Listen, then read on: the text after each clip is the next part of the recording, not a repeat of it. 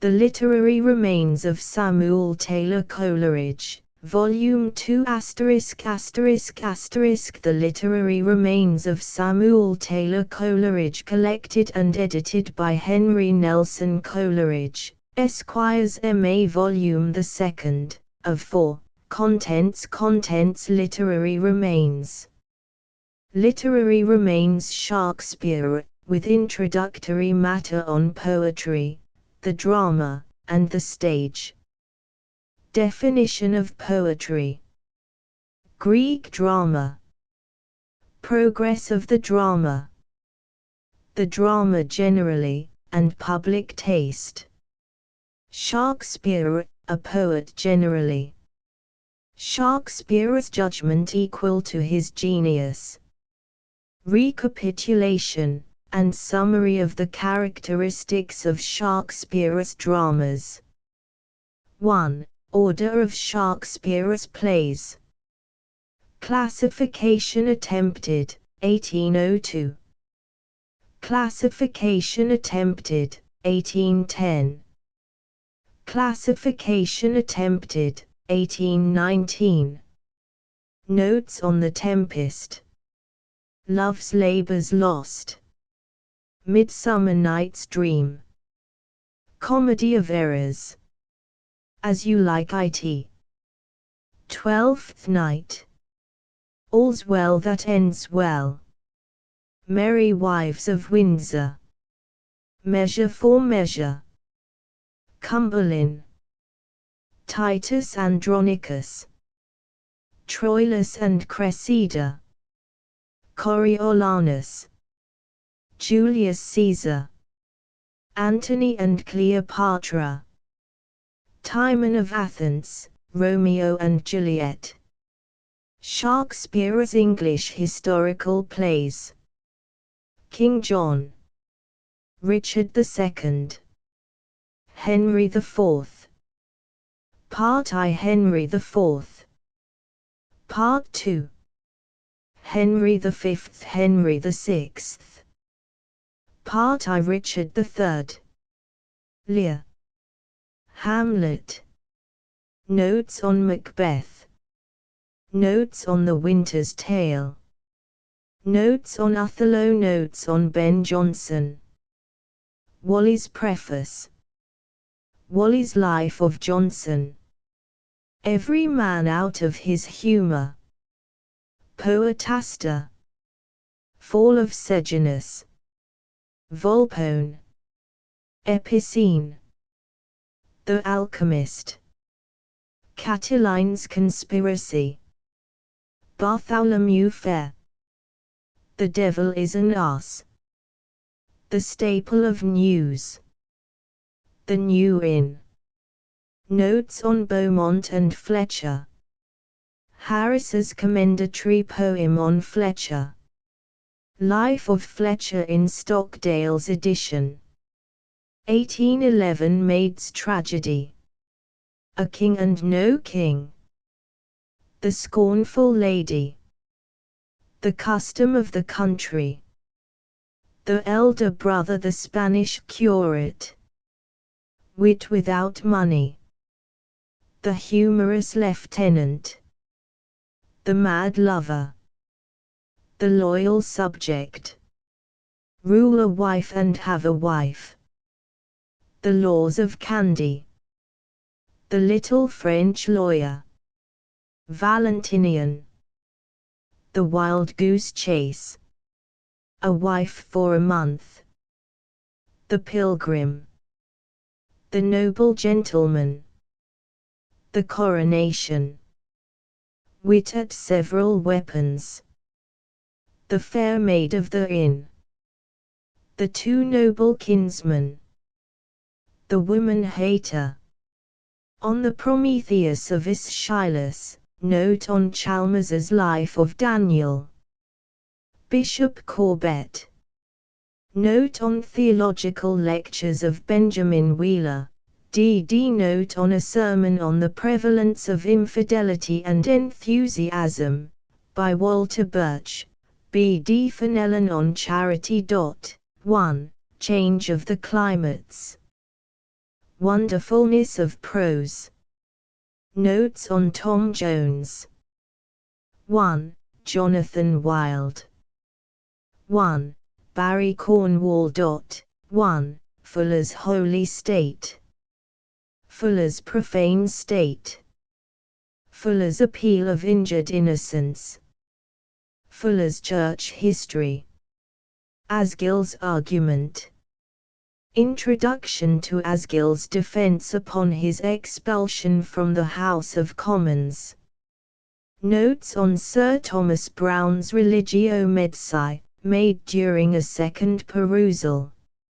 1808. 1. Notes on Sir Thomas Browne's Garden of Cyrus. Notes on Sir Thomas Browne's Vulgar Errors. Contents Vol. 2. Literary Remains. Extract from a letter written by Mr. Coleridge, in February, 1818, to a gentleman who attended the course of lectures given in the spring of that year. Extract from a letter to J. Britton, Esquire Shakespeare, with introductory matter on poetry, the drama, and the stage definition of poetry, Greek drama, progress of the drama generally, and public taste. Shakespeare, a poet generally, Shakespeare's judgment equal to his genius. Recapitulation and summary of the characteristics of Shakespeare's dramas. Order of Shakespeare's plays. Notes on The Tempest, Love's Labour's Lost, Midsummer Night's Dream, Comedy of Errors, As You Like It, Twelfth Night, All's Well That Ends Well, Merry Wives of Windsor, Measure for Measure, Cumberland, Titus Andronicus, Troilus and Cressida, Coriolanus, Julius Caesar, Antony and Cleopatra, Timon of Athens, Romeo and Juliet. Shakespeare's English historical plays. King John, Richard II. Henry IV. Part I. Henry IV. Part 2. Henry V, Henry VI. Part I. Richard III. Lear, Hamlet. Notes on Macbeth. Notes on The Winter's Tale. Notes on Othello. Notes on Ben Jonson. Wally's Preface. Wally's Life of Jonson. Every Man out of His Humour. Poetaster. Fall of Sejanus. Volpone. Epicene. The Alchemist. Catiline's Conspiracy. Bartholomew Fair. The Devil is an Ass. The Staple of News. The New In. Notes on Beaumont and Fletcher. Harris's commendatory poem on Fletcher. Life of Fletcher in Stockdale's edition. 1811. Maid's Tragedy. A King and No King. The Scornful Lady. The Custom of the Country. The Elder Brother. The Spanish Curate. Wit without Money. The Humorous Lieutenant. The Mad Lover. The Loyal Subject. Rule a Wife and Have a Wife. The Laws of Candy. The Little French Lawyer. Valentinian Rollo. The Wild Goose Chase. A Wife for a Month. The Pilgrim. The Queen of Corinth. The Noble Gentleman. The Coronation. Wit at Several Weapons. The Fair Maid of the Inn. The Two Noble Kinsmen. The Woman Hater. On the Prometheus of Aeschylus. Note on Chalmers's Life of Daniel Bishop Corbett. Notes on Selden's Table Talk. Note on Theological Lectures of Benjamin Wheeler, D.D. Note on a Sermon on the Prevalence of Infidelity and Enthusiasm, by Walter Birch, B.D. Fenelon on Charity. Change of the Climates. Wonderfulness of Prose. Notes on Tom Jones, Jonathan Wild, Barry Cornwall. The Primitive Christian's Address to the Cross. Fuller's Holy State. Fuller's Profane State. Fuller's Appeal of Injured Innocence. Fuller's Church History. Asgill's Argument. Introduction to Asgill's defense upon his expulsion from the House of Commons.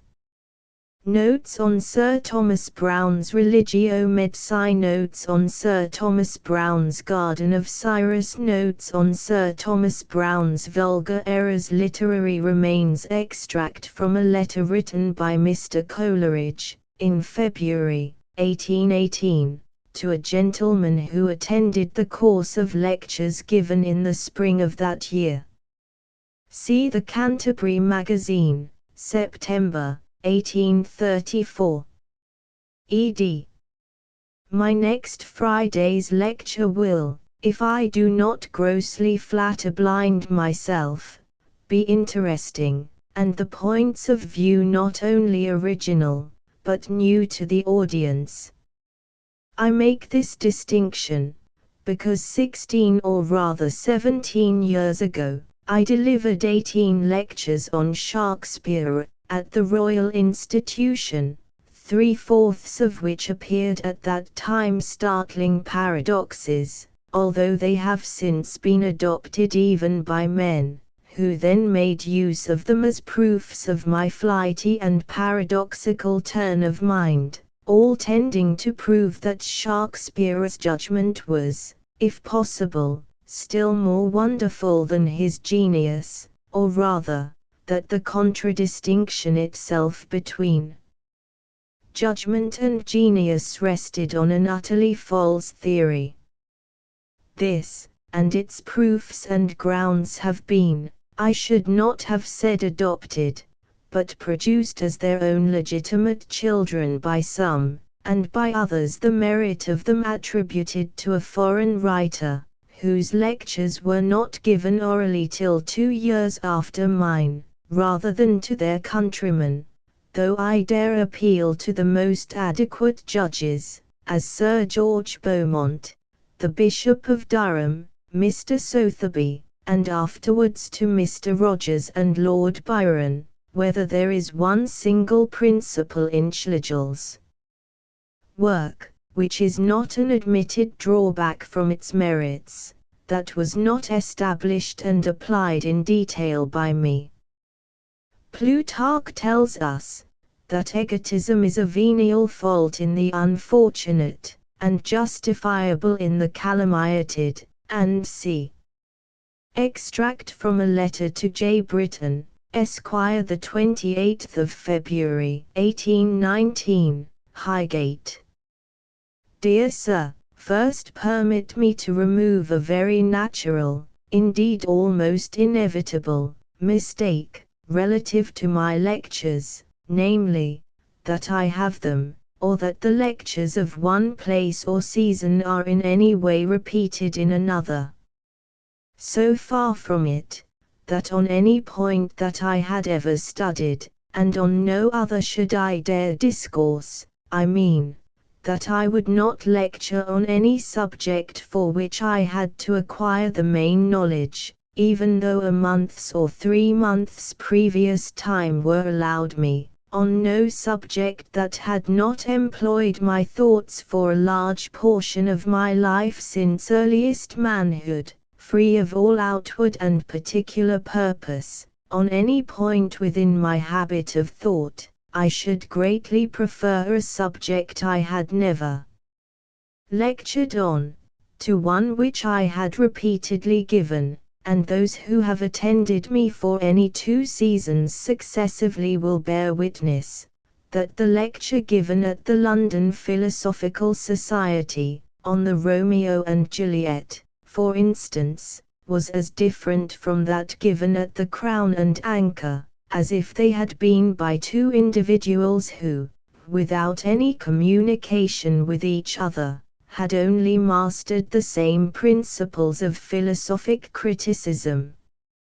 This was most strikingly evidenced in the coincidence between my lectures and those of Schlegel, such, and so close, that it was fortunate for my moral reputation that I had not only from 500 to 700 ear witnesses that the passages had been given by me at the Royal Institution 2 years before Schlegel commenced his lectures at Vienna, but that notes had been taken of these by several men and ladies of high rank. The fact is this: during a course of lectures, I faithfully employ all the intervening days in collecting and digesting the materials, whether I have or have not lectured on the same subject before, making no difference.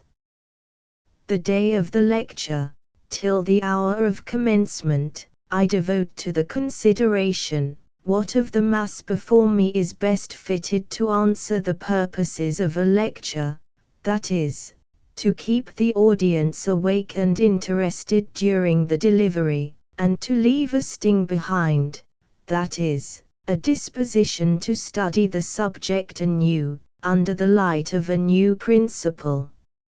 Several times, however, partly from apprehension respecting my health and animal spirits, partly from the wish to possess copies that might afterwards be marketable among the publishers, I have previously written the lecture, but before I had proceeded 20 minutes, I have been obliged to push the MS away, and give the subject a new turn. Nay, this was so notorious, that many of my auditors used to threaten me, when they saw any number of written papers on my desk, to steal them away, declaring they never felt so secure of a good lecture as when they perceived that I had not a single scrap of writing before me. I take far more pains than would go to the set composition of a lecture, both by varied reading and by meditation, but for the words, illustrations, and I know almost as little as any one of the audience, that is, those of anything like the same education with myself, what they will be 5 minutes before the lecture begins.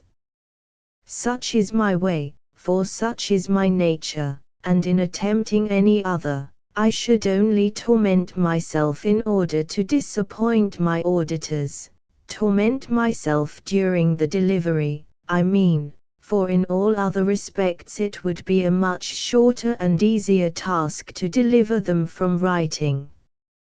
I am anxious to preclude any semblance of affectation, and have therefore troubled you with this lengthy preface before I have the hardihood to assure you, that you might as well ask me what my dreams were in the year 1814, as what my course of lectures was at the Surrey Institution. Fouamastros. Shakespeare, with introductory matter on poetry, the drama, and the stage. Definition of poetry. Poetry is not the proper antithesis to prose, but to science. Poetry is opposed to science, and prose to meter. The proper and immediate object of science is the acquirement, or communication, of truth. The proper and immediate object of poetry is the communication of immediate pleasure. This definition is useful, but as it would include novels and other works of fiction, which yet we do not call poems, there must be some additional character by which poetry is not only divided from opposites, but likewise distinguished from disparate, though similar, modes of composition. Now how is this to be effected? In animated prose, the beauties of nature, and the passions and accidents of human nature, are often expressed in that natural language which the contemplation of them would suggest to a pure and benevolent mind, yet still neither we nor the writers call such a work a poem, though no work could deserve that name which did not include all this, together with something else. What is this? It is that pleasurable emotion, that peculiar state and degree of excitement, which arises in the poet himself in the act of composition, and in order to understand this, we must combine a more than ordinary sympathy with the objects, emotions, or incidents contemplated by the poet, consequent on a more than common sensibility, with a more than ordinary activity of the mind in respect of the fancy and the imagination. Hence is produced a more vivid reflection of the truths of nature and of the human heart, united with a constant activity modifying and correcting these truths by that sort of pleasurable emotion, which the exertion of all our faculties gives in a certain degree, but which can only be felt in perfection under the full play of those powers of mind, which are spontaneous rather than voluntary, and in which the effort required bears no proportion to the activity enjoyed. This is the state which permits the production of a highly pleasurable whole, of which each part shall also communicate for itself a distinct and conscious pleasure, and hence arises the definition, which I trust is now intelligible, that poetry, or rather a poem, is a species of composition, opposed to science, as having intellectual pleasure for its object, and as attaining its end by the use of language natural to us in a state of excitement, but distinguished from other species of composition, not excluded by the former criterion, by permitting a pleasure from the whole consistent with a consciousness of pleasure from the component parts, and the perfection of which is, to communicate from each part the greatest immediate pleasure compatible with the largest sum of pleasure on the whole. This, of course, will vary with the different modes of poetry, and that splendor of particular lines, which would be worthy of admiration in an impassioned elegy, or a short indignant satire, would be a blemish and proof of vile taste in a tragedy or an epic poem. It is remarkable, by the way, that Milton in 3 incidental words has implied all which for the purposes of more distinct apprehension, which at first must be slow-paced in order to be distinct, I have endeavored to develop in a precise and strictly adequate definition. Speaking of poetry, he says, as in a parenthesis, which is simple, sensuous, passionate.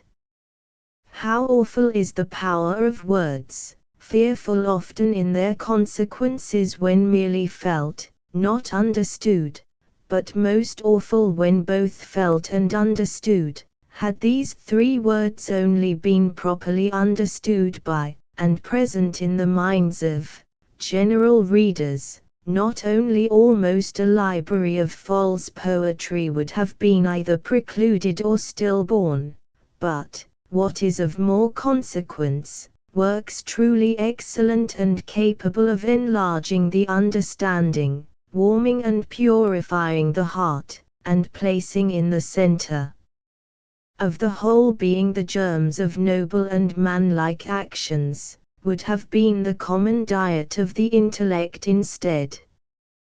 For the first condition, simplicity, while, on the one hand, it distinguishes poetry from the arduous processes of science, laboring towards an end not yet arrived at, and supposes a smooth and finished road, on which the reader is to walk onward easily, with streams murmuring by his side, and trees and flowers and human dwellings to make his journey as delightful as the object of it is desirable, instead of having to toil with the pioneers and painfully make the road on which others are to travel, precludes, on the other hand, every affectation and morbid peculiarity. The second condition, sensuousness, ensures that framework of objectivity, that definiteness and articulation of imagery, and that modification of the images themselves, without which poetry becomes flattened into mere didactics of practice, or evaporated into a hazy, undoubtful daydreaming. And the third condition, passion, provides that neither thought nor imagery shall be simply objective, but that the passio vera of humanity shall warm and animate both. To return, however, to the previous definition. This most general and distinctive character of a poem originates in the poetic genius itself, and though it comprises whatever can with any propriety be called a poem, unless that word be a mere lazy synonym for a composition in meter, it yet becomes a just, and not merely discriminative, but full and adequate, definition of poetry in its highest and most peculiar sense, only so far as the distinction still results from the poetic genius, which sustains and modifies the emotions, thoughts, and vivid representations of the poem by the energy without effort of the poet's own mind, by the spontaneous activity of his imagination and fancy, and by whatever else with these reveals itself in the balancing and reconciling of opposite or discordant qualities, sameness with difference, a sense of novelty and freshness with old or customary objects, a more than usual state of emotion with more than usual order, self-possession and judgment with enthusiasm and vehement feeling, and which, while it blends and harmonizes the natural and the artificial, still subordinates art to nature, the manner to the matter, and our admiration of the poet to our sympathy with the images, passions, characters, and incidents of the poem. Doubtless, this could not be, but that she turns bodies to spirit by sublimation strange, as fire converts to fire the things it burns, as we our food into our nature change. From their gross matter she abstracts their forms, and draws a kind of quintessence from things, which to her proper nature she transforms to bear them light on her celestial wings. Thus doth she, when from individual states she doth abstract the universal kinds, which then reclothed in diverse names and fates steal access through our senses to our minds. 1. Footnote 1. Sir John Davies on the Immortality of the Soul, Sect 4. The words and lines in italics, between, are substituted to apply these verses to the poetic genius. The greater part of this latter paragraph may be found adopted, with some alterations, in the Biographia Literaria, Volume 2. C. 14, but I have thought it better in this instance and some others, to run the chance of bringing a few passages twice over to the recollection of the reader, than to weaken the force of the original argument by breaking the connection. Ed. Greek drama. It is truly singular that Plato, whose philosophy and religion were but exotic at home, and a mere opposition to the finite in all things, genuine prophet and anticipator as he was of the Protestant Christian era, should have given in his dialogue of the banquet, a justification of our Shakespeare.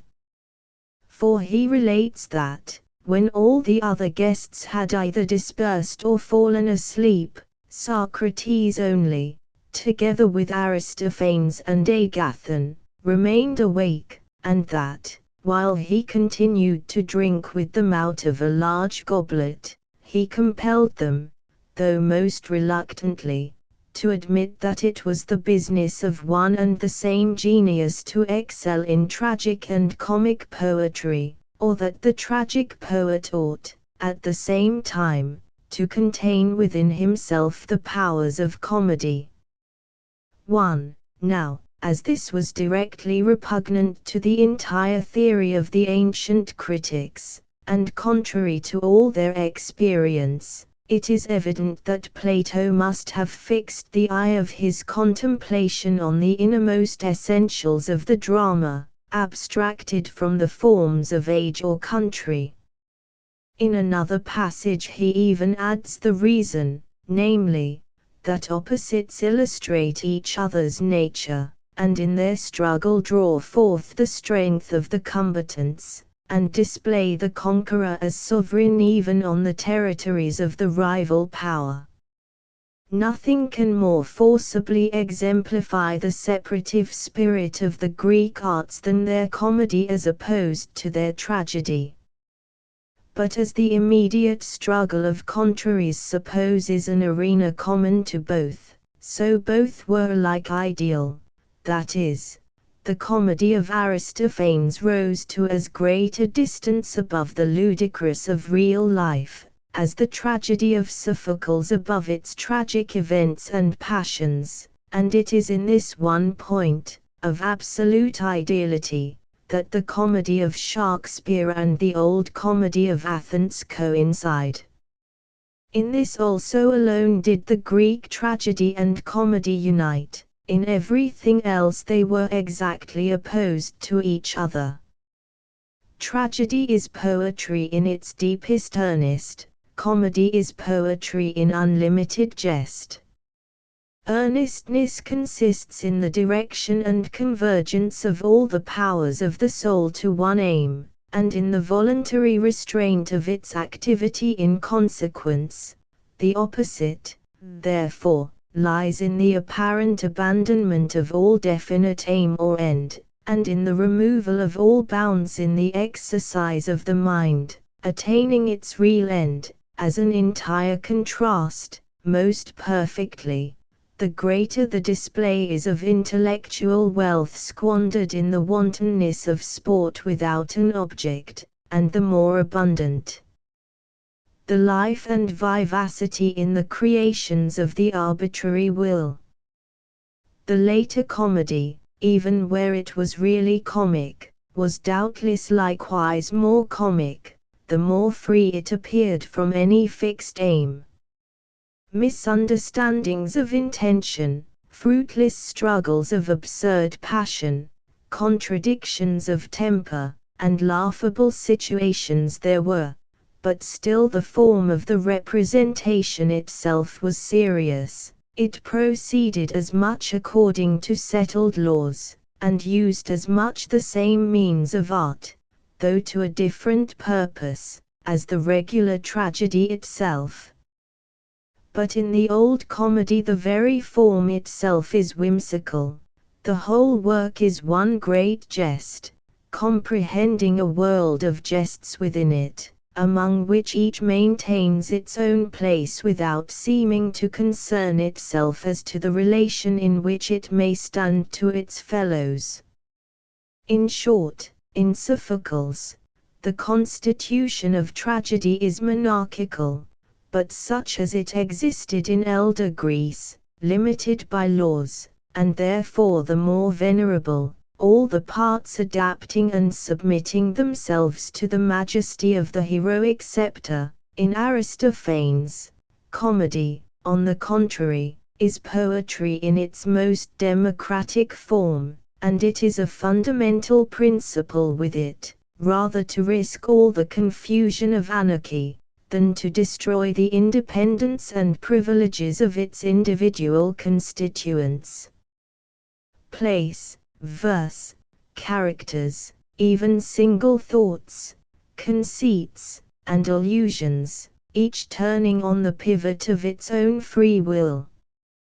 The tragic poet idealizes his characters by giving to the spiritual part of our nature a more decided preponderance over the animal cravings and impulses than is met with in real life.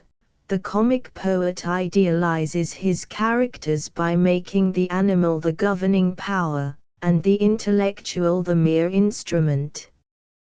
But as tragedy is not a collection of virtues and perfections, but takes care only that the vices and imperfections shall spring from the passions, errors, and prejudices which arise out of the soul, so neither is comedy a mere crowd of vices and follies, but whatever qualities it represents, even though they are in a certain sense amiable, it still displays them as having their origin in some dependence on our lower nature, accompanied with a defect in true freedom of spirit and self-subsistence, and subject to that unconnection by contradictions of the inward being, to which all folly is owing.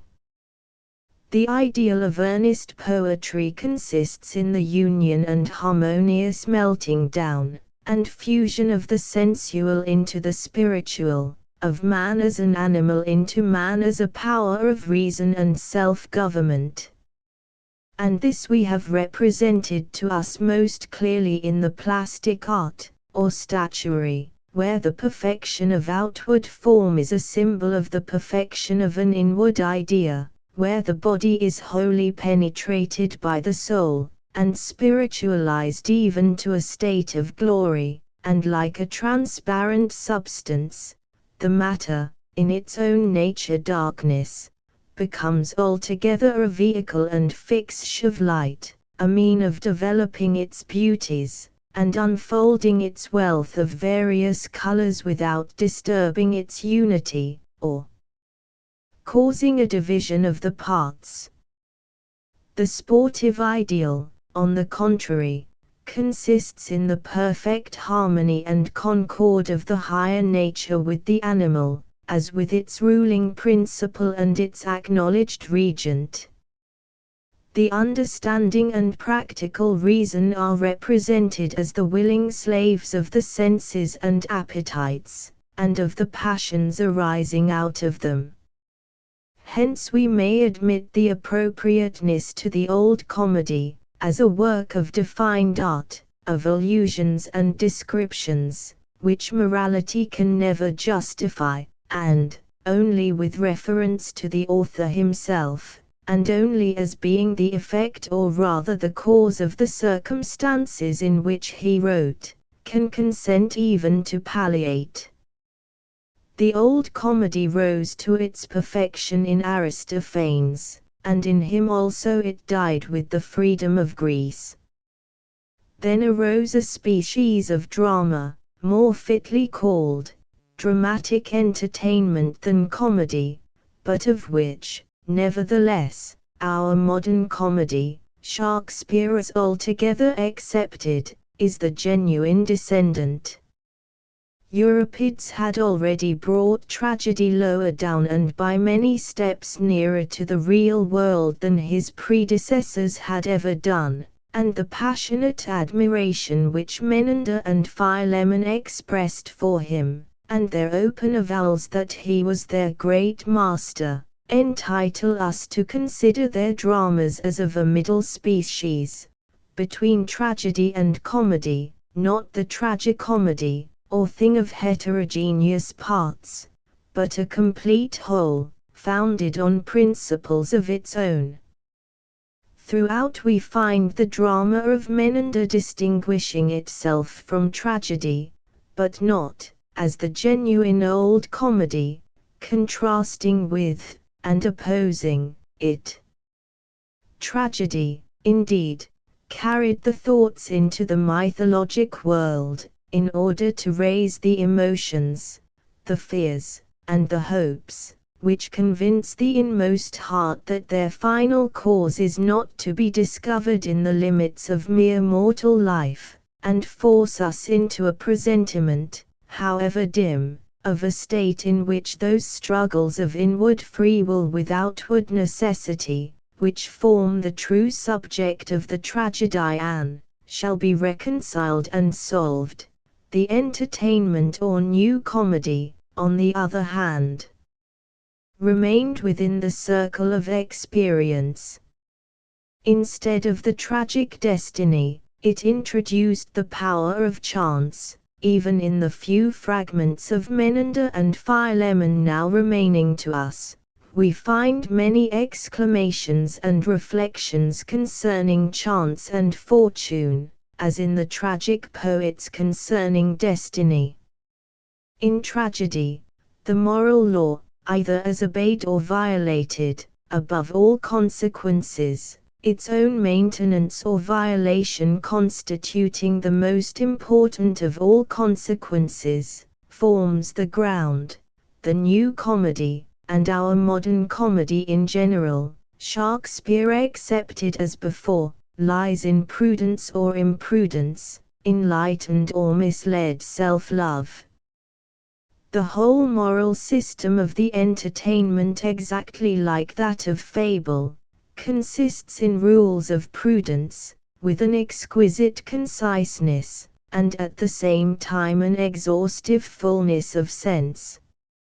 An old critic said that tragedy was the flight or elevation of life, comedy, that of Menander, its arrangement or ordonnance.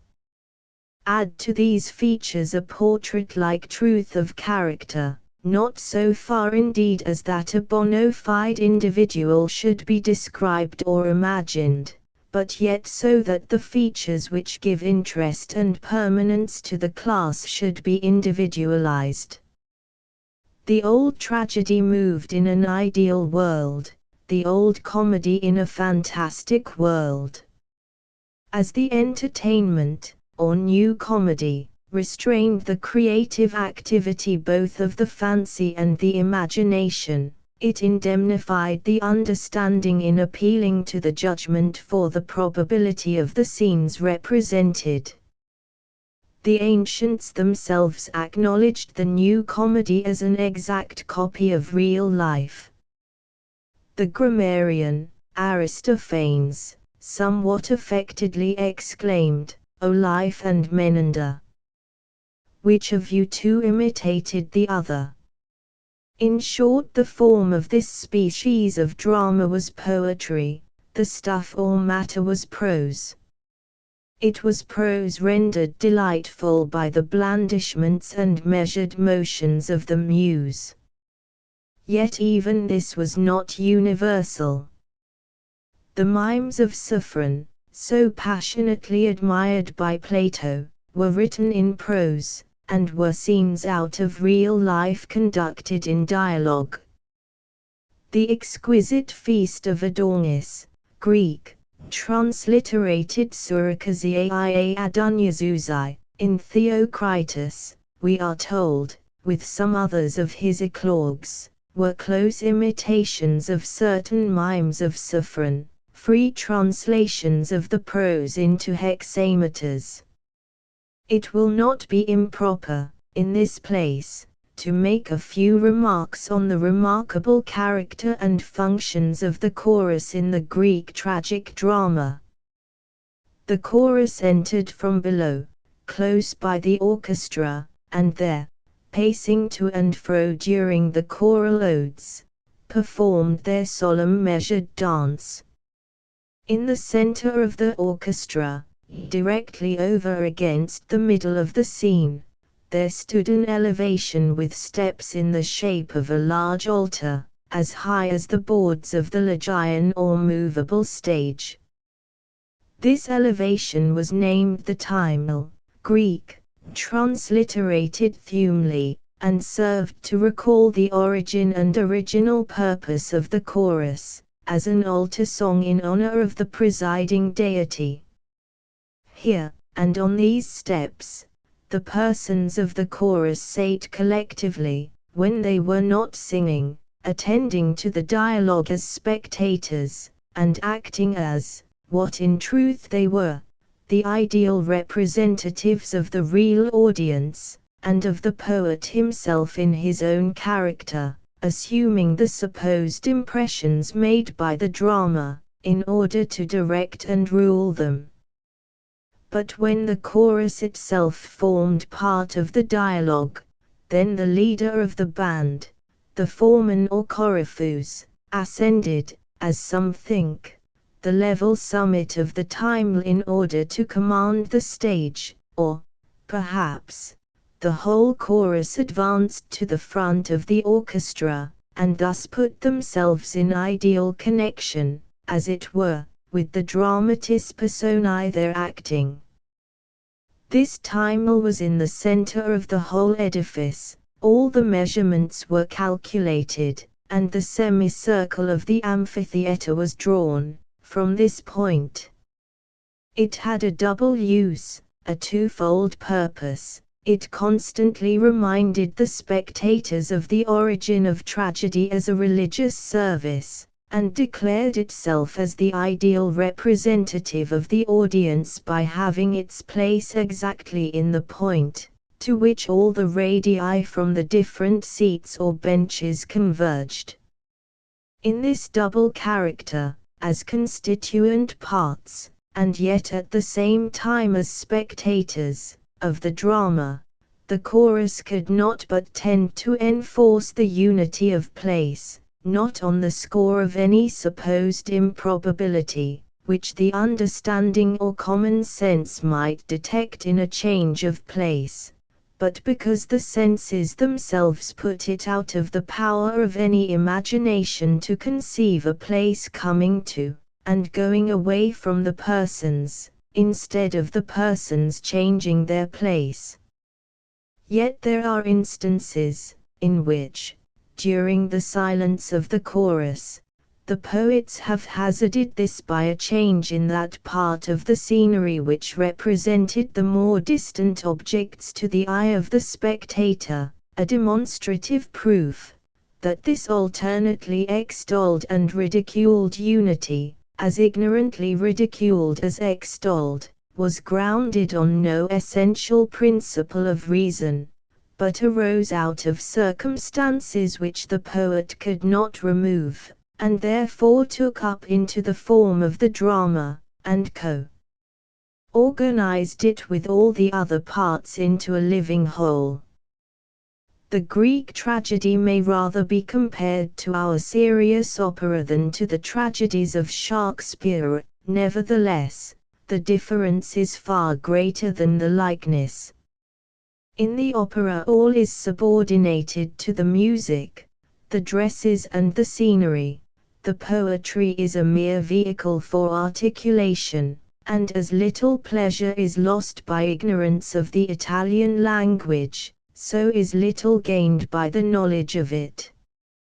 But in the Greek drama all was but as instruments and accessories to the poetry, and hence we should form a better notion of the choral music from the solemn hymns and psalms of austere church music than from any species of theatrical singing. A single flute or pipe was the ordinary accompaniment, and it is not to be supposed that any display of musical power was allowed to obscure the distinct hearing of the words. On the contrary, the evident purpose was to render the words more audible, and to secure by the elevations and pauses greater facility of understanding the poetry. For the choral songs are, and ever must have been, the most difficult part of the tragedy. There occur in them the most involved verbal compounds, the newest expressions, the boldest images, the most recondite allusions. Is it credible that the poets would, one and all, have been thus prodigal of the stores of art and genius, if they had known that in the representation the whole must have been lost to the audience, at a time too, when the means of after publication were so difficult and expensive, and the copies of their works so slowly and narrowly circulated? The masks also must be considered, their vast variety and admirable workmanship. Of this we retain proof by the marble masks which represented them, but to this in the real mask we must add the thinness of the substance and the exquisite fitting onto the head of the actor, so that not only were the very eyes painted with a single opening left for the pupil of the actor's eye, but in some instances, even the iris itself was painted, when the color was a known characteristic of the divine or heroic personage represented. Finally, I will note down those fundamental characteristics which contradistinguish the ancient literature from the modern generally, but which more especially appear in prominence in the tragic drama. The ancient was allied to statuary, the modern refers to painting. In the first there is a predominance of rhythm and melody, in the second of harmony and counterpoint. The Greeks idolized the finite, and therefore were the masters of all grace, elegance, proportion, fancy, dignity, majesty, of whatever, in short, is capable of being definitely conveyed by defined forms or thoughts. The moderns revere the infinite, and affect the indefinite as a vehicle of the infinite, hence their passions, their obscure hopes and fears, their wandering through the unknown, their grander moral feelings, their more august conception of man as man, their future rather than their past, in a word, their sublimity. Footnote 1. Greek, transliterated ex gromenos de ideintus menelus katheudontus kai oikomenos, agathona de kai aristophanein kai esokratai etimonos egregorina I, kai pinenic phieles megales epidexia tunaun esokratai autus dialogestai kai tarmen alaho aristodemos ukephi memnestai tun logon. Outgar ex arches paragenestai, uponastes in te, to mentor kethalion ethe, prasanarches in tun esokratai homologin autus tu auta andros ini komodion kai tragodion. Epistastai poion, kai tun tekne tragodo poion onta, kai komodo poion ini. Simp. Subfine. Progress of the drama.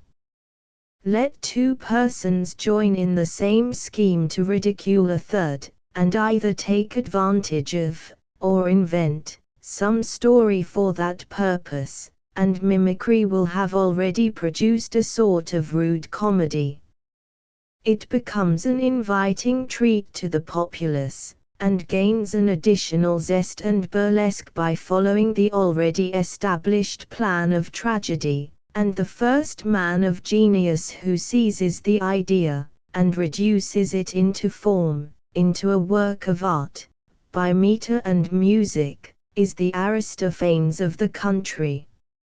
How just this account is will appear from the fact that in the first or old comedy of the Athenians, most of the dramatis personae were living characters introduced under their own names, and no doubt, their ordinary dress, manner, person and voice were closely mimicked.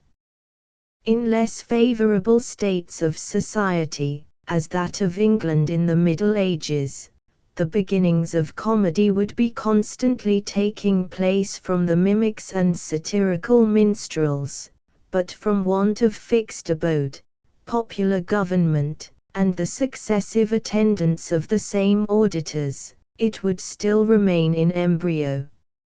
I shall, perhaps, have occasion to observe that this remark is not without importance in explaining the essential differences of the modern and ancient theatres. Phenomena, similar to those which accompanied the origin of tragedy and comedy among the Greeks, would take place among the Romans much more slowly, and the drama would, in any case, have much longer remained in its first irregular form from the character of the people, their continual engagements in wars of conquest, the nature of their government, and their rapidly increasing empire. But, however this might have been, the conquest of Greece precluded both the process and the necessity of it, and the Roman stage at once presented imitations or translations of the Greek drama. This continued till the perfect establishment of Christianity. Some attempts, indeed, were made to adapt the persons of scriptural or ecclesiastical history to the drama, and sacred plays, it is probable, were not unknown in Constantinople under the emperors of the East. The first of the kind is, I believe, the only one preserved, namely, the Greek, transliterated Christus Paschon, or Christ in his sufferings by Gregory Nazianzen, possibly written in consequence of the prohibition of profane literature to the Christians by the apostate Julian. 1. In the West, however, the enslaved and debauched Roman world became too barbarous for any theatrical exhibitions more refined than those of pageants and chariot races, while the spirit of Christianity, which in its most corrupt form still breathed general humanity, whenever controversies of faith were not concerned, had done away the cruel combats of the gladiators, and the loss of the distant provinces prevented the possibility of exhibiting the engagements of wild beasts. I pass, therefore, at once to the feudal ages which soon succeeded, confining my observation to this country, though, indeed, the same remark with very few alterations will apply to all the other states, into which the great empire was broken. Ages of darkness succeeded, not, indeed, the darkness of Russia or of the barbarous lands unconquered by Rome, for from the time of Honorius to the destruction of Constantinople and the consequent introduction of ancient literature into Europe, there was a continued succession of individual intellects. The golden chain was never wholly broken, though the connecting links were often of baser metal. A dark cloud, like another sky, covered the entire cope of heaven, but in this place it thinned away, and white stains of light showed a half-eclipsed star behind it. In that place it was rent asunder, and a star passed across the opening in all its brightness, and then vanished. Such stars exhibited themselves only, surrounding objects did not partake of their light. There were deep wells of knowledge, but no fertilizing rills and rivulets. For the drama, society was altogether a state of chaos, out of which it was, for a while at least, to proceed anew, as if there had been none before it.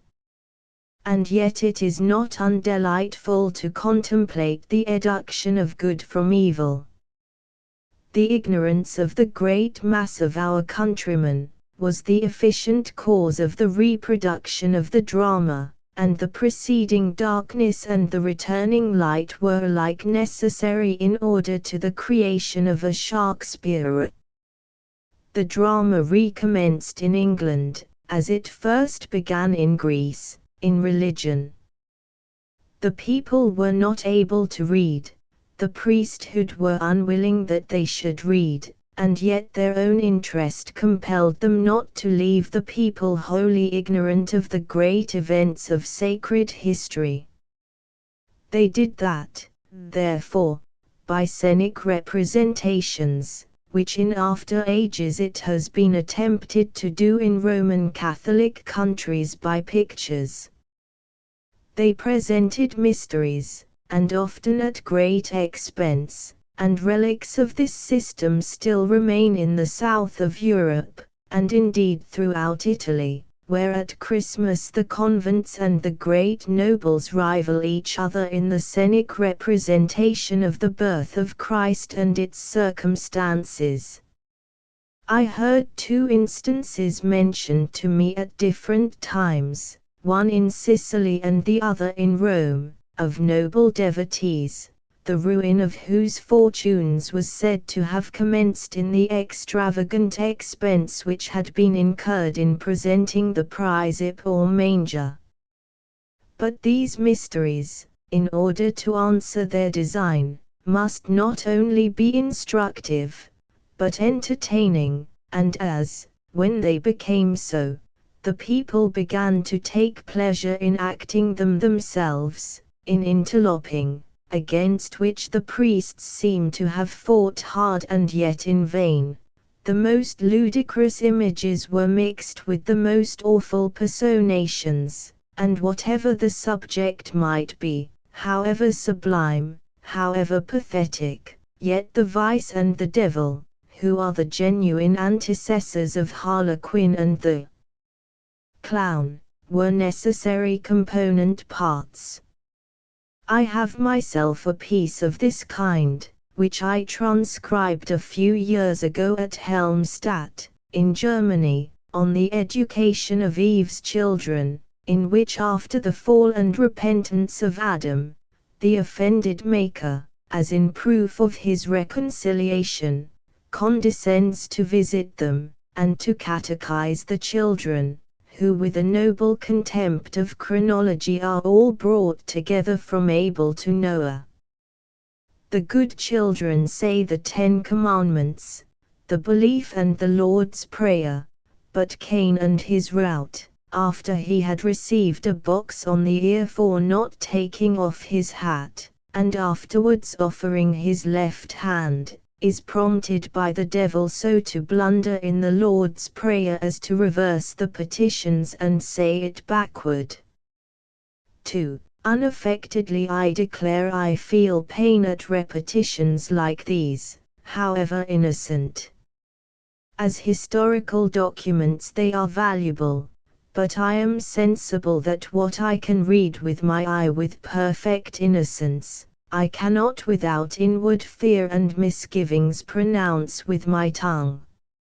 Let me, however, be acquitted of presumption if I say that I cannot agree with Mr. Malone, that our ancestors did not perceive the ludicrous in these things, or that they paid no separate attention to the serious and comic parts. Indeed, his own statement contradicts it. For what purpose should the vice leap upon the devil's back and palaver him, but to produce this separate attention? The people laughed heartily, no doubt.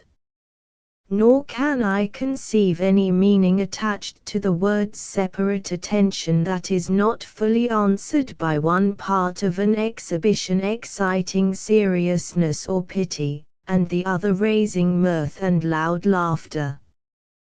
That they felt no impiety in the affair is most true.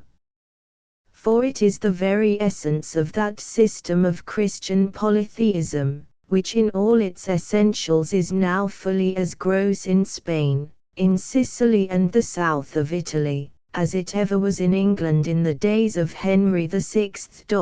Nay, more so, for Wycliffe had then not appeared only, but scattered the good seed widely. It is an essential part, I say, of that system to draw the mind wholly from its own inward whispers and quiet discriminations, and to habituate the conscience to pronounce sentence in every case according to the established verdicts of the Church and the casuists.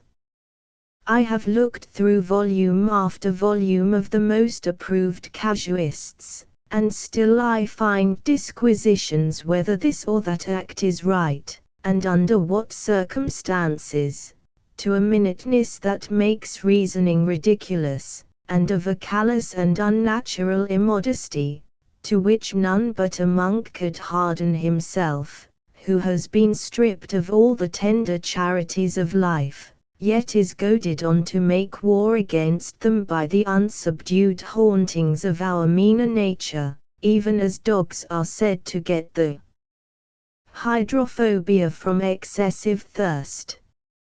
I fully believe that our ancestors laughed as heartily as their posterity do at Grimaldi, and not having been told that they would be punished for laughing, they thought it very innocent. And if their priests had left out murder in the catalogue of their prohibitions, as indeed they did under certain circumstances of heresy, the greater part of them, the moral instincts common to all men having been smothered and kept from development, would have thought as little of murder.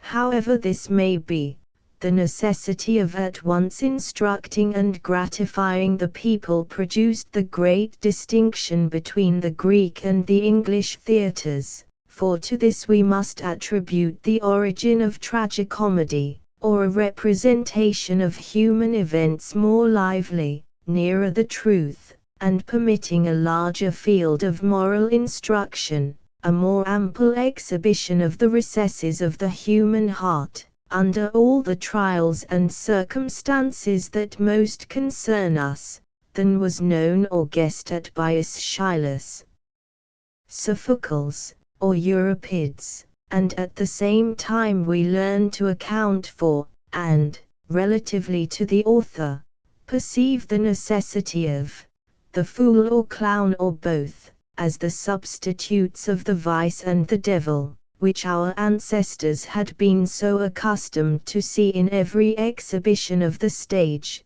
that they could not feel any performance perfect without them.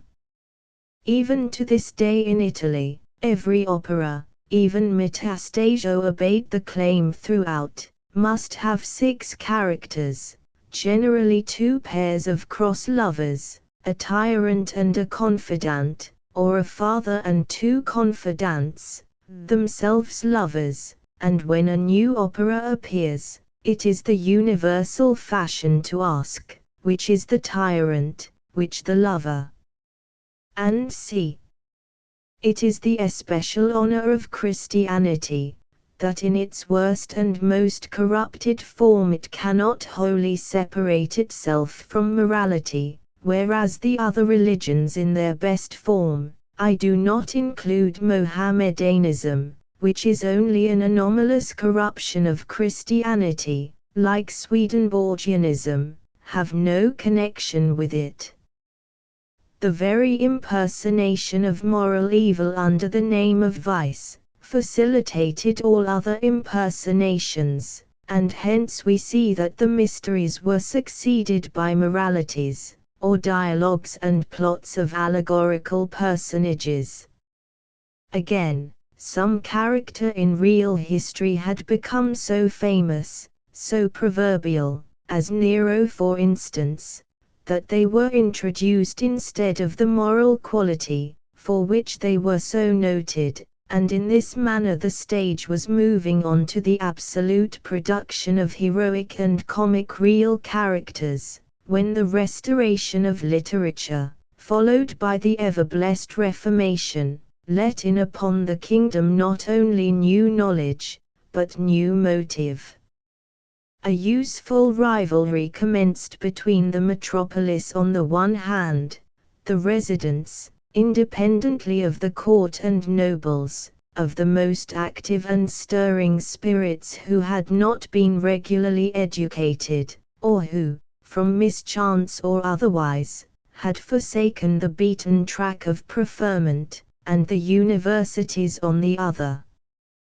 The latter prided themselves on their closer approximation to the ancient rules and ancient regularity, taking the theatre of Greece, or rather its dim reflection, the rhetorical tragedies of the poet Seneca, as a perfect ideal, without any critical collation of the times, origin, or circumstances, whilst, in the meantime, the popular writers, who could not and would not abandon what they had found to delight their countrymen sincerely, and not merely from inquiries first put to the recollection of rules, and answered in the affirmative, as if it had been an arithmetical sum, did yet borrow from the scholars whatever they advantageously could, consistently with their own peculiar means of pleasing.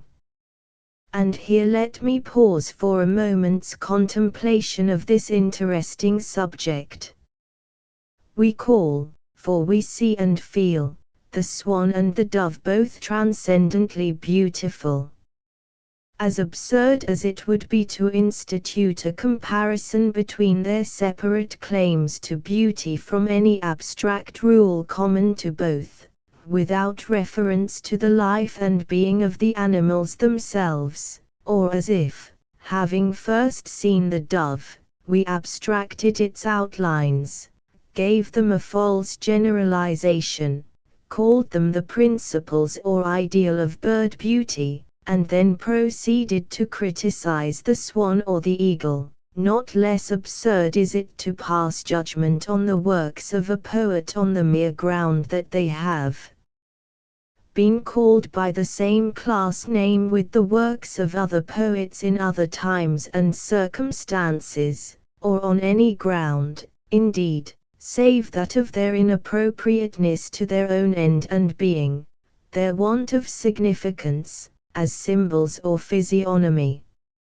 Oh, few have there been among critics, who have followed with the eye of the imagination the imperishable yet ever-wandering spirit of poetry through its various metempsychoses, and consequent metamorphoses, or who have rejoiced in the light of clear perception at beholding with each new birth, with each rare avatar, the human race frame to itself a new body, by assimilating materials of nourishment out of its new circumstances, and work for itself new organs of power appropriate to the new sphere of its motion and activity.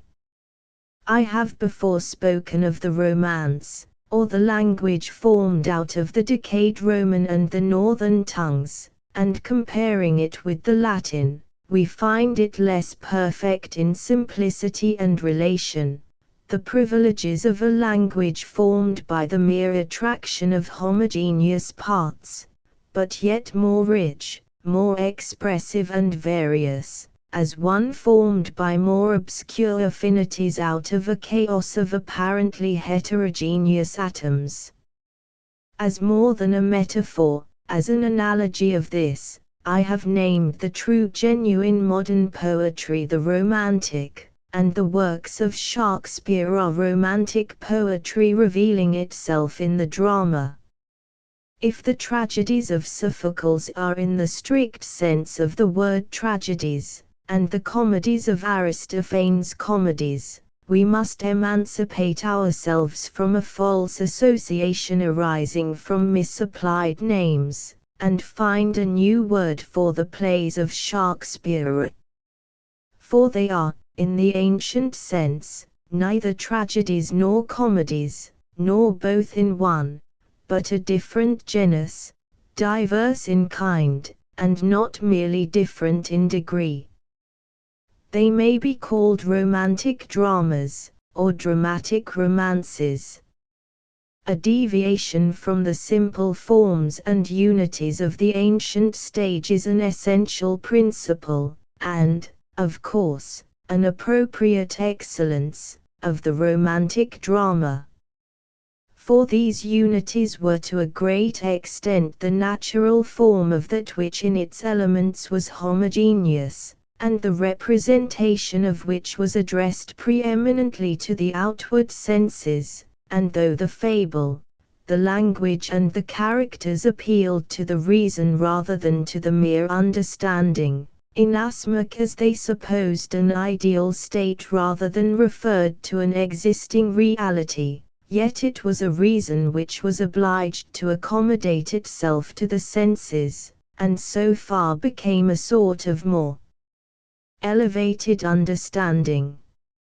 On the other hand, the Romantic poetry, the Shakespearean drama, appealed to the imagination rather than to the senses, and to the reason as contemplating our inward nature, and the workings of the passions in their most retired recesses. But the reason, as reason, is independent of time and space. It has nothing to do with them, and hence the certainties of reason have been called eternal truths. As for example, the endless properties of the circle. What connection have they with this or that age, with this or that country? The reason is aloof from time and space. The imagination is an arbitrary controller over both, and if only the poet have such power of exciting our internal emotions as to make us present to the scene in imagination chiefly, he acquires the right and privilege of using time and space as they exist in imagination, and obedient only to the laws by which the imagination itself acts. These laws it will be my object and aim to point out as the examples occur, which illustrate them. But here let me remark what can never be too often reflected on by all who would intelligently study the works either of the Athenian dramatists, or of Shakespeare, that the very essence of the former consists in the sternest separation of the diverse in kind and the disparate in the degree, whilst the latter delights in interlacing by a rainbow-like transfusion of hues the one with the other. And here it will be necessary to say a few words on the stage and on stage illusion. A theatre, in the widest sense of the word, is the general term for all places of amusement through the ear or eye, in which men assemble in order to be amused by some entertainment presented to all at the same time and in common.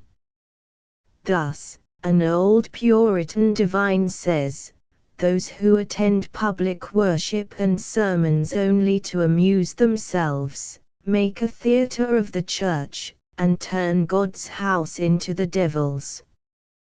Theatra ides diaboli.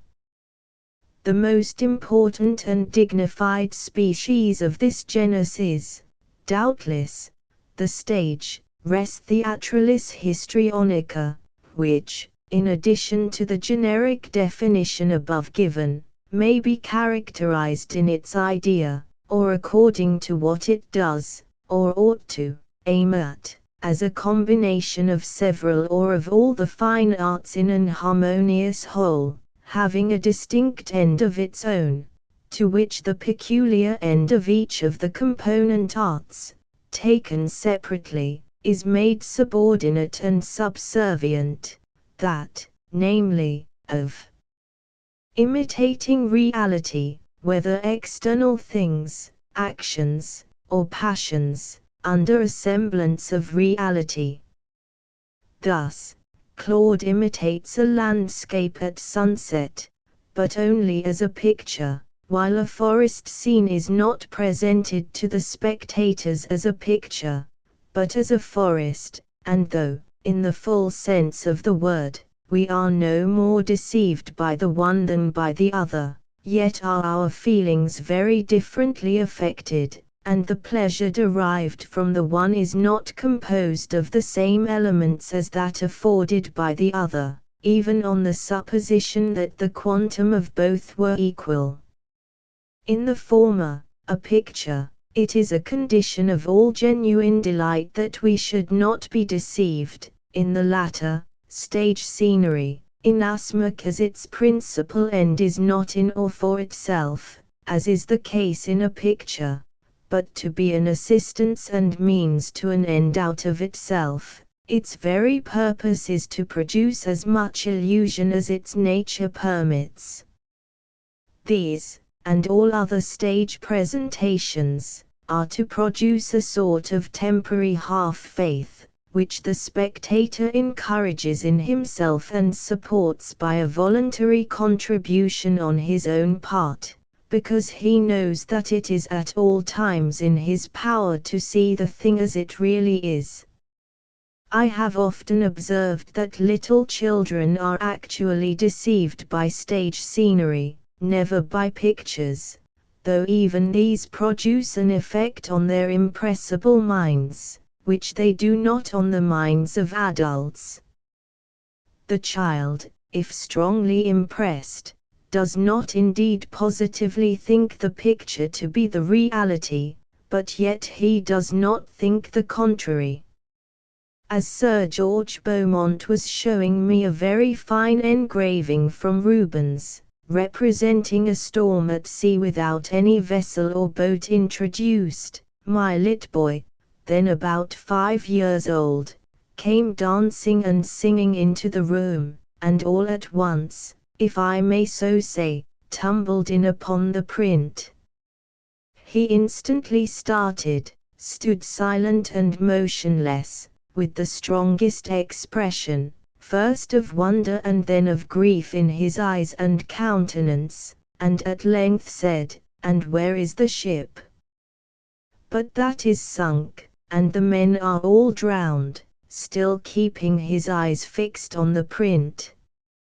Now what pictures are to little children, stage illusion is to men, provided they retain any part of the child's sensibility, except that in the latter instance, the suspension of the act of comparison, which permits this sort of negative belief, is somewhat more assisted by the will, than in that of a child respecting a picture. The true stage illusion in this and in all other things consists, not in the mind's judging it to be a forest, but in its remission of the judgment that it is not a forest. And this subject of stage illusion is so important, and so many practical errors and false criticisms may arise, and indeed have arisen, either from reasoning on it as actual delusion, the strange notion, on which the French critics built up their theory, and on which the French poets justify the construction of their tragedies, or from denying it altogether, which seems the end of Dr. Johnson's reasoning, and which, as extremes meet, would lead to the very same consequences, by excluding whatever would not be judged probable by us in our coolest state of feeling, with all our faculties in even balance, that these few remarks will, I hope, be pardoned, if they should serve either to explain or to illustrate the point. For not only are we never absolutely deluded, or anything like it, but the attempt to cause the highest delusion possible to beings in their senses sitting in a theatre, is a gross fault, incident only to low minds, which, feeling that they cannot affect the heart or head permanently, endeavor to call forth the momentary affections. There ought never to be more pain than is compatible with coexisting pleasure, and to be amply repaid by thought. Shakespeare found the infant stage demanding an intermixture of ludicrous character as imperiously as that of Greece did the chorus, and high language accordant. And there are many advantages in this, a greater assimilation to nature, a greater scope of power, more truths, and more feelings, the effects of contrast, as in Lear and the Fool, and especially this, that the true language of passion becomes sufficiently elevated by your having previously heard, in the same piece, the lighter conversation of men under no strong emotion.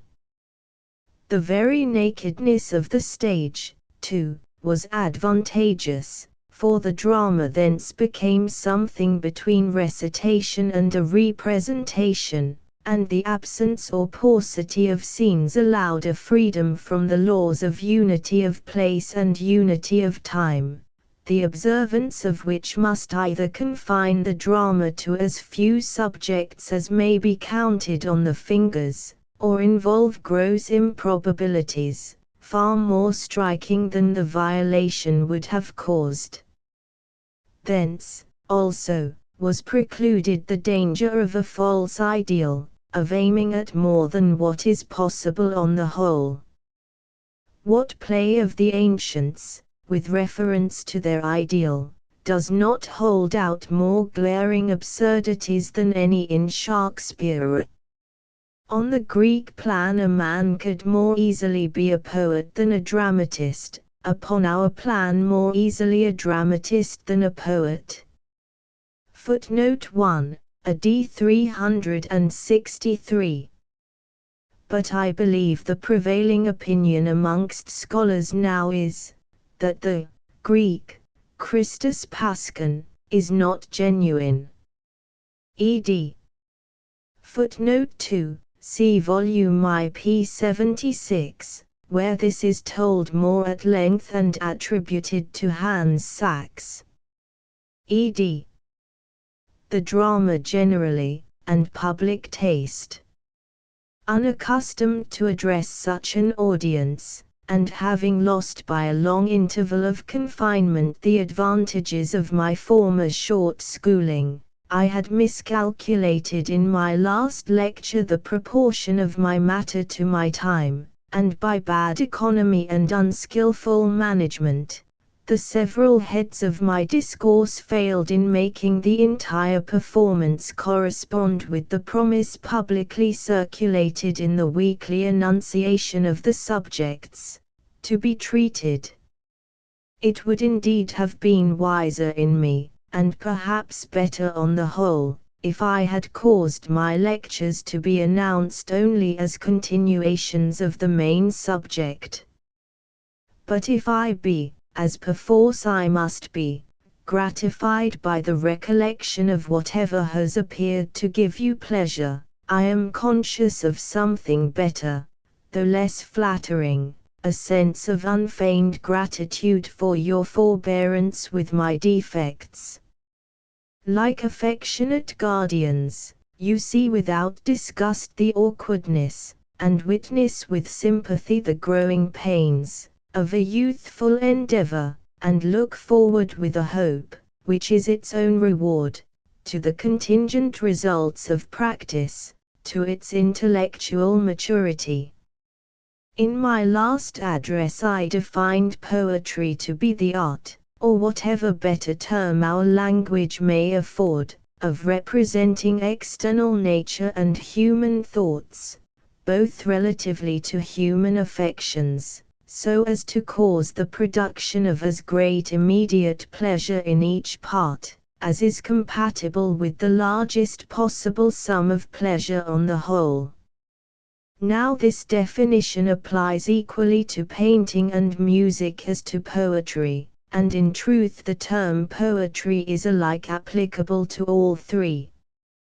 The vehicle alone constitutes the difference, and the term poetry is rightly applied by eminence to measured words, only because the sphere of their action is far wider, the power of giving permanence to them much more certain, and incomparably greater the facility, by which men, not defective by nature or disease, may be enabled to derive habitual pleasure and instruction from them. On my mentioning these considerations to a painter of great genius, who had been, from a most honorable enthusiasm, extolling his own art, he was so struck with their truth, that he exclaimed, "I want no other arguments. Poetry, that is, verbal poetry, must be the greatest. All that proves final causes in the world proves this. It would be shocking to think otherwise." And in truth, deeply, oh, far more than words can express, as I venerate the Last Judgment and the prophets of Michelangelo Buonarroti, yet the very pain which I repeatedly felt as I lost myself in gazing upon them, the painful consideration that their having been painted in fresco was the sole cause that they had not been abandoned to all the accidents of a dangerous transportation to a distant capital, and that the same caprice, which made the Neapolitan soldiery destroy all the exquisite masterpieces on the walls of the Church of the Trinità Monte, after the retreat of their antagonist barbarians, might as easily have made vanish the rooms and open gallery of Raphael, and the yet more unapproachable wonders of the sublime Florentine in the Sixtine Chapel, forced upon my mind the reflection, how grateful the human race ought to be that the works of Euclid, Newton, Plato, Milton, Shakespeare, are not subjected to similar contingencies, that they and their fellows, and the great, though inferior peerage of undying intellect, are secured even from a second irruption of Goths and Vandals, in addition to many other safeguards, by the vast empire of English language, laws, and religion founded in America, through the overflow of the power and the virtue of my country, and that now the great and certain works of genuine fame can only cease to act for mankind, when men themselves cease to be men, or when the planet on which they exist shall have altered its relations, or have ceased to be. Lord Bacon, in the language of the gods, if I may use an Homeric phrase, has expressed a similar thought. Lastly, leaving the vulgar arguments, that by learning man excelleth man in that wherein man excelleth beasts, that by learning man ascendeth to the heavens and their motions, wherein body he cannot come, and the like, let us conclude with the dignity and excellency of knowledge and learning in that wherein to man's nature doth most aspire, which is immortality or continuance, for to this tendeth generation, and raising of houses and families, to this tend buildings, foundations, and monuments, to this tendeth the desire of memory, fame, and celebration, and in effect the strength of all other human desires. We see then how far the monuments of wit and learning are more durable than the monuments of power, or of the hands. For have not the verses of Homer continued 2500 years, or more, without the loss of a syllable or letter, during which time infinite palaces, temples, castles, cities, have been decayed and demolished? It is not possible to have the true pictures or statues of Cyrus, Alexander, Caesar, no, nor of the kings or great personages of much later years, for the originals cannot last, and the copies cannot but lose of the life and truth. But the images of men's wits and knowledges remain in books, exempted from the wrong of time, and capable of perpetual renovation.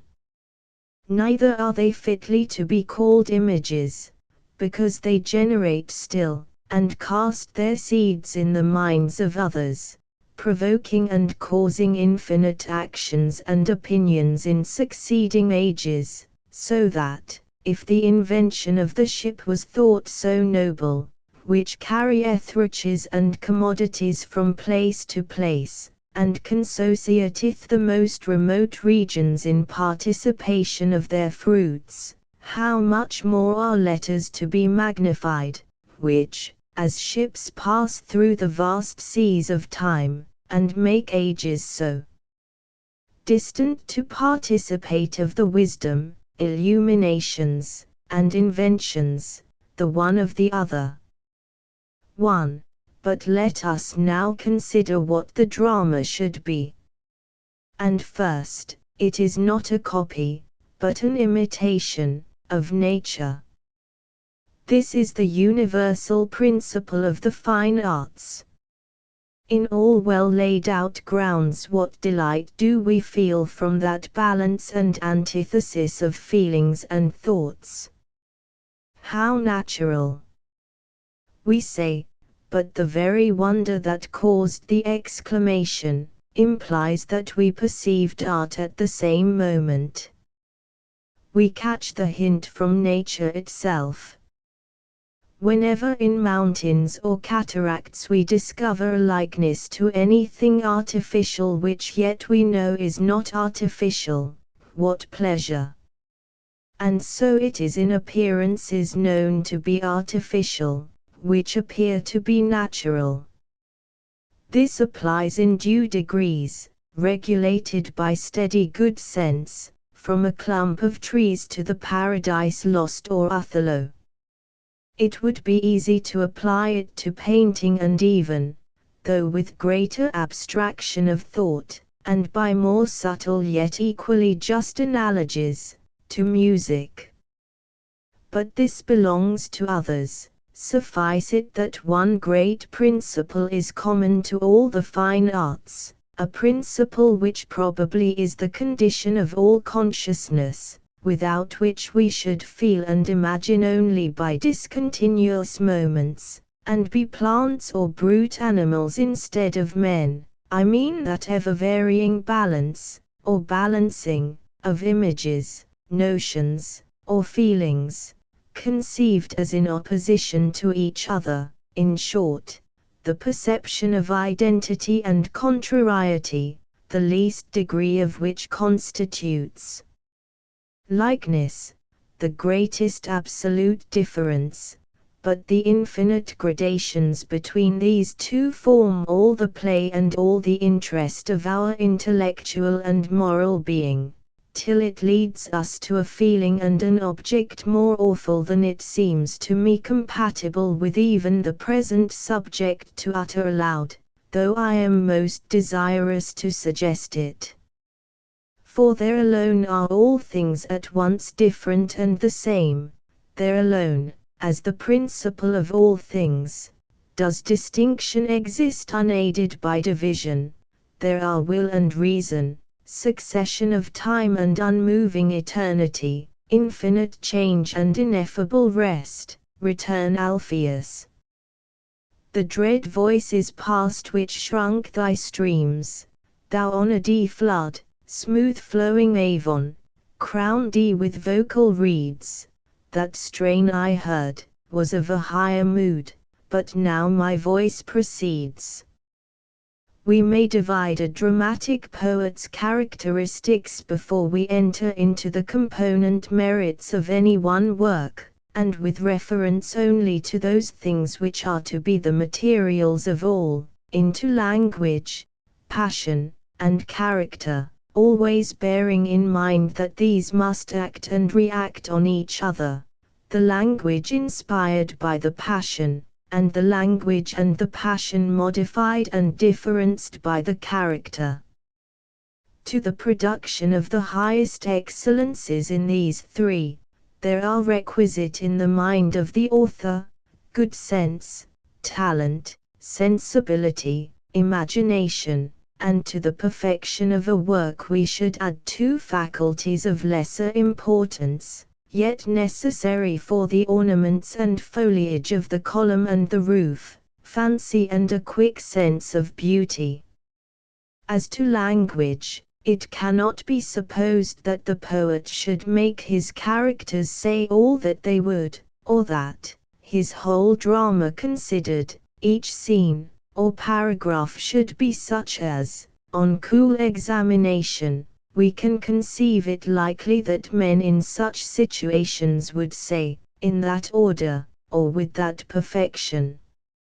And yet, according to my feelings, it is a very inferior kind of poetry, in which, as in the French tragedies, men are made to talk in a style which few indeed even of the wittiest can be supposed to converse in, and which both is, and on a moment's reflection appears to be, the natural produce of the hotbed of vanity, namely, the closet of an author, who is actuated originally by a desire to excite surprise and wonderment at his own superiority to other men, instead of having felt so deeply on certain subjects, or in consequence of certain imaginations, as to make it almost a necessity of his nature to seek for sympathy, no doubt, with that honorable desire of permanent action which distinguishes genius.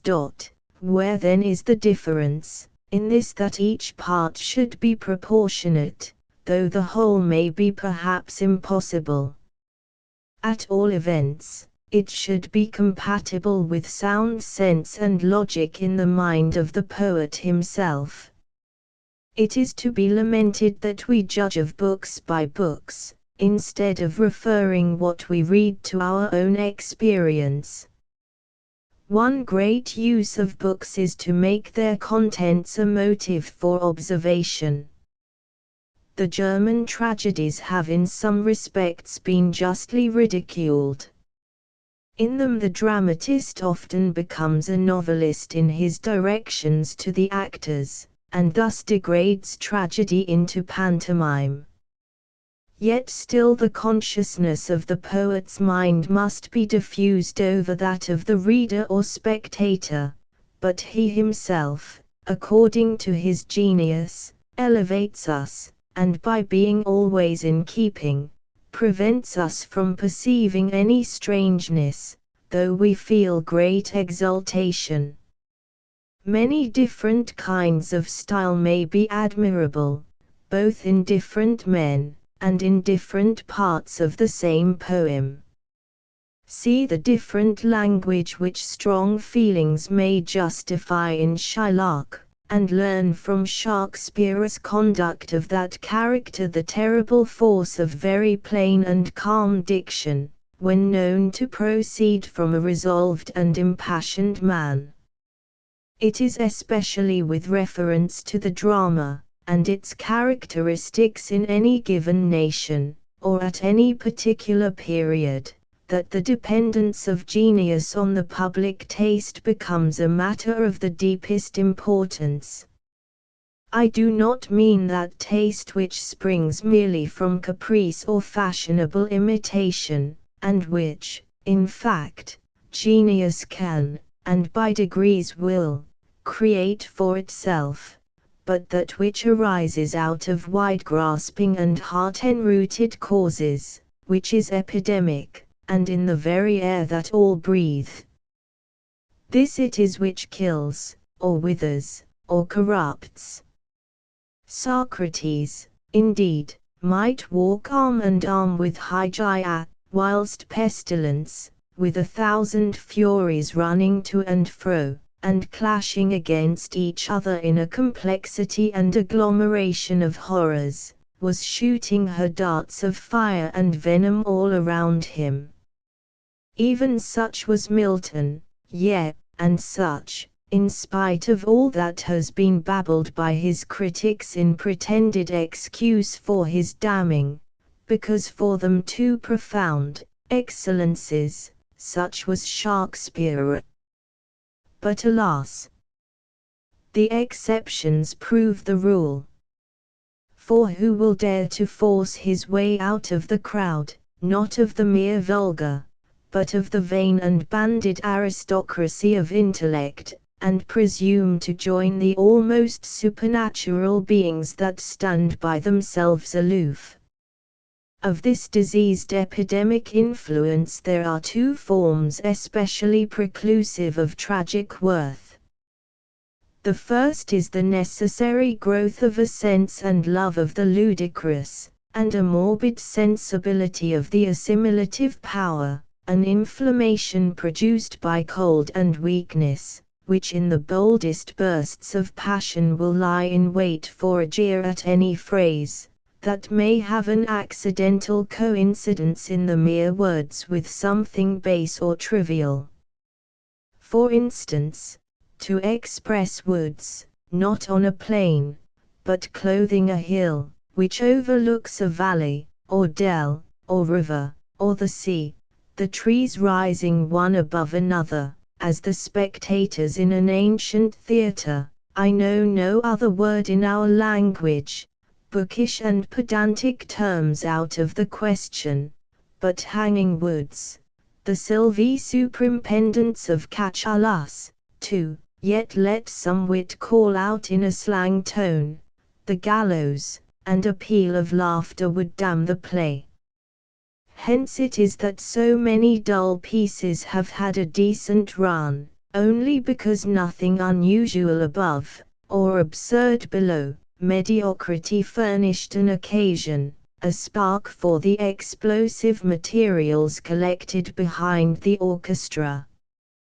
But it would take a volume of no ordinary size, however laconically the sense were expressed, if it were meant to instance the effects, and unfold all the causes, of this disposition upon the moral, intellectual, and even physical character of a people, with its influences on domestic life and individual deportment.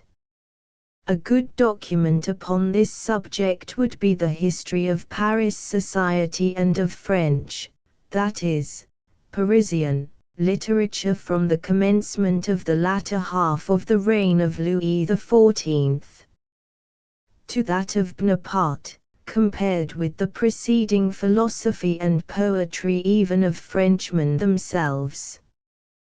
The second form, or more properly, perhaps, another distinct cause, of this diseased disposition is matter of exultation to the philanthropist and philosopher, and of regret to the poet, the painter, and the statuary alone, and to them only as poets, painters, and statuaries, namely, the security, the comparative equability, and ever-increasing sameness of human life.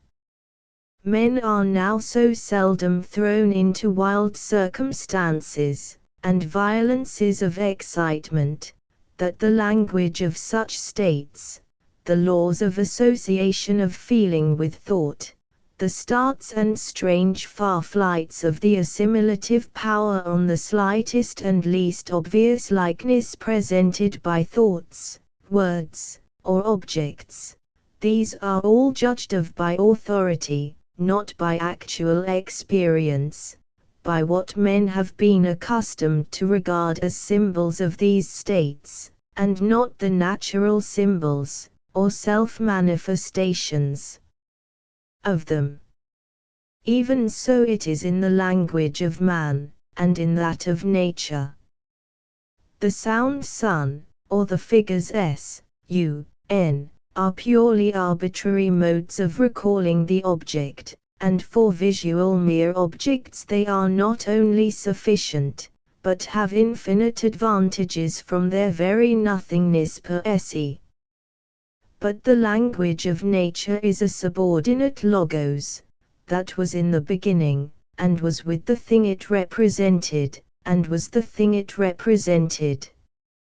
Now the language of Shakespeare, in his Lear for instance, is a something intermediate between these two, or rather it is the former blended with the latter, the arbitrary, not merely recalling the cold notion of the thing, but expressing the reality of it, and, as arbitrary language is an heirloom of the human race, being itself a part of that which it manifests.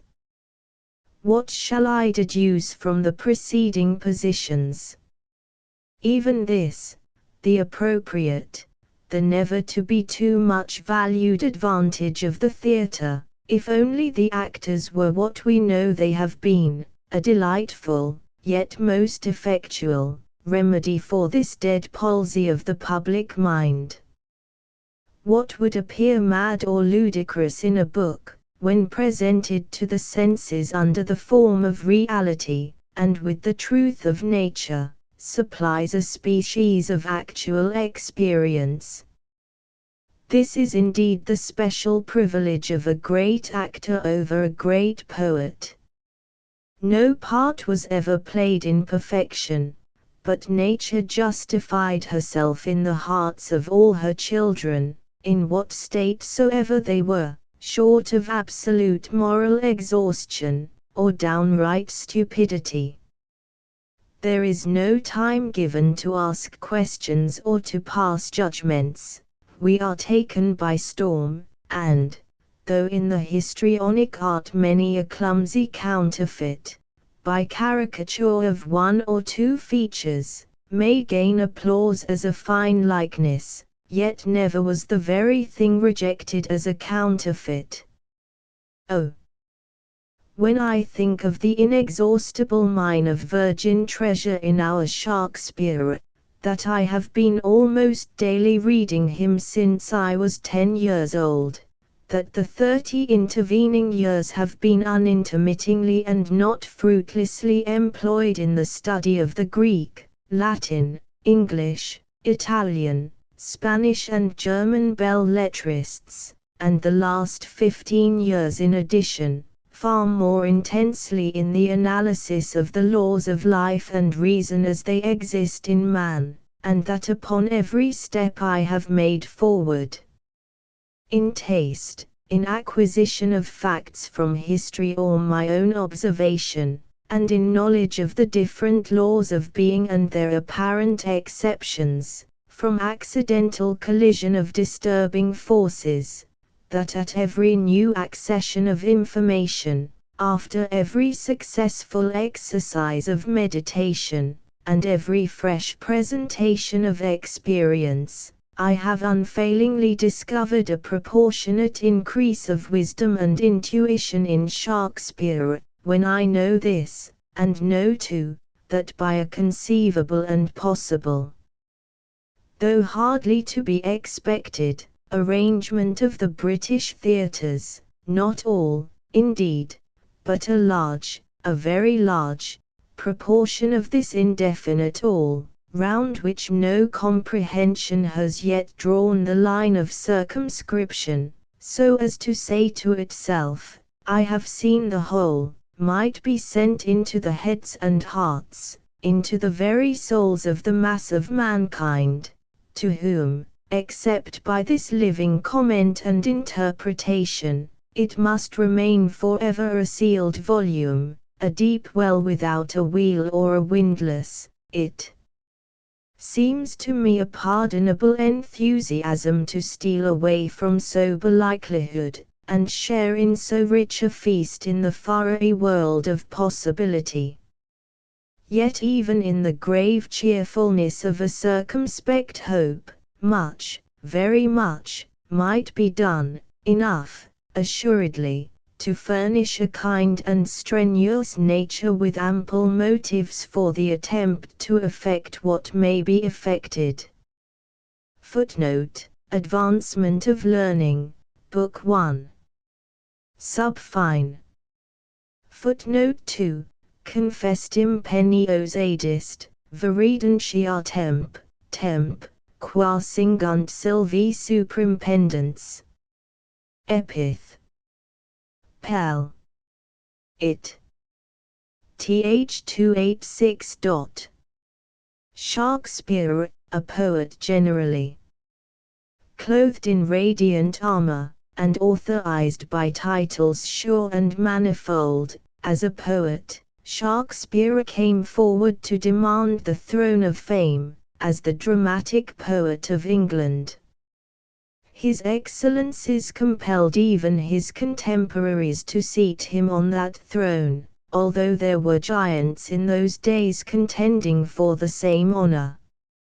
Hereafter I would fain endeavor to make out the title of the English drama as created by, and existing in, Shakespeare, and its right to the supremacy of dramatic excellence in general. But he had shown himself a poet, previously to his appearance as a dramatic poet, and had no Lear, no Othello, no Henry IV, no Twelfth Night ever appeared. We must have admitted that Shakespeare possessed the chief, if not every, requisite of a poet: deep feeling and exquisite sense of beauty, both as exhibited to the eye in the combinations of form, and to the ear in sweet and appropriate melody, that these feelings were under the command of his own will, that in his very first productions he projected his mind out of his own particular being, and felt, and made others feel, on subjects no way connected with himself, except by force of contemplation and that sublime faculty by which a great mind becomes that on which it meditates. To this must be added that affectionate love of nature and natural objects, without which no man could have observed so steadily, or painted so truly and passionately, the very minutest beauties of the external world. When the must on foot the purblind hare, mark the poor wretch, to overshoot his troubles, how he outruns the wind, and with what care he cranks and crosses with 1,000 doubles. The many musets through the which he goes are like a labyrinth to amaze his foes. Sometimes he runs among the flock of sheep, to make the cunning hounds mistake their smell, and sometime where earth-delving cunnies keep, to stop the loud pursuers in their yell, and sometime sorteth with a herd of deer. Danger deviseth shifts, which waits on fear. For there his smell with others being mingled, the hot scent snuffing hounds are driven to doubt, ceasing their clamorous cry, till they have singled, with much ado, the cold fold cleanly out. Then do they spend their mouths, echo replies, as if another chase were in the skies. By this poor Wat far off, upon a hill, stands on his hinder legs with listening ear, to hearken if his foes pursue him still. Anon their loud alarums he doth hear, and now his grief may be compared well to one sore sick, that hears the passing bell. Then shalt thou see the dew-bedabbled wretch turn, and return, indenting with the way, each envious briar his weary legs doth scratch. Each shadow makes him stop, each murmur stay. For misery is trodden on by many, and being low, never relieved by any. Venus and Adonis. And the preceding description. But, lo! from forth a copse that neighbours by, a breeding jennet, lusty, young and proud, and C is much more admirable, but in parts less fitted for quotation. Moreover, Shakespeare had shown that he possessed fancy, considered as the faculty of bringing together images dissimilar in the main by some one point or more of likeness, as in such a passage as this: full gently now she takes him by the hand, a lily prisoned in a jail of snow, or ivory in an alabaster band, so white a friend injures so white a foe. Ib. And still mounting the intellectual ladder, he had as unequivocally proved the indwelling in his mind of imagination, or the power by which one image or feeling is made to modify many others, and by a sort of fusion to force many into one, that which afterwards showed itself in such might and energy in Lear, where the deep anguish of a father spreads the feeling of ingratitude and cruelty over the very elements of heaven, and which, combining many circumstances into one moment of consciousness, tends to produce that ultimate end of all human thought and human feeling, unity, and thereby the reduction of the spirit to its principle and fountain, who is alone truly one. Various are the workings of this, the greatest faculty of the human mind, both passionate and tranquil. In its tranquil and purely pleasurable operation, it acts chiefly by creating out of many things, as they would have appeared in the description of an ordinary mind, detailed in unimpassioned succession, a oneness, even as nature, the greatest of poets, acts upon us, when we open our eyes upon an extended prospect. Thus the flight of Adonis in the dusk of the evening, look! How a bright star shooteth from the sky, so glides he in the night from Venus' eye. How many images and feelings are here brought together without effort and without discord, in the beauty of Adonis, the rapidity of his flight, the yearning, yet hopelessness, of the enamored gazer, while a shadowy ideal character is thrown over the whole. All this power acts by impressing the stamp of humanity, and of human feelings, on inanimate or mere natural objects. Lo! Here the gentle lark, weary of rest, from his moist cabinet mounts up on high, and wakes the morning, from whose silver breast the sun ariseth in his majesty, who doth the world so gloriously behold, the cedar tops and hills seem burnished gold. Or again, it acts by so carrying on the eye of the reader as to make him almost lose the consciousness of words, to make him see everything flashed, as Wordsworth has grandly and appropriately said, flashed upon that inward eye which is the bliss of solitude, and this without exciting any painful or laborious attention, without any anatomy of description, a fault not uncommon in descriptive poetry, but with the sweetness and easy movement of nature. This energy is an absolute essential of poetry, and of itself would constitute a poet, though not one of the highest class. It is, however, a most hopeful symptom, and the Venus and Adonis is one continued specimen of it.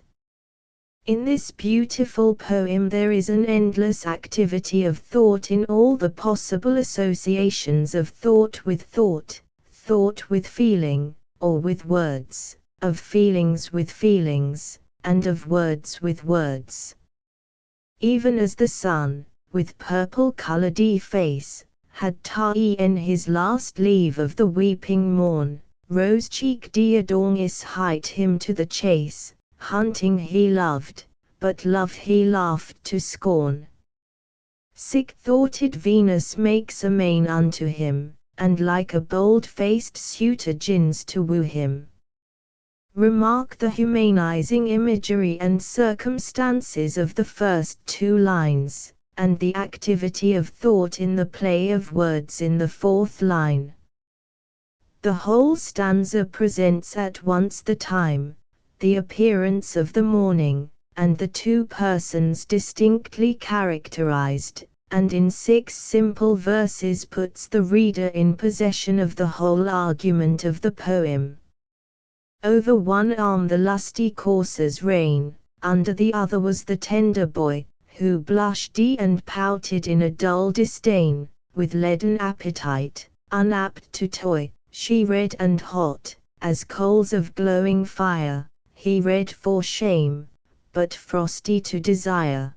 This stanza and the two following afford good instances of that poetic power, which I mentioned above, of making everything present to the imagination, both the forms, and the passions which modify those forms, either actually, as in the representations of love, or anger, or other human affections, or imaginatively, by the different manner in which inanimate objects, or objects unimpassioned themselves, are caused to be seen by the mind in moments of strong excitement, and according to the kind of the excitement, whether of jealousy, or rage, or love, in the only appropriate sense of the word, or of the lower impulses of our nature, or finally of the poetic feeling itself. It is, perhaps, chiefly in the power of producing and reproducing the latter that the poet stands distinct. The subject of the Venus and Adonis is unpleasing, but the poem itself is for that very reason the more illustrative of Shakespeare. There are men who can write passages of deepest pathos and even sublimity on circumstances personal to themselves and stimulative of their own passions, but they are not, therefore, on this account poets. Read that magnificent burst of women's patriotism and exultation, Deborah's song of victory. It is glorious, but nature is the poet there. It is quite another matter to become all things and yet remain the same, to make the changeful God be felt in the river, the lion and the flame. This it is, that is the true imagination. Shakespeare writes in this poem, as if he were of another planet, charming you to gaze on the movements of Venus and Adonis, as you would on the twinkling dances of two vernal butterflies. Finally, in this poem and the Rape of Lewis, Shakespeare gave ample proof of his possession of a most profound, energetic, and philosophical mind, without which he might have pleased, but could not have been a great dramatic poet. Chance and the necessity of his genius combined to lead him to the drama, his proper province, in his conquest of which we should consider both the difficulties which opposed him, and the advantages by which he was assisted. Shakespeare's judgment equal to his genius. Thus then Shakespeare appears, from his Venus and Adonis and Rape of Lewis alone, apart from all his great works, to have possessed all the conditions of the true poet. Let me now proceed to destroy, as far as may be in my power, the popular notion that he was a great dramatist by mere instinct, that he grew immortal in his own despite, and sank below men of second or third-rate power, when he attempted aught beside the drama, even as bees construct their cells and manufacture their honey to admirable perfection, but would in vain attempt to build a nest. Now this mode of reconciling a compelled sense of inferiority with a feeling of pride, began in a few pedants, who having read that Sophocles was the great model of tragedy, and Aristotle the infallible dictator of its rules, and finding that the Lear, Hamlet, Othello and other masterpieces were neither in imitation of Sophocles, nor in obedience to Aristotle, and not having, with one or two exceptions, the courage to affirm, that the delight which their country received from generation to generation, in defiance of the alterations of circumstances and habits, was wholly groundless, took upon them, as a happy medium and refuge, to talk of Shakespeare as a sort of beautiful usus naturae, a delightful monster, wild, indeed, and without taste or judgment, but like the inspired idiots so much venerated in the East, uttering, amid the strangest follies, the sublimest truths. In 9 places out of 10 in which I find his awful name mentioned, it is with some epithet of wild, irregular pure child of nature and sea. If all this be true, we must submit to it, though to a thinking mind it cannot but be painful to find any excellence, merely human, thrown out of all human analogy, and thereby leaving us neither rules for imitation, nor motives to imitate. But if false, it is a dangerous falsehood, for it affords a refuge to secret self-conceit, enables a vain man at once to escape his reader's indignation by general swole panegyrics, and merely by his ipstixit to treat, as contemptible, what he has not intellect enough to comprehend, or soul to feel, without assigning any reason, or referring his opinion to any demonstrative principle. thus leaving Shakespeare as a sort of grand lama, adored indeed, arid his very excrements prized as relics, but with no authority or real influence. I grieve that every late voluminous edition of his works would enable me to substantiate the present charge with a variety of facts 1/10 of which would of themselves exhaust the time allotted to me. Every critic, who has or has not made a collection of black-letter books, in itself a useful and respectable amusement, puts on the 7-league boots of self-opinion, and strides at once from an illustrator into a supreme judge, and blind and deaf, fills his 3-ounce phial at the waters of Niagara, and determines positively the greatness of the cataract to be neither more nor less than his 3-ounce phial has been able to receive. I think this a very serious subject. It is my earnest desire, my passionate endeavor, to enforce at various times and by various arguments and instances the close and reciprocal connection of just taste with pure morality. Without that acquaintance with the heart of man, or that docility and childlike gladness to be made acquainted with it, which those only can have, who dare look at their own hearts, and that with a steadiness which religion only has the power of reconciling with sincere humility, without this, and the modesty produced by it, I am deeply convinced that no man, however wide his erudition, however patient his antiquarian researches, can possibly understand, or be worthy of understanding, the writings of Shakespeare. Assuredly that criticism of Shakespeare will alone be genial which is reverential. The Englishman, who without reverence, a proud and affectionate reverence, can utter the name of William Shakespeare, stands disqualified for the office of critic.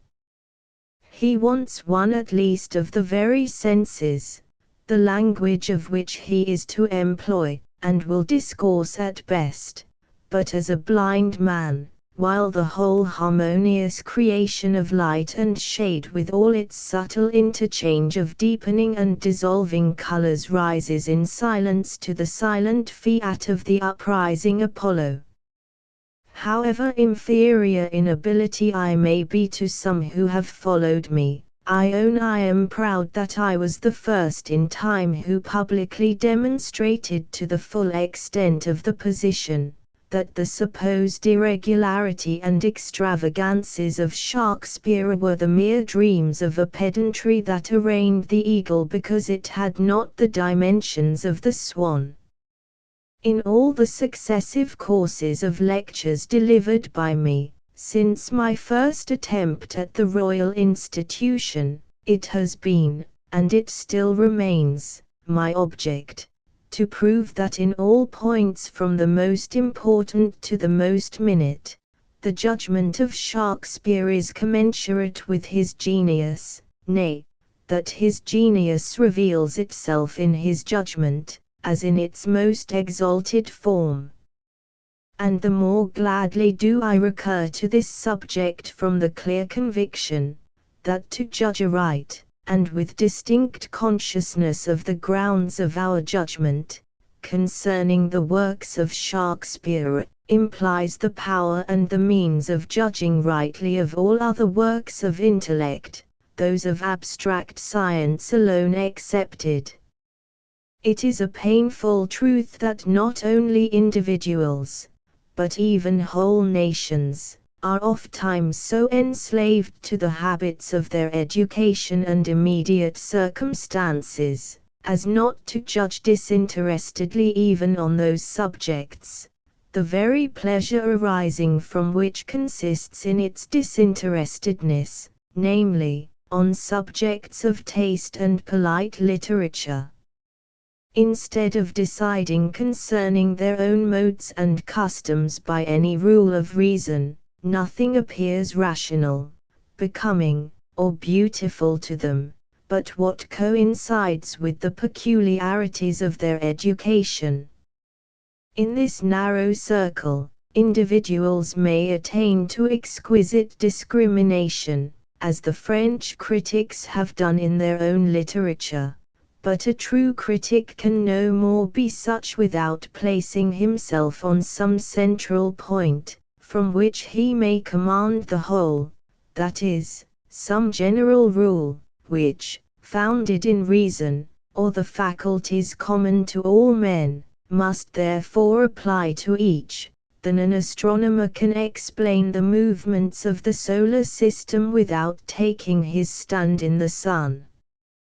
And let me remark, that this will not tend to produce despotism, but, on the contrary, true tolerance, in the critic. He will, indeed, require, as the spirit and substance of a work, something true in human nature itself, and independent of all circumstances, but in the mode of applying it, he will estimate genius and judgment according to the felicity with which the imperishable soul of intellect shall have adapted itself to the age, the place, and the existing manners. The error he will expose, lies in reversing this, and holding up the mere circumstances as perpetual to the utter neglect of the power which can alone animate them. For art cannot exist without, or apart from, nature, and what has man of his own to give to his fellow man, but his own thoughts and feelings, and his observations so far as they are modified by his own thoughts or feelings.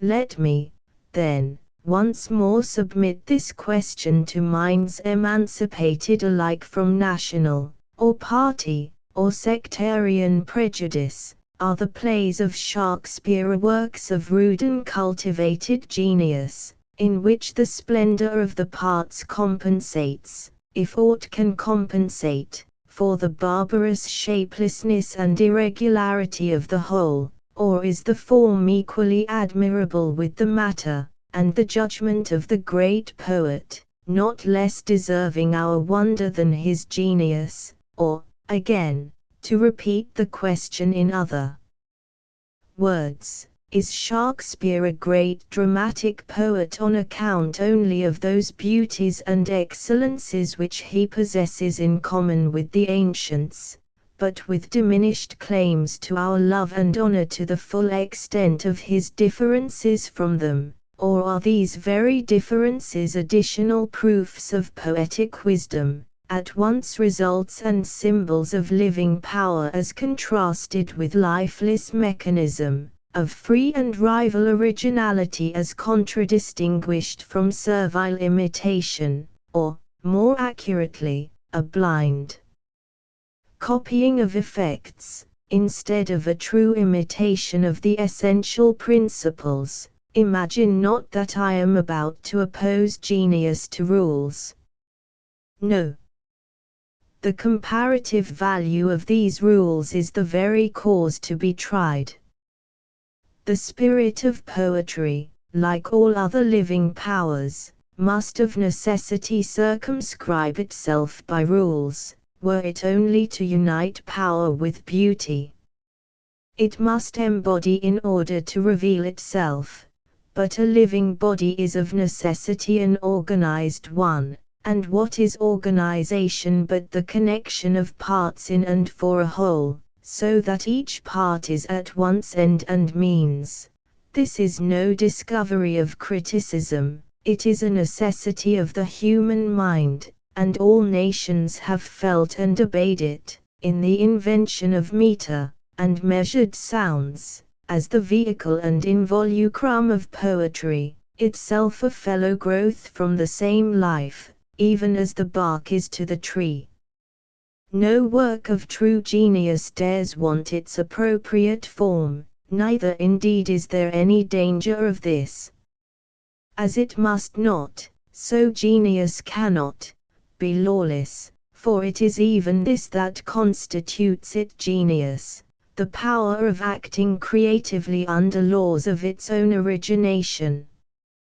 How then comes it that not only singles oily, but whole nations have combined in unhesitating condemnation of our great dramatist, as a sort of African nature, rich in beautiful monsters, as a wild heath where islands of fertility look the greener from the surrounding waste, where the loveliest plants now shine out among unsightly weeds, and now are choked by their parasitic growth, so intertwined that we cannot disentangle the weed without snapping the flower. In this statement, I have had no reference to the vulgar abuse of Voltaire, 1. Save as far as his charges are coincident with the decisions of Shakespeare's own commentators and, so they would tell you, almost idolatrous admirers. The true ground of the mistake lies in the confounding mechanical regularity with organic form. The form is mechanic, when on any given material we impress a predetermined form, not necessarily arising out of the properties of the material, as when to a mass of wet clay we give whatever shape we wish it to retain when hardened. The organic form, on the other hand, is innate. It shapes, as it develops, itself from within, and the fullness of its development is one and the same with the perfection of its outward form. Such as the life is, such is the form.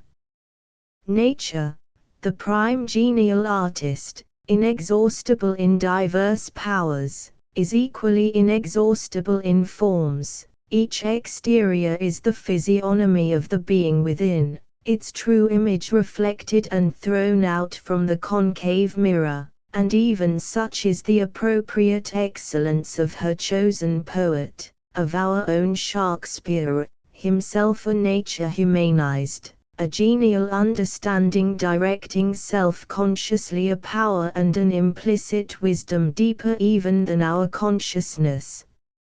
I greatly dislike beauties and selections in general, but as proof positive of his unrivaled excellence, I should like to try Shakespeare by this criterion.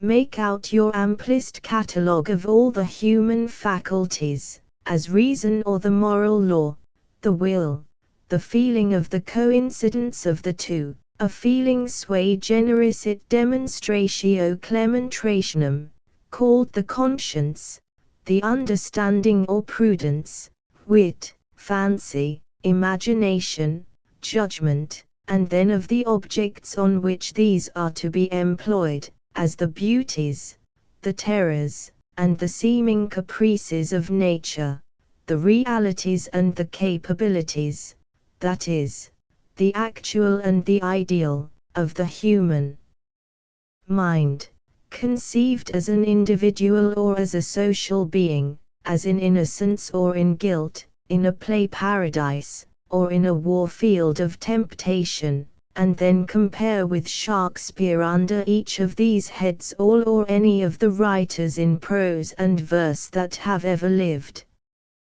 Who, that is competent to judge, doubts the result, and ask your own hearts, ask your own common sense, to conceive the possibility of this man being, I say not, the drunken savage of that wretched Sciolist, whom Frenchmen, to their shame, have honored before their elder and better worthies, but the anomalous, the wild, the irregular, genius of our daily criticism.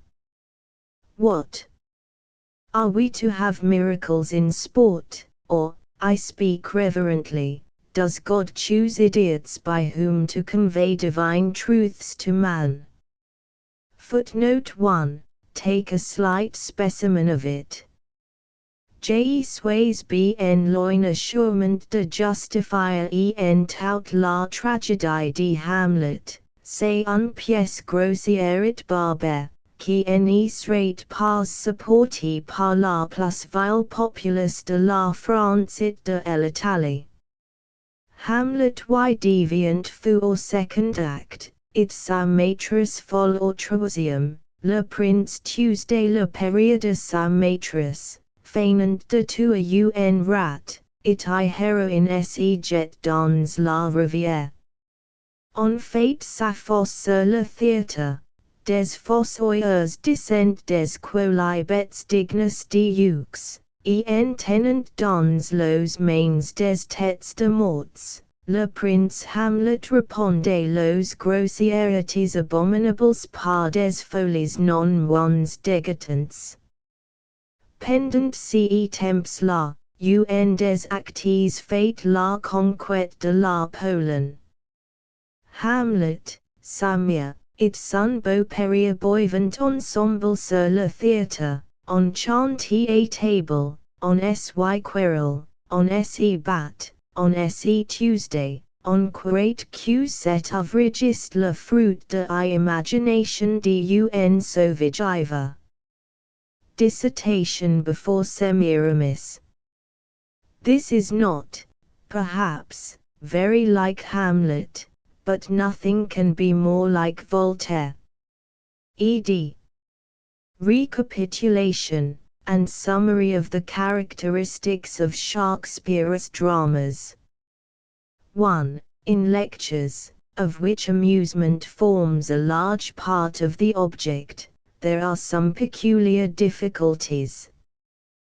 The architect places his foundation out of sight, and the musician tunes his instrument before he makes his appearance, but the lecturer has to try his chords in the presence of the assembly, an operation not likely, indeed, to produce much pleasure, but yet indispensably necessary to a right understanding of the subject to be developed.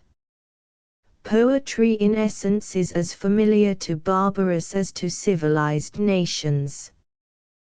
The Laplander and the savage Indian are cheered by it as well as the inhabitants of London and Paris. Its spirit takes up and incorporates surrounding materials, as a plant clothes itself with soil and climate, whilst it exhibits the working of a vital principle within independent of all accidental circumstances.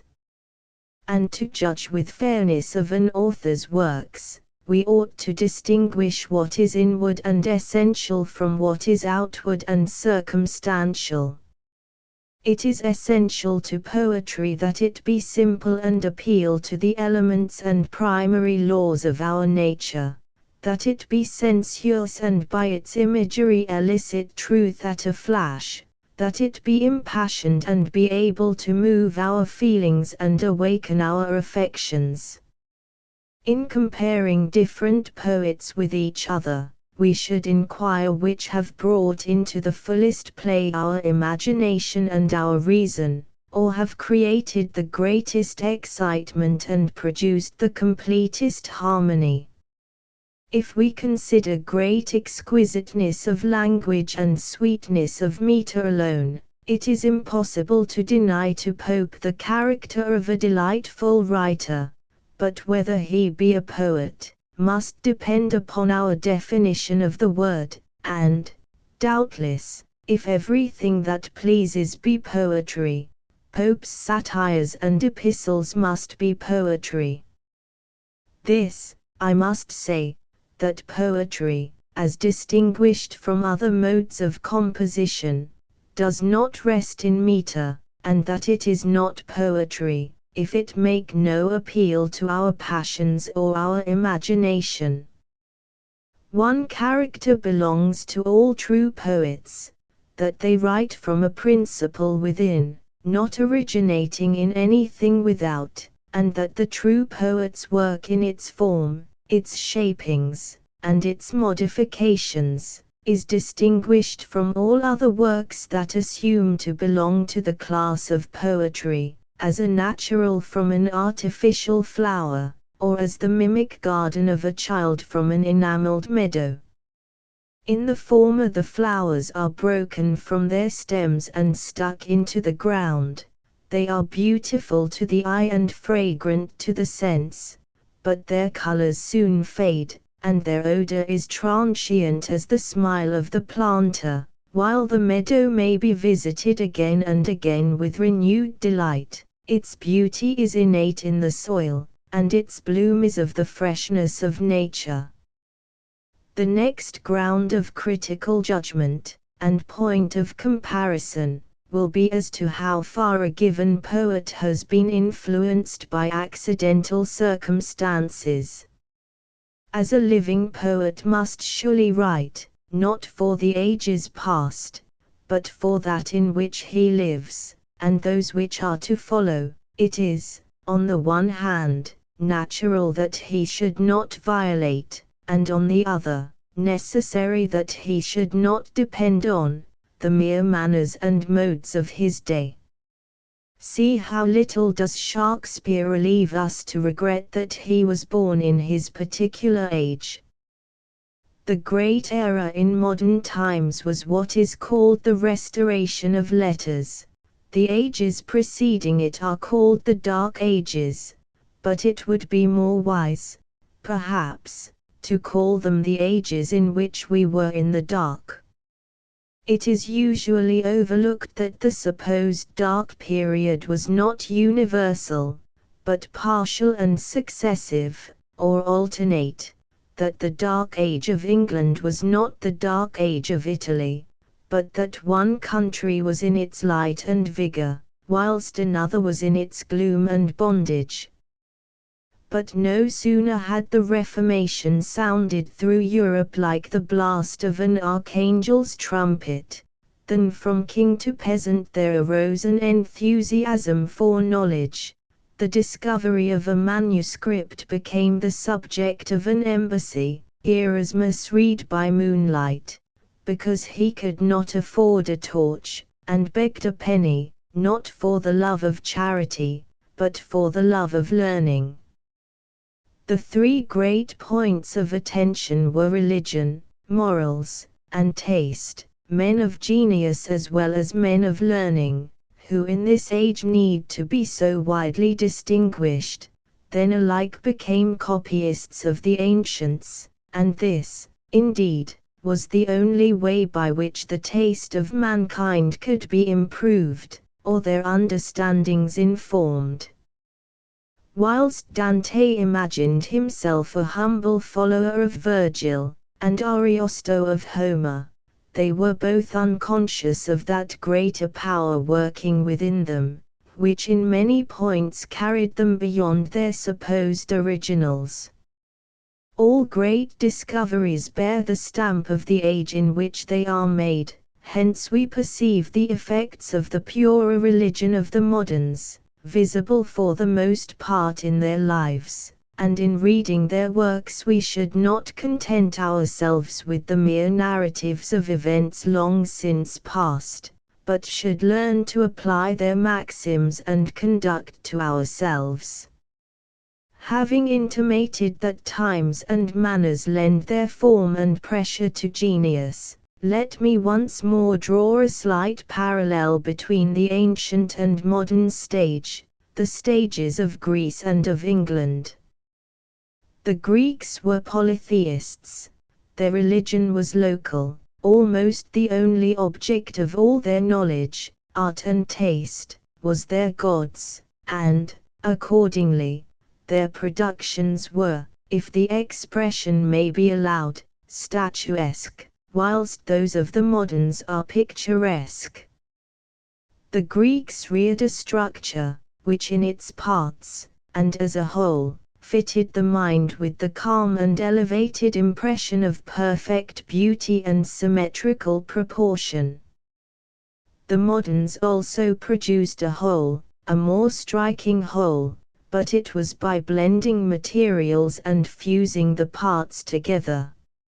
And as the Pantheon is to York Minster or Westminster Abbey, so is Sophocles compared with Shakespeare, in the one a completeness, a satisfaction, an excellence, on which the mind rests with complacency, in the other a multitude of interlaced materials, great and little, magnificent and mean, accompanied, indeed, with the sense of a falling short of perfection, and yet, at the same time, so promising of our social and individual progression, that we would not, if we could, exchange it for that repose of the mind which dwells on the forms of symmetry in the acquiescent admiration of grace. This general characteristic of the ancient and modern drama might be illustrated by a parallel of the ancient and modern music, the one consisting of melody arising from a succession only of pleasing sounds, the modern embracing harmony also, the result of combination and the effect of a whole. I have said, and I say it again, that great as was the genius of Shakespeare, his judgment was at least equal to it. Of this any one will be convinced, who attentively considers those points in which the dramas of Greece and England differ, from the dissimilitude of circumstances by which each was modified and influenced. The Greek stage had its origin in the ceremonies of a sacrifice, such as of the goat to Bacchus, whom we most erroneously regard as merely the jolly god of wine, for among the ancients he was venerable, as the symbol of that power which acts without our consciousness in the vital energies of nature, the vinum mundi, as Apollo was that of the conscious agency of our intellectual being. The heroes of old under the influence of this Bacchic enthusiasm performed more than human actions, hence tales of the favorite champions soon passed into dialogue. On the Greek stage the chorus was always before the audience, the curtain was never dropped, as we should say, and change of place being therefore, in general, impossible, the absurd notion of condemning it merely as improbable in itself was never entertained by any one. If we can believe ourselves at Thebes in one act, we may believe ourselves at Athens in the next. If a story lasts 24 hours or 24 years, it is equally improbable. There seems to be no just boundary but what the feelings prescribe. But on the Greek stage where the same persons were perpetually before the audience, great judgment was necessary in venturing on any such change. The poets never, therefore, attempted to impose on the senses by bringing places to men, but they did bring men to places, as in the well-known instance in the Eumenides, where during an evident retirement of the chorus from the orchestra, the scene is changed to Athens, and Orestes is first introduced in the temple of Minerva, and the chorus of Furies come in afterwards in pursuit of him. 2. In the Greek drama there were no formal divisions into scenes and acts. There were no means, therefore, of allowing for the necessary lapse of time between one part of the dialogue and another, and unity of time in a strict sense was, of course, impossible. To overcome that difficulty of accounting for time, which is effected on the modern stage by dropping a curtain, the judgment and great genius of the ancients supplied music and measured motion, and with the lyric ode filled up the vacuity. In the story of the Agamemnon of Aeschylus, the capture of Troy is supposed to be announced by a fire lighted on the Asiatic shore, and the transmission of the signal by successive beacons to Mycenae. The signal is first seen at the 2LST line, and the herald from Troy itself enters at the 486th, and Agamemnon himself at the 783rd line. But the practical absurdity of this was not felt by the audience, who, in imagination, stretched minutes into hours, while they listened to the lofty narrative odes of the chorus which almost entirely fill up the interspace. Another fact deserves attention here, namely, that regularly on the Greek stage a drama, or acted story, consisted in reality of 3 dramas, called together a trilogy, and performed consecutively in the course of one day. Now you may conceive a tragedy of Shakespeare as a trilogy connected in one single representation. Divide Lear into 3 parts, and each would be a play with the ancients, or take the 3 Aeschylean dramas of Agamemnon, and divide them into, or call them, as many acts, and they together would be one play. The first act would comprise the usurpation of Aegisthus, and the murder of Agamemnon; the second, the revenge of Orestes, and the murder of his mother; and the third, the penance and absolution of Orestes, occupying a period of 22 years. The stage in Shakespeare's time was a naked room with a blanket for a curtain, but he made it a field for monarchs. That law of unity, which has its foundations, not in the factitious necessity of custom, but in nature itself, the unity of feeling, is everywhere and at all times observed by Shakespeare in his plays. Read Romeo and Juliet. All is youth and spring, youth with its follies, its virtues, its precipitances, spring with its odors, its flowers, and its transiency. It is one and the same feeling that commences, goes through, and ends the play. The old men, the Capulets and the Montagues, are not common old men. They have an eagerness, a heartiness, a vehemence, the effect of spring. With Romeo, his change of passion, his sudden marriage, and his rash death, are all the effects of youth, whilst in Juliet love has all that is tender and melancholy in the nightingale, all that is voluptuous in the rose, with whatever is sweet in the freshness of spring. But it ends with a long deep sigh like the last breeze of the Italian evening. This unity of feeling and character pervades every drama of Shakespeare. It seems to me that his plays are distinguished from those of all other dramatic poets by the following characteristics: 1. Expectation in preference to surprise. It is like the true reading of the passage, God said, "Let there be light," and there was light, not there was light. As the feeling with which we startle at a shooting star, compared with that of watching the sunrise at the pre-established moment, such and so low is surprise compared with expectation. 2. Signal adherence to the great law of nature, that all opposites tend to attract and temper each other.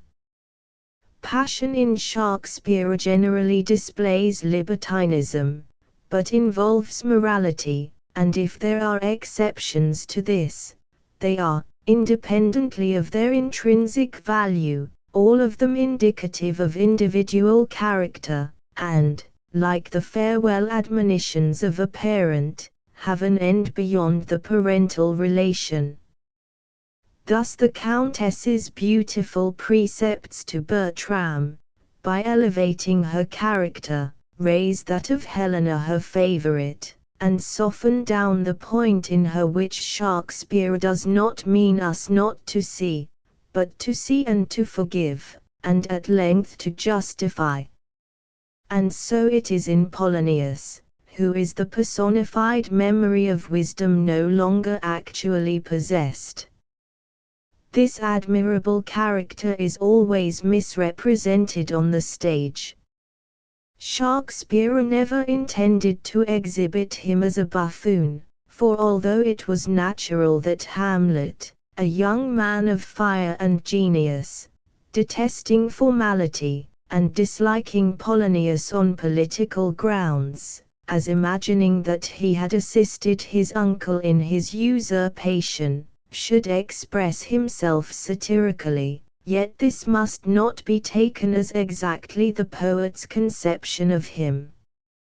In Polonius a certain induration of character had arisen from long habits of business, but take his advice to Laertes, and Ophelia's reverence for his memory, and we shall see that he was meant to be represented as a statesman somewhat past his faculties, his recollections of life all full of wisdom, and showing a knowledge of human nature, whilst what immediately takes place before him, and escapes from him, is indicative of weakness. But as in Homer all the deities are in armor, even Venus, so in Shakespeare all the characters are strong. Hence real folly and dullness are made by him the vehicles of wisdom.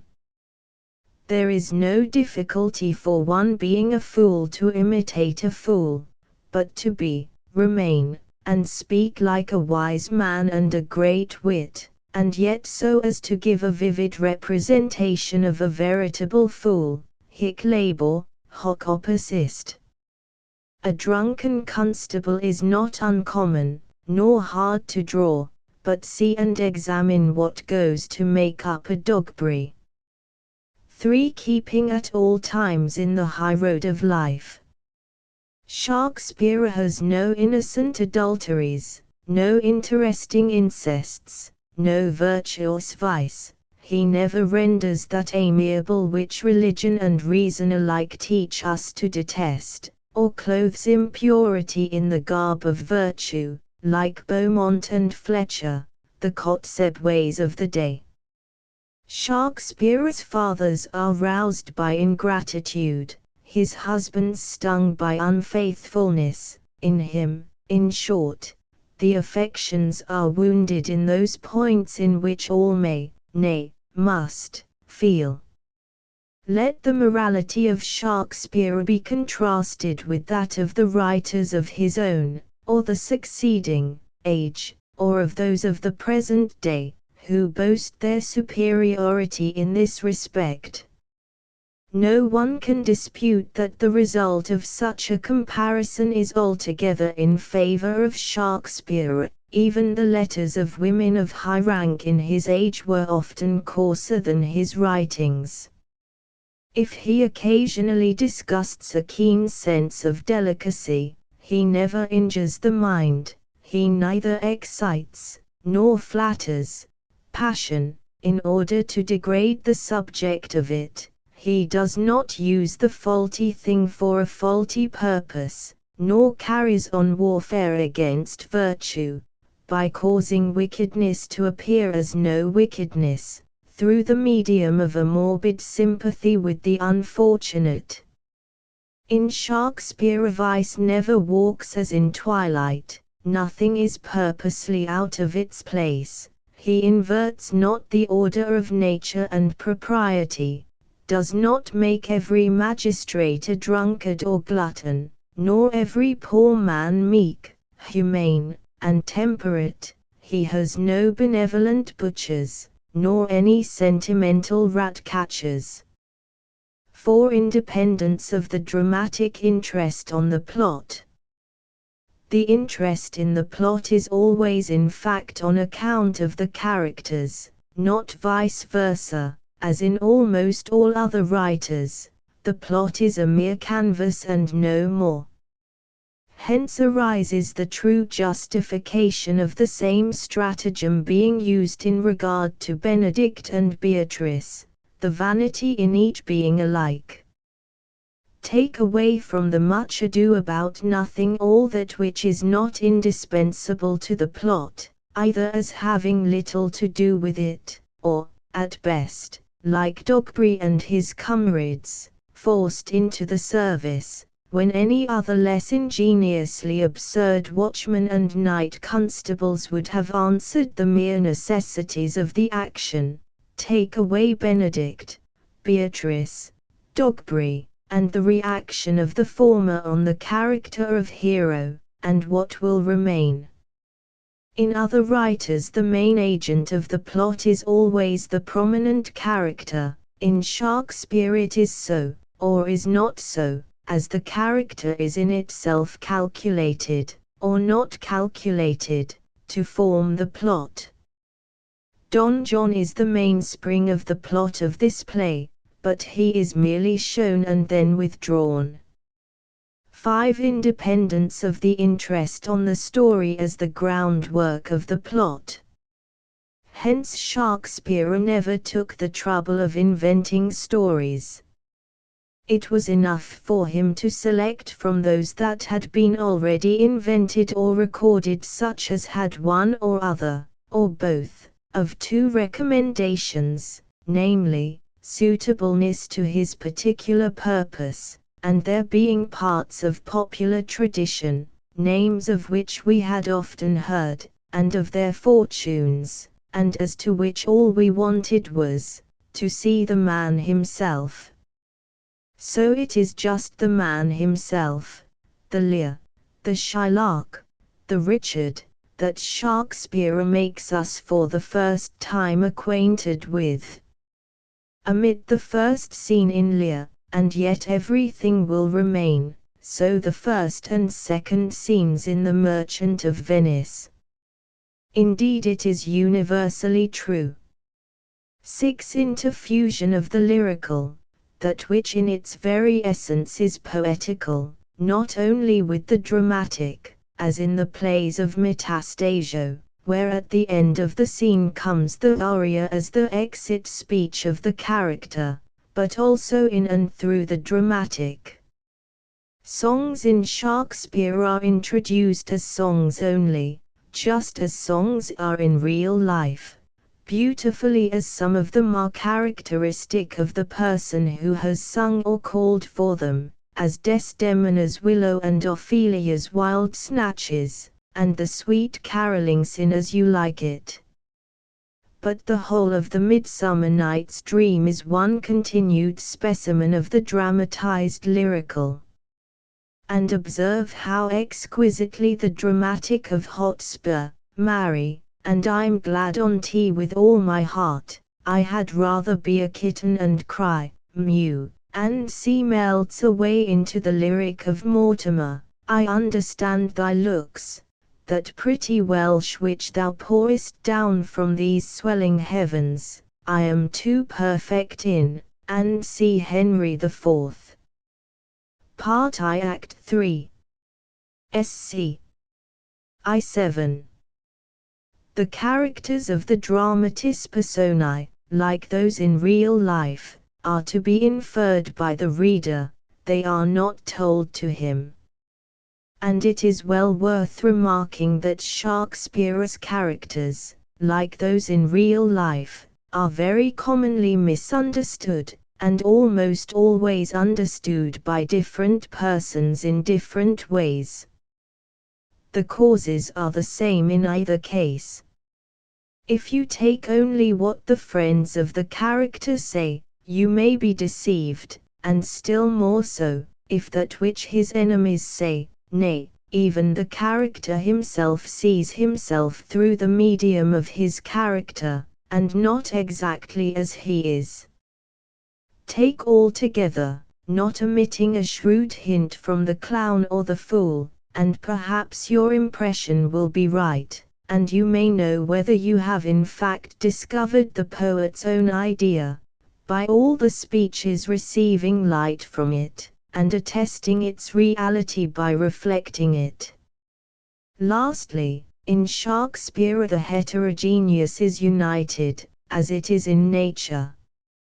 You must not suppose a pressure or passion always acting on or in the character.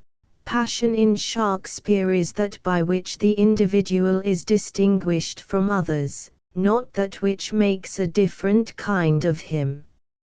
Shakespeare followed the main march of the human affections. He entered into no analysis of the passions or faiths of men, but assured himself that such and such passions and faiths were grounded in our common nature, and not in the mere accidents of ignorance or disease. This is an important consideration, and constitutes our Shakespeare the morning star, the guide and the pioneer, of true philosophy. Footnote 1. For the most part communicated by Mr. Justice Coleridge. Ed. Footnote 2. Is Human v 230–239. Notandum ist, sinam jam Athenas translatum sic institue, ut primo orist solus conspiciator in templo Minerva. Supelexigis simulacrum venerans, Paulo post autumnium consequanta humanides, and Sestiits note. The recessions of the chorus were termed paravaureinu. There is another instance in the Ajax, v 814.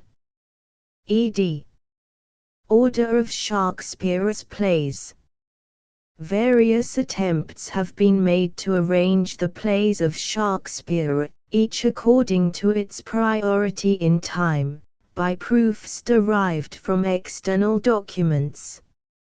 How unsuccessful these attempts have been might easily be shown, not only from the widely different results arrived at by men, all deeply versed in the black-letter books, old plays, pamphlets, manuscript records and catalogues of that age, but also from the fallacious and unsatisfactory nature of the facts and assumptions on which the evidence rests.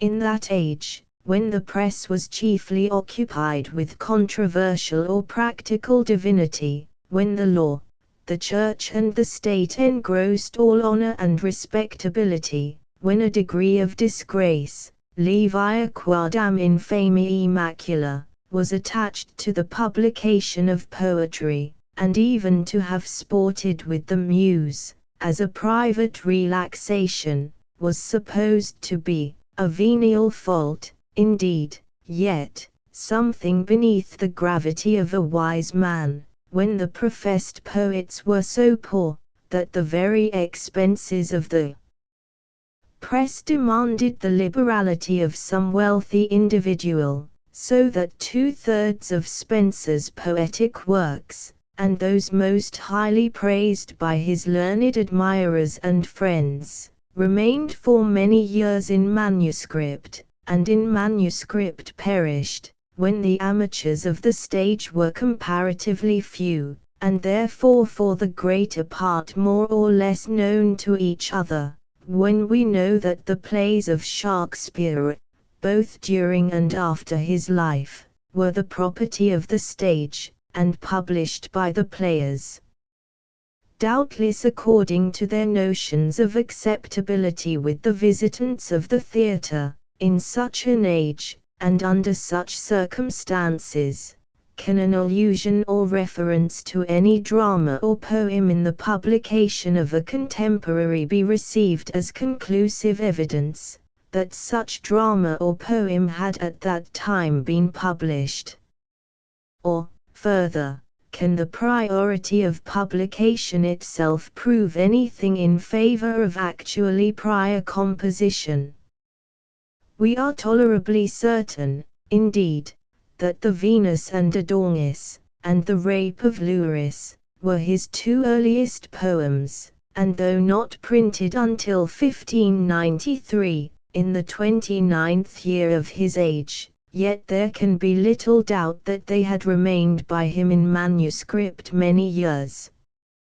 For Mr. Malone has made it highly probable that he had commenced a writer for the stage in 1591, when he was 27 years old, and Shakespeare himself assures us that the Venus and Adonis was the first heir of his invention.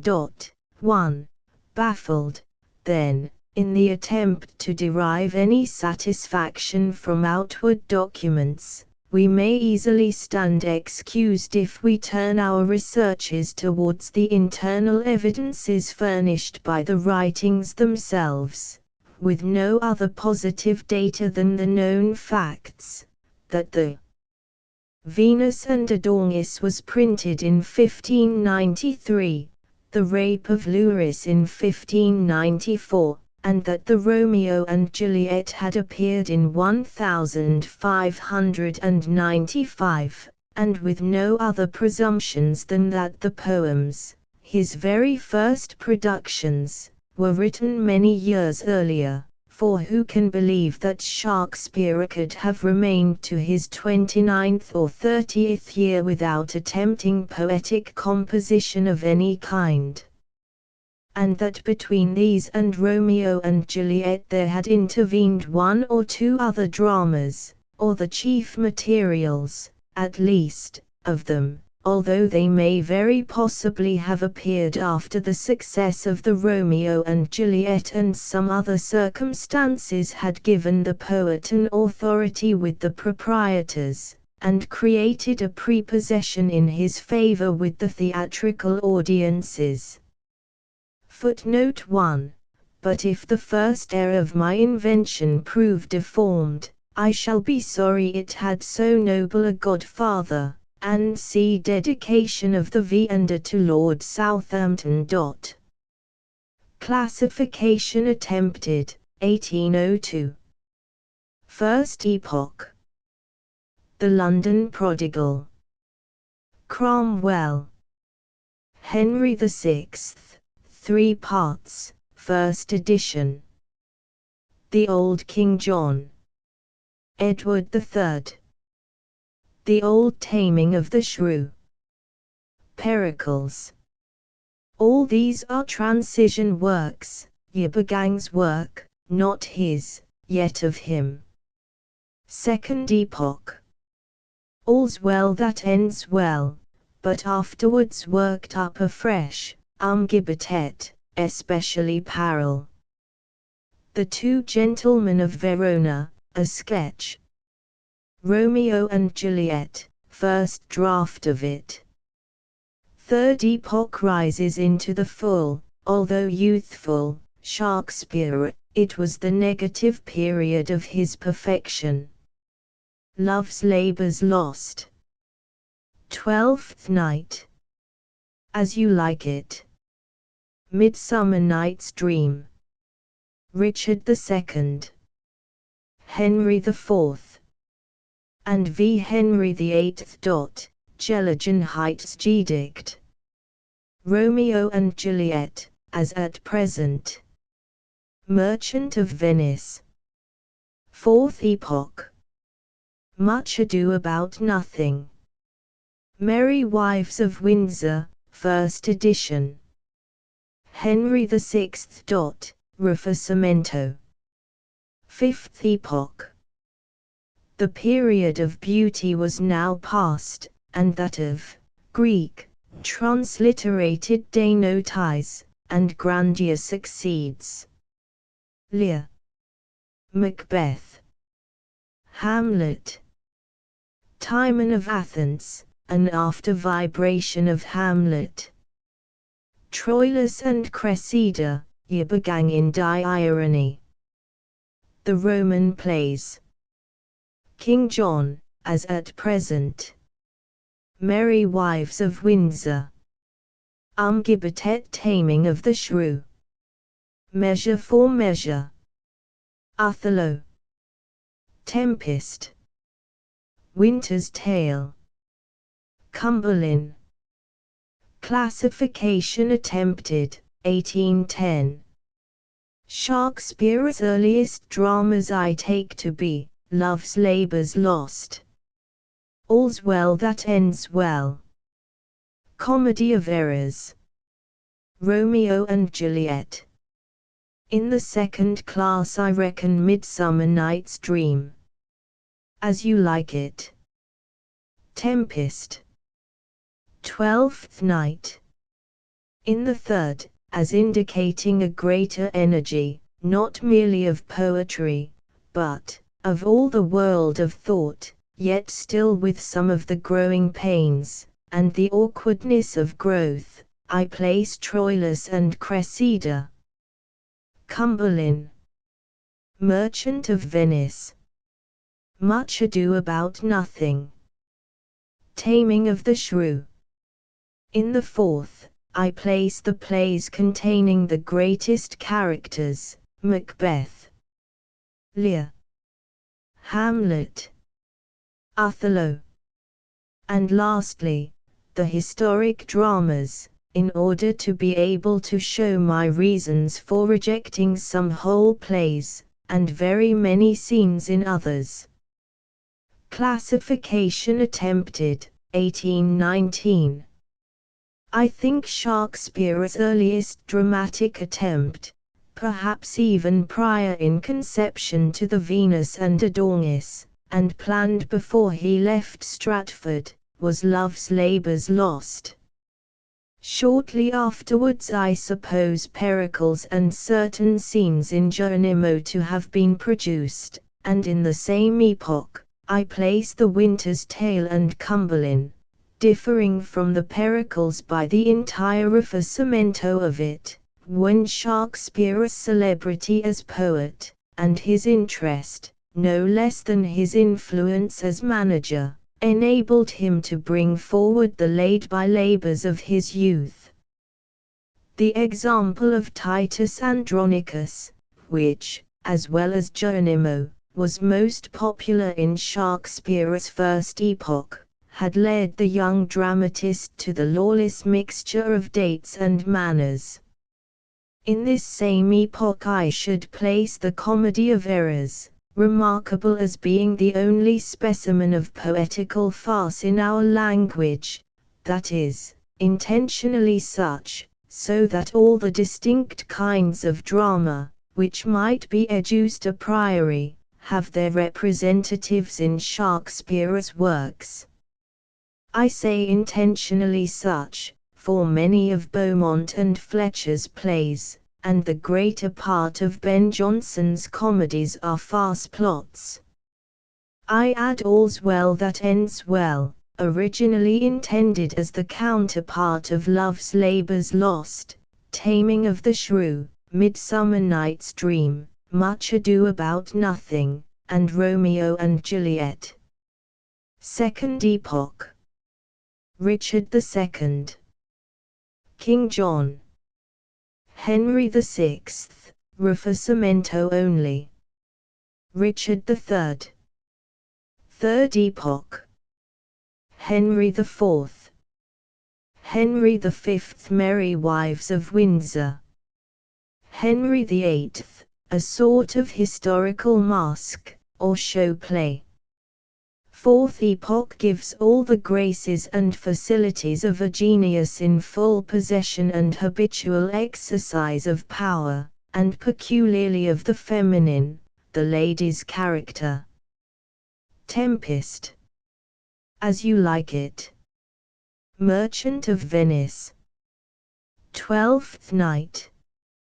And, finally, at its very point of culmination, Lear. Hamlet. Macbeth. Othello. Last epoch, when the energies of intellect in the cycle of genius were, though in a rich and more potentiated form, becoming predominant over passion and creative self-manifestation. Measure for Measure. Timon of Athens. Coriolanus. Julius Caesar. Antony and Cleopatra. Troilus and Cressida. Merciful, wonder-making heaven. What a man was this Shakespeare! Myriad-minded, indeed, he was. Notes on the Tempest. There is a sort of improbability with which we are shocked in dramatic representation, not less than in a narrative of real life. Consequently, there must be rules respecting it, and as rules are nothing but means to an end previously ascertained, inattention to which simple truth has been the occasion of all the pedantry of the French school, we must first determine what the immediate end or object of the drama is. And here, as I have previously remarked, I find two extremes of critical decision: the French, which evidently presupposes that a perfect delusion is to be aimed at, an opinion which needs no fresh confutation, and the exact opposite to it, brought forward by Dr. Johnson, who supposes the auditors throughout in the full reflective knowledge of the contrary.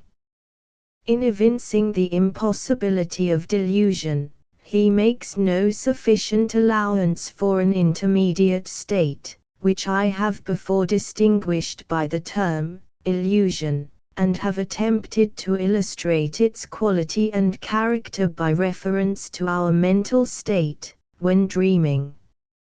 In both cases we simply do not judge the imagery to be unreal. There is a negative reality, and no more. Whatever, therefore, tends to prevent the mind from placing itself, or being placed, gradually in that state in which the images have such negative reality for the auditor, destroys this illusion, and is dramatically improbable. Now the production of this effect, a sense of improbability, will depend on the degree of excitement in which the mind is supposed to be. Many things would be intolerable in the first scene of a play, that would not at all interrupt our enjoyment in the height of the interest, when the narrow cockpit may be made to hold the vasty field of France, or we may cram within its wooden the very casques that did affright the air at Agincourt. Again, on the other hand, many obvious improbabilities will be endured, as belonging to the groundwork of the story rather than to the drama itself, in the first scenes, which would disturb or disentrance us from all illusion in the acme of our excitement, as for instance, Lear's division of his kingdom, and the banishment of Cordelia. But, although the other excellencies of the drama besides this dramatic probability, as unity of interest, with distinctness and subordination of the characters, and appropriateness of style, are all, so far as they tend to increase the inward excitement, means towards accomplishing the chief end, that of producing and supporting this willing illusion, yet they do not on that account cease to be ends themselves, and we must remember that, as such, they carry their own justification with them. As long as they do not contravene or interrupt the total illusion. It is not even always, or of necessity, an objection to them, that they prevent the illusion from rising to as great a height as it might otherwise have attained. It is enough that they are simply compatible with as high a degree of it as is requisite for the purpose. Nay, upon particular occasions, a palpable improbability may be hazarded by a great genius for the express purpose of keeping down the interest of a merely instrumental scene, which would otherwise make too great an impression for the harmony of the entire illusion. Had the panorama been invented in the time of Pope Leo X, Raphael would still, I doubt not, have smiled in contempt at the regret that the broom twigs and scrubby bushes at the back of some of his grand pictures were not as probable trees as those in the exhibition. The Tempest is a specimen of the purely romantic drama, in which the interest is not historical, or dependent upon fidelity of portraiture, or the natural connection of events, but is a birth of the imagination, and rests only on the cooptation and union of the elements granted to, or assumed by, the poet. It is a species of drama which owes no allegiance to time or space, and in which, therefore, errors of chronology and geography, no mortal sins in any species, are venial faults, and count for nothing. It addresses itself entirely to the imaginative faculty, and although the illusion may be assisted by the effect on the senses of the complicated scenery and decorations of modern times, yet this sort of assistance is dangerous. For the principal and only genuine excitement ought to come from within, from the moved and sympathetic imagination, whereas, where so much is addressed to the mere external senses of seeing and hearing, the spiritual vision is apt to languish, and the attraction from without will withdraw the mind from the proper and only legitimate interest which is intended to spring from within. The romance opens with a busy scene admirably appropriate to the kind of drama, and giving, as it were, the keynote to the whole harmony. It prepares and initiates the excitement required for the entire piece, and yet does not demand anything from the spectators, which their previous habits had not fitted them to understand. It is the bustle of a tempest, from which the real horrors are abstracted, therefore it is poetical, though not in strictness natural, the distinction to which I have so often alluded, and is purposely restrained from concentering the interest on itself, but used merely as an induction or tuning for what is to follow.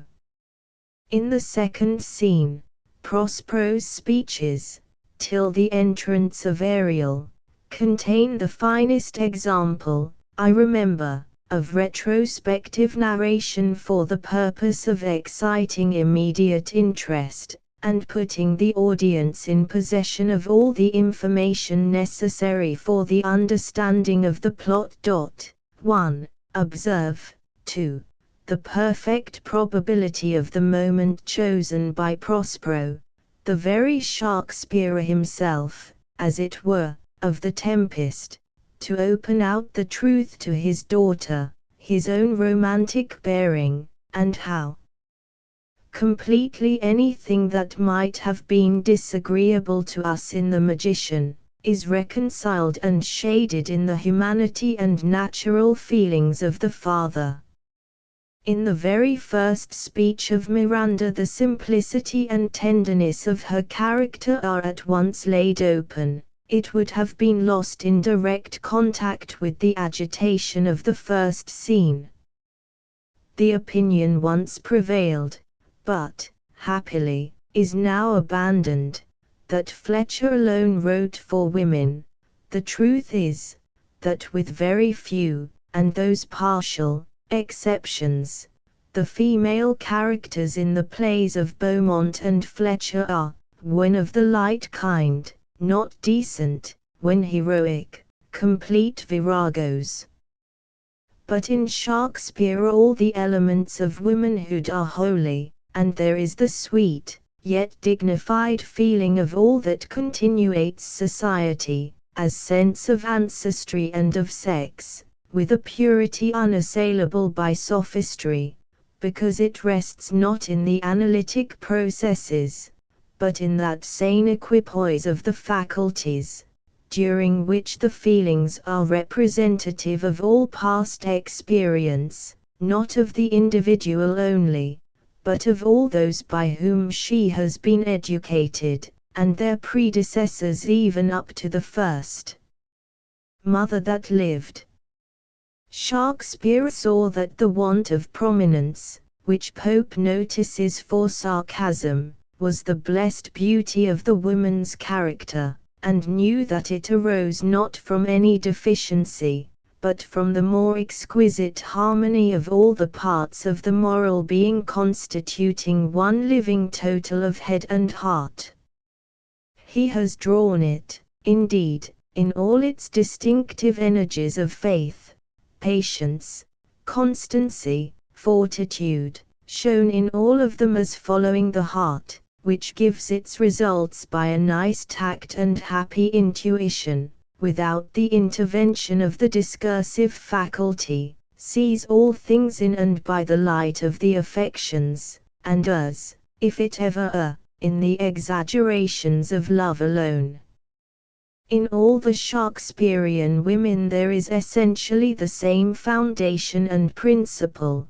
The distinct individuality and variety are merely the result of the modification of circumstances, whether in Miranda the maiden, in Imogen the wife, or in Catherine the queen.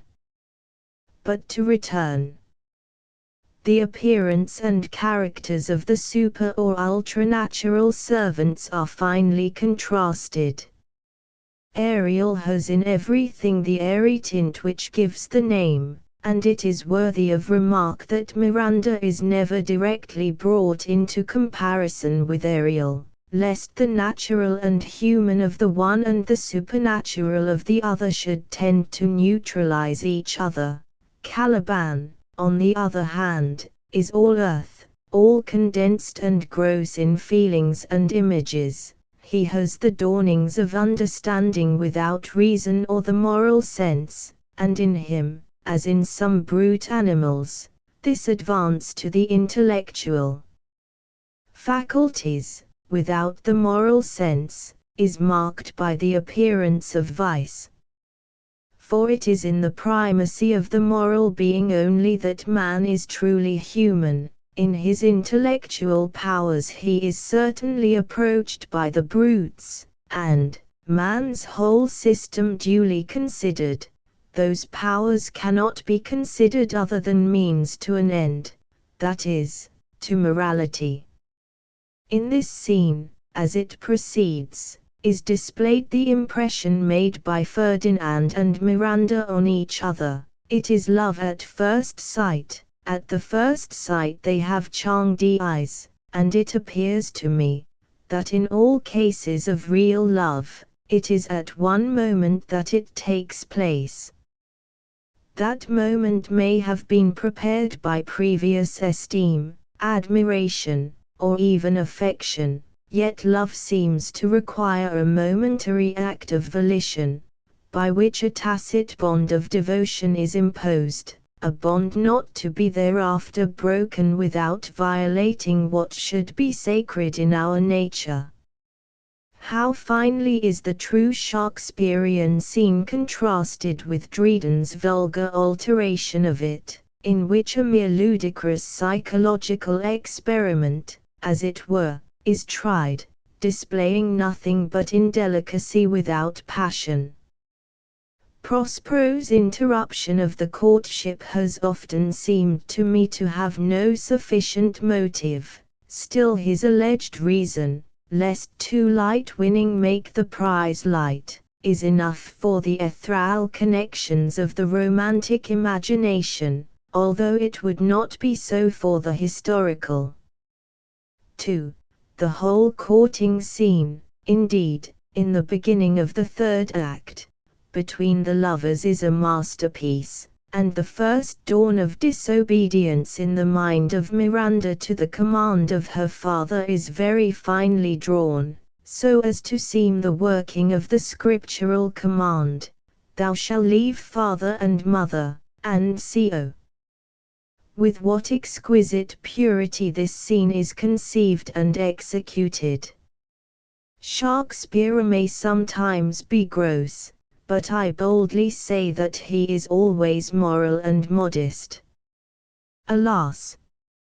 In this our day decency of manners is preserved at the expense of morality of heart, and delicacies for vice are allowed, whilst grossness against it is hypocritically, or at least morbidly, condemned.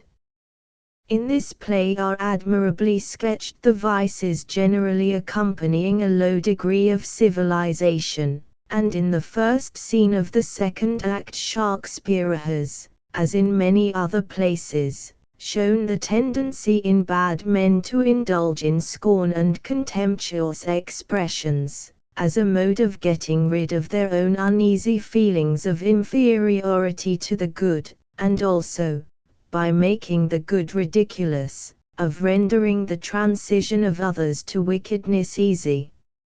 Shakespeare never puts habitual scorn into the mouths of other than bad men, as here in the instances of Antonio and Sebastian.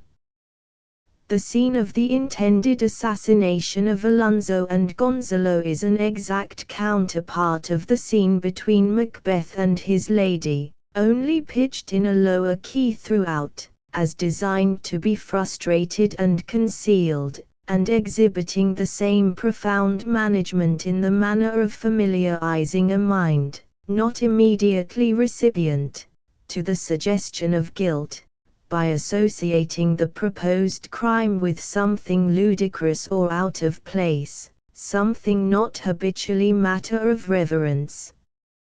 By this kind of sophistry the imagination and fancy are first bribed to contemplate the suggested act, and at length to become acquainted with it. Observe how the effect of this scene is heightened by contrast with another counterpart of it in low life, that between the conspirators Stefano, Caliban, and Trinculo in the second scene of the third act, in which there are the same essential characteristics.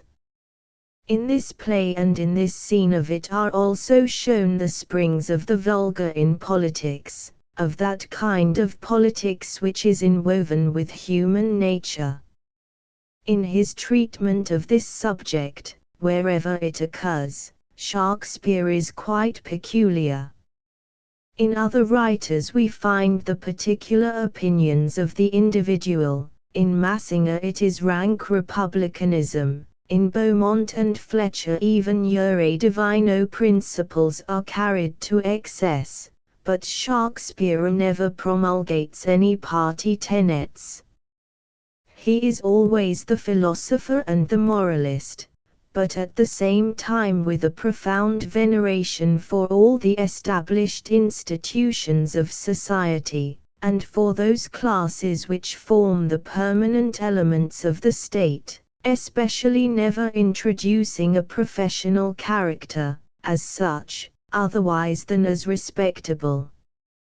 If he must have any name, he should be styled a philosophical aristocrat, delighting in those hereditary institutions which have a tendency to bind one age to another, and in that distinction of ranks, of which, although few may be in possession, all enjoy the advantages. Hence, again, you will observe the good nature with which he seems always to make sport with the passions and follies of a mob, as with an irrational animal.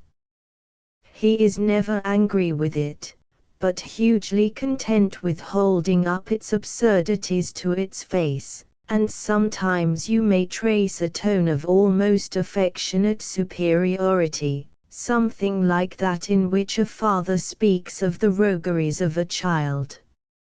See the good-humored way in which he describes Stefano passing from the most licentious freedom to absolute despotism over Trinculo and Caliban. The truth is, Shakespeare's characters are all genera intensely individualized, the results of meditation, of which observation supplied the drapery and the colors necessary to combine them with each other.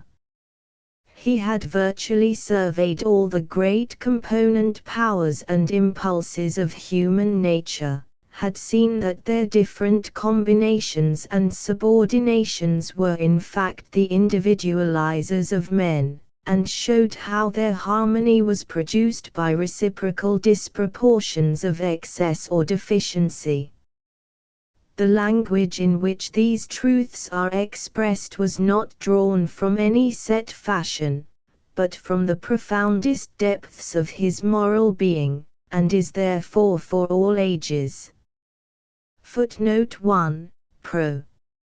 Mark his condition, and th event, then tell me, if this might be a brother. Myra. I should sin, to think but nobly of my grandmother, good wombs have bore bad sons. Pro. Now the condition, and see Theobald has a note upon this passage, and suggests that Shakespeare placed it thus, Pro. Good wombs have bore bad sons, now the condition. Mr. Coleridge writes in the margin, I cannot but believe that Theobald is quite right. Ed. Footnote 2, for. Yes, faith, and all his lords, the Duke of Milan, and his brave son, being twain. Theobald remarks that nobody was lost in the wreck, and yet that no such character is introduced in the fable, as the Duke of Milan's son. Mr. C notes, must not Ferdinand have believed he was lost in the fleet that the tempest scattered, ed. Love's Labour's Lost. The characters in this play are either impersonated out of Shakespeare's own multiformity by imaginative self-position, or out of such as a country town and a schoolboy's observation might supply, the curate, the schoolmaster, the armedo, who even in my time was not extinct in the cheaper inns of North Wales, and so on. The satire is chiefly on follies of words. Bion and Rosaline are evidently the pre-existent state of Benedict and Beatrice, and so, perhaps, is Boyt of Lafew, and Custard of the tapster in Measure for Measure, and the frequency of the rhymes, the sweetness as well as the smoothness of the metre, and the number of acute and fancifully illustrated aphorisms, are all as they ought to be in a poet's youth. True genius begins by generalizing and condensing, it ends in realizing and expanding. It first collects the seeds. Yet if this juvenile drama had been the only one extant of our Shakespeare, and we possessed the tradition only of his riper works, or accounts of them in writers who had not even mentioned this play, how many of Shakespeare's characteristic features might we not still have discovered in Love's Labour's Lost, though as in a portrait taken of him in his boyhood. I can never sufficiently admire the wonderful activity of thought throughout the whole of the first scene of the play, rendered natural, as it is, by the choice of the characters, and the whimsical determination on which the drama is founded. A whimsical determination certainly, yet not altogether so very improbable to those who are conversant in the history of the Middle Ages, with their courts of love, and all that lighter drapery of chivalry, which engaged even mighty kings with a sort of serio-comic interest, and may well be supposed to have occupied more completely the smaller princes, at a time when the nobles or princes' court contained the only theatre of the domain or principality. This sort of story, too, was admirably suited to Shakespeare's times, when the English court was still the foster mother of the state and the muses, and when, in consequence, the courtiers, and men of rank and fashion, affected a display of wit, point, and sententious observation, that would be deemed intolerable at present, but in which 100 years of controversy, involving every great political, and every dear domestic, interest, had trained all but the lowest classes to participate. Add to this the very style of the sermons of the time, and the eagerness of the Protestants to distinguish themselves by long and frequent preaching, and it will be found that, from the reign of Henry VIII to the abdication of James II, no country ever received such a national education as England. Hence the comic matter chosen in the first instance is a ridiculous imitation or apory of this constant striving after logical precision, and subtle opposition of thoughts, together with a making the most of every conception or image, by expressing it under the least expected property belonging to it, and this, again, rendered specially absurd by being applied to the most current subjects and occurrences. The phrases and modes of combination in argument were caught by the most ignorant from the custom of the age, and their ridiculous misapplication of them is most amusingly exhibited in Custard, whilst examples suited only to the gravest propositions and impersonations, or apostrophes to abstract thoughts impersonated, which are in fact the natural language only of the most vehement agitations of the mind, are adopted by the coxcombry of our meadow as mere artifices of ornament. The same kind of intellectual action is exhibited in a more serious and elevated strain in many other parts of this play. Byron's speech at the end of the fourth act is an excellent specimen of it. It is logic clothed in rhetoric, but observe how Shakespeare, in his twofold being of poet and philosopher, avails himself of it to convey profound truths in the most lively images, the whole remaining faithful to the character supposed to utter the lines, and the expressions themselves constituting a further development of that character. Other slow arts entirely keep the brain, and therefore finding barren practices, scarce show a harvest of their heavy toil, but love, first learned in a lady's eyes, lives not alone immured in the brain, but, with the motion of all elements, courses as swift as thought in every power, and gives to every power a double power, above their functions and their offices. It adds a precious seeing to the eye. A lover's eyes will gaze an eagle blind, a lover's ear will hear the lowest sound, when the suspicious tread of theft is stopped. Love's feeling is more soft and sensible than are the tender horns of cockled snails. Love's tongue proves dainty, Bacchus grows in taste, for valor, is not love a Hercules, still climbing trees in the Hesperides? Subtle as Sphinx, as sweet and musical, as bright Apollo's lute, strung with his hair, and when love speaks, the voice of all the gods makes heaven drowsy with the harmony.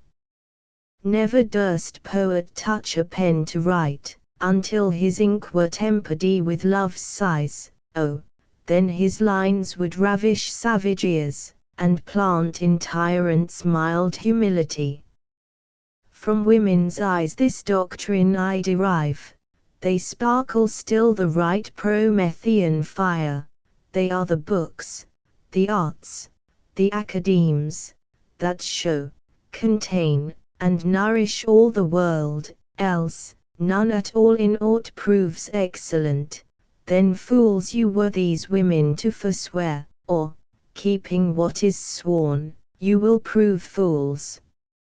For wisdom's sake, a word that all men love, or for love's sake, a word that loves all men, or for men's sake, the authors of these women, or women's sake, by whom we men are men, let us once lose our oaths, to find ourselves, or else we lose ourselves to keep our oaths, it is religion, to be thus forsworn, for charity itself fulfills the law, and who can sever love from charity? This is quite a study. Sometimes you see this youthful god of poetry connecting disparate thoughts purely by means of resemblances in the words expressing them, a thing in character in lighter comedy, especially of that kind in which Shakespeare delights, namely, the purposed display of wit, though sometimes, too, disfiguring his graver scenes. But more often you may see him doubling the natural connection or order of logical consequence in the thoughts by the introduction of an artificial and sought-for resemblance in the words, as, for instance, in the third line of the play, and then grace us in the disgrace of death. This being a figure often having its force and propriety, as justified by the law of passion, which, inducing in the mind an unusual activity, seeks for means to waste its superfluity, when in the highest degree, in lyric repetitions and sublime tautology, at her feet he bowed, he fell, he lay down, at her feet he bowed, he fell, where he bowed, there he fell down dead, and, in lower degrees, in making the words themselves the subjects and materials of that surplus action.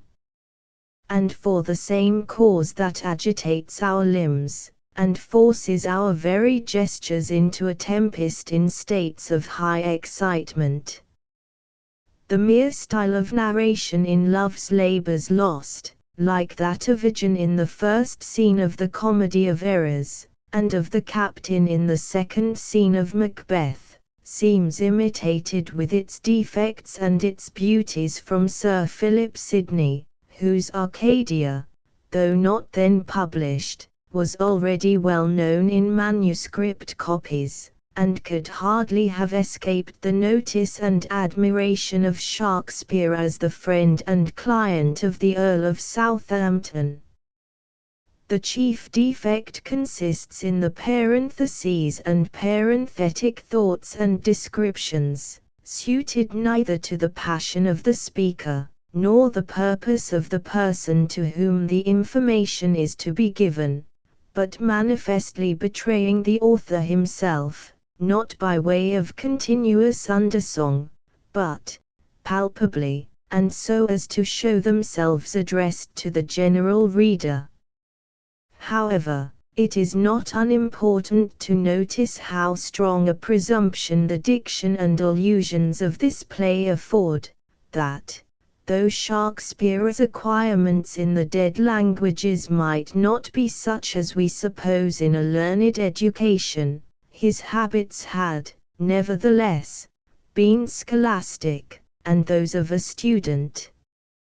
For a young author's first work almost always bespeaks his recent pursuits, and his first observations of life are either drawn from the immediate employments of his youth, and from the characters and images most deeply impressed on his mind in the situations in which those employments had placed him, or else they are fixed on such objects and occurrences in the world, as are easily connected with, and seem to bear upon, his studies and the hitherto exclusive subjects of his meditation. Just as Ben Jonson, who applied himself to the drama after having served in Flanders, fills his earliest plays with true or pretended soldiers, the wrongs and neglects of the former, and the absurd boasts and knavery of their counterfeits. So Lessing's first comedies are placed in the universities, and consist of events and characters conceivable in an academic life. I will only further remark the sweet and tempered gravity, with which Shakespeare in the end draws the only fitting moral which such a drama afforded. Here Rosalind rises up to the full height of Beatrice, Ros. Oft have I heard of you, my Lord Byron, before I saw you, and the world's large tongue proclaims you for a man replete with mocks, full of comparisons, and wounding flouts, which you on all estates will execute that lie within the mercy of your wit, to weed this wormwood from your fruitful brain, and therewithal, to win me, if you please, without the which I am not to be won. You shall this 12-month term from day to day visit the speechless sick, and still converse with groaning wretches. And your talk shall be, with all the fierce endeavour of your wit, to enforce the pained impotent to smile. Byron. To move wild laughter in the throat of death. It cannot be, it is impossible, mirth cannot move a soul in agony. Ros.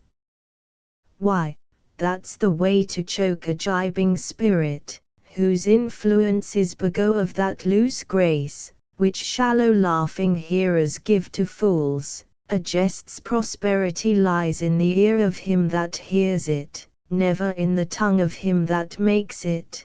Then, if sickly ears, deaf with the clamours of their own dear groans, will hear your idle scorns, continue then, and I will have you, and that fault withal. But, if they will not, throw away that spirit, and I shall find you empty of that fault, right joyful of your reformation. Act VSC 2 in Byron's speech to the princess, and, therefore, like the eye, full of straying shapes, of habits, and of forms. Either read stray, which I prefer, or throw full back to the preceding lines, like the eye, full of straying shapes, and see. In the same scene, Byron. And what to me, my love? And what to me? Ros. You must be purged too, your sins are rank, you are attainted with fault and perjury, therefore, if you my favour mean to get, a 12-month shall you spend, and never rest, but seek the weary beds of people sick. There can be no doubt, indeed, about the propriety of expunging this speech of Rosalind's. It soils the very page that retains it. But I do not agree with Warburton and others in striking out the preceding line also. It is quite in Byron's character, and Rosalind not answering it immediately, Dumain takes up the question for him, and, after he and Longaville are answered, Byron, with evident propriety, says, "Stud is my mistress." And see Midsummer Night's Dream. Act ISC 1 Ho. O cross. Too high to be enthralled, too low, lies. Or else misgraft, in respect of years, ho. O spite. Too old to be ingagged, too young, lies. Or else it stood upon the choice of friends, ho. O hell. To choose love by another's eye.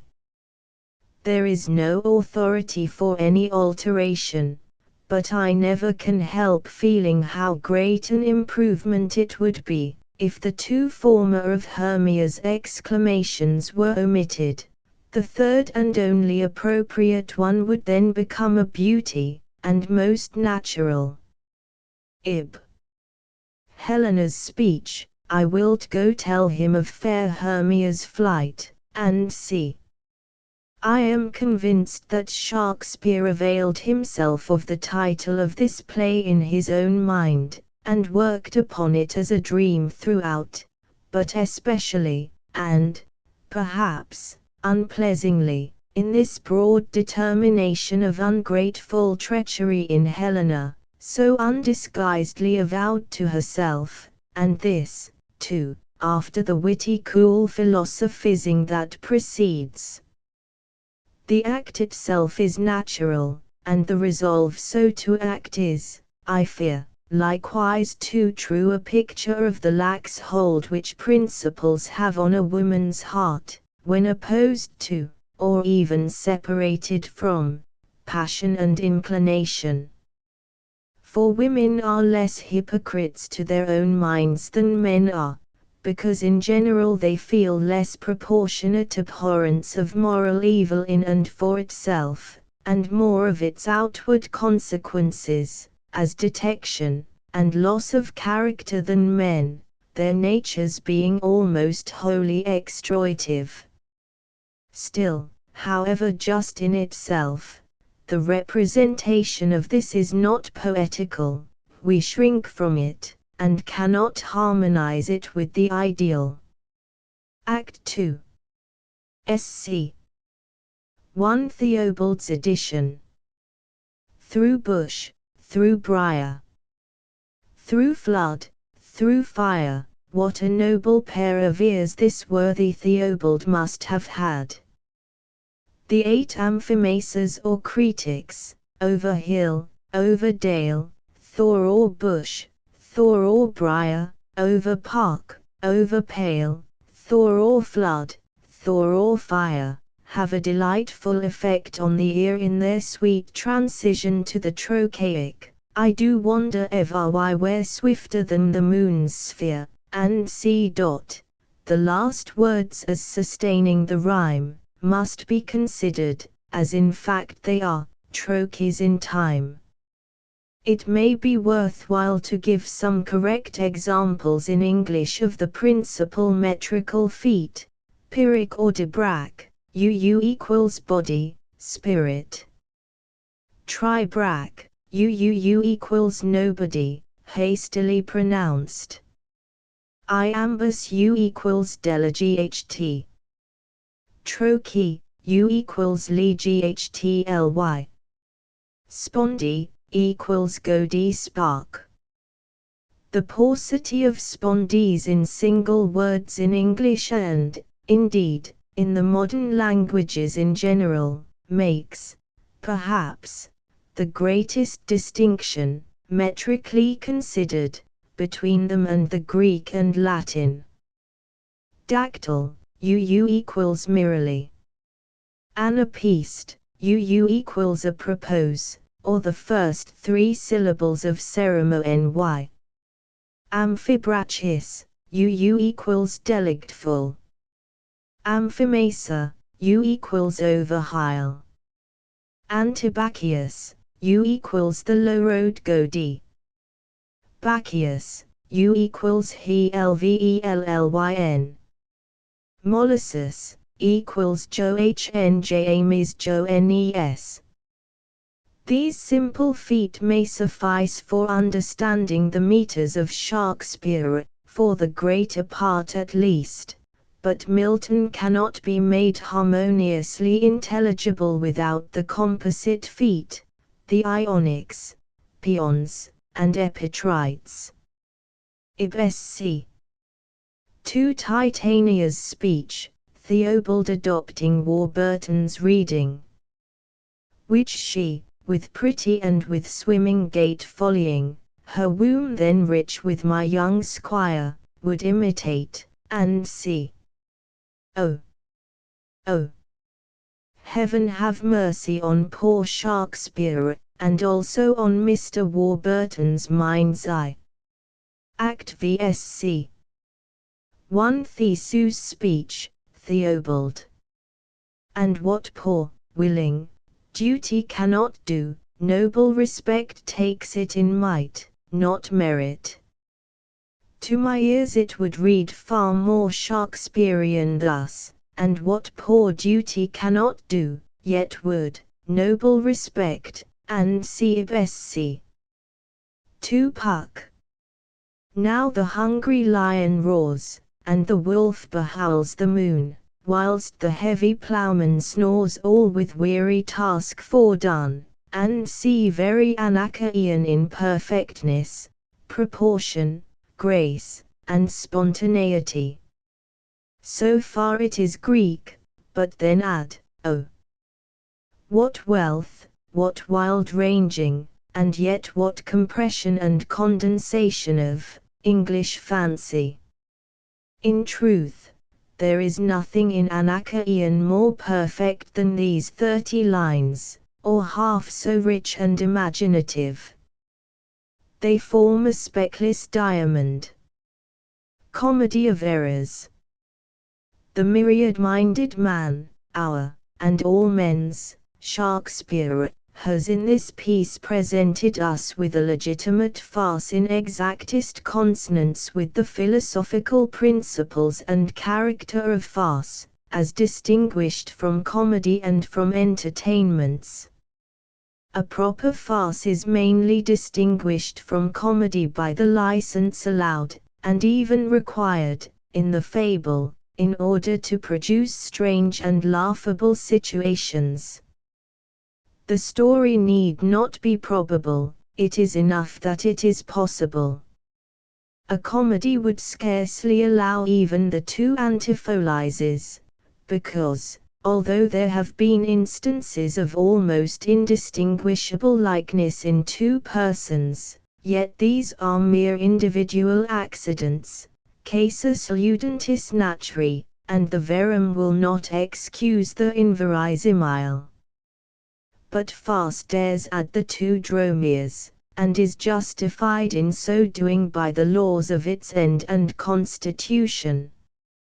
In a word, farces commence in a postulate, which must be granted.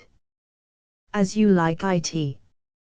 Act ISC 1 Ollie. What, boy? Ola. Come, come, elder brother, you are too young in this. Ollie. Wilt thou lay hands on me, villain? There is a beauty here. The word boy naturally provokes and awakens in Orlando the sense of his manly powers, and with the retort of elder brother he grasps him with firm hands, and makes him feel he is no boy. Ib. Ollie. Farewell, good Charles. Now will I stir this gamester, I hope, I shall see an end of him, for my soul, yet I know not why, hates nothing more than him. Yet he's gentle, never schooled, and yet learned, full of noble device, of all sorts enchantingly beloved. And, indeed, so much in the heart of the world, and especially of my own people, who best know him, that I am altogether misprized, but it shall not be so long, this wrestler shall clear all.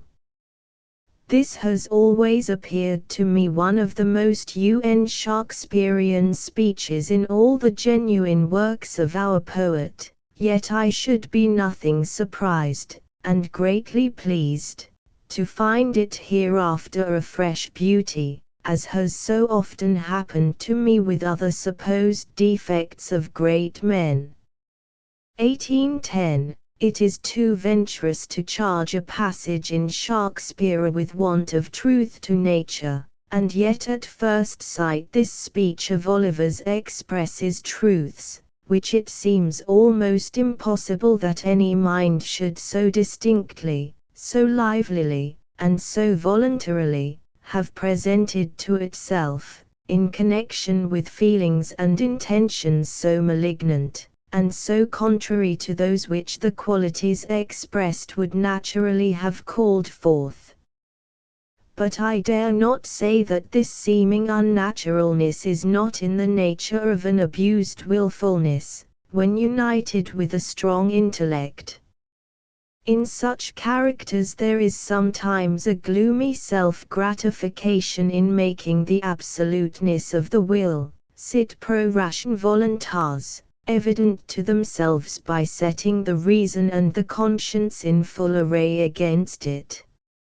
1818, Ib. Sc.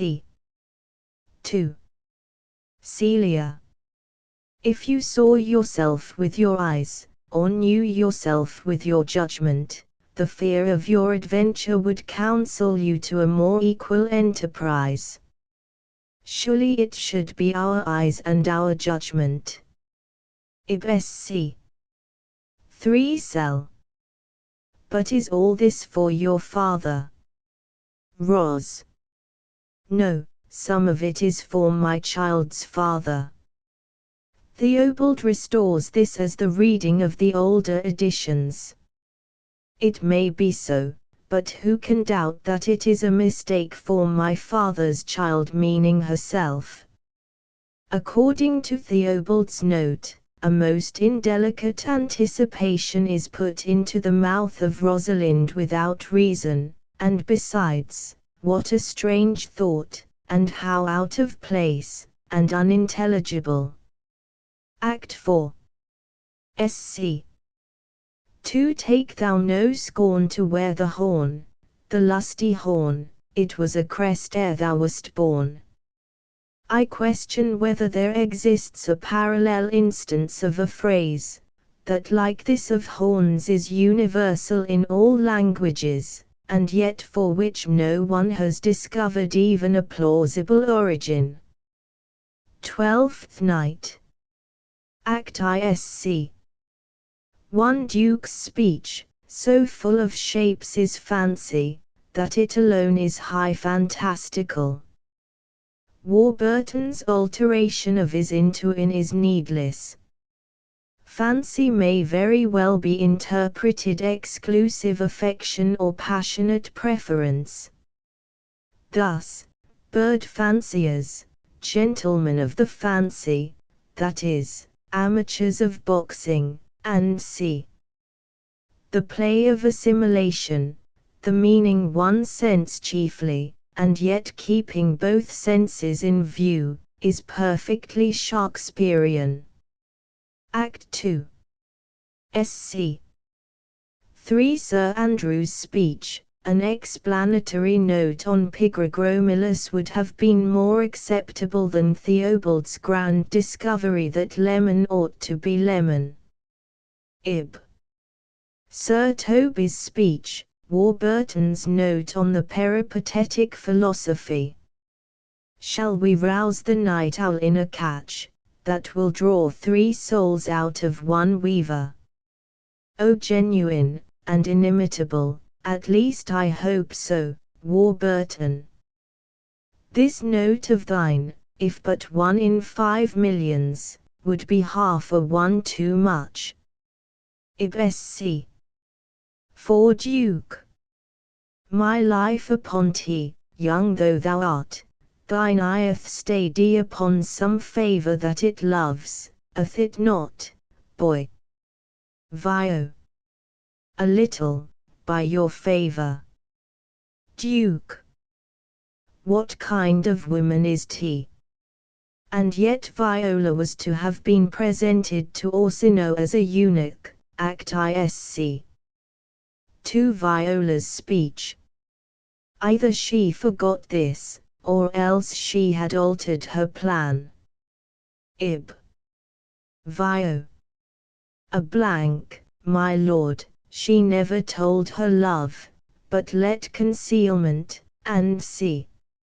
After the first line, of which the last 5 words should be spoken with, and drop down in, a deep sigh, the actress ought to make a pause, and then start afresh, from the activity of thought, born of suppressed feelings, and which thought had accumulated during the brief interval, as vital heat under the skin during a dip in cold water. Ib. Sc. 5 Fabian. Though our silence be drawn from us by cars, yet peace. Perhaps, cables. Act 3. Sc. 1 Clown. A sentence is but a cheveril glove to a good wit. Theobald's note. Theobald's etymology of cheveril is, of course, quite right, but he is mistaken in supposing that there were no such things as gloves of chicken skin. They were at one time a main article in chirocosmetics. Act VSC. One clown's speech, so that conclusions to be as kisses. If your 4 negatives make your 2 affirmatives, why, then, the worse for my friends, and the better for my foes. Warburton Reed's conclusion to be asked is: surely Warburton could never have wooed by kisses and won, or he would not have flound a flat so just and humorous, nor less pleasing than humorous, an image into so profound a nihility. In the name of love and wonder, do not 4 kisses make a double affirmative? The humour lies in the whispered no, and the inviting don't, with which the maiden's kisses are accompanied, and thence compared to negatives, which by repetition constitute an affirmative. All's well that ends well. Act ISC. 1 count. If the living be enemy to the grief, the excess makes it soon mortal. But, Madam, I desire your holy wishes. Laugh. How understand we that? Bertram and Lafeu, I imagine, both speak together, Lafeu referring to the Countess's rather obscure remark. Act 2 SC 1. Warburton's note.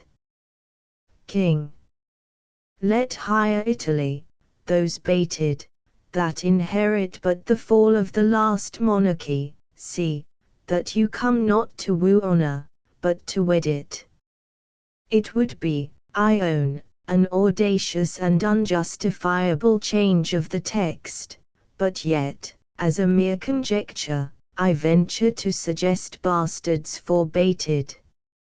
As it stands, in spite of Warburton's note, I can make little or nothing of it.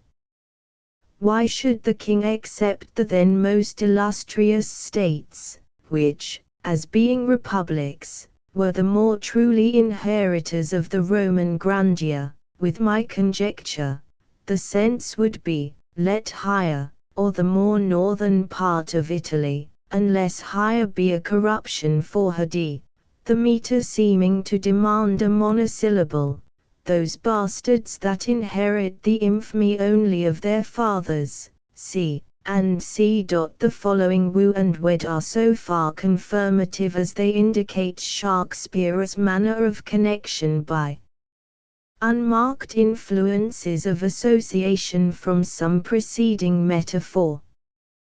This it is which makes his style so peculiarly vital and organic. Likewise those girls of Italy strengthen the guess.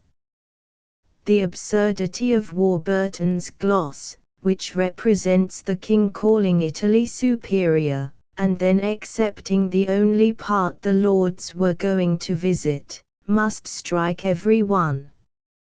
Ib. Sc. 3 Laugh. They say, miracles are past, and we have our philosophical persons to make modern and familiar, things supernatural and causeless.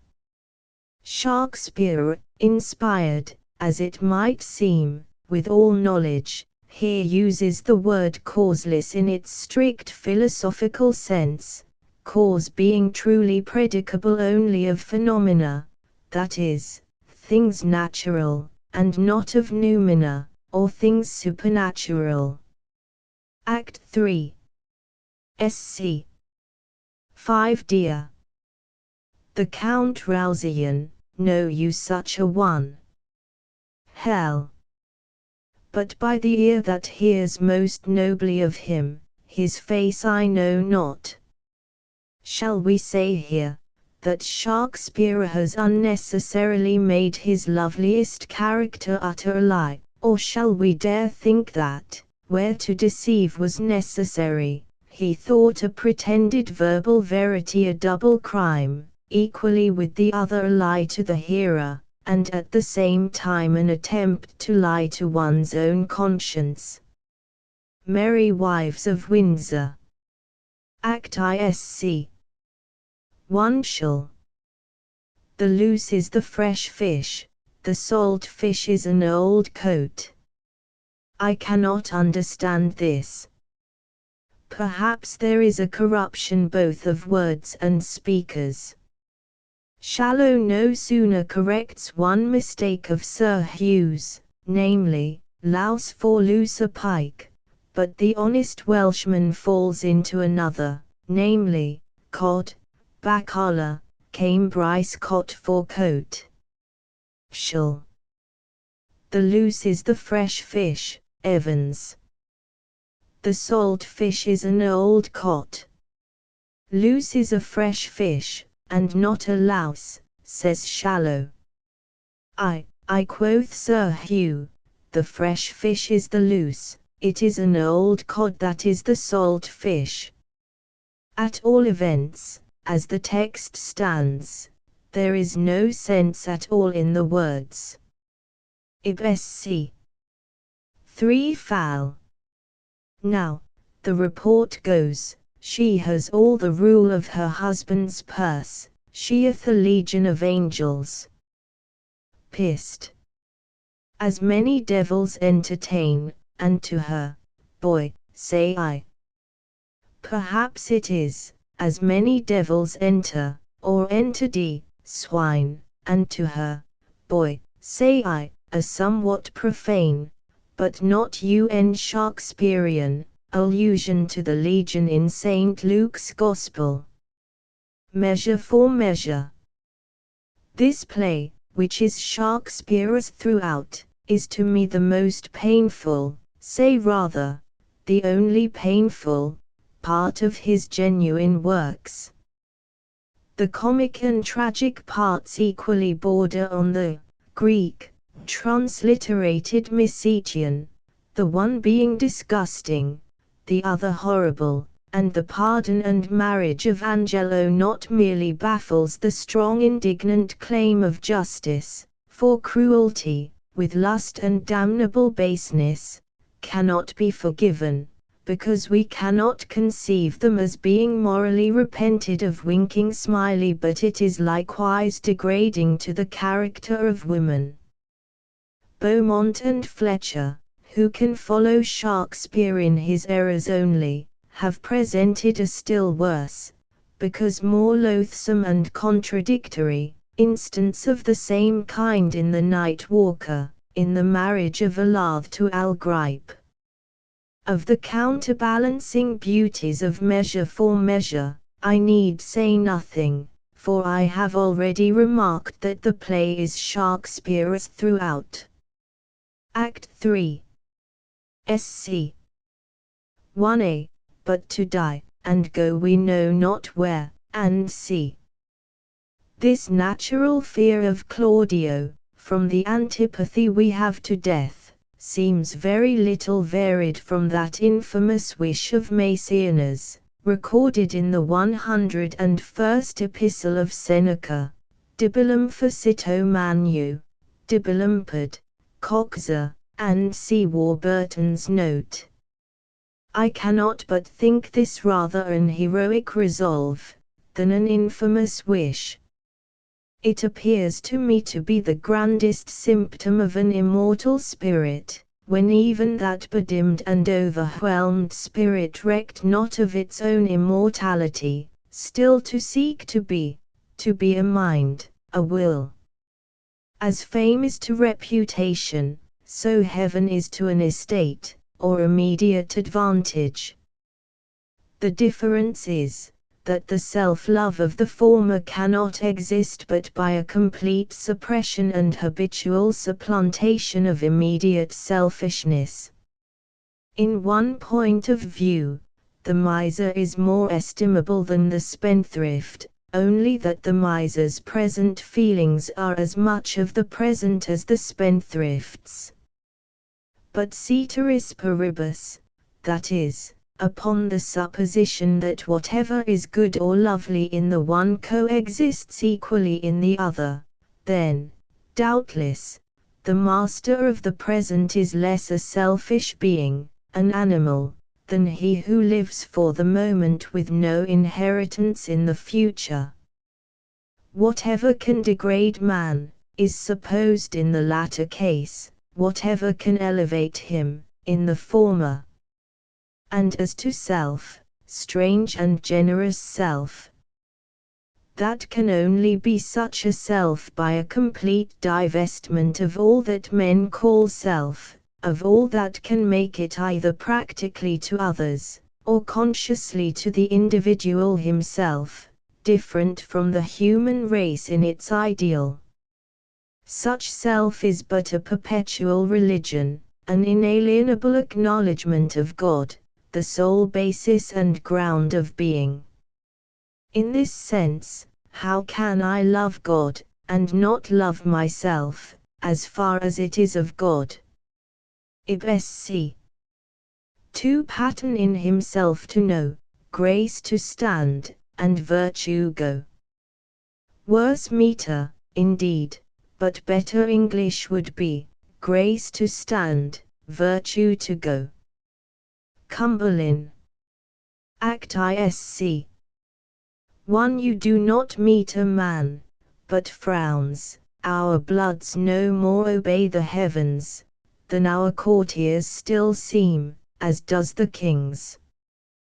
There can be little doubt of Mr. Tyrwhitt's emendations of courtiers and king as to the sense, only it is not impossible that Shakespeare's dramatic language may allow of the word brows or faces being understood after the word courtiers, which might then remain in the genitive case plural. But the nominative plural makes excellent sense, and is sufficiently elegant, and sounds to my ear Shakespearean. What, however, is meant by our bloods no more obey the heavens?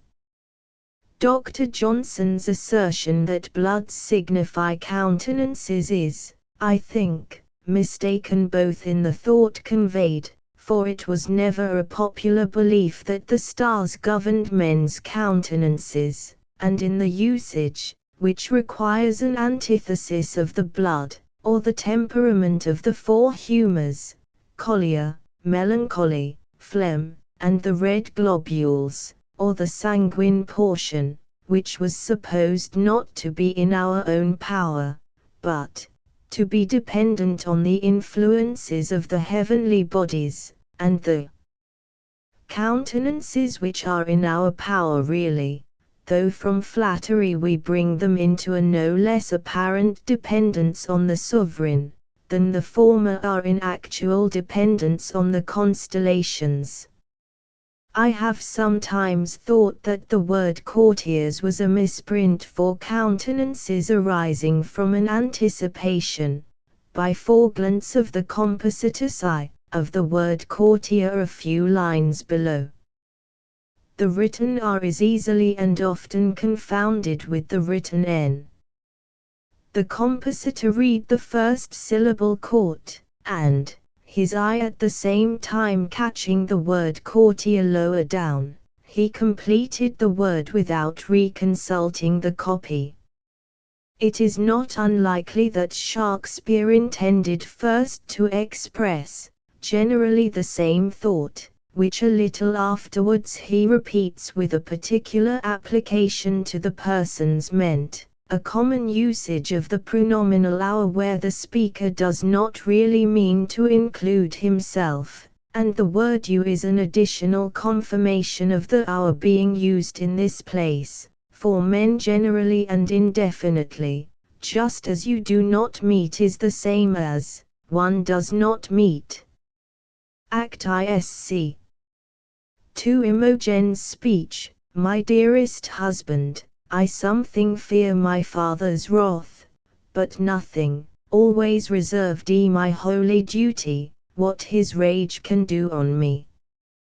Place the emphasis on me, for rage is a mere repetition of wrath.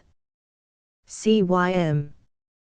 O disloyal thing, that shouldst repair my youth, thou heapest a year's age on me.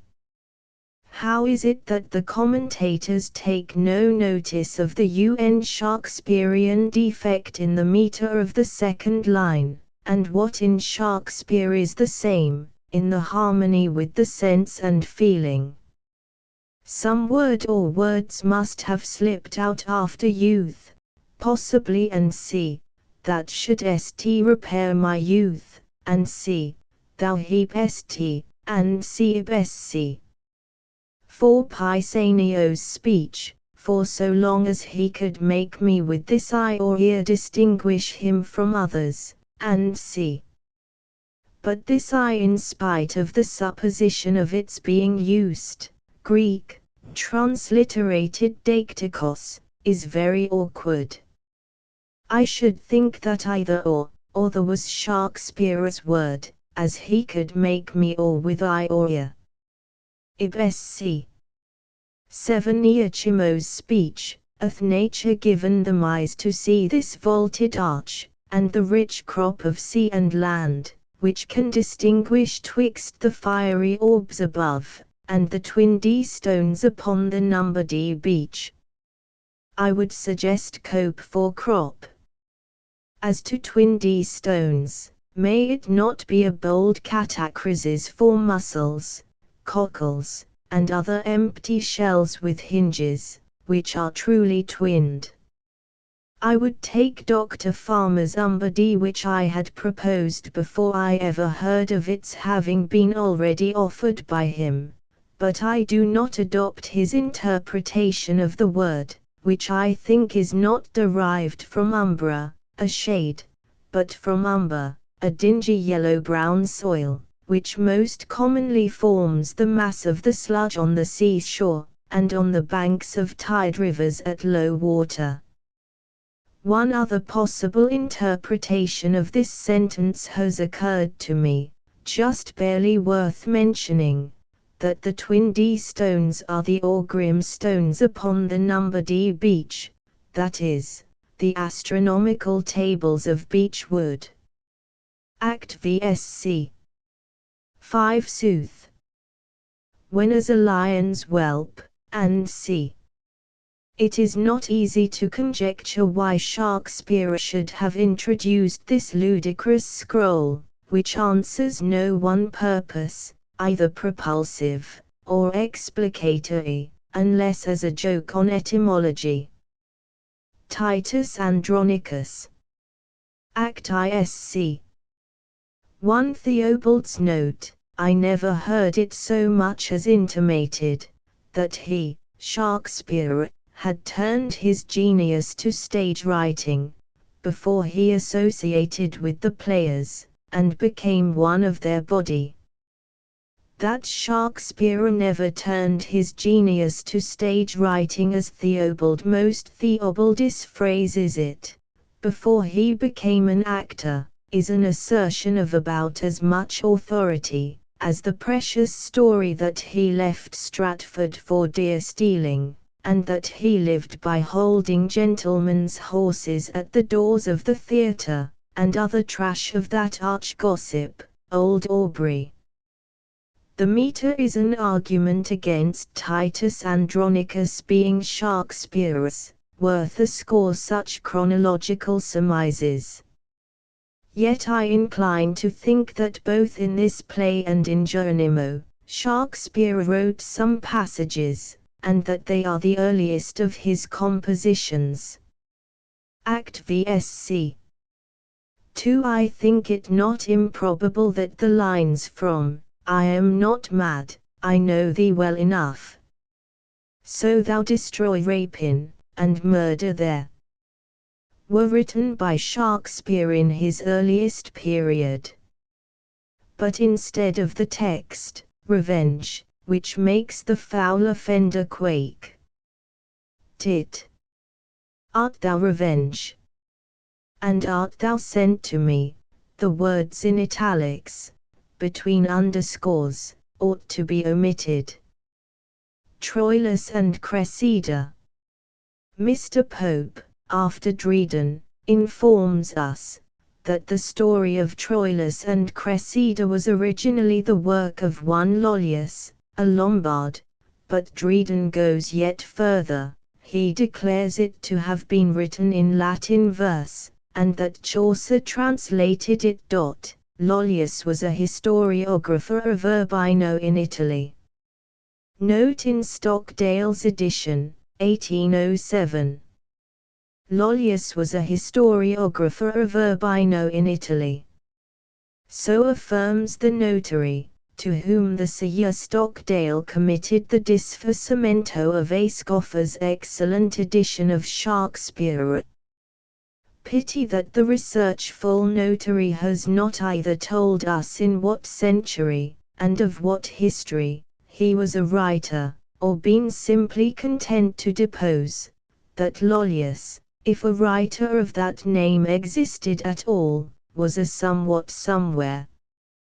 The notary speaks of the Troy Book or Ligate, printed in 1513. I have never seen it, but I deeply regret that Chalmers did not substitute the whole of Ligate's works from the MSS. extant, for the almost worthless Gower.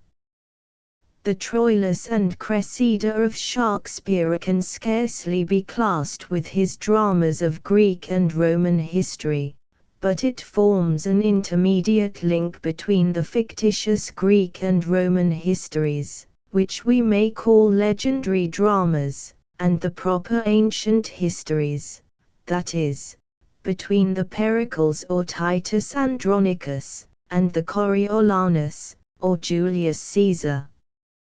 Cumberlin is a congener with Pericles, and distinguished from Lear by not having any declared prominent object. But where shall we class the Timon of Athens? Perhaps immediately below Lear. It is a Lear of the satirical drama, a Lear of domestic or ordinary life, a local eddy of passion on the high road of society, while all around is the weekday goings-on of wind and weather, a Lear, therefore, without its soul-searching flashes, its ear-cleaving thunderclaps, its meteoric splendors, without the contagion and the fearful sympathies of nature, the fates, the furies, the frenzied elements, dancing in and out, now breaking through, and scattering, now hand in hand with, the fierce or fantastic group of human passions, crimes, and anguishes, reeling on the unsteady ground, in a wild harmony to the shock and the swell of an earthquake. But my present subject was Troilus and Cressida, and I suppose that, scarcely knowing what to say of it, I by a cunning of instinct ran off to subjects on which I should find it difficult not to say too much, though certain after all that I should still leave the better part unsaid, and the gleaning for others richer than my own harvest. Indeed, there is no one of Shakespeare's plays harder to characterize. The name and the remembrances connected with it prepare us for the representation of attachment no less faithful than fervent on the side of the youth, and of sudden and shameless inconstancy on the part of the lady. And this is, indeed, as the gold thread on which the scenes are strung, though often kept out of sight and out of mind by gems of greater value than itself. But as Shakespeare calls forth nothing from the mausoleum of history, or the catacombs of tradition, without giving, or eliciting, some permanent and general interest, and brings forward no subject which he does not moralize or intellectualize, so here he has drawn in Cressida the portrait of a vehement passion, that, having its true origin and proper cause in warmth of temperament, fastens on, rather than fixes to some one object by liking and temporary preference. There's language in her eye, her cheek, her lip, nay, her foot speaks, her wanton spirits look out at every joint and motive of her body. This Shakespeare has contrasted with the profound affection represented in Troilus, and alone worthy the name of love, affection, passionate indeed, swell with the confluence of youthful instincts and youthful fancy, and growing in the radiance of hope newly risen, in short enlarged by the collective sympathies of nature, but still having a depth of calmer element in a will stronger than desire, more entire than choice, and which gives permanence to its own act by converting it into faith and duty. Hence with excellent judgment, and with an excellence higher than mere judgment can give, at the close of the play, when Cressida has sunk into infamy below retrieval and beneath hope, the same will, which had been the substance and the basis of his love, while the restless pleasures and passionate longings, like sea waves, had tossed but on its surface, this same moral energy is represented as snatching him aloof from all neighborhood with her dishonor, from all lingering fondness and languishing regrets, whilst it rushes with him into other and nobler duties, and deepens the channel, which his heroic brother's death had left empty for its collected flood. Yet another secondary and subordinate purpose Shakespeare has inwoven with his delineation of these two characters, that of opposing the inferior civilization, but purer morals, of the Trojans to the refinements, deep policy, but duplicity and sensual corruptions, of the Greeks. To all this, however, so little comparative projection is given, nay, the masterly group of Agamemnon, Nestor, and Ulysses, and, still more in advance, that of Achilles, Ajax, and the Scyths, so manifestly occupy the foreground, that the subservience and vassalage of strength and animal courage to intellect and policy seems to be the lesson most often in our poet's view, and which he has taken little pains to connect with the former more interesting moral impersonated in the titular hero and heroine of the drama. But I am half inclined to believe that Shakespeare's main object, or shall I rather say, his ruling impulse, was to translate the poetic heroes of paganism into the not less rude, but more intellectually vigorous, and more featurely, warriors of Christian chivalry, and to substantiate the distinct and graceful profiles or outlines of the Homeric epic into the flesh and blood of the romantic drama, in short, to give a grand history piece in the robust style of Albert Dürer. The character of the Scyths, in particular, well deserves a more careful examination, as the Caliban of demagogic life, the admirable portrait of intellectual power deserted by all grace, all moral principle, all not momentary impulse, just wise enough to detect the weak head, and fool enough to provoke the armed fist of his betters, one whom malcontent Achilles can inveigle from malcontent Ajax, under the one condition, that he shall be called on to do nothing but abuse and slander, and that he shall be allowed to abuse as much and as purulently as he likes, that is, as he can, in short, a mule, quarrelsome by the original discord of his nature, a slave by tenure of his own baseness, made to bray and be brayed at, to despise and be despicable. Ay, sir, but say what you will, he is a very clever fellow, though the best friends will fall out. There was a time when Ajax thought he deserved to have a statue of gold erected to him, and handsome Achilles, at the head of the Myrmidons, gave no little credit to his friend the Cits. Act 4. Sc. 5 Speech of Ulysses. Oh, these encounterers, so glib of tongue, that give a coasting welcome ere it comes, should it be accosting. Accost her, knight, accost, in the 12th night. Yet there sounds a something so Shakespearean in the phrase, give a coasting welcome, coasting being taken as the epithet and adjective of welcome, that had the following words been, ere they land instead of ere it comes, I should have preferred the interpretation. The sense now is, that give welcome to a salute ere it comes. Coriolanus. This play illustrates the wonderfully philosophic impartiality of Shakespeare's politics. His own country's history furnished him with no matter, but what was too recent to be devoted to patriotism. Besides, he knew that the instruction of ancient history would seem more dispassionate. In Coriolanus and Julius Caesar, you see Shakespeare's good-natured laugh at mobs. Compare this with Sir Thomas Browne's aristocracy of spirit. Act ISC.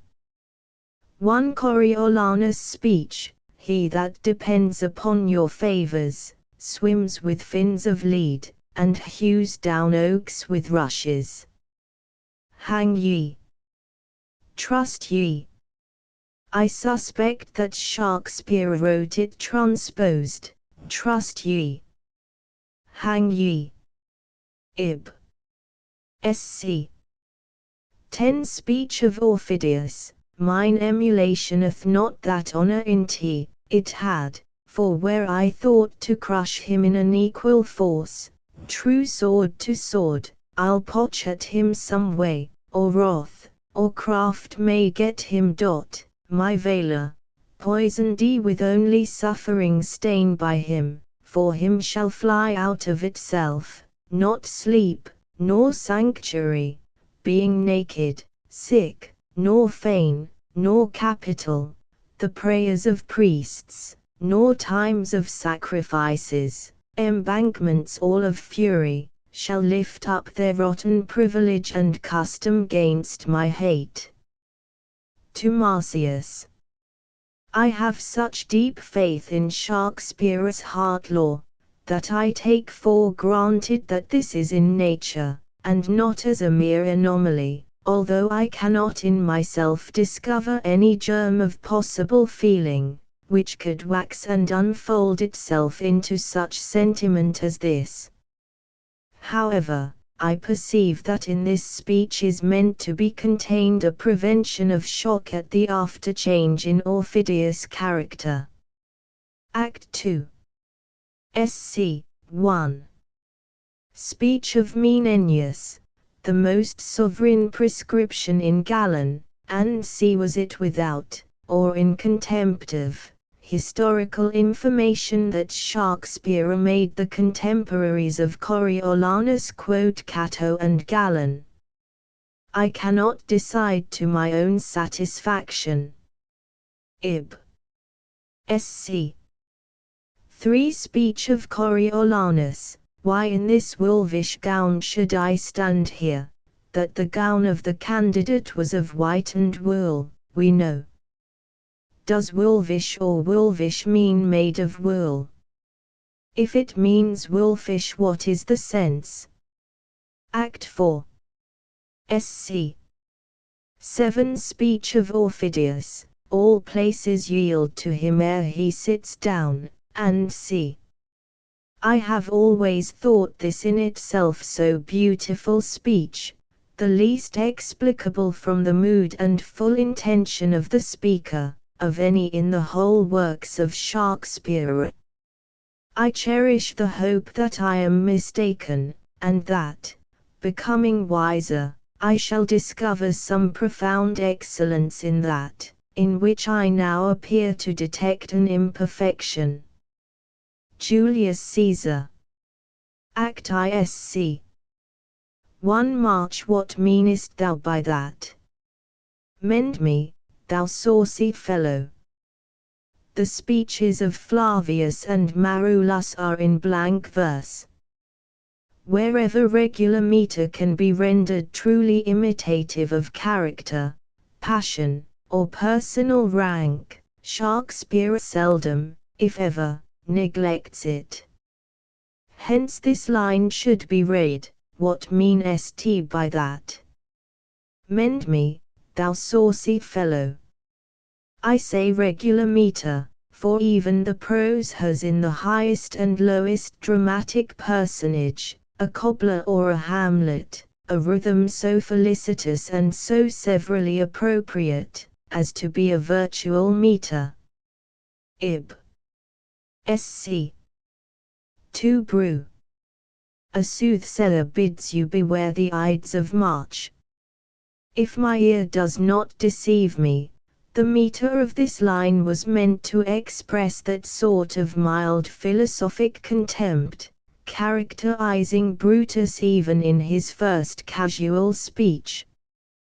The line is a trimeter, each dipodia containing 2 accented and 2 unaccented syllables, but variously arranged, as thus: carrot, carrot, carrot, carrot, carrot, carrot. A soothsayer bids you beware the Ides of March. Ib. Speech of Brutus, set honour in one eye, and death eye the other, and I will look on both indifferently. Warburton would read death for both, but I prefer the old text.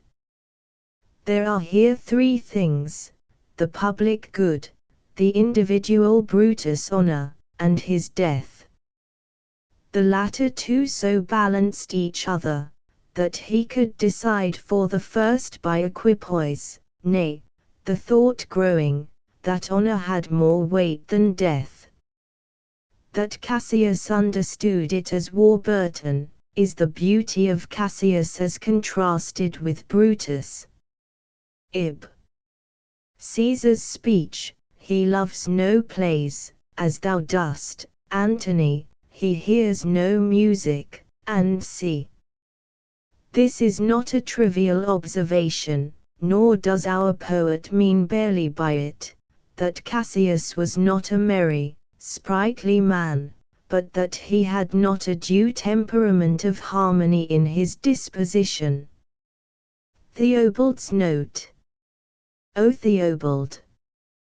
What a commentator wast thou, when thou wouldst affect to understand Shakespeare, instead of contenting thyself with collating the text. The meaning here is too deep for a line tenfold the length of thine to fathom. Ib. Sc. 3 Caesar's speech, be factious for redress of all these griefs, and I will set this foot of mine as far, as who goes farthest. I understand it thus: you have spoken as a conspirator, be so in fact, and I will join you. Act on your principles, and realize them in a fact. Act 2. Sc. 1 Speech of Brutus, it must be by his death, and, for my part, I know no personal cause to spurn at him, but for the general. He would be crowned, how that might change his nature, there's the question. And, to speak truth of Caesar, I have not known when his affections swayed more than his reason. So Caesar may, then, lest he may, prevent. This speech is singular, at least, I do not at present see into Shakespeare's motive, his rationale, or in what point of view he meant Brutus' character to appear.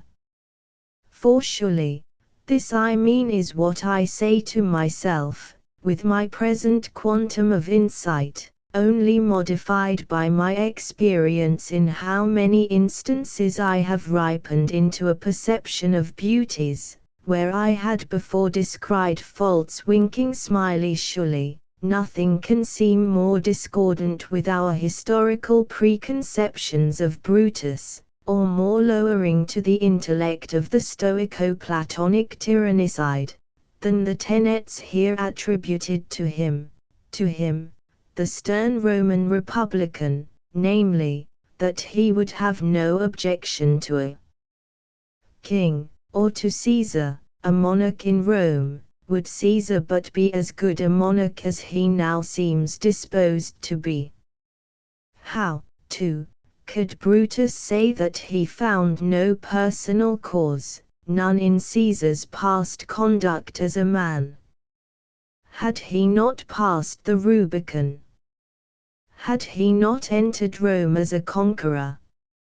Had he not placed his Gauls in the Senate? Shakespeare, it may be said, has not brought these things forwards. True, and this is just the ground of my perplexity. What character did Shakespeare mean his Brutus to be?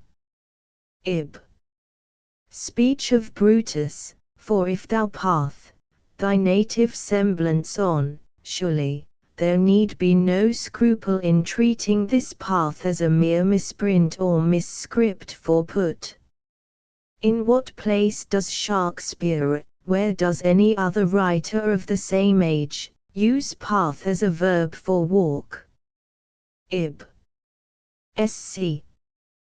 To Caesar's speech, she dreamt last night, she saw my statue, no doubt, it should be statua. As in the same age, they more often pronounced heroes as a trisyllable than dissyllable. A modern tragic poet would have written, last night she dreamt, that she my statue saw, but Shakespeare never avails himself of the supposed license of transposition, merely for the meter. There is always some logic either of thought or passion to justify it. Act 3. Sc. 1 Antony's speech. Pardon me, Julius, here wast thou bade, brave heart, here didst thou fall, and here thy hunters stand sign thee in thy spoil, and crimson thee in thy death. O world! Thou wast the forest to this heart, and this, indeed, O world, the heart of thee. I doubt the genuineness of the last two lines, not because they are vile, but first, on account of the rhythm, which is not Shakespearean, but just the very tune of some old play, from which the actor might have interpolated them, and secondly, because they interrupt, not only the sense and connection, but likewise the flow both of the passion, and, what is with me still more decisive, of the Shakespearean link of association. As with many another parenthesis or gloss slipped into the text, we have only to read the passage without it, to see that it never was in it. I venture to say there is no instance in Shakespeare fairly like this. Conceits he has, but they not only rise out of some word in the lines before, but also lead to the thought in the lines following. Here the conceit is a mere alien. Antony forgets an image, when he is even touching it, and then recollects it, when the thought last in his mind must have led him away from it. Act 4. Sc. 3 Speech of Brutus. What shall one of us, that struck the foremost man of all this world, but for supporting robbers? This seemingly strange assertion of Brutus is unhappily verified in the present day. What is an immense army, in which the lust of plunder has quenched all the duties of the citizen, other than a horde of robbers, or differenced only as fiends are from ordinarily reprobate men?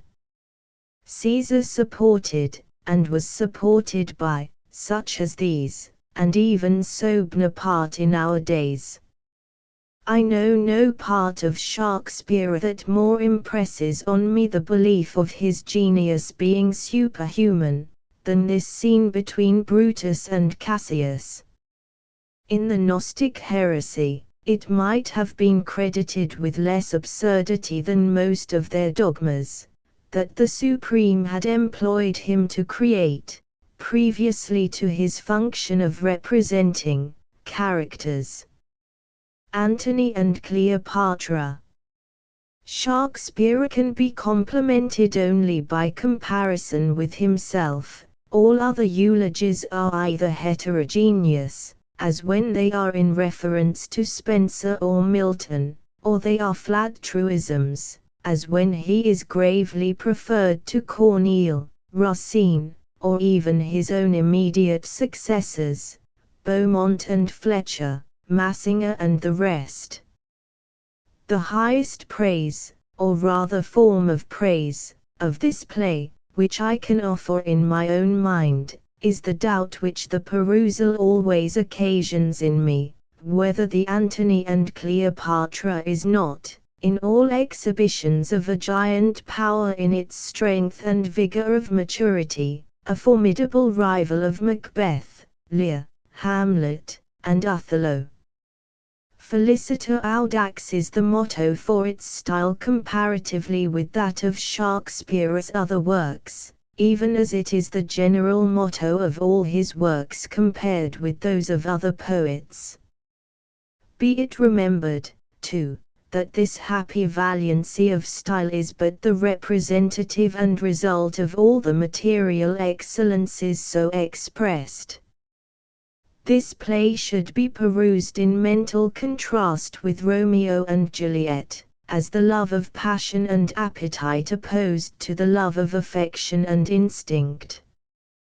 But the art displayed in the character of Cleopatra is profound, in this, especially, that the sense of criminality in her passion is lessened by our insight into its depth and energy, at the very moment that we cannot but perceive that the passion itself springs out of the habitual craving of a licentious nature, and that it is supported and reinforced by voluntary stimulus and sought-for associations, instead of blossoming out of spontaneous emotion. Of all Shakespeare's historical plays, Antony and Cleopatra is by far the most wonderful. There is not one in which he has followed history so minutely, and yet there are few in which he impresses the notion of angelic strength so much, perhaps none in which he impresses it more strongly. This is greatly owing to the manner in which the fiery force is sustained throughout, and to the numerous momentary flashes of nature counteracting the historic abstraction. As a wonderful specimen of the way in which Shakespeare lives up to the very end of this play, read the last part of the concluding scene. And if you would feel the judgment as well as the genius of Shakespeare in your heart's core, compare this astonishing drama with Dryden's All for Love. Act ISC. 1 Fellow's speech. His captain's heart, which in the scuffles of great fights hath burst the buckles on his breast, reneges all temper, it should be reneges or reneges as fatigues and seib. Take but good note, and you shall see in him the triple pillar of the world transformed into a strumpet's fool. Warburton's conjecture of stool is ingenious, and would be a probable reading, if the scene opening had discovered Antony with Cleopatra on his lap. But, represented as he is walking and jesting with her, fool must be the word. Warburton's objection is shallow, and implies that he confounded the dramatic with the epic style. The pillar of a state is so common a metaphor as to have lost the image in the thing meant to be imaged. Ib. Sc. Too much is breeding, which, like the courser's hair, hath yet but life, and not a serpent's poison. This is so far true to appearance, that a horsehair, laid as Coleridge says, in a pail of water will become the supporter of seemingly one worm, though probably of an immense number of small slimy water lice. The hair will twirl round a finger, and sensibly compress it. It is a common experiment with schoolboys in Cumberland and Westmoreland. Act 2. Sc. 2 Speech of Inobibus, her gentlewomen, like the Nereids, so many mermaids, tended her ithis, and made their bends adornings. At the helm a seeming mermaid steers. I have the greatest difficulty in believing that Shakespeare wrote the first mermaids. He never, I think, would have so weakened by useless anticipation the fine image immediately following. The epithet seeming becomes so extremely improper after the whole number had been positively called so many mermaids. Timon of Athens, Act Isc. 1 Tim. The man is honest. Old Ath. Therefore he will be, Timon. His honesty rewards him in itself.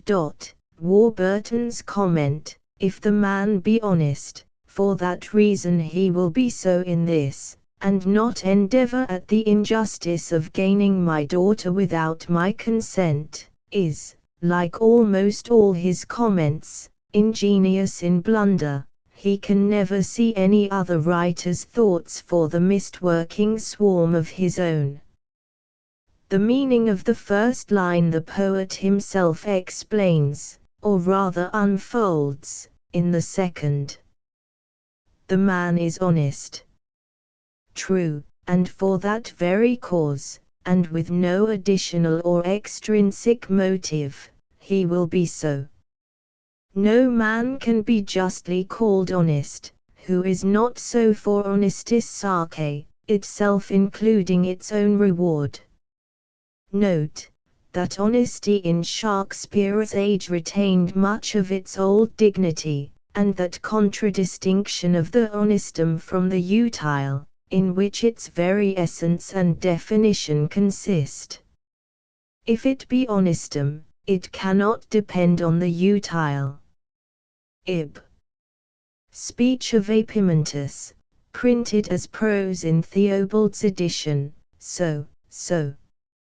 Aches contract, and starve your supple joints. I may remark here the fineness of Shakespeare's sense of musical period, which would almost by itself have suggested, if the 100 positive proofs had not been extant, that the word aches was then ad libitum, a dissyllable, h's.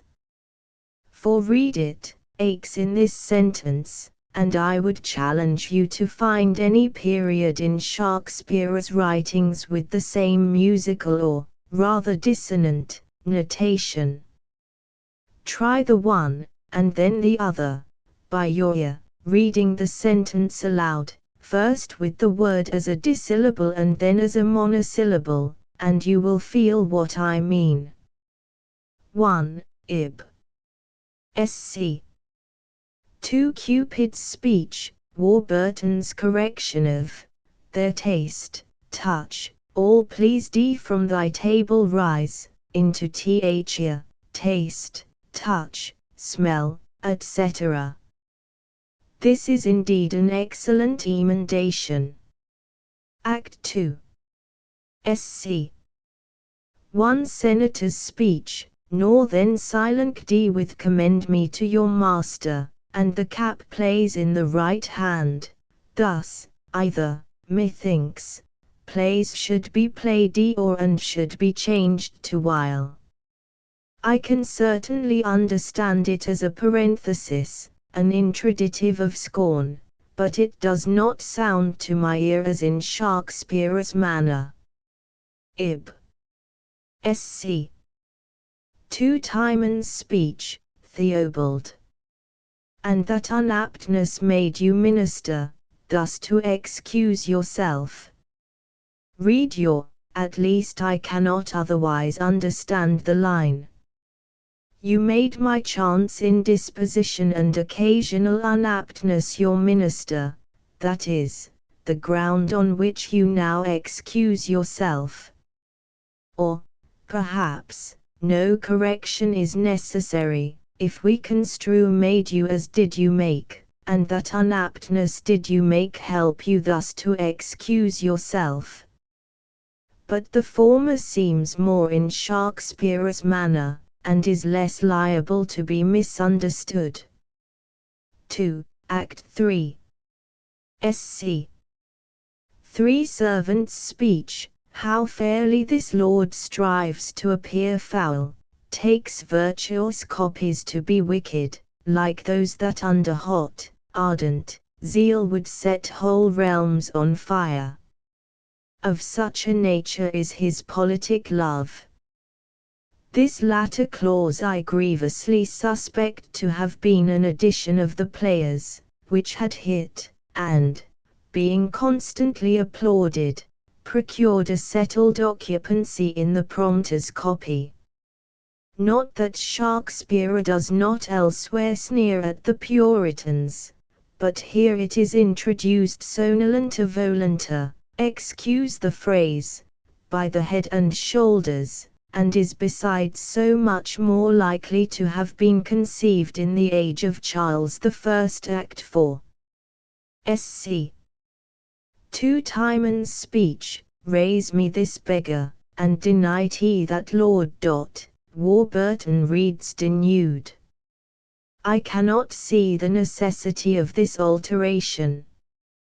The editors and commentators are, all of them, ready enough to cry out against Shakespeare's laxities and licenses of style, forgetting that he is not merely a poet, but a dramatic poet, that, when the head and the heart are swelling with fullness, a man does not ask himself whether he has grammatically arranged, but only whether, the context taken in, he has conveyed his meaning. Deny is here clearly equal to withhold, and though it quite in the genius of vehement conversation, which a syntaxist explains by ellipses and subordinates in a Greek or Latin classic, yet triumphs over as ignorances in a contemporary, refers to accidental and artificial rank or elevation, implied in the verb raise. Besides, does the word denuded occur in any writer before, or of, Shakespeare's age? Footnote 1, it is, of course, a verse, aches contract, and starve your supple joints, and is so printed in all later editions. But Mr. C was reading it in prose in Theobald, and it is curious to see how his ear detected the rhythmical necessity for pronouncing aches as a dissyllable, although the metrical necessity seems for the moment to have escaped him. Ed. Footnote 2, your is the received reading now. Ed. Romeo and Juliet. I have previously had occasion to speak at large on the subject of the three unities of time, place, and action, as applied to the drama in the abstract, and to the particular stage for which Shakespeare wrote, as far as he can be said to have written for any stage but that of the universal mind.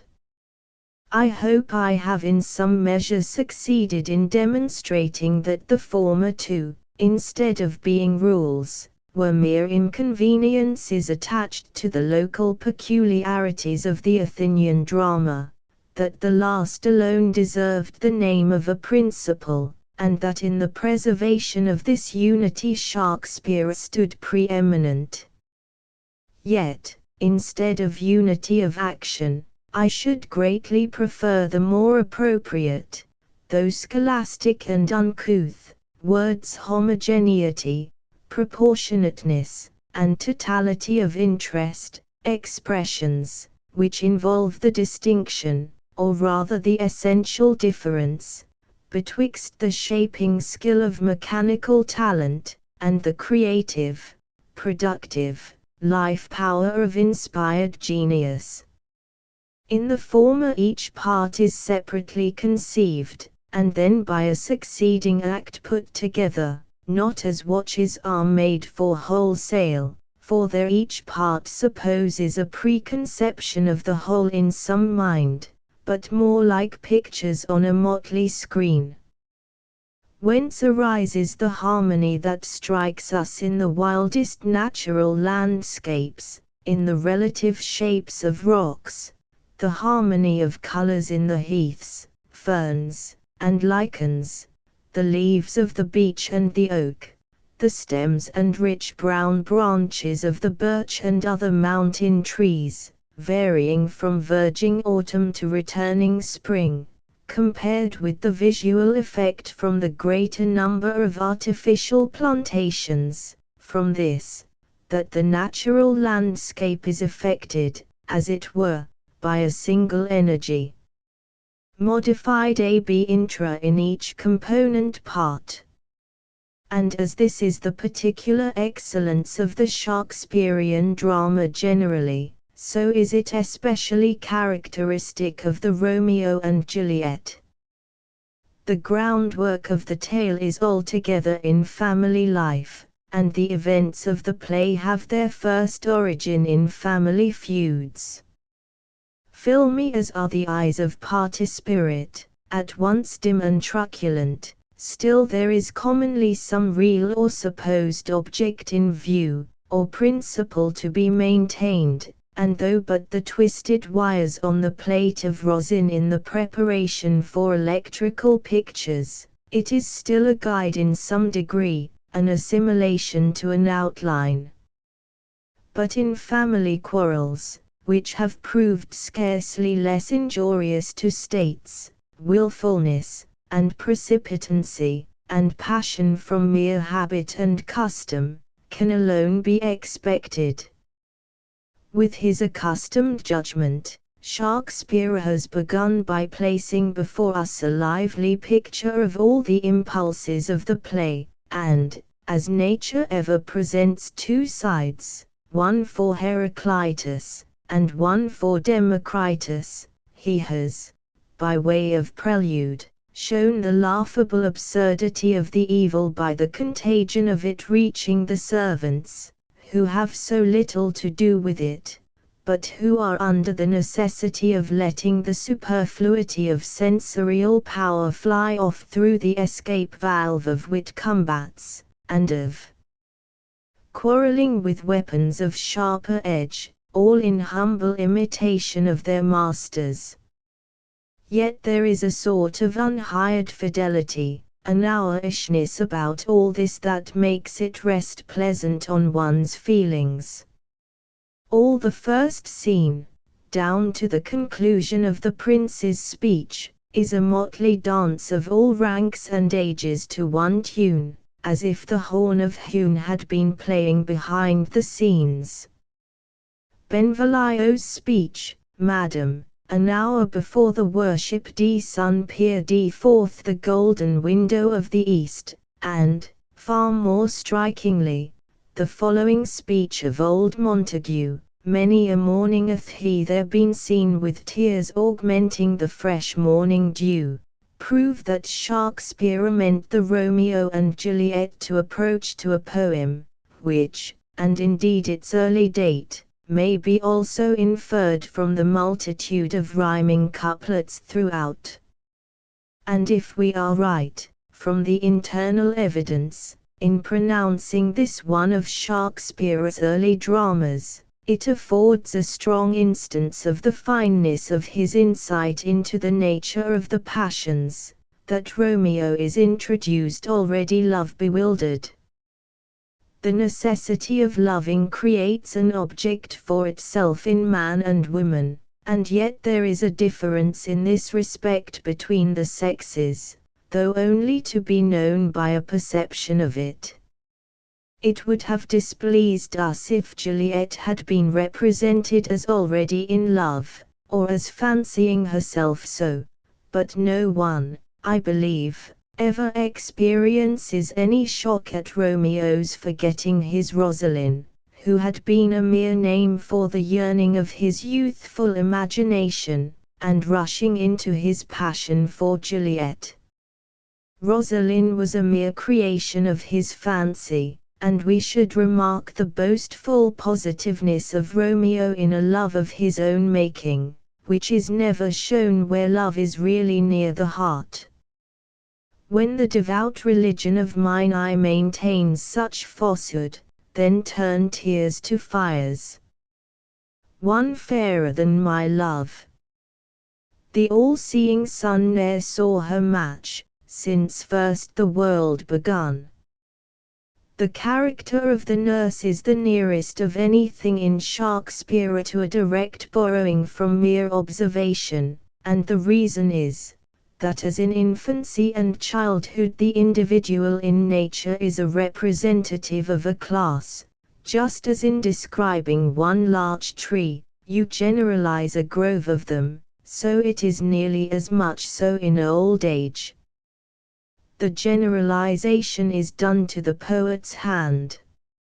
Here you have the garrulity of age strengthened by the feelings of a long-trusted servant, whose sympathy with the mother's affections gives her privileges and rank in the household, and observe the mode of connection by accidents of time and place, and the childlike fondness of repetition in a second childhood, and also that happy, humble, ducking under, yet constant resurgence against, the check of her superiors. Yes, madam, yet I cannot choose but laugh, and see. In the fourth scene we have Mercutio introduced to us. Oh! How shall I describe that exquisite ebullience and overflow of youthful life, wafted on over the laughing waves of pleasure and prosperity, as a wanton beauty that distorts the face on which she knows her lover is gazing enraptured, and wrinkles her forehead in the triumph of its smoothness. Wit ever wakeful, fancy busy and procreative as an insect, courage, an easy mind that, without cares of its own, is at once disposed to laugh away those of others, and yet to be interested in them, these and all congenial qualities, melting into the common copula of them all, the man of rank and the gentleman, with all its excellences and all its weaknesses, constitute the character of Mercutio. Act ISC 5 TYB.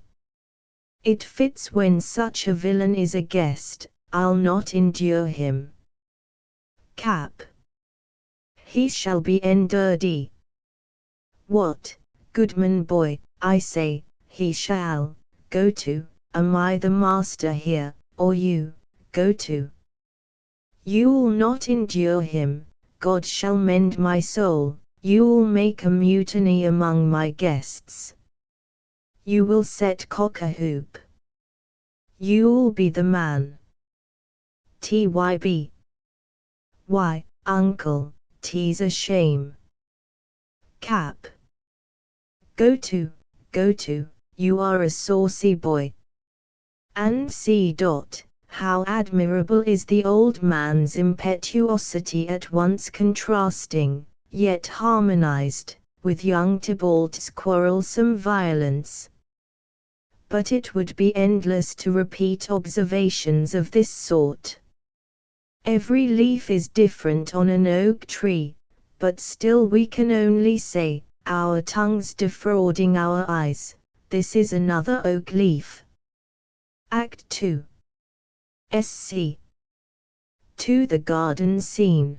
Take notice in this enchanting scene of the contrast of Romeo's love with his former fancy, and weigh the skill shown in justifying him from his inconstancy by making us feel the difference of his passion.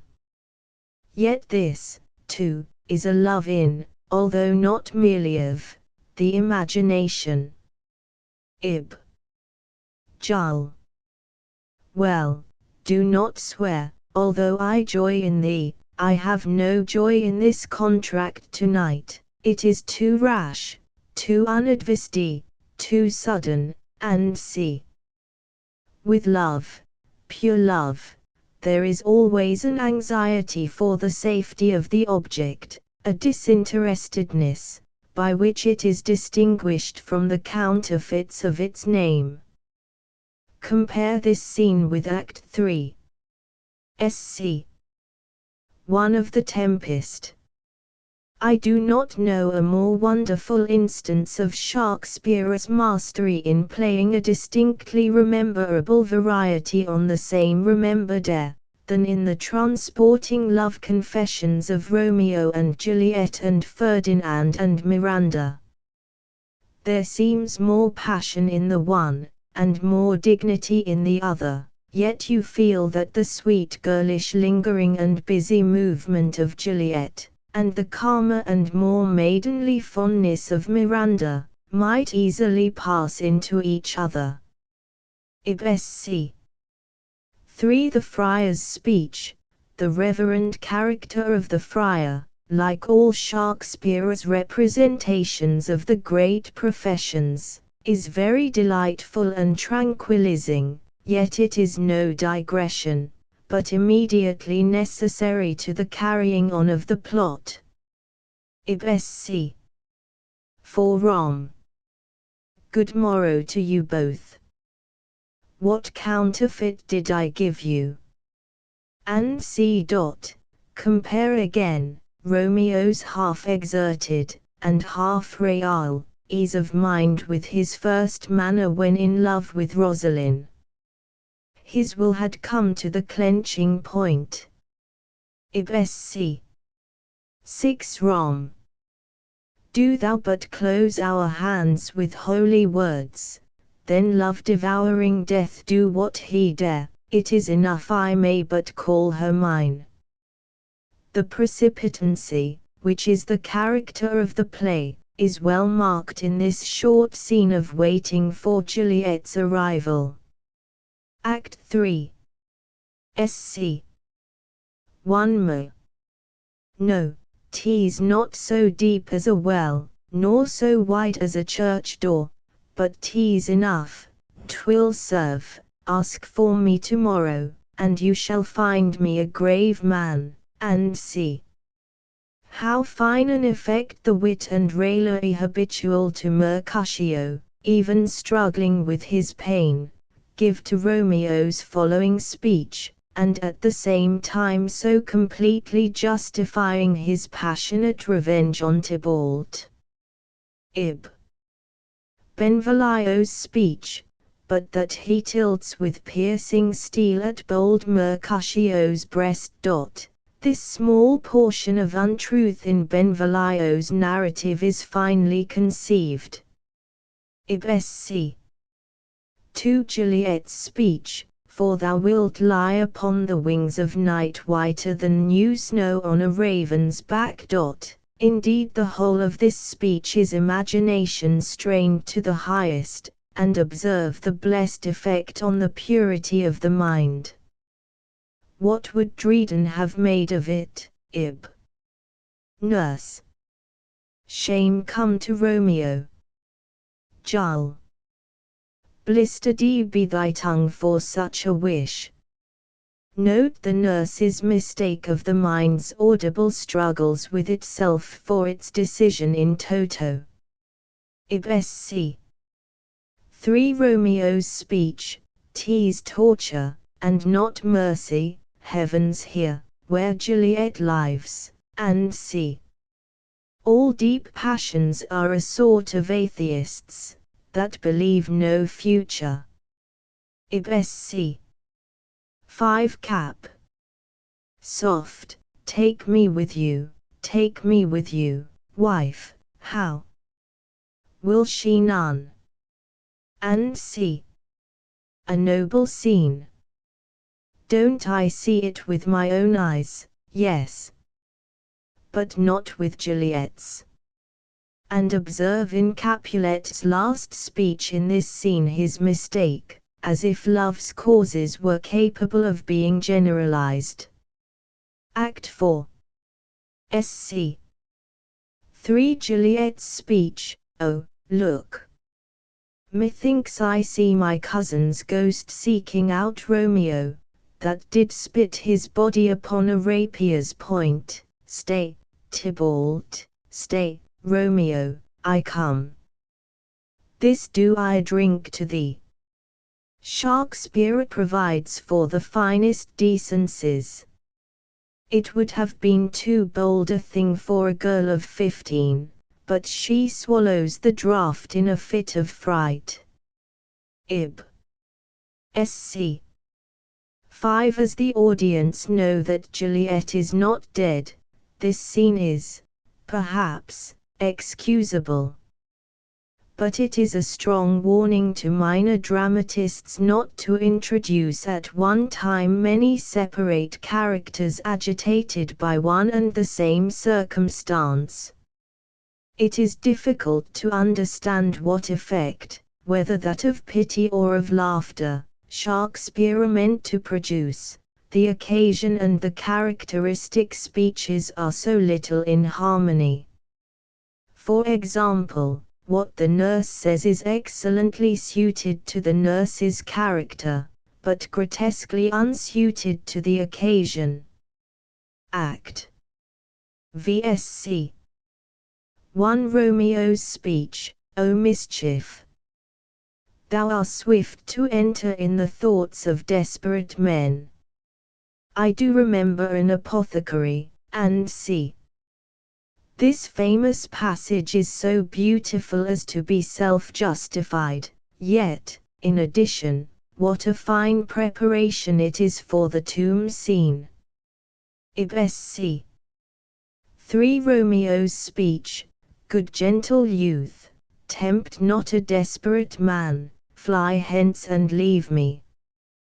The gentleness of Romeo was shown before, as softened by love, and now it is doubled by love and sorrow and awe of the place where he is. Ib.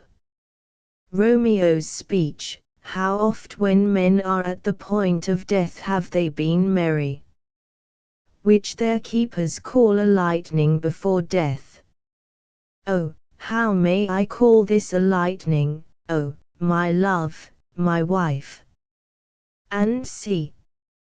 Here is the master example how beauty can at once increase and modify passion. Ib. Last scene. How beautiful is the close. The spring and the winter meet, winter assumes the character of spring, and spring the sadness of winter. Shakespeare's English historical plays. The first form of poetry is the epic, the essence of which may be stated as the successive in events and characters. This must be distinguished from narration, in which there must always be a narrator, from whom the objects represented receive a coloring and a manner, whereas in the epic, as in the so-called poems of Homer, the whole is completely objective, and the representation is a pure reflection. The next form into which poetry passed was the dramatic, both forms having a common basis with a certain difference, and that difference not consisting in the dialogue alone. Both are founded on the relation of providence to the human will, and this relation is the universal element, expressed under different points of view according to the difference of religions, and the moral and intellectual cultivation of different nations. In the epic poem, fate is represented as overruling the will, and making it instrumental to the accomplishment of its designs. Greek, transliterated, diaster teleito boli.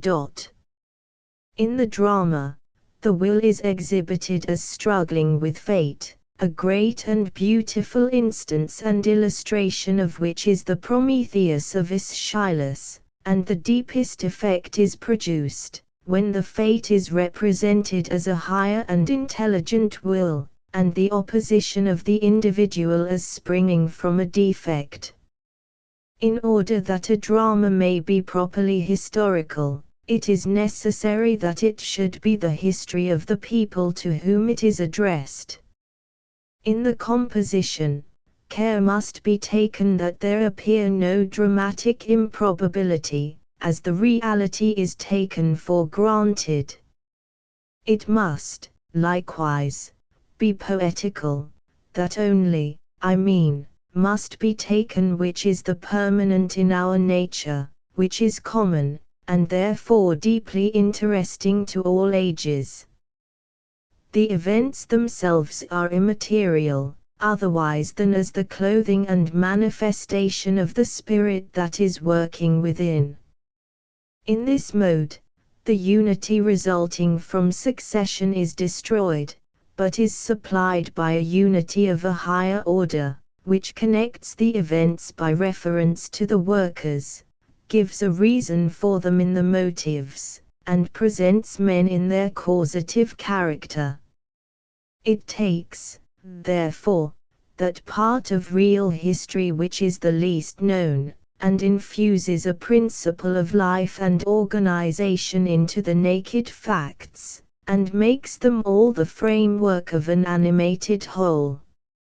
In my happier days, while I had yet hope and onward-looking thoughts, I planned an historical drama of King Stephen, in the manner of Shakespeare. Indeed, it would be desirable that some man of dramatic genius should dramatize all those omitted by Shakespeare, as far down as Henry VII. Perkin Warbeck would make a most interesting drama. A few scenes of Marlowe's Edward II might be preserved.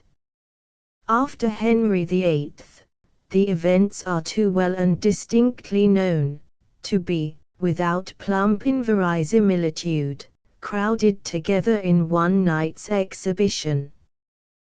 Whereas, the history of our ancient kings, the events of their reigns, are like stars in the sky, whatever the real interspaces may be, and however great, they seem close to each other.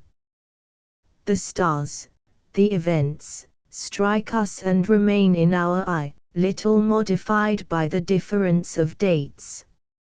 An historic drama is, therefore, a collection of events borrowed from history, but connected together in respect of cause and time, poetically and by dramatic fiction.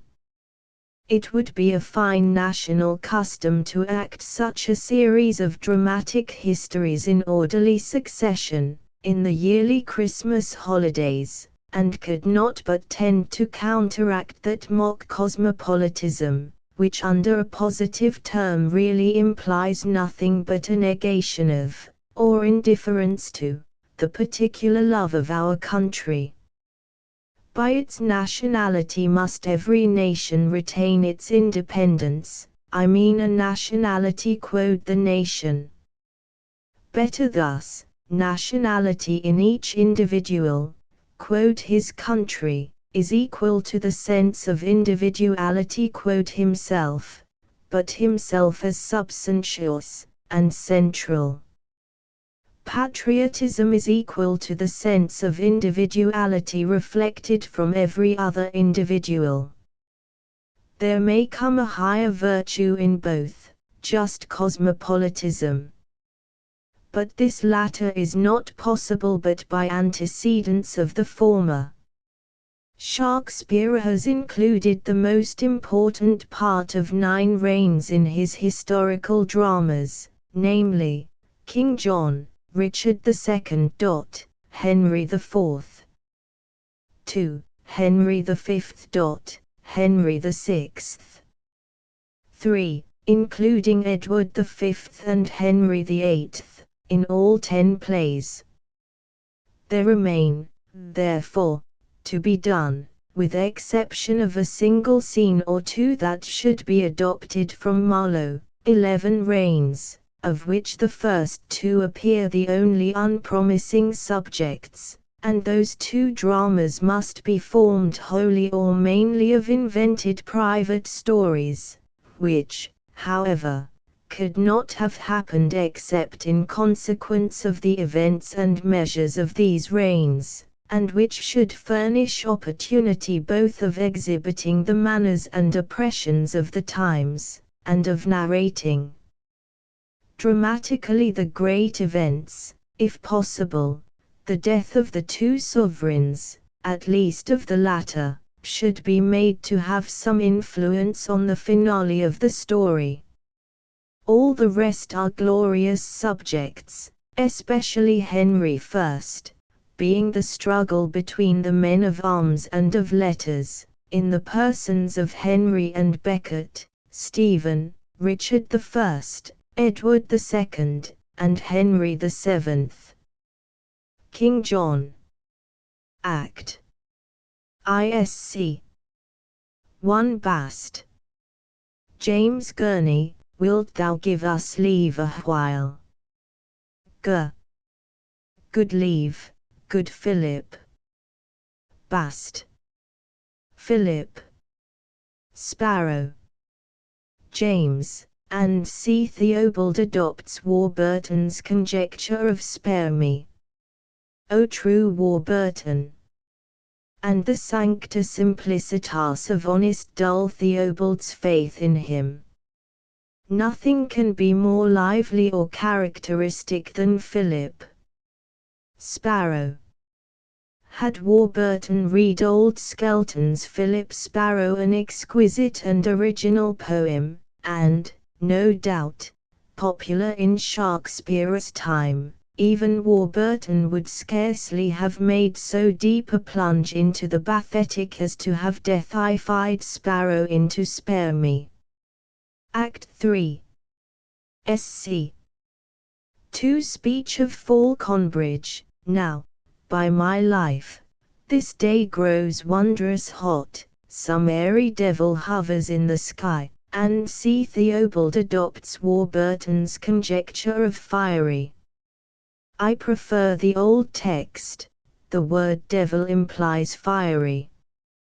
You need only read the line, laying a full and strong emphasis on devil to perceive the uselessness and tastelessness of Warburton's alteration. Richard II.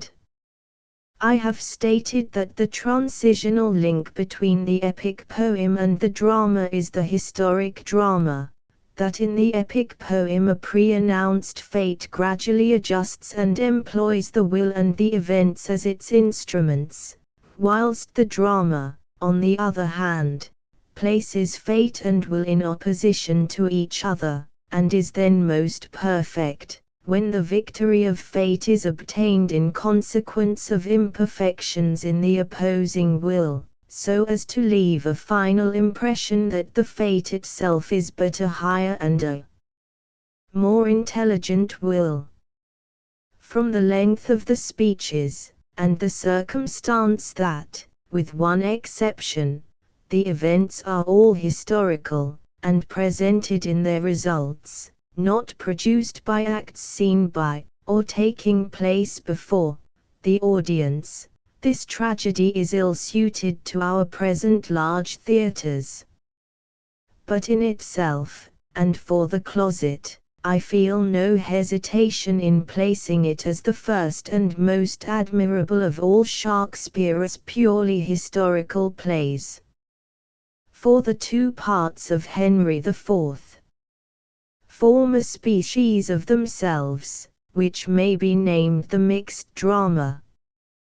The distinction does not depend on the mere quantity of historical events in the play compared with the fictions, for there is as much history in Macbeth as in Richard, but in the relation of the history to the plot.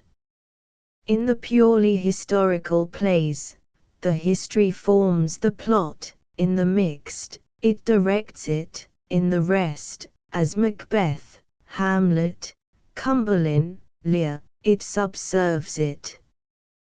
But, however unsuited to the stage this drama may be, God forbid that even there it should fall dead on the hearts of Jacobinized Englishmen.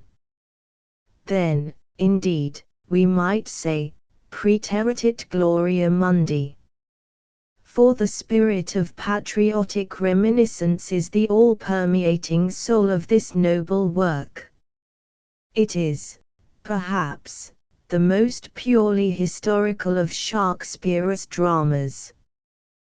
There are not in it, as in the others, characters introduced merely for the purpose of giving a greater individuality and realness, as in the comic parts of Henry IV, by presenting, as it were, our very selves.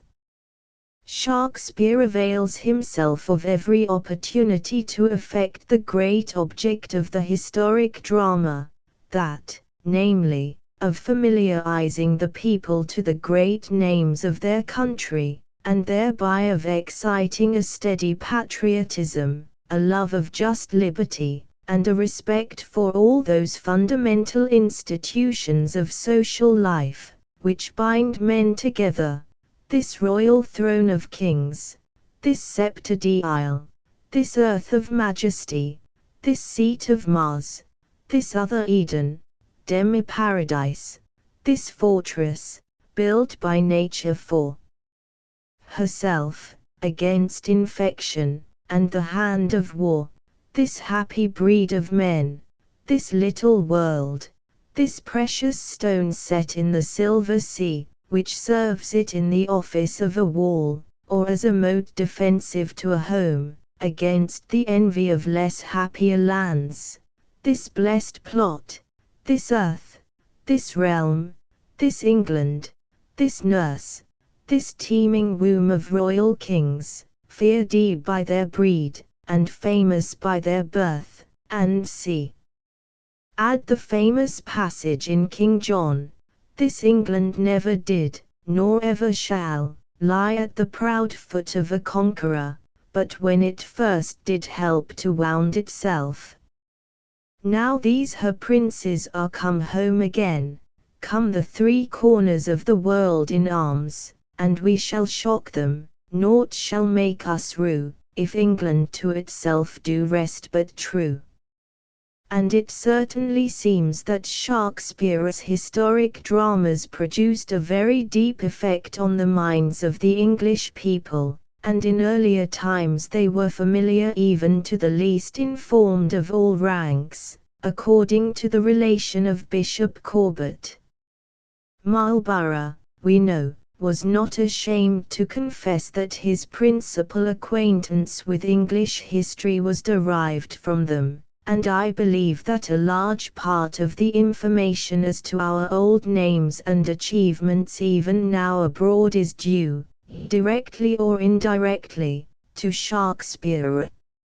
Admirable is the judgment with which Shakespeare always in the first scenes prepares, yet how naturally, and with what concealment of art, for the catastrophe. Observe how he here presents the germ of all the after events in Richard's insincerity, partiality, arbitrariness, and favoritism, and in the proud, tempestuous temperament of his barons.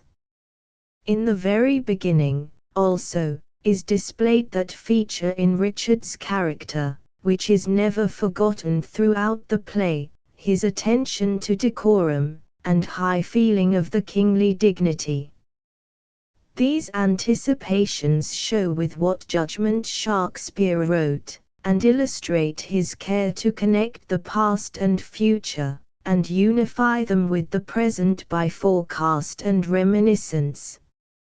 It is interesting to a critical ear to compare the 6 opening lines of the play, Old John of Gaunt, Time Honoured Lancaster, Hast thou, according to thy oath and band, and see each closing at the 10th syllable, with the rhythmless metre of the verse in Henry VI. And Titus Andronicus, in order that the difference, indeed, the heterogeneity, of the two may be felt etiam in similimis prima superficia. Here the weight of the single words supplies all the relief afforded by intercurrent verse, while the whole represents the mood. And compare the apparently defective metre of Bolingbroke's first line, many years of happy days befall, with Prospero's, 12 years since, Miranda. 12 years since, the actor should supply the time by emphasis, and pause on the first syllable of each of these verses. Act ISC 1. Bolingbroke's speech, first, Heaven be the record to my speech. In the devotion of a subject's love, and c. I remember in the Sophoclean drama no more striking example of the Greek, transliterated to proporn kai semen, than this speech, and the rhymes in the last 6 lines well express the preconcertedness of Bolingbroke's scheme, so beautifully contrasted with the vehemence and sincere irritation of Mowbray. Ib. Bolingbroke's speech, which blood, like sacrificing Abel's, cries, even from the tongueless caverns of the earth, to me, for justice and rough chastisement. Note the Greek, transliterated Dane Han, of this to me, which is evidently felt by Richard, how high a pitch his resolution soars, and the affected depreciation afterwards, as he is but my father's brother's son. Ib. Mowbray's speech, in haste whereof, most heartily I pray your highness to assign our trial day. The occasional interspersion of rhymes, and the more frequent winding up of a speech therewith, what purpose was this designed to answer? In the earnest drama, I mean. Deliberateness. An attempt, as in Mowbray, to collect himself and be cool at the close. I can see that in the following speeches the rhyme answers the end of the Greek chorus, and distinguishes the general truths from the passions of the dialogue, but this does not exactly justify the practice, which is unfrequent in proportion to the excellence of Shakespeare's plays. One thing, however, is to be observed, that the speakers are historical, known, and so far formal, characters, and their reality is already a fact. This should be borne in mind. The whole of this scene of the quarrel between Mowbray and Bolingbroke seems introduced for the purpose of showing by anticipation the characters of Richard and Bolingbroke. In the latter there is observable a decorous and courtly checking of his anger in subservience to a predetermined plan, especially in his calm speech after receiving sentence of banishment compared with Mowbray's unaffected lamentation. In the one, all is ambitious hope of something yet to come, in the other it is desolation and a looking backward of the heart. Ib sc. 2 Gaunt. Heaven's is the quarrel, for heaven's substitute, his deputy anointed in his right, hath caused his death, the which, if wrongfully, let heaven revenge, for I may never lift an angry arm against his minister. Without the hollow extravagance of Beaumont and Fletcher's ultra-royalism, how carefully does Shakespeare acknowledge and reverence the eternal distinction between the mere individual, and the symbolic or representative, on which all genial law, no less than patriotism, depends. The whole of this second scene commences, and is anticipative of, the tone and character of the play at large. Ib sc. 3 in none of Shakespeare's fictitious dramas, or in those founded on a history as unknown to his auditors generally as fiction, is this violent rupture of the succession of time found, a proof, I think, that the pure historic drama, like Richard II and King John, had its own laws. Ib. Mowbray's speech, a dearer merit have I deserved at your Highness' hand. Oh, the instinctive propriety of Shakespeare in the choice of words. Ib.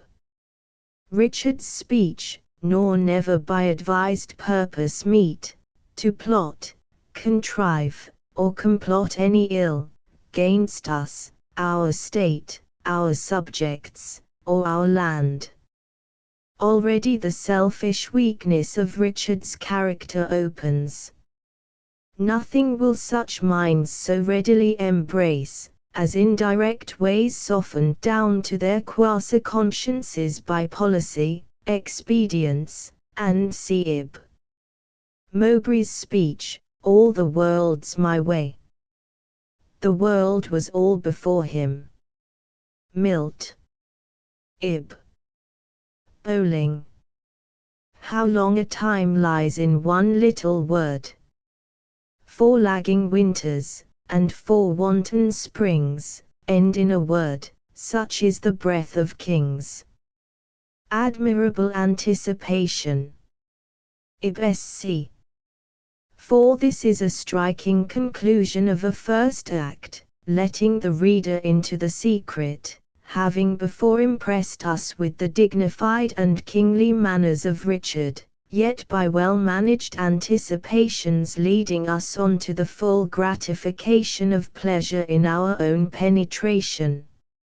In this scene a new light is thrown on Richard's character. Until now he has appeared in all the beauty of royalty, but here, as soon as he is left to himself, the inherent weakness of his character is immediately shown. It is a weakness, however, of a peculiar kind, not arising from want of personal courage, or any specific defect of faculty, but rather an intellectual feminineness, which feels a necessity of ever leaning on the breast of others, and of reclining on those who are all the while known to be inferiors. To this must be attributed as its consequences all Richard's vices, his tendency to concealment, and his cunning, the whole operation of which is directed to the getting rid of present difficulties. Richard is not meant to be a debauchee, but we see in him that sophistry which is common to man, by which we can deceive our own hearts, and at one and the same time apologize for, and yet commit, the error. Shakespeare has represented this character in a very peculiar manner. He has not made him amiable with counterbalancing faults, but has openly and broadly drawn those faults without reserve, relying on Richard's disproportionate sufferings and gradually emergent good qualities for our sympathy, and this was possible, because his faults are not positive vices, but spring entirely from defect of character. Act 2 sc. 1. Coleridge. Can sick men play so nicely with their names? Yes. On a deathbed there is a feeling which may make all things appear but as puns and equivocations. And a passion there is that carries off its own excess by plays on words as naturally, and, therefore, as appropriately to drama, as by gesticulations, looks, or tones. This belongs to human nature as such, independently of associations and habits from any particular rank of life or mode of employment, and in this consist Shakespeare's vulgarisms, as in Macbeth's, "The devil damn thee black, thou cream faced loon." And c. This is, to equivocate on Dante's words, in truth the nobile vulgar eloquenza.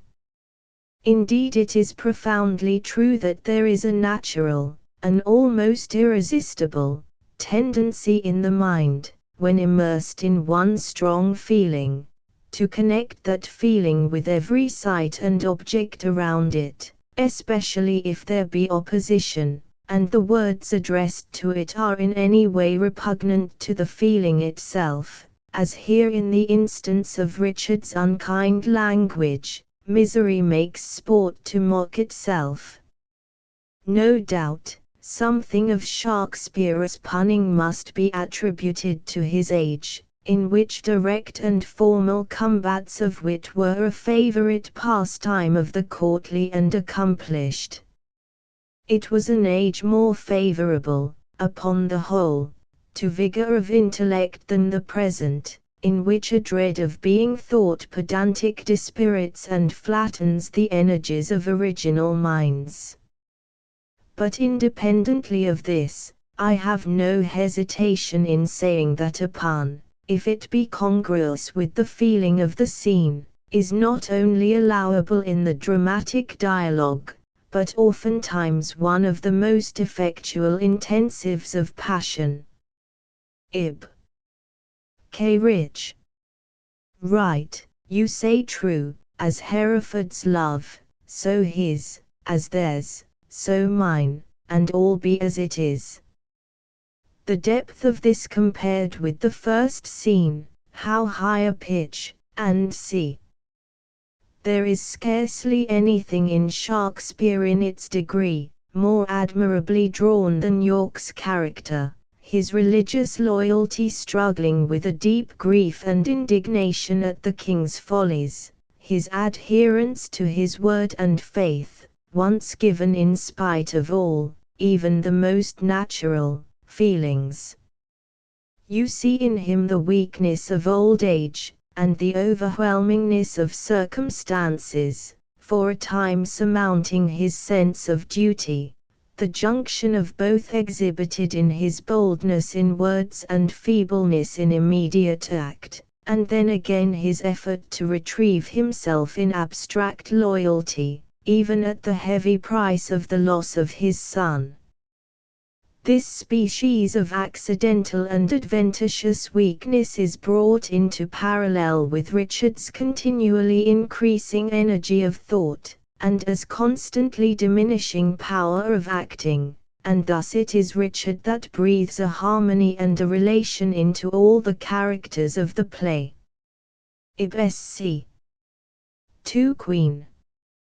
To please the king I did, to please myself I cannot do it, yet I know no cause why I should welcome such a guest as grief, save bidding farewell to so sweet a guest as my sweet Richard. Yet again, methinks, some unborn sorrow, ripe in sorrow's womb, is coming toward me, and my inward soul with nothing trembles, at something it grieves, more than with parting from my lord the king.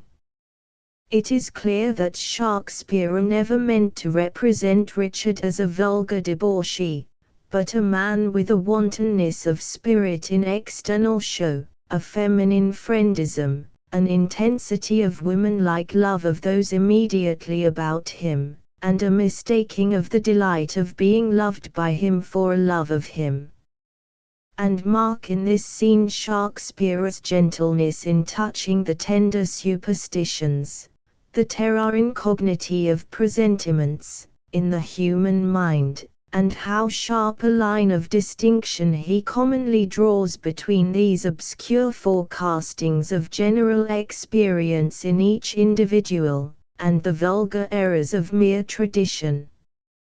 Indeed, it may be taken once for all as the truth, that Shakespeare, in the absolute universality of his genius, always reverences whatever arises out of our moral nature. He never profanes his muse with a contemptuous reasoning away of the genuine and general, however unaccountable, feelings of mankind.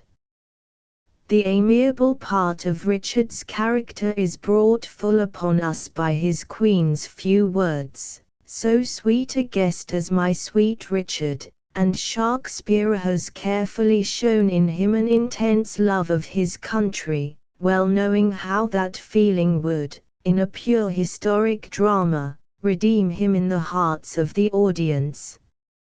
Yet even in this love there is something feminine and personal. "Dear earth, I do salute thee with my hand, as a long-parted mother with her child plays fondly with her tears, and smiles in meeting, so weeping, smiling, greet I thee, my earth, and do thee favour with my royal hands." With this is combined a constant overflow of emotions from a total incapability of controlling them, and thence a waste of that energy, which should have been reserved for actions, in the passion and effort of mere resolves and menaces. The consequence is moral exhaustion, and rapid alternations of unmanly despair and ungrounded hope, every feeling being abandoned for its direct opposite upon the pressure of external accident. And yet when Richard's inward weakness appears to seek refuge in his despair, and his exhaustion counterfeits repose, the old habit of kingliness, the effect of flatterers from his infancy, is ever and anon producing in him a sort of wordy courage which only serves to betray more clearly his internal impotence. The second and third scenes of the third act combine and illustrate all this. Armel. He means, my lord, that we are too remiss, whilst Bolingbroke, through our security, grows strong and great, in substance, and in friends. Coleridge. Discomfortable cousin. Knowest thou not, that when the searching eye of heaven is hid behind the globe, and lights the lower world, then thieves and robbers range abroad unseen, in murders and in outrage, bloody here, but when, from under this terrestrial ball, he fires the proud tops of the eastern pines, and darts his light through every guilty hole, then murders, treasons, and detested sins, the cloak of night being plucked from off their backs, stand bare and naked, trembling at themselves. So when this thief, this traitor, Bolingbroke, and see Armel. Where is the Duke my father with his power? Coleridge. No matter where, of comfort no man speak, let's talk of graves, of worms, and epitaphs, make dust our paper, and with rainy eyes write sorrow on the bosom of the earth, and see Armel. My father hath the power, enquire of him, and learn to make a body of a limb. Coleridge. Thou chidest me well, proud Bolingbroke, I come to change blows with thee for our day of doom. This fit of fear is overblown, an easy task it is to win our own. Scroop. Your uncle Yorketh joined thee with Bolingbroke. Coleridge. Thou hast said enough, beshrew thee, cousin, which didst lead me forth of that sweet way I was in to despair. What say you now? What comfort have we now? By heaven, I'll hate him everlastingly, that bids me be of comfort any more. Act 3. Sc. 3. Bolingbroke's speech. Noble lord, go to the rude ribs of that ancient castle, and observe the fine struggle of a haughty sense of power and ambition in Bolingbroke with the necessity for dissimulation. Ib sc. 4. See here the skill and judgment of our poet in giving reality and individual life, by the introduction of accidents in his historic plays, and thereby making them dramas, and not histories. How beautiful an islet of repose, a melancholy repose, indeed, is this scene with the gardener and his servant! And how truly affecting and realizing is the incident of the very horse Barbary, in the scene with the groom in the last act. Groom. I was a poor groom of thy stable, king, when thou wert king, who, travelling towards York, with much ado, at length have gotten leave to look upon my sometime master's face. Oh, how it yearned my heart, when I beheld, in London streets, that coronation day, when Bolingbroke rode on roan Barbary. That horse, that thou so oftenest bestrid, that horse, that I so carefully have dressed. Coleridge. Rode he on Barbary? Bolingbroke's character, in general, is an instance how Shakespeare makes one play introductory to another, for it is evidently a preparation for Henry IV, as Gloucester in the third part of Henry VI is for Richard III. I would once more remark upon the exalted idea of the only true loyalty developed in this noble and impressive play. We have neither the rants of Beaumont and Fletcher, nor the sneers of Massinger. The vast importance of the personal character of the sovereign is distinctly announced, whilst, at the same time, the genuine sanctity which surrounds him is attributed to, and grounded on, the position in which he stands as the convergence and exponent of the life and power of the state. The great end of the body politic appears to be to humanize, and assist in the progressiveness of, the animal man. But the problem is so complicated with contingencies as to render it nearly impossible to lay down rules for the formation of a state. And should we be able to form a system of government, which should so balance its different powers as to form a check upon each, and so continually remedy and correct itself, it would, nevertheless, defeat its own aim. For man is destined to be guided by higher principles, by universal views, which can never be fulfilled in this state of existence, by a spirit of progressiveness which can never be accomplished, for then it would cease to be. Plato's Republic is like Bunyan's Town of Man's Soul, a description of an individual, all of whose faculties are in their proper subordination and interdependence, and this it is assumed may be the prototype of the state as one great individual. But there is this sophism in it, that it is forgotten that the human faculties, indeed, are parts and not separate things, but that you could never get chiefs who were wholly reason, ministers who were wholly understanding, soldiers all wrath, laborers all concupiscence, and so on through the rest. Each of these partakes of, and interferes with, all the others. Henry IV. Part I Act ISC.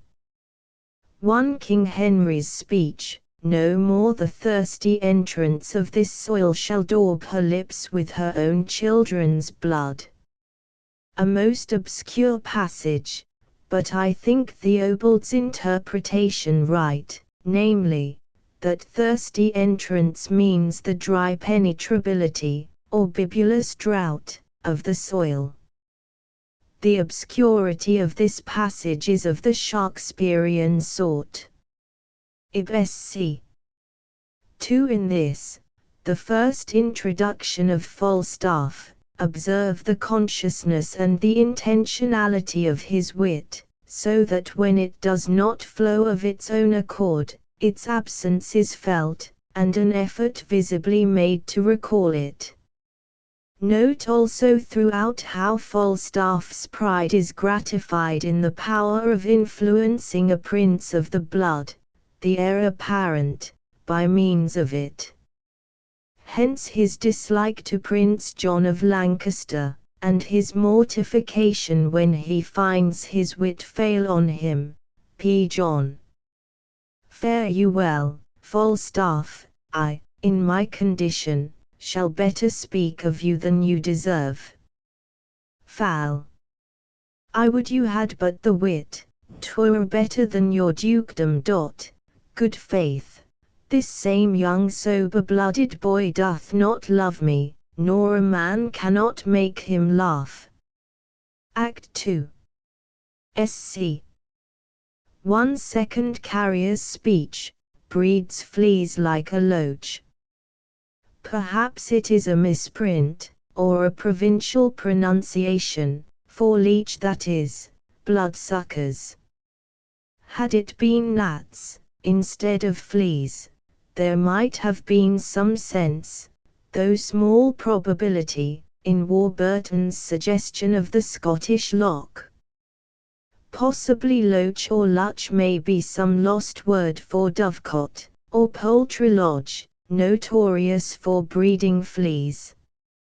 In Stevens's or my reading, it should properly be loaches or leeches in the plural, except that I think I have heard anglers speak of trouts like a salmon. Act 3. Sc. 1 Glend. Nay, if you melt, then will she run mad.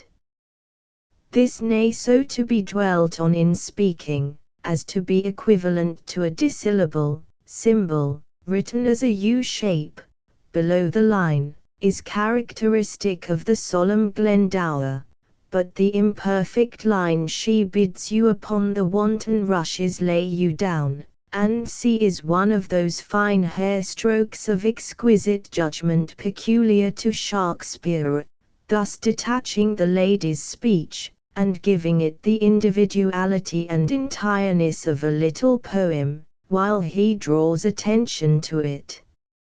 Henry IV. Part 2. Act 2. Sc. 2 P. Hen. Sup any women with him? Page. None, my lord, but old mistress quickly, and mistress doll tear sheet. P. Hen. This doll tear sheet should be some road. I am sometimes disposed to think that this respectable young lady's name is a very old corruption for Tear Street, street walker, terraria stratum, viam. Does not the prince's question rather show this doll Tear Street should be some road? Act 3. Sc. 1 King Henry's speech.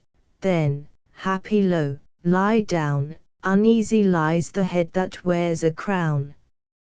I know no argument by which to persuade any one to be of my opinion, or rather of my feeling, but yet I cannot help feeling that happy lo lie down, is either a proverbial expression, or the burthen of some old song, and means, happy the man, who lays himself down on his straw bed or chaff pallet on the ground or floor. Ibsc. Too shallow speech, would say, bounce, would say, and see that Beaumont and Fletcher have more than once been guilty of sneering at their great master, cannot, I fear, be denied, but the passage quoted by Theobald from the Knight of the Burning Pestle is an imitation. If it be chargeable with any fault, it is with plagiarism, not with sarcasm. Henry V Act Isc. To Westmoreland's speech, they know your grace'th cause, and means, and might, so'th your highness, never King of England had nobles richer, and c. Does grace mean the king's own peculiar domains and legal revenue, and highness his feudal rights in the military service of his nobles? I have sometimes thought it possible that the words grace and cause may have been transposed in the copying or printing. They know your causeth grace, and c. What Theobald meant, I cannot guess. To me his pointing makes the passage still more obscure. Perhaps the lines ought to be recited dramatically thus: they know your grace'th cause, and means, and might, so'th your highness, never King of England had nobles richer, and c. He breaks off from the grammar and natural order from earnestness, and in order to give the meaning more passionately. Ib. Exeter's speech, yet that is but a crush de necessity. Perhaps it may be crash for crass from crassus, clumsy, or it may be curt defective, imperfect. Anything would be better than Warburton's scusty, which honest Theobald, of course, adopts. By the by, it seems clear to me that this speech of Exeter's properly belongs to Canterbury, and was altered by the actors for convenience. Act 4. Sc. 3K Henry's speech, we would not die in that man's company that fears his fellowship to die with us. Should it not be live in the first line? Ibsc. 5 Const. O diable. All dot. O seigneur. Le juriste perdu, tautiste perdu. Dan mort de marville. All is confounded, all. Reproach and everlasting shame sit mocking in our plumes, O meschante fortune. Do not run away. Ludicrous as these introductory scraps of French appear, so instantly followed by good, nervous Mother English, yet they are judicious, and produce the impression which Shakespeare intended, a sudden feeling struck at once on the ears, as well as the eyes, of the audience, that here come the French, the baffled French braggarts. And this will appear still more judicious, when we reflect on the scanty apparatus of distinguishing dresses in Shakespeare's tiring room. Henry VI. Part I Act Isc. 1 Bedford's speech, hung be the heavens with black, yield day to night. Comets, importing change of times and states, brandish your crystal tresses in the sky, and with them scourge the bad revolting stars that have consented unto Henry's death. Henry V, too famous to live long. England ne'er lost a king of so much worth.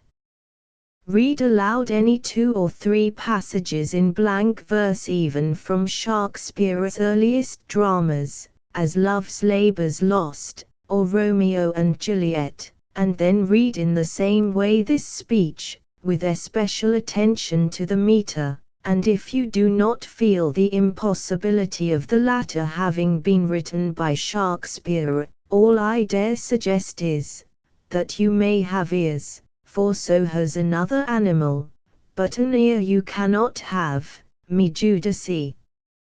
Richard III. This play should be contrasted with Richard II. Pride of intellect is the characteristic of Richard, carried to the extent of even boasting to his own mind of his villainy, whilst others are present to feed his pride of superiority, as in his first speech, Act 2. Sc. 1. Shakespeare here, as in all his great parts, develops in a tone of sublime morality the dreadful consequences of placing the moral, in subordination to the mere intellectual, being. In Richard there is a predominance of irony, accompanied with apparently blunt manners to those immediately about him, but formalized into a more set hypocrisy towards the people as represented by their magistrates. Lear. Of all Shakespeare's plays, Macbeth is the most rapid, Hamlet the slowest, in movement. Lear combines length with rapidity, like the hurricane and the whirlpool, absorbing while it advances. It begins as a stormy day in summer, with brightness, but that brightness is lurid, and anticipates the tempest. It was not without forethought, nor is it without its due significance, that the division of Lear's kingdom is in the first 6 lines of the play stated as a thing already determined in all its particulars, previously to the trial of professions, as the relative rewards of which the daughters were to be made to consider their several portions. The strange, yet by no means unnatural, mixture of selfishness, sensibility, and habit of feeling derived from, and fostered by, the particular rank and usages of the individual, the intense desire of being intensely beloved, selfish, and yet characteristic of the selfishness of a loving and kindly nature alone, the self-supportless leaning for all pleasure on another's breast, the craving after sympathy with a prodigal disinterestedness, frustrated by its own ostentation, and the mode and nature of its claims, the anxiety, the distrust, the jealousy, which more or less accompany all selfish affections, and are amongst the surest contradistinctions of mere fondness from true love, and which originate Lear's eager wish to enjoy his daughter's violent professions, whilst the inveterate habits of sovereignty convert the wish into claim and positive right, and an incompliance with it into crime and treason. These facts, these passions, these moral verities, on which the whole tragedy is founded, are all prepared for, and will to the retrospect be found implied, in these first 4 or 5 lines of the play. They let us know that the trial is but a trick, and that the grossness of the old king's rage is in part the natural result of a silly trick suddenly and most unexpectedly baffled and disappointed. It may here be worthy of notice, that Lear is the only serious performance of Shakespeare, the interest and situations of which are derived from the assumption of a gross improbability, whereas Beaumont and Fletcher's tragedies are, almost all of them, founded on some out-of-the-way accident or exception to the general experience of mankind. But observe the matchless judgment of our Shakespeare. First, improbable as the conduct of Lear is in the first scene, yet it was an old story rooted in the popular faith, a thing taken for granted already, and consequently without any of the effects of improbability. Secondly, it is merely the canvas for the characters and passions, a mere occasion for, and not, in the manner of Beaumont and Fletcher, perpetually recurring as the cause, and sine qua non of, the incidents and emotions. Let the first scene of this play have been lost, and let it only be understood that a fond father had been duped by hypocritical professions of love and duty on the part of two daughters to disinherit the third, previously, and deservedly, more dear to him, and all the rest of the tragedy would retain its interest undiminished, and be perfectly intelligible. The accidental is nowhere the groundwork of the passions, but that which is Catholic, which in all ages has been, and ever will be, close and native to the heart of man, parental anguish from filial ingratitude, the genuineness of worth, though coffined in bluntness, and the execrable vileness of a smooth iniquity. Perhaps I ought to have added the Merchant of Venice, but here too the same remarks apply. It was an old tale, and substitute any other danger than that of the pound of flesh, the circumstance in which the improbability lies, yet all the situations and the emotions appertaining to them remain equally excellent and appropriate. Whereas take away from the mad lover of Beaumont and Fletcher the fantastic hypothesis of his engagement to cut out his own heart, and have it presented to his mistress, and all the main scenes must go with it. Kotzebue is the German Beaumont and Fletcher, without their poetic powers, and without their vis comica. But, like them, he always deduces his situations and passions from marvelous accidents, and the trick of bringing one part of our moral nature to counteract another, as our pity for misfortune and admiration of generosity and courage to combat our condemnation of guilt, as in adultery, robbery, and other heinous crimes, and, like them too, he excels in his mode of telling a story clearly and interestingly, in a series of dramatic dialogues. Only the trick of making tragedy heroes and heroines out of shopkeepers and barmaids was too low for the age, and too unpoetic for the genius, of Beaumont and Fletcher, inferior in every respect as they are to their great predecessor and contemporary. How inferior would they have appeared, had not Shakespeare existed for them to imitate, which in every play, more or less, they do, and in their tragedies most glaringly, and yet, oh shame, shame! They miss no opportunity of sneering at the divine man, and subdetracting from his merits. To return to Lear.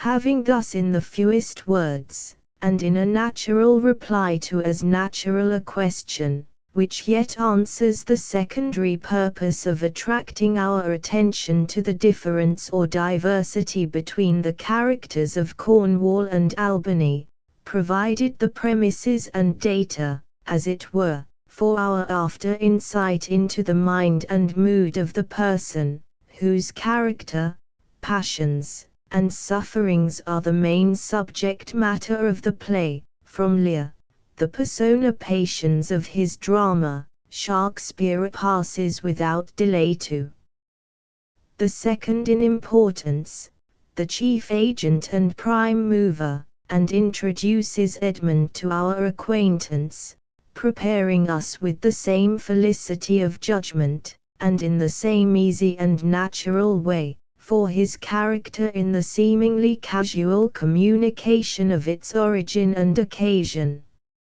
From the first drawing up of the curtain Edmund has stood before us in the united strength and beauty of earliest manhood. our eyes have been questioning him. Gifted as he is with high advantages of person, and further endowed by nature with a powerful intellect and a strong energetic will, even without any concurrence of circumstances and accident, pride will necessarily be the sin that most easily besets him. But Edmund is also the known and acknowledged son of the princely Gloucester. He, therefore, has both the germ of pride, and the conditions best fitted to evolve and ripen it into a predominant feeling. Yet hitherto no reason appears why it should be other than the not unusual pride of person, talent, and birth, a pride auxiliary, if not akin, to many virtues, and the natural ally of honorable impulses. But alas! In his own presence his own father takes shame to himself for the frank avowal that he is his father. He has blushed so often to acknowledge him that he is now braced to it. Edmund hears the circumstances of his birth spoken of with a most degrading and licentious levity, his mother described as a wanton by her own paramour, and the remembrance of the animal sting, the low criminal gratifications connected with her wantonness and prostituted beauty, assigned as the reason why the whoreson must be acknowledged. This, and the consciousness of its notoriety, the gnawing conviction that every show of respect is an effort of courtesy, which recalls, while it represses, a contrary feeling. This is the ever-trickling flow of wormwood and gall into the wounds of pride, the corrosive virus which inoculates pride with a venom not its own, with envy, hatred, and a lust for that power which in its blaze of radiance would hide the dark spots on his disk, with pangs of shame personally undeserved, and therefore felt as wrongs, and with a blind ferment of vindictive working towards the occasions and causes, especially towards a brother, whose stainless birth and lawful honors were the constant remembrances of his own debasement, and were ever in the way to prevent all chance of its being unknown, or overlooked and forgotten. Add to this, that with excellent judgment, and provident for the claims of the moral sense, for that which, relatively to the drama, is called poetic justice, and as the fittest means for reconciling the feelings of the spectators to the horrors of Gloucester's after sufferings, at least, of rendering them somewhat less unendurable, for I will not disguise my conviction, that in this one point the tragic in this play has been urged beyond the outermost mark and any plus ultra of the dramatic. Shakespeare has precluded all excuse and palliation of the guilt incurred by both the parents of the base-born Edmund, by Gloucester's confession that he was at the time a married man, and already blessed with a lawful heir of his fortunes.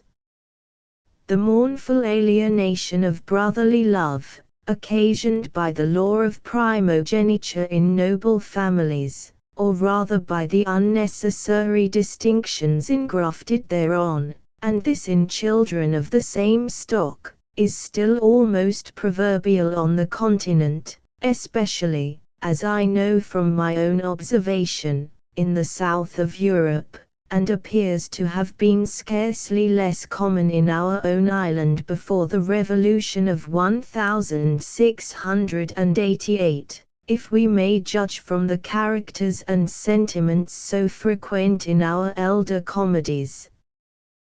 There is the younger brother, for instance, in Beaumont and Fletcher's play of The Scornful Lady, on the one side, and Oliver in Shakespeare's As You Like It, on the other.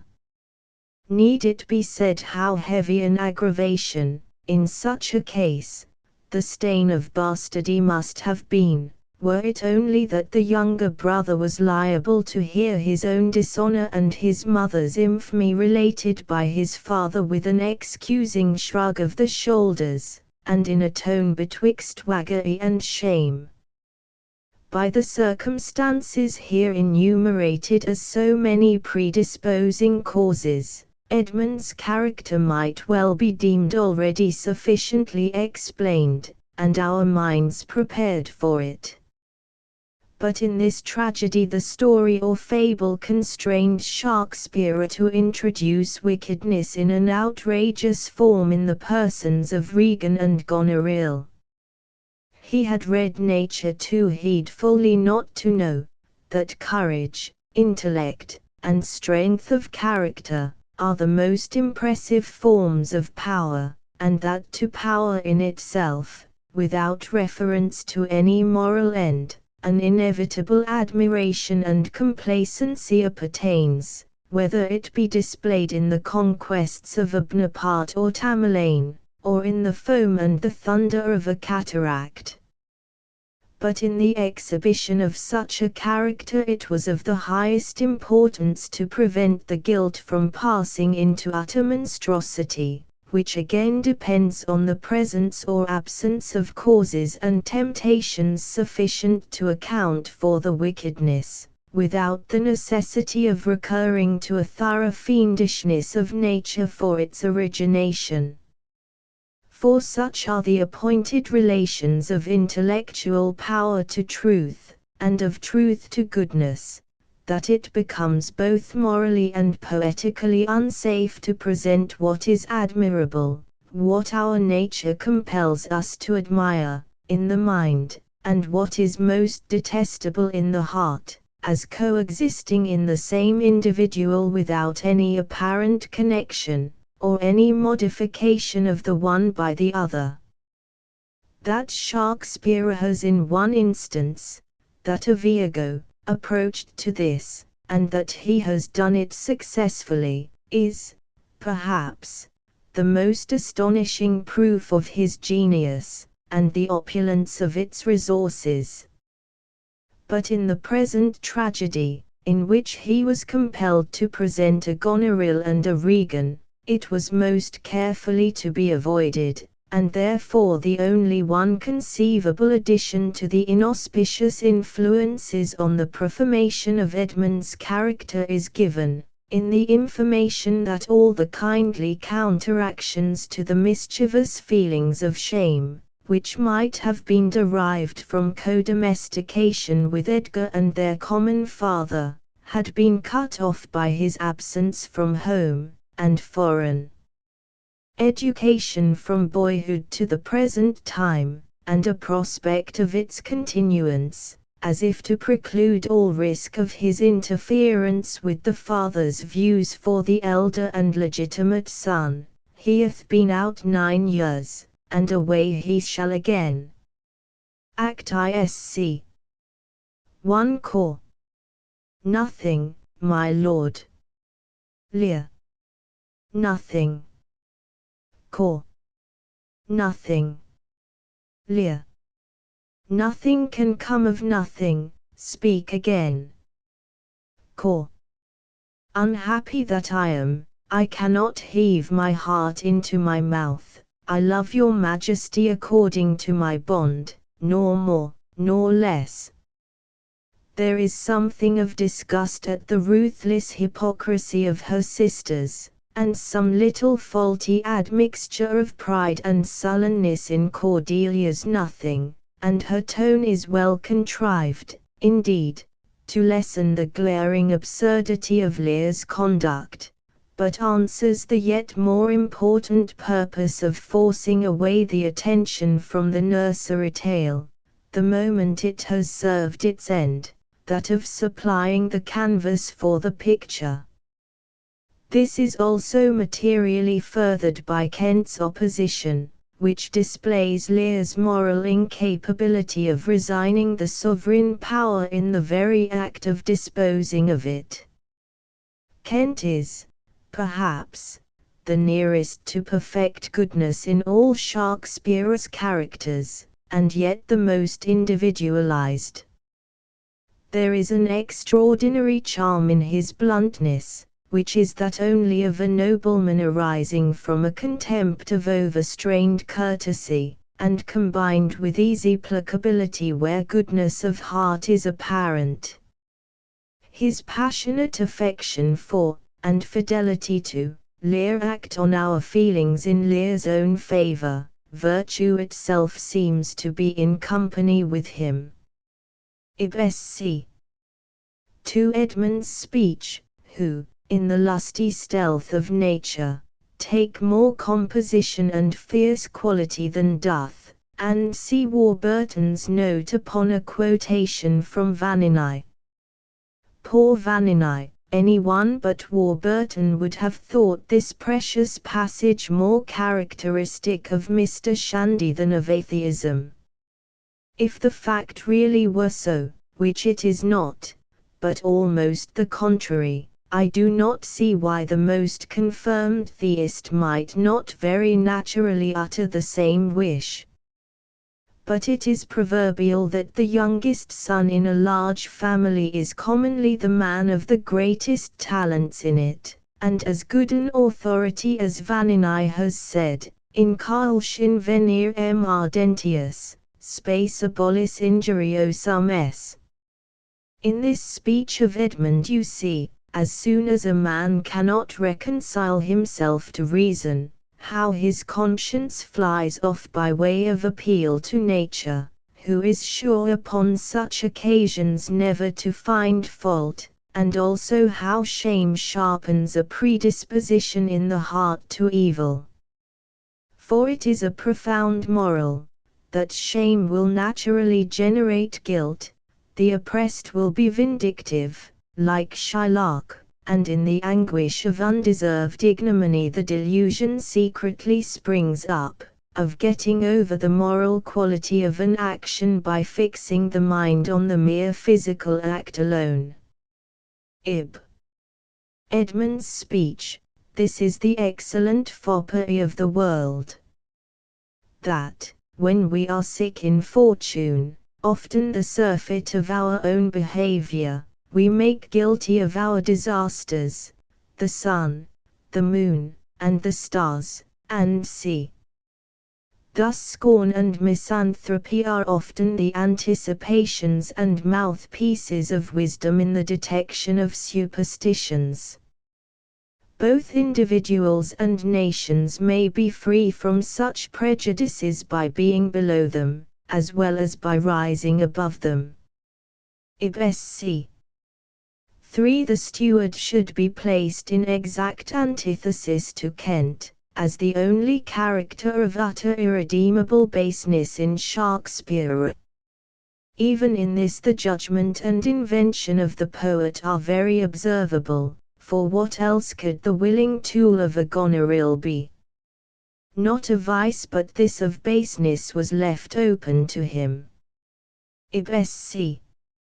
For in Lear old age is itself a character, its natural imperfections being increased by lifelong habits of receiving a prompt obedience.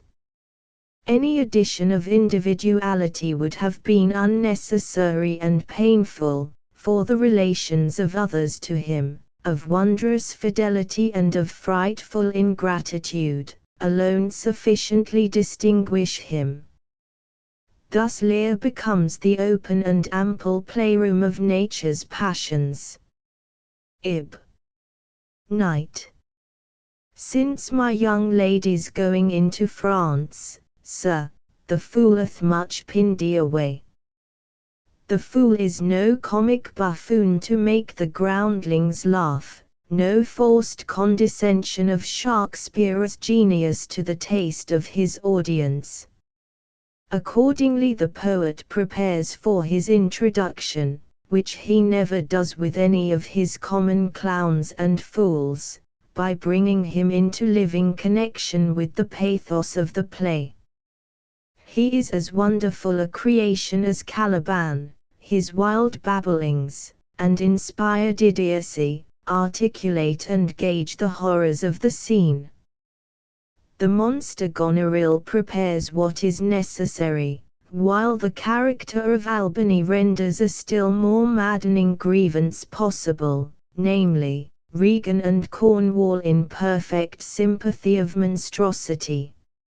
Not a sentiment, not an image, which can give pleasure on its own account, is admitted, whenever these creatures are introduced, and they are brought forward as little as possible. Pure horror reigns throughout. In this scene and in all the early speeches of Lear, the one general sentiment of filial ingratitude prevails as the mainspring of the feelings. In this early stage the outward object causing the pressure on the mind, which is not yet sufficiently familiarized with the anguish for the imagination to work upon it. Ib. Gun. Do you mark that, my lord? Alb. I cannot be so partial, Goneril, to the great love I bear you. Gun. Pray you content, and see observe the baffled endeavour of Goneril to act on the fears of Albany, and yet his passiveness, his inertia, he is not convinced, and yet he is afraid of looking into the thing. Such characters always yield to those who will take the trouble of governing them, or for them. Perhaps, the influence of a princess, whose choice of him had royalized his state, may be some little excuse for Albany's weakness. Ib sc.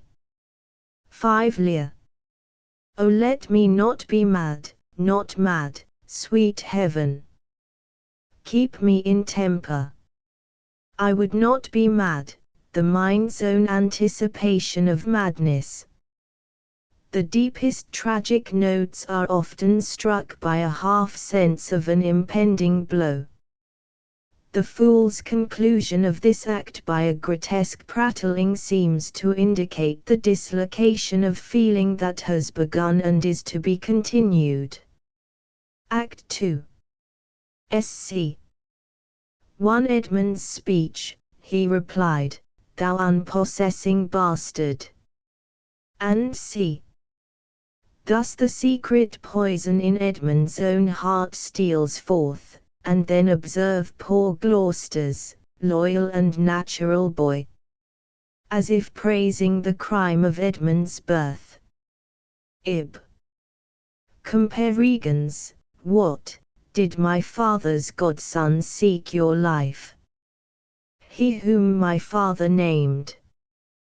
With the unfeminine violence of her, all vengeance comes too short, and yet no reference to the guilt, but only to the accident, which she uses as an occasion for sneering at her father. Regan is not, in fact, a greater monster than Goneril, but she has the power of casting more venom. Ib sc. 2 Cornwall's speech, this is some fellow, who, having been praised for bluntness, doth affect a saucy roughness, and c. In thus placing these profound general truths in the mouths of such men as Cornwall, Edmund, Iago, and c. Shakespeare at once gives them utterance, and yet shows how indefinite their application is. Ib sc. 3 Edgar's assumed madness serves the great purpose of taking off part of the shock which would otherwise be caused by the true madness of Lear, and further displays the profound difference between the two. In every attempt at representing madness throughout the whole range of dramatic literature, with the single exception of Lear, it is mere light-headedness, as especially in Otway. In Edgar's ravings Shakespeare all the while lets you see a fixed purpose, a practical end in view. In Lear's, there is only the brooding of the one anguish, an eddy without progression. Ib sc. For Lear's speech, the king would speak with Cornwall, the dear father would with his daughter speak, and see. No, but not yet, maybe he is not well, and see. The strong interest now felt by Lear to try to find excuses for his daughter is most pathetic. Ib. Lear's speech. Beloved Regan, thy sister's naught, O Regan, she hath tied sharp-toothed unkindness, like a vulture, here. I can scarce speak to thee, thou lt not believe of how depraved equality, O Regan. Reg. I pray you, sir, take patience, I have hope, you less know how to value her desert, than she to scant her duty. Lear say, how is that? Nothing is so heart-cutting as a cold unexpected defense or palliation of a cruelty passionately complained of, or so expressive of thorough hard-heartedness. And feel the excessive horror of Regan's "Oh, sir, you are old."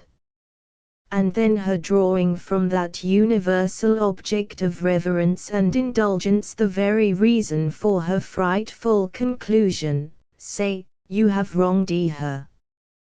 All Lear's faults increase our pity for him.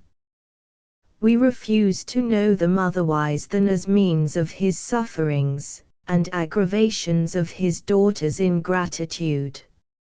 Ib. Lear's speech, oh, reason not the need, our basest beggars are in the poorest things superfluous, and see observe that the tranquillity which follows the first stunning of the blow permits Lear to reason. Act 3. Sc. 4. What a world's convention of agonies is here. All external nature in a storm, all moral nature convulsed, the real madness of Lear, the feigned madness of Edgar, the babbling of the fool, the desperate fidelity of Kent, surely such a scene was never conceived before or since. Take it but as a picture for the eye only, it is more terrific than any which a Michelangelo, inspired by a Dante, could have conceived, and which none but a Michelangelo could have executed. Or let it have been uttered to the blind, the howlings of nature would seem converted into the voice of conscious humanity.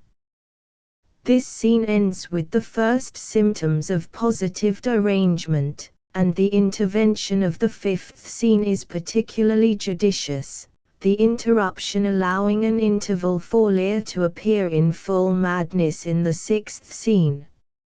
Ib. Sc. 7. Gloucester's blinding. What can I say of this scene? There is my reluctance to think Shakespeare wrong, and yet, Act 4. Sc. 6. Lear's speech, ha! Goneril, with a white beard, they flattered me like a dog, and told me, I had white hairs in my beard, ere the black ones were there. To say A and no to everything I said, A and no to was no good divinity. When the rain came to wet me once, and see, the thunder recurs, but still at a greater distance from our feelings. Ib. Sc. 7. Lear's speech, where have I been? Where am I, fair daylight? I am mightily abused. I should even die with pity to see another thus, and see. How beautifully the affecting return of Lear to reason, and the mild pathos of these speeches prepare the mind for the last sad, yet sweet, consolation of the aged sufferer's death. Hamlet. Hamlet was the play, or rather Hamlet himself was the character, in the intuition and exposition of which I first made my turn for philosophical criticism, and especially for insight into the genius of Shakespeare, noticed. This happened first amongst my acquaintances, as Sir George Beaumont will bear witness, and subsequently, long before Schlegel had delivered at Vienna the lectures on Shakespeare, which he afterwards published. I had given on the same subject 18 lectures substantially the same, proceeding from the very same point of view, and deducing the same conclusions, so far as I either then agreed, or now agree, with him. I gave these lectures at the Royal Institution, before 600 or 700 auditors of rank and eminence, in the spring of the same year, in which Sir Humphrey Davy, a fellow lecturer, made his great revolutionary discoveries in chemistry. Even in detail the coincidence of Schlegel with my lectures was so extraordinary, that all who at a later period heard the same words, taken by me from my notes of the lectures at the Royal Institution, concluded a borrowing on my part from Schlegel. Mr. Hazlitt, whose hatred of me is in such an inverse ratio to my zealous kindness towards him, as to be defended by his warmest admirer, Charles Lamb, who, God bless him, besides his characteristic obstinacy of adherence to old friends, as long at least as they are at all down in the world, is linked as by a charm to Hazlitt's conversation, only as frantic. Mr. Hazlitt, I say, himself replied to an assertion of my plagiarism from Schlegel in these words: "That is a lie, for I myself heard the very same character of Hamlet from Coleridge before he went to Germany, and when he had neither read nor could read a page of German." Now Hazlitt was on a visit to me at my cottage at Netherstowey, Somerset, in the summer of the year 1798, in the September of which year I first was out of sight of the shores of Great Britain. Recorded by me, St. Coleridge, the 7th of January, 1819. The seeming inconsistencies in the conduct and character of Hamlet have long exercised the conjectural ingenuity of critics, and, as we are always both to suppose that the cause of defective apprehension is in ourselves, the mystery has been too commonly explained by the very easy process of setting it down as in fact inexplicable, and by resolving the phenomenon into a misgrowth or usus of the capricious and irregular genius of Shakespeare. The shallow and stupid arrogance of these vulgar and indolent decisions I would fain do my best to expose. I believe the character of Hamlet may be traced to Shakespeare's deep and accurate science in mental philosophy. Indeed, that this character must have some connection with the common fundamental laws of our nature may be assumed from the fact that Hamlet has been the darling of every country in which the literature of England has been fostered. In order to understand him, it is essential that we should reflect on the constitution of our own minds.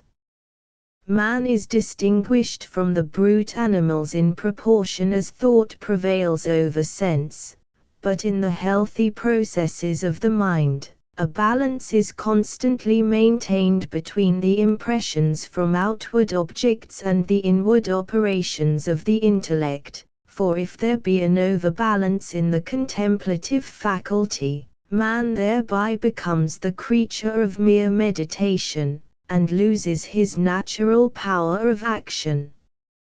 Now one of Shakespeare's modes of creating characters is, to conceive any one intellectual or moral faculty in morbid excess, and then to place himself, Shakespeare, thus mutilated or diseased, under given circumstances.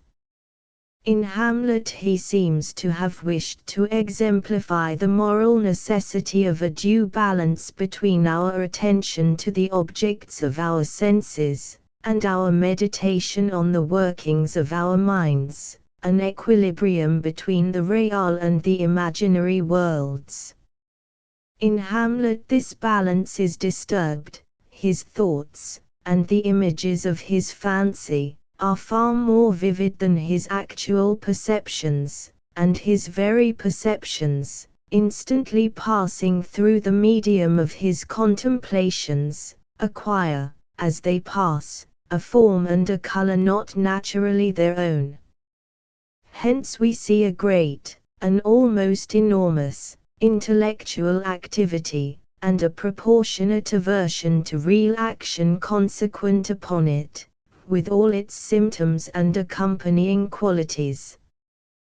This character Shakespeare places in circumstances, under which it is obliged to act on the spur of the moment. Hamlet is brave and careless of death, but he vacillates from sensibility, and procrastinates from thought, and loses the power of action in the energy of resolve.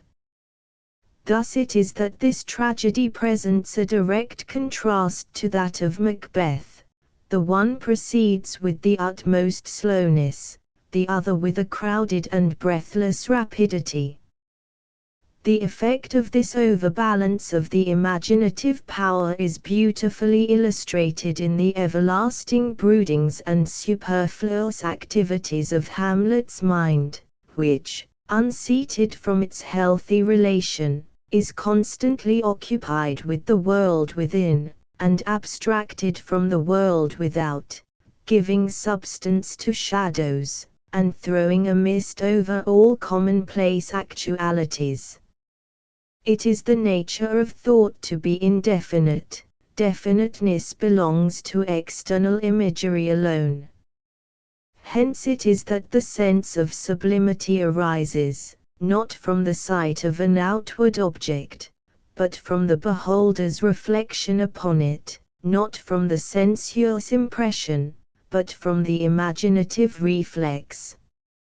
Few have seen a celebrated waterfall without feeling something akin to disappointment. It is only subsequently that the image comes back full into the mind, and brings with it a train of grand or beautiful associations. Hamlet feels this, his senses are in a state of trance, and he looks upon external things as hieroglyphics. His soliloquy, "Oh, that this too solid flesh would melt, and see," springs from that craving after the indefinite, for that which is not, which most easily besets men of genius, and the self-delusion common to this temper of mind is finely exemplified in the character which Hamlet gives of himself. "It cannot be but I am pigeon-livered, and lack gall to make oppression bitter."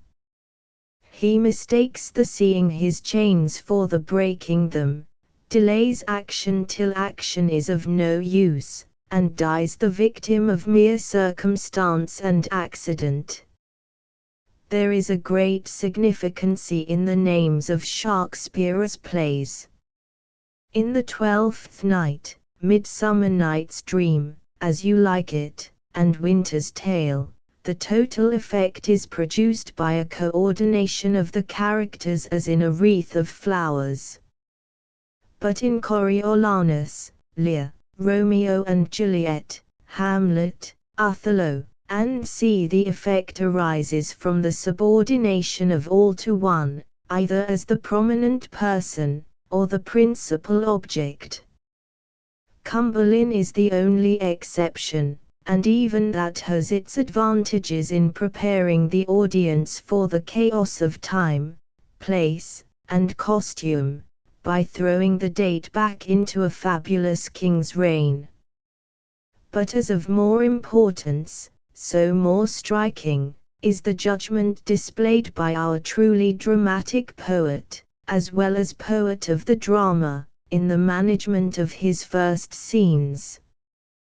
With the single exception of Cumberland, they either place before us at one glance both the past and the future in some effect, which implies the continuance and full agency of its cause, as in the feuds and party spirit of the servants of the two houses in the first scene of Romeo and Juliet, or in the degrading passion for shows and public spectacles, and the overwhelming attachment for the newest successful war chief in the Roman people, already become a populace, contrasted with the jealousy of the nobles in Julius Caesar, or they at once commence the action so as to excite a curiosity for the explanation in the following scenes, as in the storm of wind and waves, and the boatswain in the tempest, instead of anticipating our curiosity,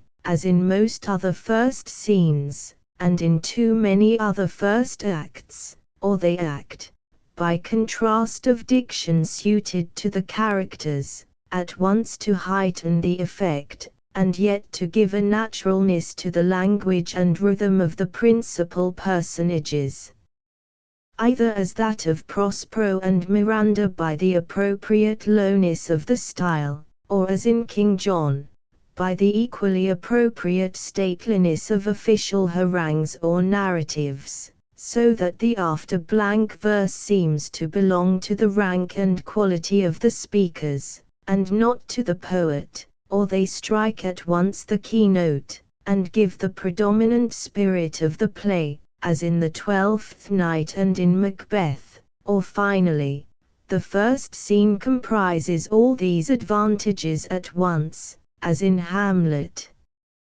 Compare the easy language of common life, in which this drama commences, with the direful music and wild wayward rhythm and abrupt lyrics of the opening of Macbeth. The tone is quite familiar.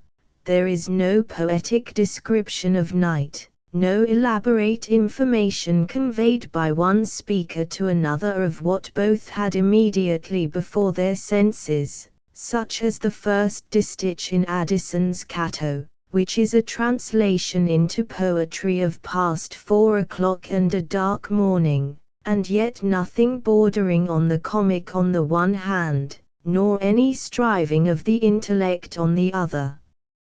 It is precisely the language of sensation among men who feared no charge of effeminacy for feeling, what they had no want of resolution to bear. Yet the armor, the dead silence, the watchfulness that first interrupts it, the welcome relief of the god, the cold, the broken expressions of compelled attention to bodily feelings still under control, all excellently accord with, and prepare for, the after gradual rise into tragedy, but, above all, into a tragedy, the interest of which is as eminently addit apud infra, as that of Macbeth is directly ad extra. In all the best attested stories of ghosts and visions, as in that of Brutus, of Archbishop Cranmer, that of Benvenuto Cellini recorded by himself, and the vision of Galileo communicated by him to his favorite pupil Torricelli, the ghost-seers were in a state of cold or chilling damp from without, and of anxiety inwardly. It has been with all of them as with Francisco on his guard, alone, in the depth and silence of the night. 'Twas bitter cold, and they were sick at heart, and not a mouse stirring. The attention to minute sounds, naturally associated with the recollection of minute objects, and the more familiar and trifling, the more impressive from the unusualness of their producing any impression at all, gives a philosophic pertinency to this last image, but it has likewise its dramatic use and purpose. For its commonness in ordinary conversation tends to produce the sense of reality, and at once hides the poet, and yet approximates the reader or spectator to that state in which the highest poetry will appear, and in its component parts, though not in the whole composition, really is the language of nature. If I should not speak it, I feel that I should be thinking it. The voice only is the poet's, the words are my own. That Shakespeare meant to put an effect in the actor's power in the very first words, "Who's there?" is evident from the impatience expressed by the startled Francisco in the words that follow, "Nay, answer me, stand and unfold yourself." A brave man is never so peremptory, as when he fears that he is afraid. Observe the gradual transition from the silence and the still recent habit of listening in Francisco's, "I think I hear them," to the more cheerful call-out, which a good actor would observe, in the "Stand ho! Who is there?" Bernardo's inquiry after Horatio, and the repetition of his name and in his own presence indicate a respect or an eagerness that implies him as one of the persons who are in the foreground, and the skepticism attributed to him, "Horatio says 'tis but our fantasy, and will not let belief take hold of him," prepares us for Hamlet's after eulogy on him as one whose blood and judgment were happily commingled. The actor should also be careful to distinguish the expectation and gladness of Bernardo's welcome, Horatio, from the mere courtesy of his welcome, "Good Marcellus." Now observe the admirable indefiniteness of the first opening out of the occasion of all this anxiety. The preparation informative of the audience is just as much as was precisely necessary, and no more. It begins with the uncertainty appertaining to a question, "March. What, has this thing appeared again tonight?" Even the word "again" has its credibilizing effect. Then Horatio, the representative of the ignorance of the audience, not himself, but by Marcellus to Bernardo, anticipates the common solution, "'Tis but our fantasy," upon which Marcellus rises into this dreaded sight, twice seen of us, which immediately afterwards becomes this apparition and that, too, an intelligent spirit, that is, to be spoken to. Then comes the confirmation of Horatio's disbelief, "Tush! Tush! 'Twill not appear," and the silence, with which the scene opened, is again restored in the shivering feeling of Horatio sitting down, at such a time, and with the two eyewitnesses, to hear a story of a ghost, and that, too, of a ghost which had appeared twice before at the very same hour.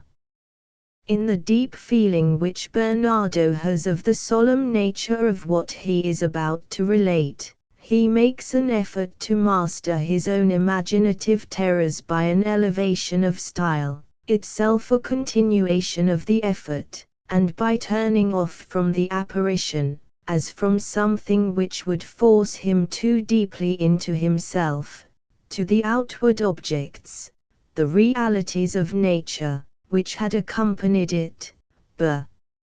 Last night of all, when yon same star, that's westward from the pole, had made his course to illume that part of heaven where now it burns, Marcellus and myself, the bell then beating one.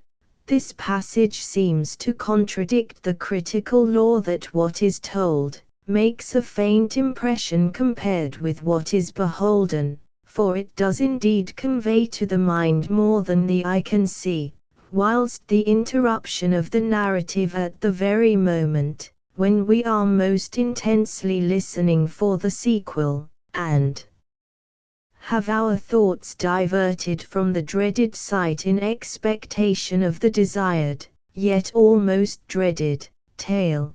This gives all the suddenness and surprise of the original appearance. March. Peace, break thee off, look, where it comes again. Note the judgment displayed in having the two persons present, who, as having seen the ghost before, are naturally eager in confirming their former opinions, whilst the skeptic is silent, and after having been twice addressed by his friends, answers with two hasty syllables, most like, and a confession of horror. It harrows me with fear and wonder. O heaven! Words are wasted on those who feel, and to those who do not feel the exquisite judgment of Shakespeare in this scene, what can be said? Hume himself could not but have had faith in this ghost dramatically, let his antighostism have been as strong as Samson against other ghosts less powerfully raised. Act ISC. I march. Good, now, sit down, and tell me, he that knows, why this same strict and most observant watch, and see. How delightfully natural is the transition to the retrospective narrative.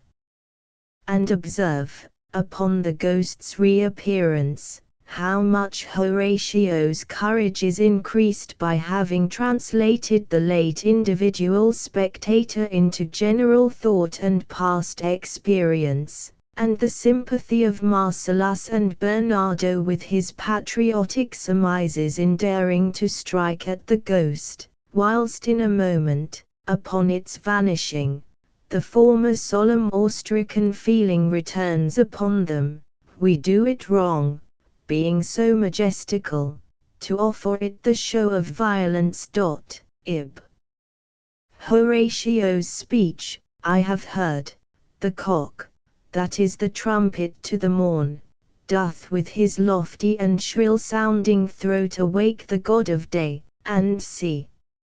No Addison could be more careful to be poetical in diction than Shakespeare in providing the grounds and sources of its propriety. But how to elevate a thing almost mean by its familiarity, young poets may learn in this treatment of the cock-crow. Ib. Horatio's speech, and, by my advice, let us impart what we have seen tonight unto young Hamlet, for, upon my life, the spirit, dumb to us, will speak to him. Note the inobtrusive and yet fully adequate mode of introducing the main character, young Hamlet, upon whom is transferred all the interest excited for the acts and concerns of the king his father. Ib. Sc. 2. The audience are now relieved by a change of scene to the royal court, in order that Hamlet may not have to take up the leavings of exhaustion.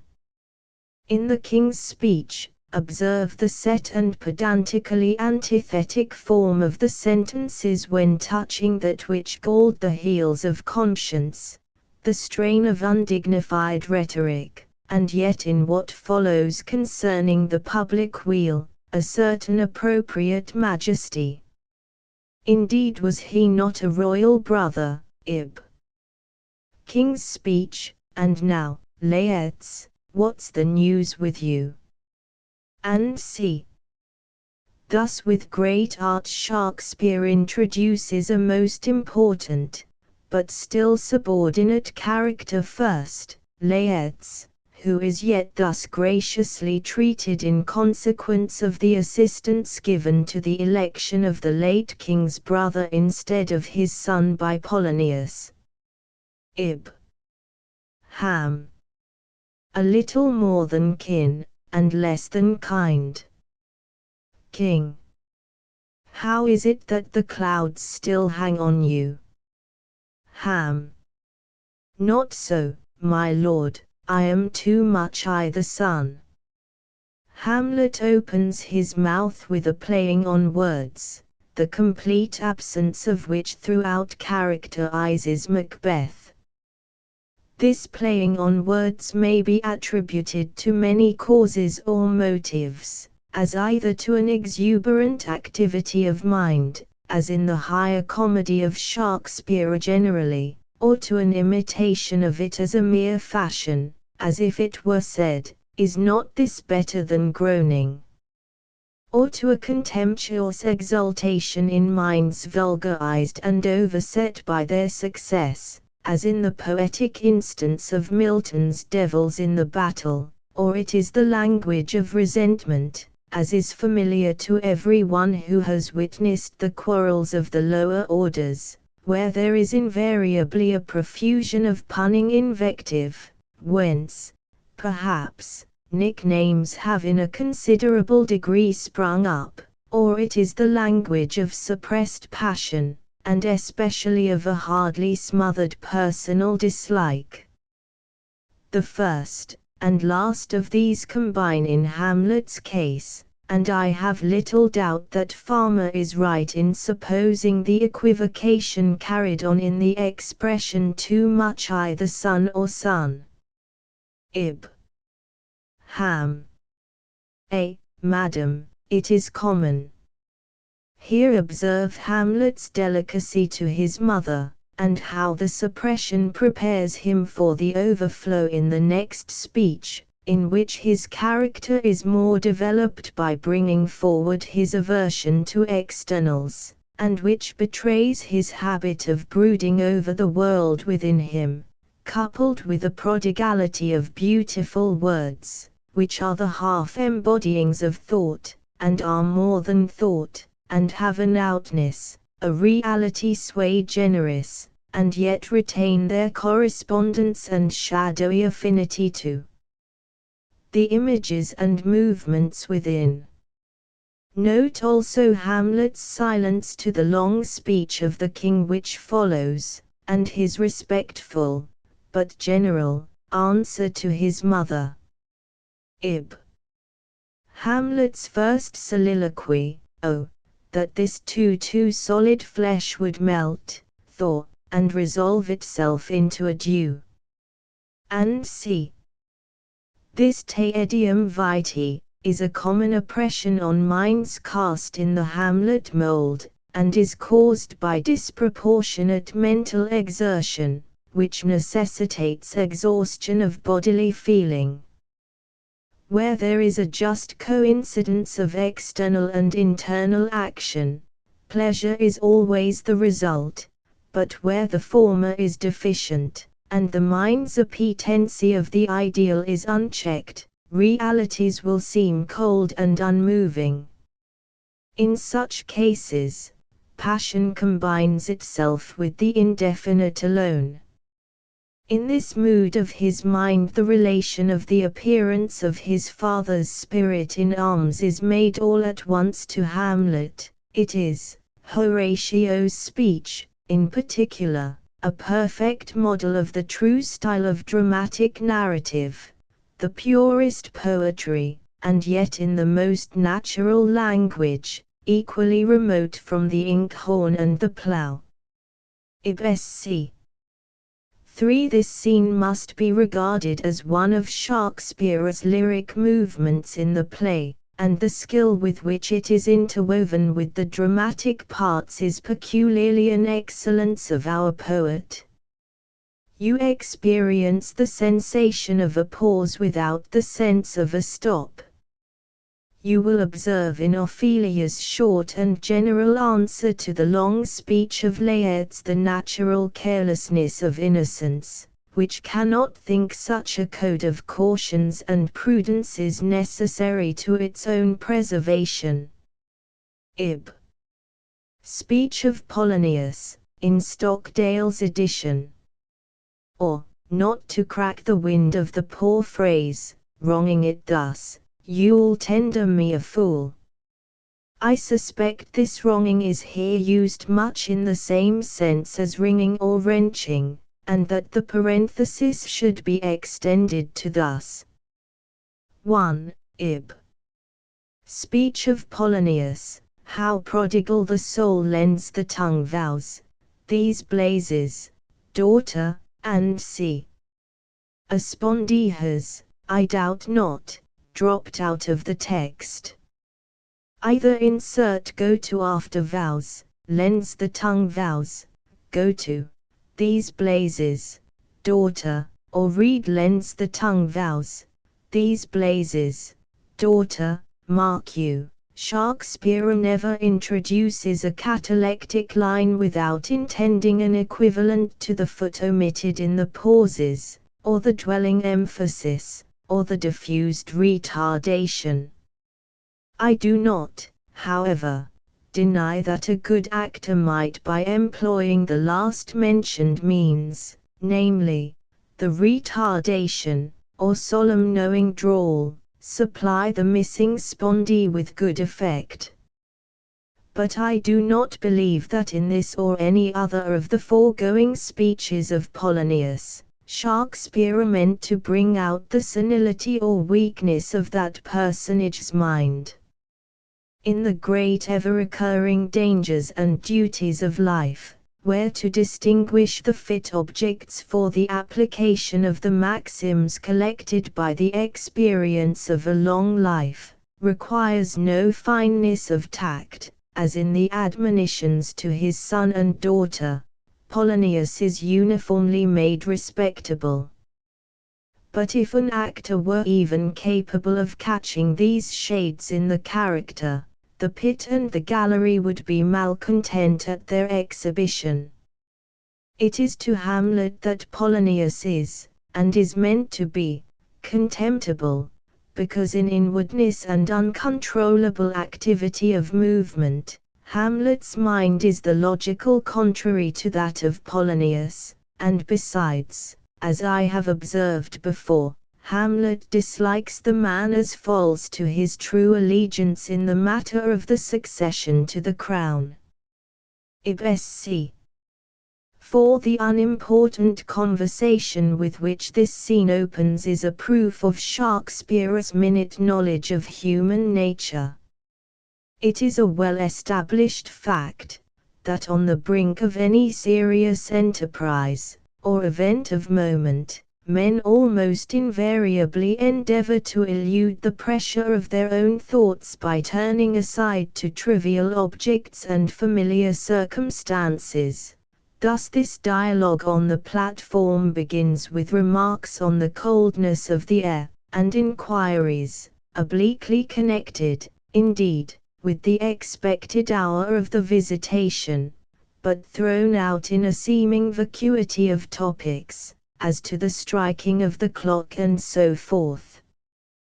The same desire to escape from the impending thought is carried on in Hamlet's account of, and moralizing on, the Danish custom of wassailing. He runs off from the particular to the universal, and, in his repugnance to personal and individual concerns, escapes, as it were, from himself in generalizations, and smothers the impatience and uneasy feelings of the moment in abstract reasoning.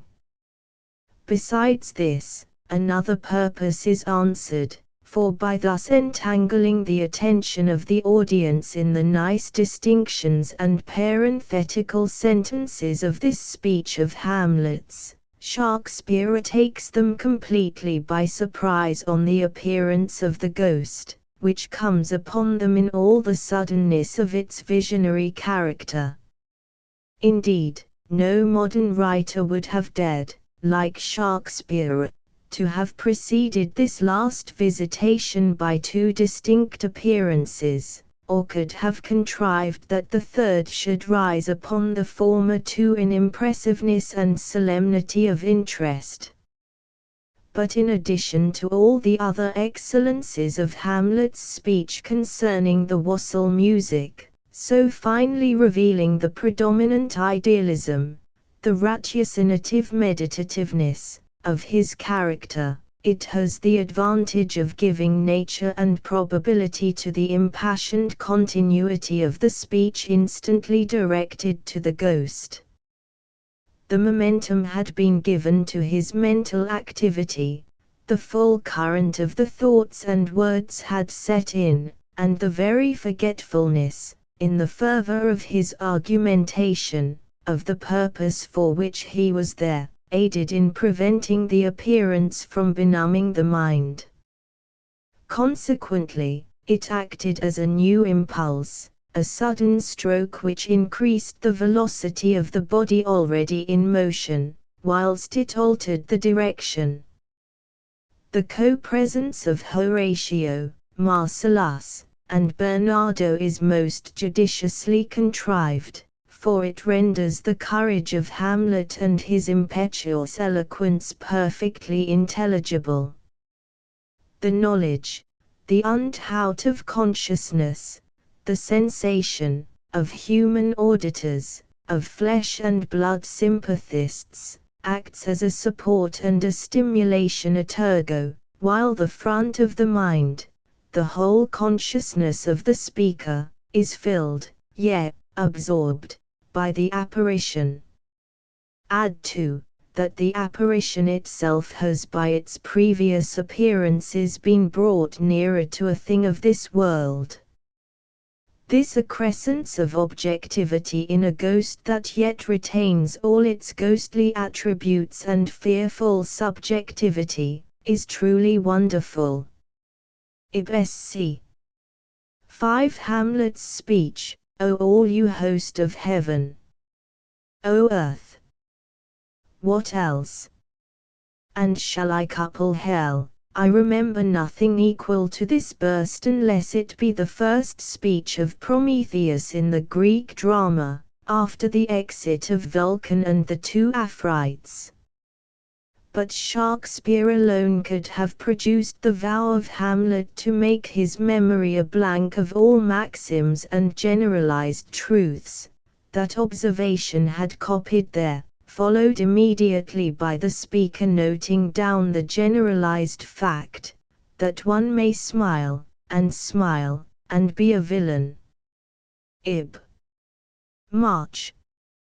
Hillo, ho, ho, my lord. Ham. Hillo, ho, ho, boy. Come bird, come, and see. This part of the scene after Hamlet's interview with the ghost has been charged with an improbable eccentricity.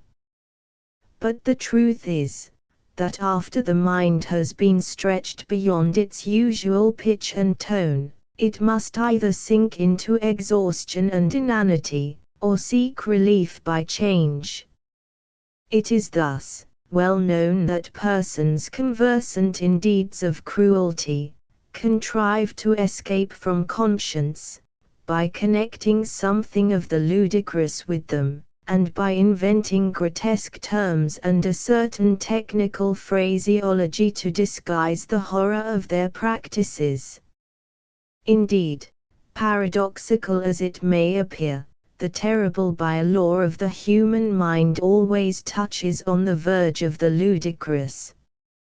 Both arise from the perception of something out of the common order of things, something, in fact, out of its place, and if from this we can abstract danger, the uncommonness will alone remain, and the sense of the ridiculous be excited.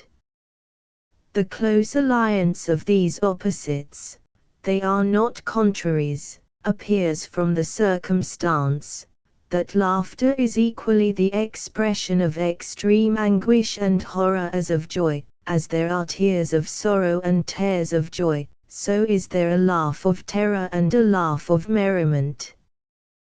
These complex causes will naturally have produced in Hamlet the disposition to escape from his own feelings of the overwhelming and supernatural by a wild transition to the ludicrous, a sort of cunning bravado, bordering on the flights of delirium.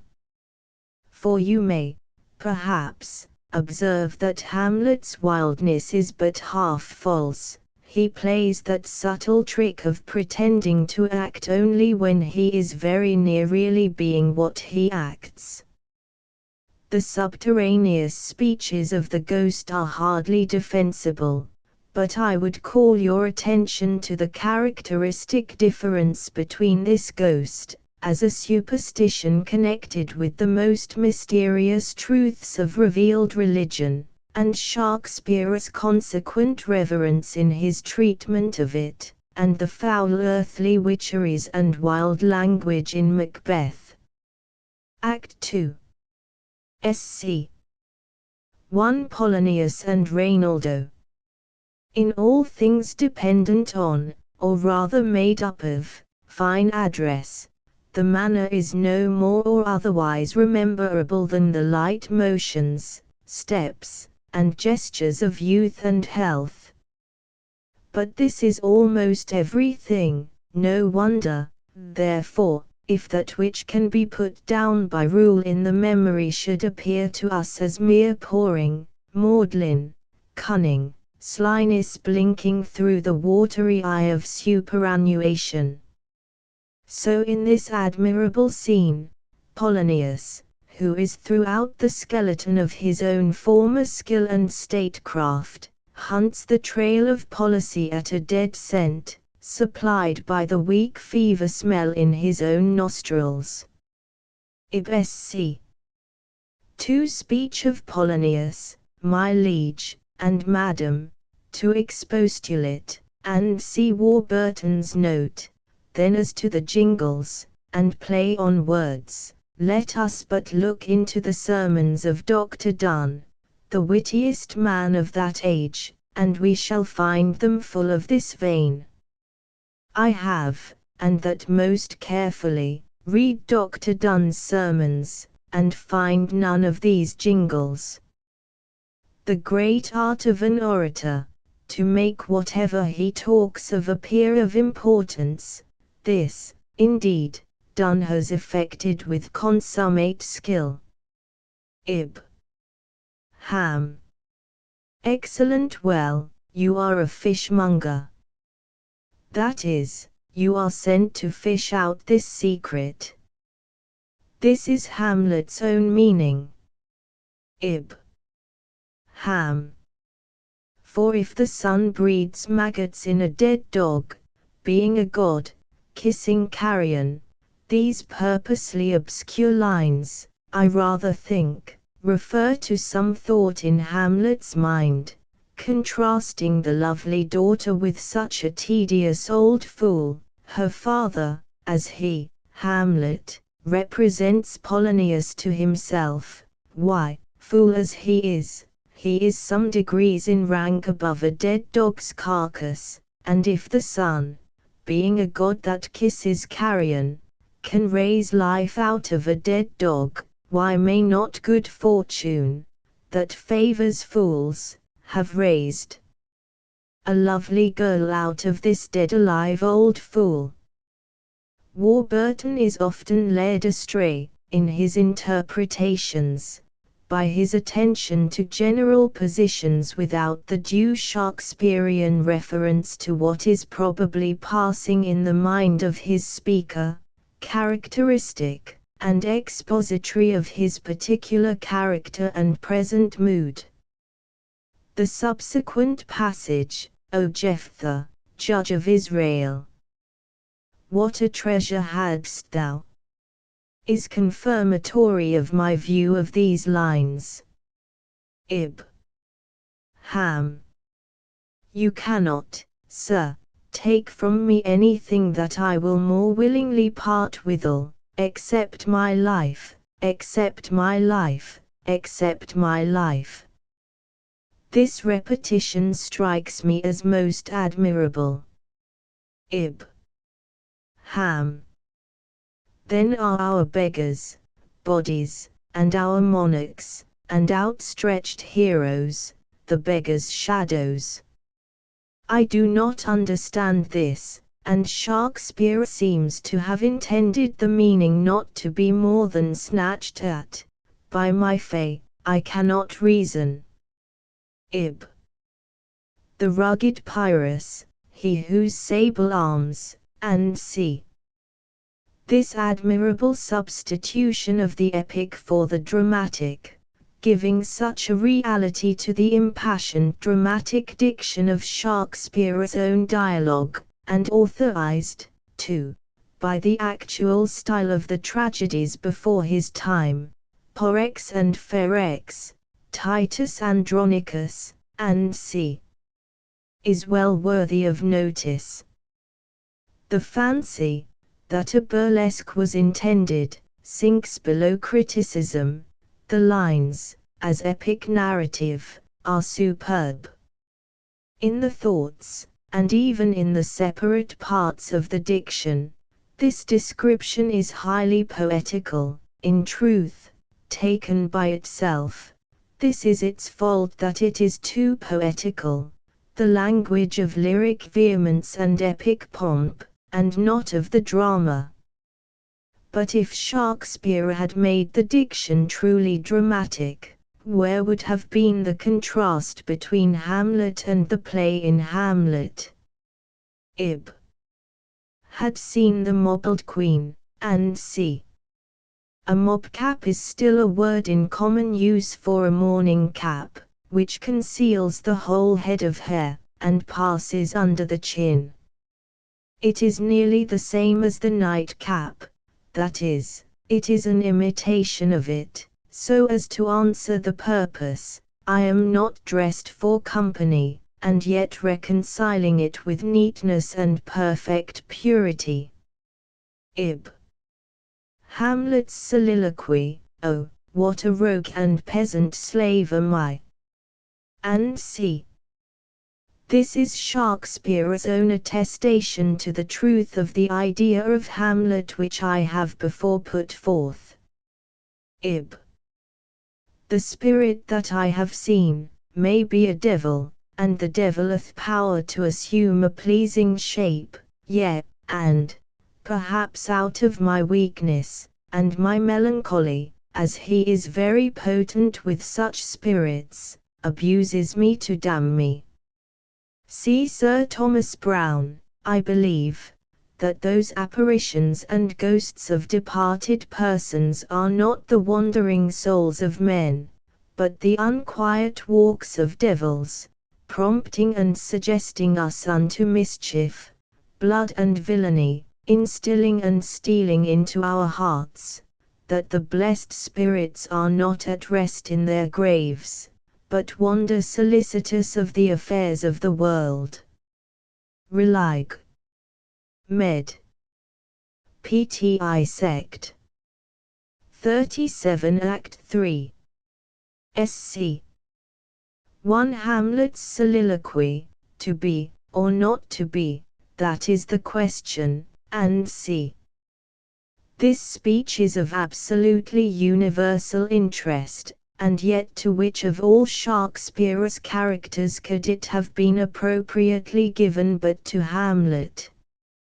For Yarks it would have been too deep, and for Iago too habitual a communion with the heart, which in every man belongs, or ought to belong, to all mankind. Ib. That undiscovered country, from whose bourne no traveller returns. Theobald's note in defense of the supposed contradiction of this in the apparition of the ghost. O miserable defender!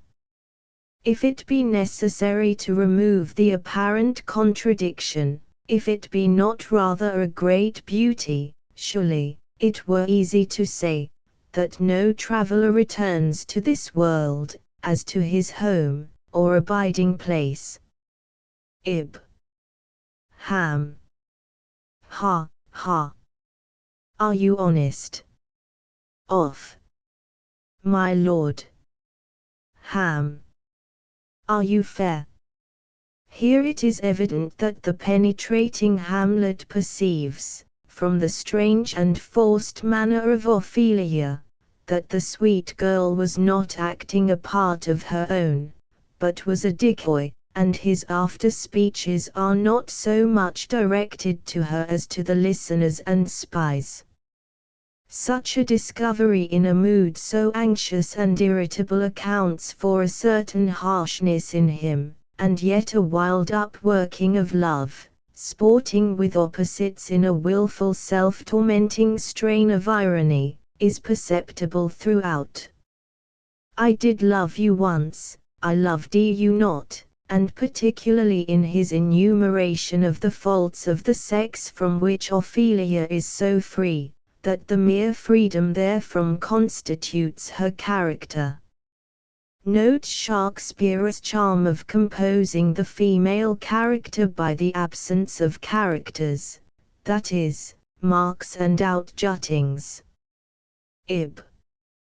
Hamlet's speech, I say, we will have no more marriages, those that are married already, all but one, shall live, the rest shall keep as they are.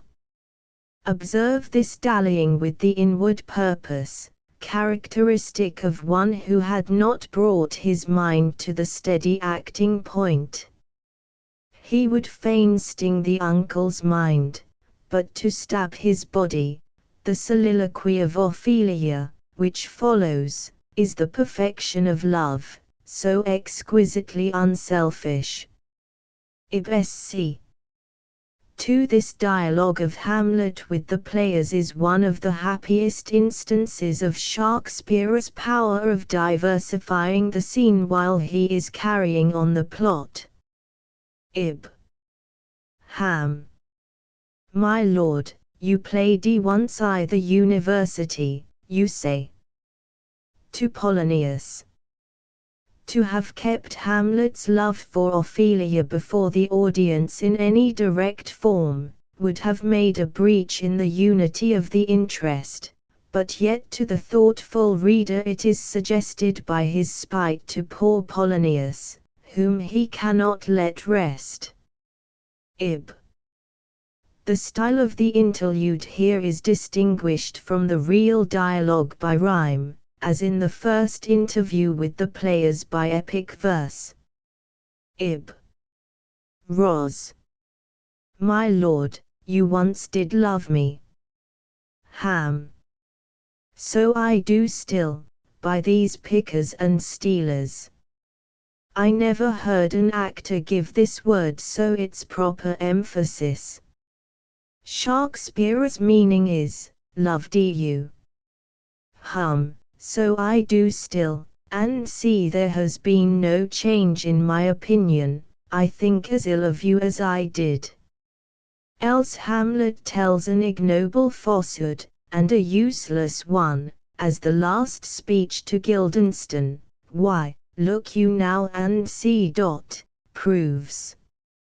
Ib. Hamlet's soliloquy. Now could I drink hot blood, and do such business as the bitter day would quake to look on.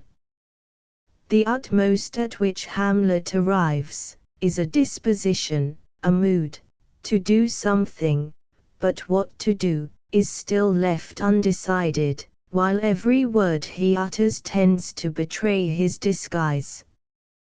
Yet observe how perfectly equal to any call of the moment is Hamlet, let it only not be for the future.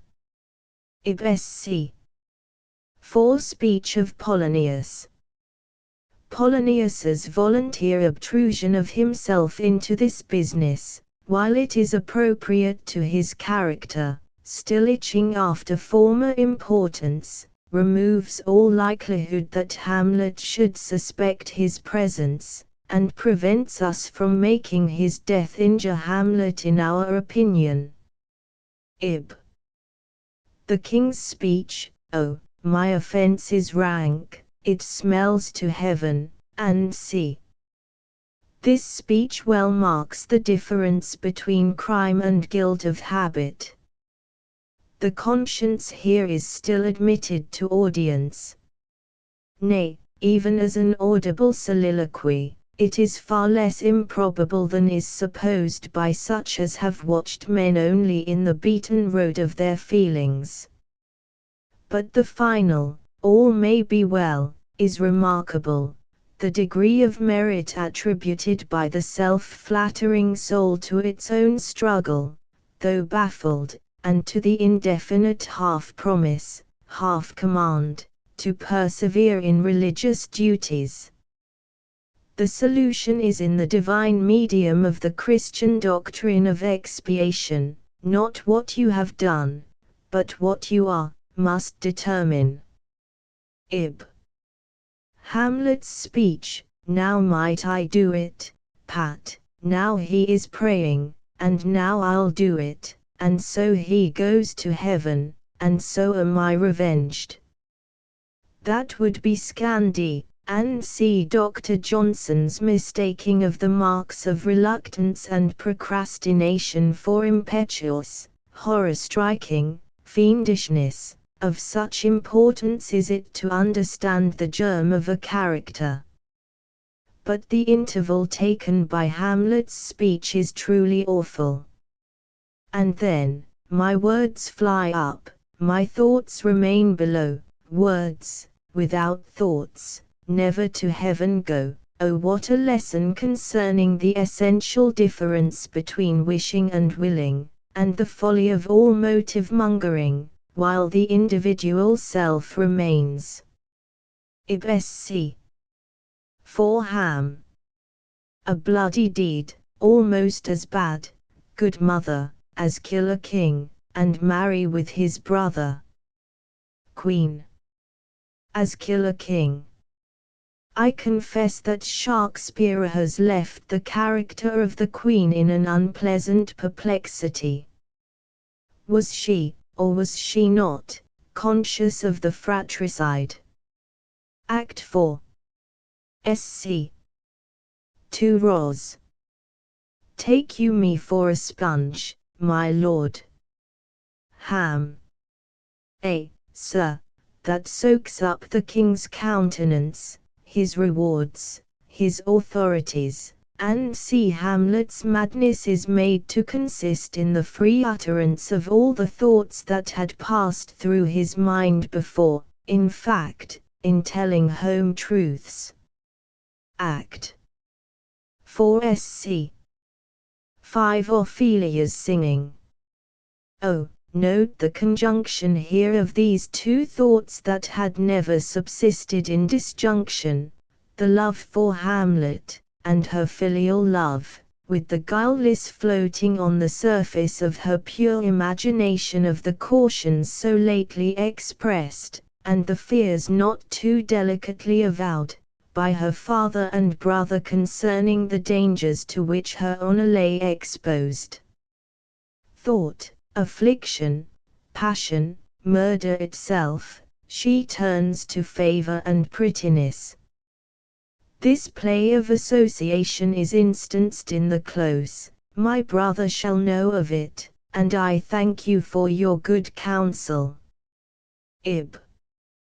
Gentleman's speech, and as the world were now but to begin, antiquity forgot, custom not known, the ratifiers and props of every ward, they cry, and see fearful and self-suspicious as I always feel, when I seem to see an error of judgment in Shakespeare, yet I cannot reconcile the cool, and, as Warburton calls it, rational and consequential reflection in these lines with the anonymousness, or the alarm, of this gentleman or messenger, as he is called in other editions. Ib. King's speech, there's such divinity doth hedge a king, that treason can but peep to what it would, acts little of his will.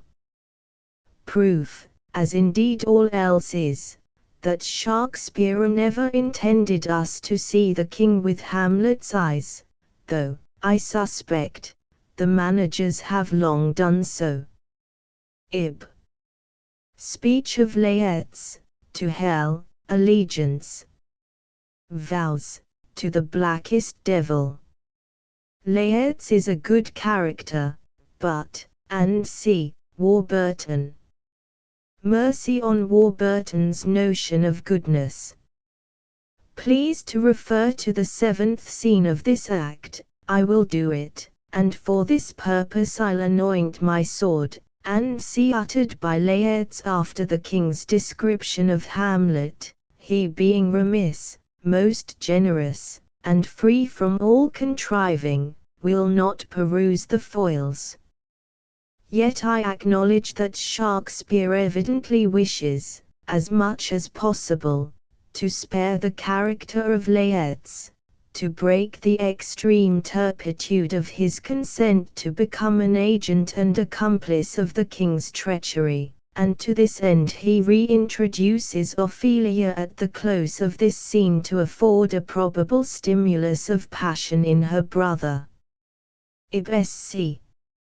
6 Hamlet's capture by the pirates.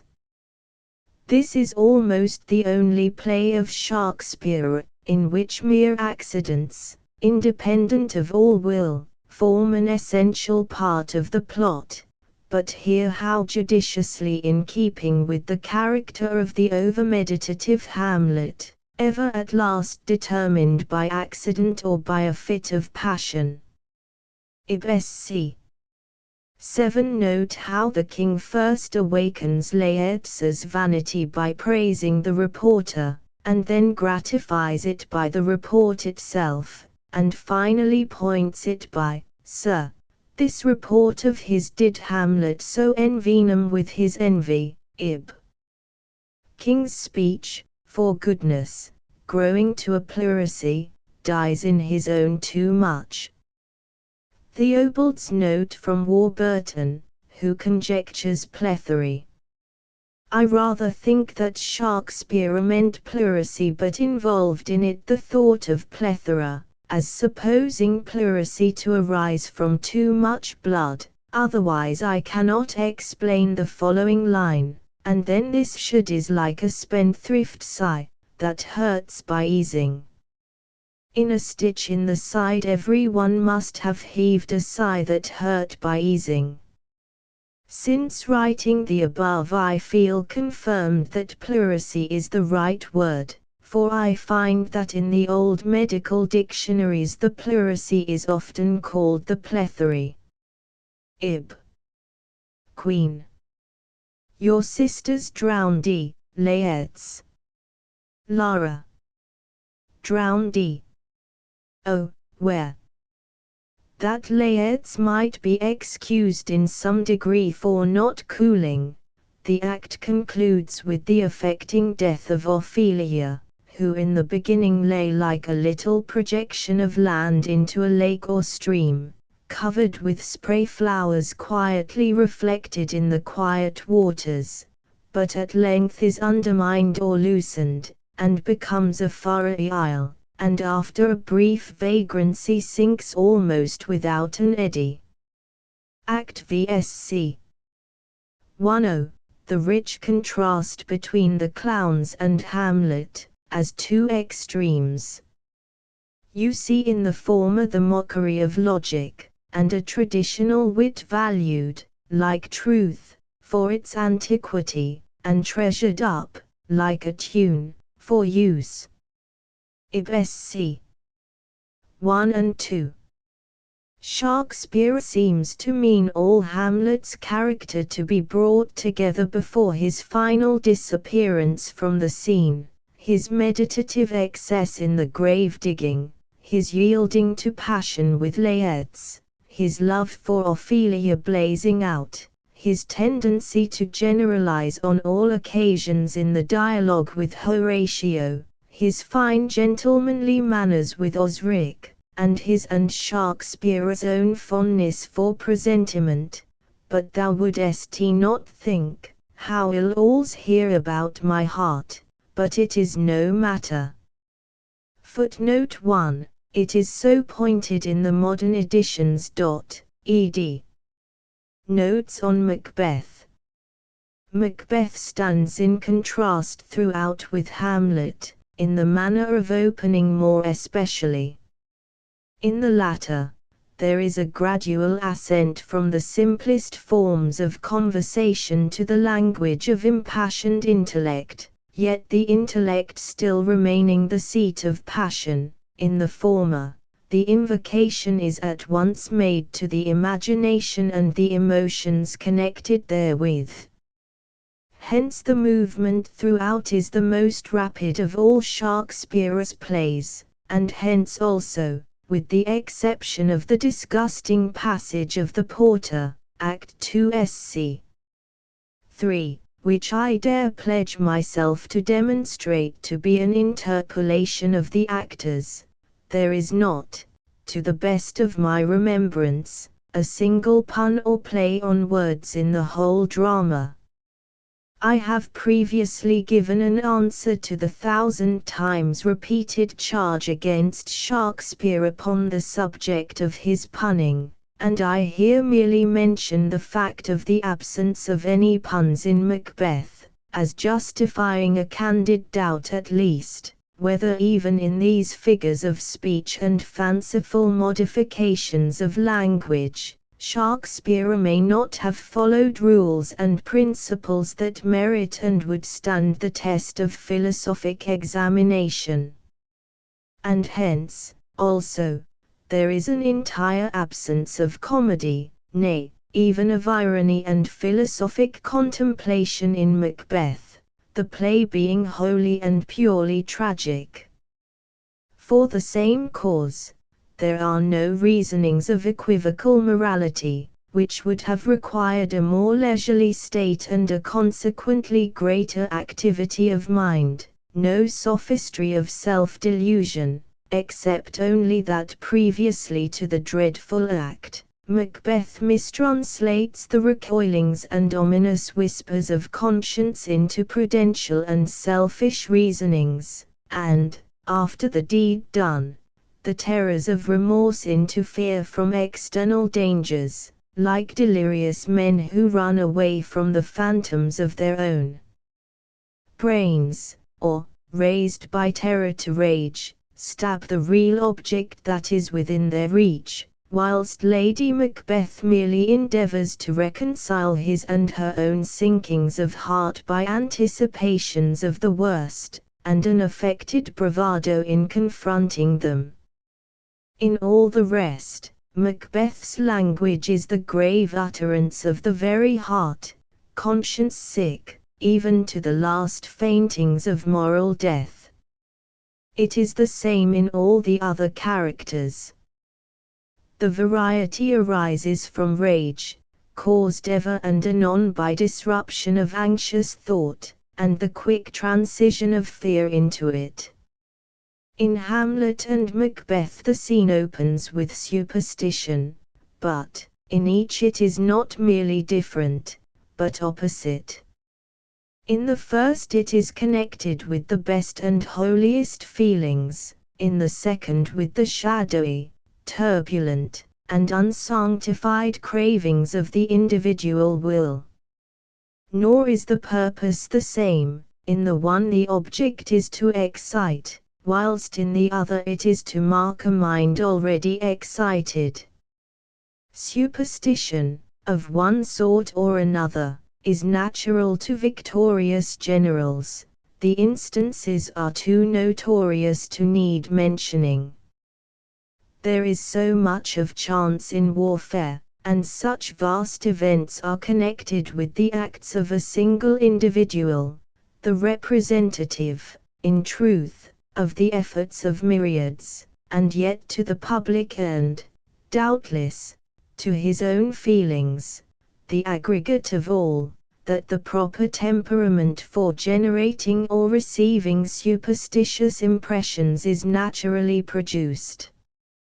Hope, the master element of a commanding genius, meeting with an active and combining intellect, and an imagination of just that degree of vividness which disquiets and impels the soul to try to realize its images, greatly increases the creative power of the mind, and hence the images become a satisfying world of themselves, as is the case in every poet and original philosopher, but hope fully gratified, and yet the elementary basis of the passion remaining, becomes fear, and, indeed, the general, who must often feel, even though he may hide it from his own consciousness, how large a share chance had in his successes, may very naturally be irresolute in a new scene, where he knows that all will depend on his own act and election.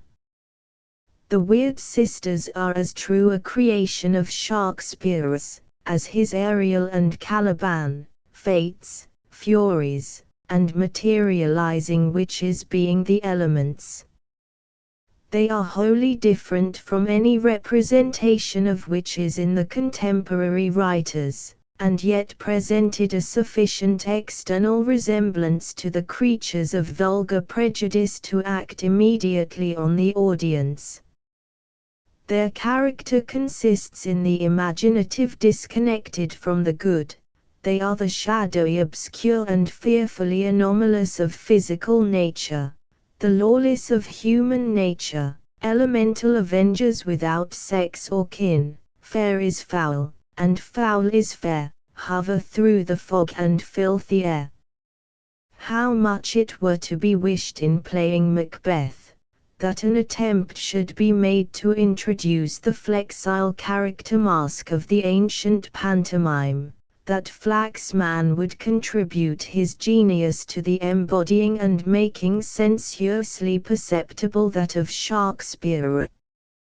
The style and rhythm of the captain's speeches in the second scene should be illustrated by reference to the interlude in Hamlet, in which the epic is substituted for the tragic, in order to make the latter be felt as the real-life diction.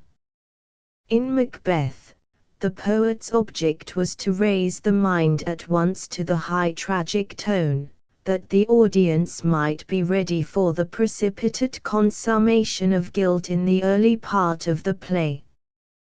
The true reason for the first appearance of the witches is to strike the keynote of the character of the whole drama, as is proved by their reappearance in the third scene, after such an order of the king's as establishes their supernatural power of information.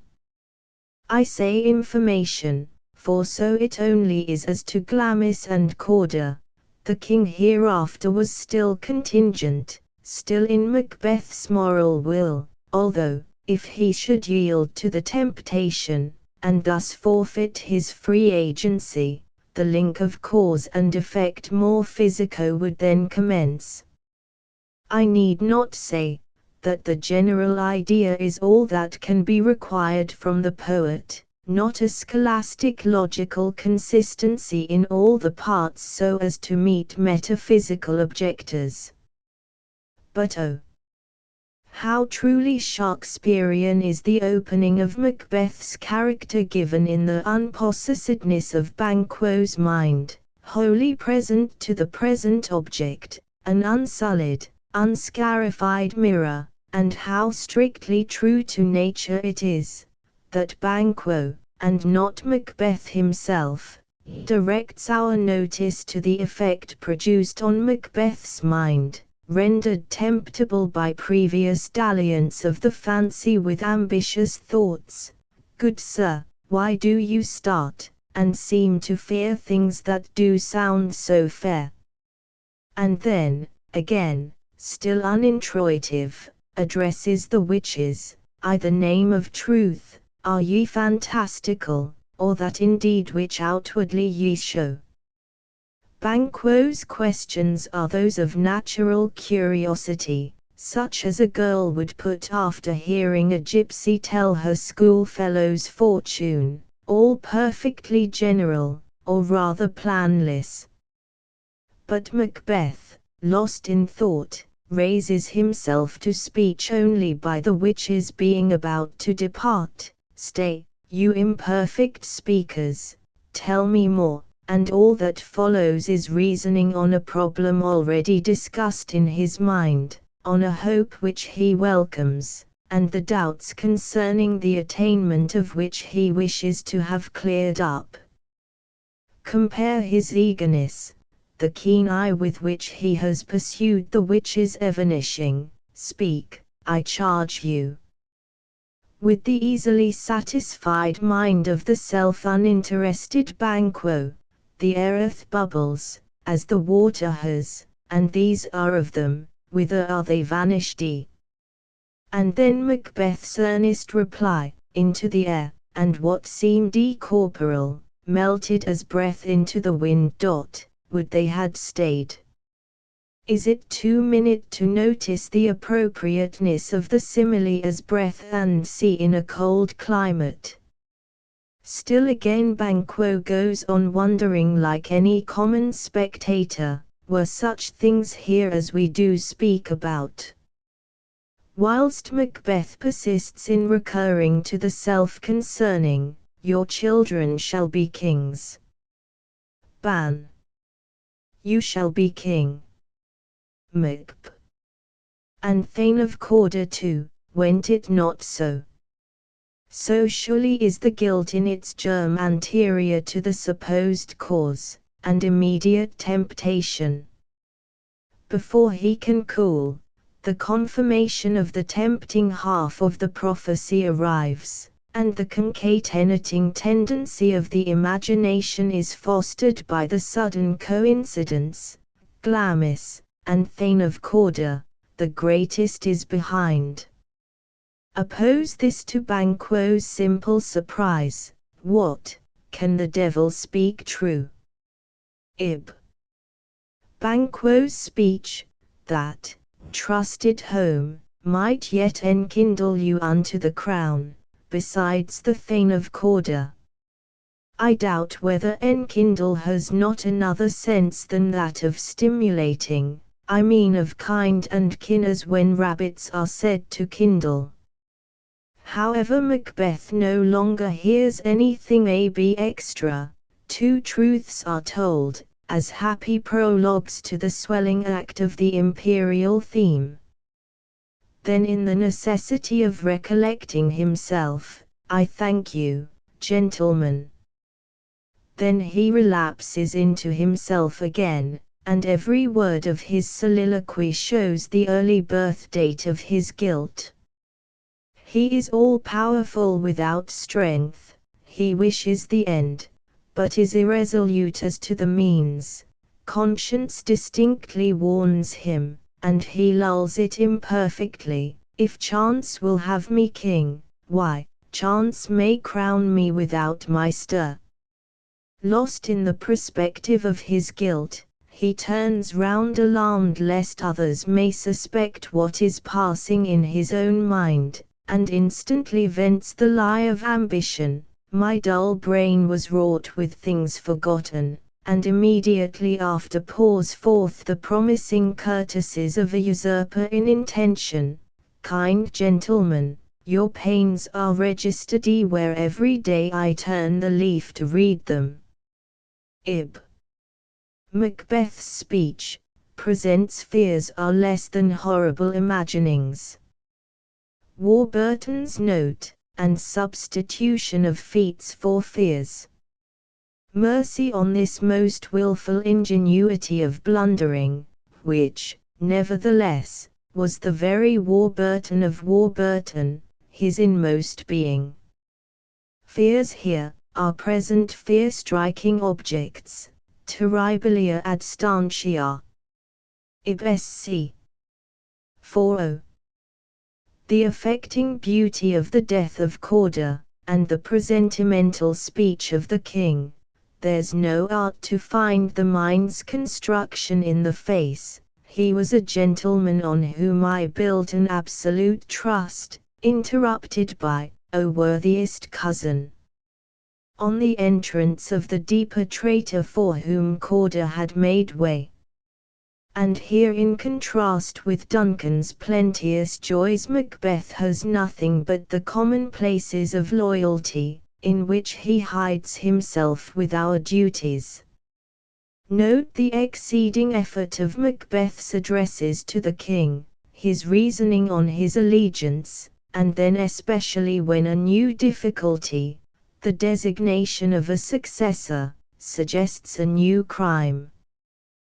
This, however, seems the first distinct notion, as to the plan of realizing his wishes, and here, therefore, with great propriety, Macbeth's cowardice of his own conscience discloses itself.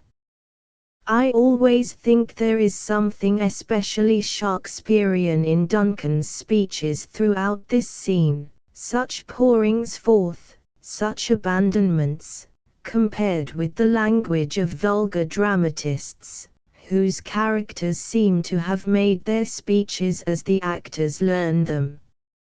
Ib.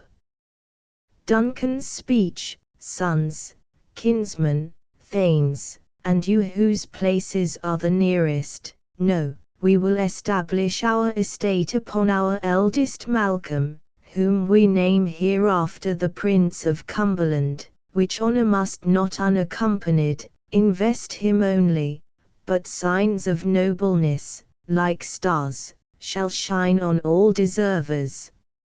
It is a fancy, but I can never read this and the following speeches of Macbeth without involuntarily thinking of the Miltonic Messiah and Satan.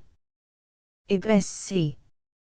5. Macbeth is described by Lady Macbeth so as at the same time to reveal her own character. Could he have everything he wanted, he would rather have it innocently, ignorant, as alas, how many of us are, that he who wishes a temporal end for itself, does in truth will the means, and hence the danger of indulging fancies. Lady Macbeth, like all in Shakespeare, is a class individualized, of high rank, left much alone, and feeding herself with daydreams of ambition. She mistakes the courage of fantasy for the power of bearing the consequences of the realities of guilt.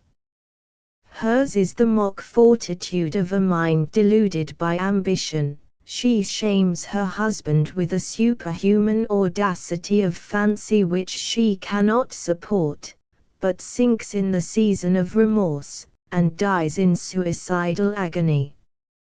Her speech, "Come, all you spirits that tend on mortal thoughts, unsex me here, and see," is that of one who had habitually familiarized her imagination to dreadful conceptions, and was trying to do so still more. Her invocations and requisitions are all the false efforts of a mind accustomed only hitherto to the shadows of the imagination, vivid enough to throw the everyday substances of life into shadow, but never as yet brought into direct contact with their own correspondent realities.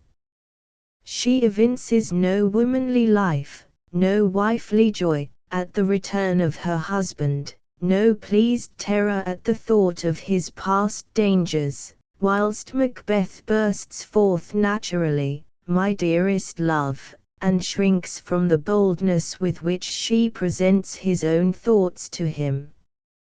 With consummate art she at first uses as incentives the very circumstances, Duncan's coming to their house, and see which Macbeth's conscience would most probably have adduced to her as motives of abhorrence or repulsion. Yet Macbeth is not prepared. We will speak further. Ib sc. 6. The lyrical movement with which this scene opens, and the free and unengaged mind of Banquo, loving nature, and rewarded in the love itself, form a highly dramatic contrast with the laboured rhythm and hypocritical overmuch of Lady Macbeth's welcome, in which you cannot detect a ray of personal feeling, but all is thrown upon the dignities the general duty. Ib sc. 7. Macbeth's speech. We will proceed no further in this business. He hath honoured me of late, and I have bought golden opinions from all sorts of people, which would be worn now in their newest gloss, not cast aside so soon. Note the inward pangs and warnings of conscience interpreted into prudential reasonings. Act 2. Sc. 1. Banquo's speech, a heavy summons lies like lead upon me, and yet I would not sleep. Merciful powers, restrain in me the cursed thoughts, that nature gives way to in repose. The disturbance of an innocent soul by painful suspicions of another's guilty intentions and wishes, and fear of the cursed thoughts of sensual nature. Ibsc. 2. Now that the deed is done or doing, now that the first reality commences, Lady Macbeth shrinks.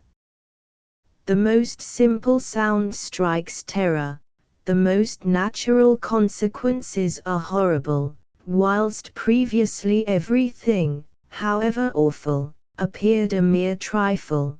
Conscience, which before had been hidden to Macbeth in selfish and prudential fears, now rushes in upon him in her own veritable person. Methought I heard a voice cry, "Sleep no more." I could not say Amen, when they did say, "God bless us." And see the novelty given to the most familiar images by a new state of feeling. Ibsc. 3. This low soliloquy of the porter and his few speeches afterwards, I believe to have been written for the mob by some other hand, perhaps with Shakespeare's consent, and that finding it take, he with the remaining ink of a pen otherwise employed, just interpolated the words, "I'll devil porter it no further, I had thought to have let in some of all professions, that go the primrose way to th everlasting bonfire. Of the rest not one syllable has the ever-present being of Shakespeare."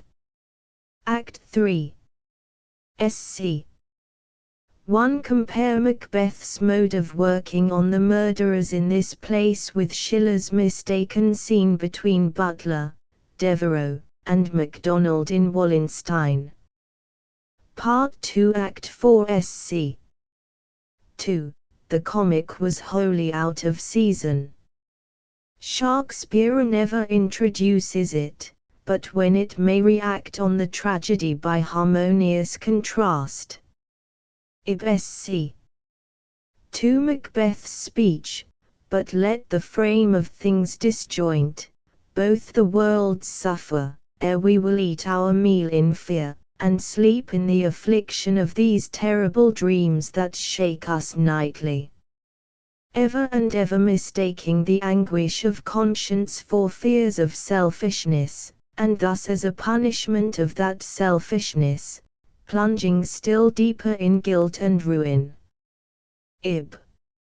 Macbeth's speech, "Be innocent of the knowledge, dearest Chuck, till thou applaud the deed." This is Macbeth's sympathy with his own feelings, and his mistaking his wife's opposite state. Ibsc. 4. Macb. It will have blood, they say, blood will have blood, stones have been known to move, and trees to speak, augurs, and understood relations, have by maggot pies, and choughs, and rooks, brought forth the secret man of blood. The deed is done, but Macbeth receives no comfort, no additional security.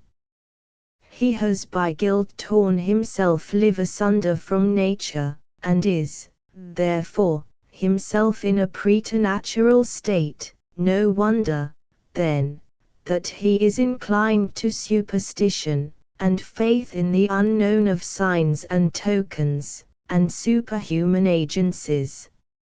Act 4. Sc. 1 Len. 'Tis 2 or 3, my lord, that bring you word, Macduff is fled to England. Macb. Fled to England. The acme of the avenging conscience. Ibsc. 2. This scene, dreadful as it is still a relief, because of variety, because domestic, and therefore soothing, as associated with the only real pleasures of life. The conversation between Lady Macduff and her child heightens the pathos, and is preparatory for the deep tragedy of their assassination. Shakespeare's fondness for children is everywhere shown, in Prince Arthur, in King John, in the sweet scene in The Winter's Tale between Hermione and her son, nay, even in honest Evans's examination of Mrs. Page's schoolboy. To the objection that Shakespeare wounds the moral sense by the unsubdued, undisguised description of the most hateful atrocity, that he tears the feelings without mercy, and even outrages the eye itself with scenes of insupportable horror, I, omitting Titus Andronicus, as not genuine, and accepting the scene of Gloucester's blinding in Lear, answer boldly in the name of Shakespeare, not guilty. Ib sc. 3 Malcolm's speech, better Macbeth, than such a one to reign. The moral is, the dreadful effects even on the best minds of the soul, sickening sense of insecurity. Ib. How admirably Macduff's grief is in harmony with the whole play. It rends, not dissolves, the heart. The tune of it goes manly. Thus is Shakespeare always master of himself and of his subject, a genuine Proteus. We see all things in him, as images in a calm lake, most distinct, most accurate, only more splendid, more glorified. This is correctness in the only philosophical sense. But he requires your sympathy and your submission. You must have that recipiency of moral impression without which the purposes and ends of the drama would be frustrated, and the absence of which demonstrates an utter want of all imagination, a deadness to that necessary pleasure of being innocently, shall I say, deluded, or rather, drawn away from ourselves to the music of noblest thought in harmonious sounds. Happy he, who not only in the public theatre, but in the labours of a profession, and round the light of his own hearth, still carries a heart so pleasure-fraught. Alas for Macbeth! Now all is inward with him, he has no more prudential prospective reasonings. His wife, the only being who could have had any seat in his affections, dies. He puts on despondency, the final heart armor of the wretched, and would fain think everything shadowy and unsubstantial, as indeed all things are to those who cannot regard them as symbols of goodness. Out, brief candle. Life's but a walking shadow, a poor player, that struts and frets his hour upon the stage, and then is heard no more. It is a tale told by an idiot, full of sound and fury, signifying nothing. Notes on The Winter's Tale. Although, on the whole, this play is exquisitely respondent to its title, and even in the fault I am about to mention, still a winter's tale, yet it seems a mere indolence of the great bard not to have provided in the oracular response, Act 2 sc. 2, some ground for Hermione's seeming death and 15 years' voluntary concealment. This might have been easily effected by some obscure sentence of the oracle, as for example, nor shall he ever recover an heir, if he have a wife before that recovery. The idea of this delightful drama is a genuine jealousy of disposition, and it should be immediately followed by the perusal of Othello, which is the direct contrast of it in every particular. For jealousy is a vice of the mind, a culpable tendency of the temper, having certain well-known and well-defined effects and concomitants, all of which are visible in Leonce, and, I boldly say, not one of which marks its presence in Othello, such as, first, an excitability by the most inadequate causes, and an eagerness to snatch at proofs, secondly, a grossness of conception, and a disposition to degrade the object of the passion by sensual fancies and images, thirdly, a sense of shame of his own feelings exhibited in a solitary moodiness of humor, and yet from the violence of the passion forced to utter itself, and therefore catching occasions to ease the mind by ambiguities, equivokes, by talking to those who cannot, and who are known not to be able to, understand what is said to them, in short, by soliloquy in the form of dialogue, and hence a confused, broken, and fragmentary manner. Fourthly, a dread of vulgar ridicule, as distinct from a high sense of honor, or a mistaken sense of duty, and lastly, and immediately, consequent on this, a spirit of selfish vindictiveness. Act ISC 1, 2. Observe the easy style of chit-chat between Camillo and Archidamus as contrasted with the elevated diction on the introduction of the kings and Hermione in the second scene, and how admirably Polixen's obstinate refusal to Leonce to stay. There is no tongue that moves, none I the world so soon as yours, could win me, prepares for the effect produced by his afterwards yielding to Hermione, which is, nevertheless, perfectly natural from mere courtesy of sex, and the exhaustion of the will by former efforts of denial, and well calculated to set in nascent action the jealousy of Leonce. This, when once excited, is unconsciously increased by Hermione, yet, good deed, Leonce, I love thee not ajar o the clock behind what lady she her lord, accompanied, as a good actress ought to represent it, by an expression and recoil of apprehension that she had gone too far. At my request, he would not, the first working of the jealous fit, too hot, the morbid tendency of Leonce to lay hold of the merest trifles, and his grossness immediately afterwards, paddling palms and pinching fingers, followed by his strange loss of self-control in his dialogue with the little boy. Act 3. SC. To Paulina's speech, that thou betrayedst Polixen's 'twas nothing, that did but show thee, of a fool, inconstant, and damnable ingrateful. Theobald Reed's Soul. I think the original word is Shakespeare's.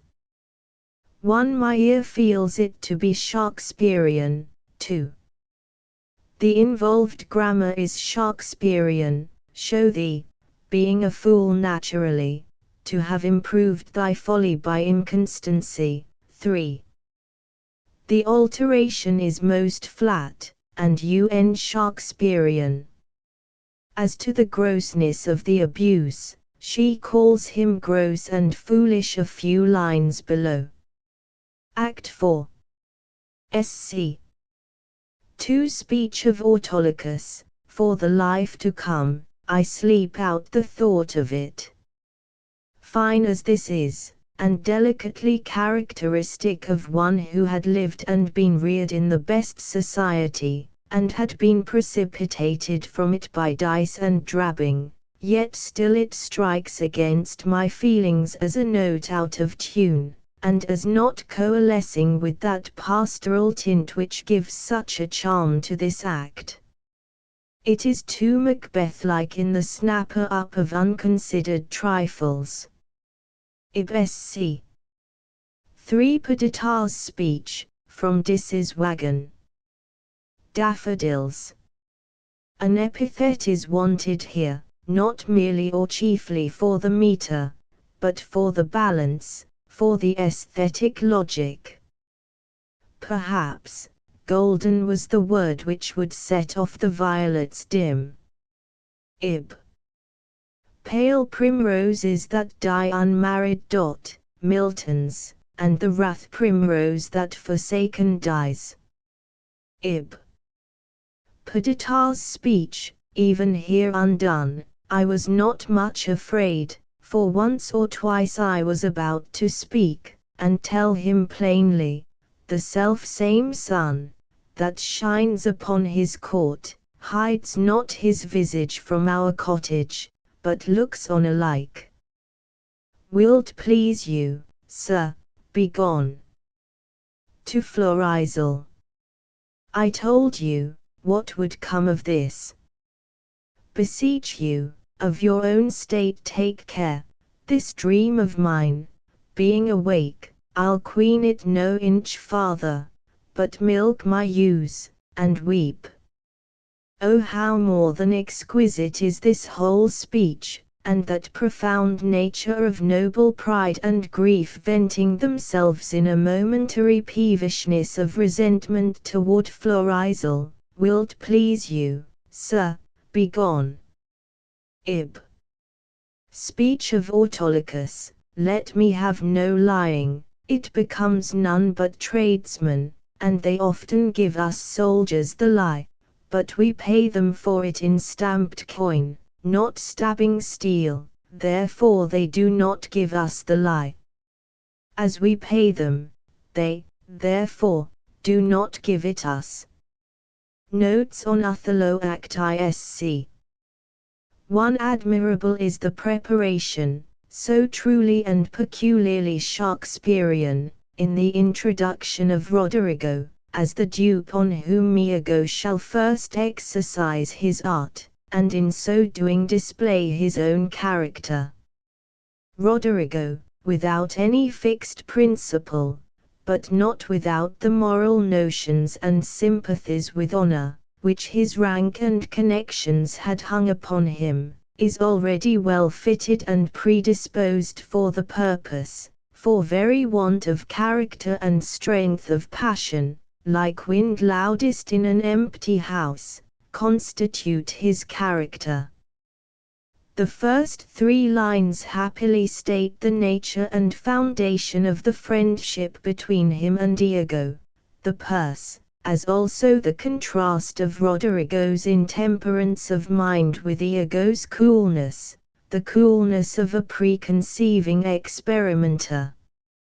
The mere language of protestation, if ever I did dream of such a matter, abhor me, which falling in with the associative link, determines Roderigo's continuation of complaint, thou toldest me, thou didst hold him in thy hate, elicits at length a true feeling of Iago's mind, the dread of contempt habitual to those, who encourage in themselves, and have their keenest pleasure in, the expression of contempt for others. Observe Iago's high self-opinion, and the moral, that a wicked man will employ real feelings, as well as assume those most alien from his own, as instruments of his purposes, and, by the faith of man, I know my place, I am worth no worse a place. I think Tyre Whit's reading of Life for Wife, a fellow almost dandy in a fair wife, the true one, as fitting to Iago's contempt for whatever did not display power, and that intellectual power. In what follows, let the reader feel how by and through the glass of 2 passions, disappointed vanity and envy, the very vices of which he is complaining, are made to act upon him as if they were so many excellences, and the more appropriately, because cunning is always admired and wished for by minds conscious of inward weakness, but they act only by half, like music on an inattentive auditor, swelling the thoughts which prevent him from listening to it. Ib. Rod. What a full fortune does the thick lips owe, if he can carry thus. Roderigo turns off to Othello, and here comes one, if not the only, seeming justification of our blackamoor or Negro Othello. Even if we supposed this an uninterrupted tradition of the theatre, and that Shakespeare himself, from want of scenes, and the experience that nothing could be made too marked for the senses of his audience, had practically sanctioned it, would this prove aught concerning his own intention as a poet for all ages?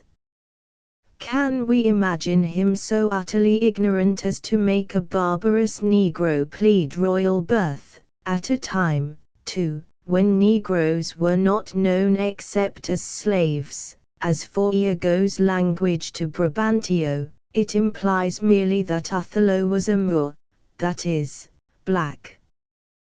Though I think the rivalry of Roderigo sufficient to account for his wilful confusion of Moor and Negro, yet, even if compelled to give this up, I should think it only adapted for the acting of the day, and should complain of an enormity built on a single word, in direct contradiction to Iago's Barbary horse. Besides, if we could in good earnest believe Shakespeare ignorant of the distinction, still why should we adopt one disagreeable possibility instead of a 10 times greater and more pleasing probability? It is a common error to mistake the epithets applied by the dramatis personae to each other, as truly descriptive of what the audience ought to see or know. No doubt Desdemona saw Othello's visage in his mind, yet, as we are constituted, and most surely as an English audience was disposed in the beginning of the 17th century, it would be something monstrous to conceive this beautiful Venetian girl falling in love with a veritable Negro.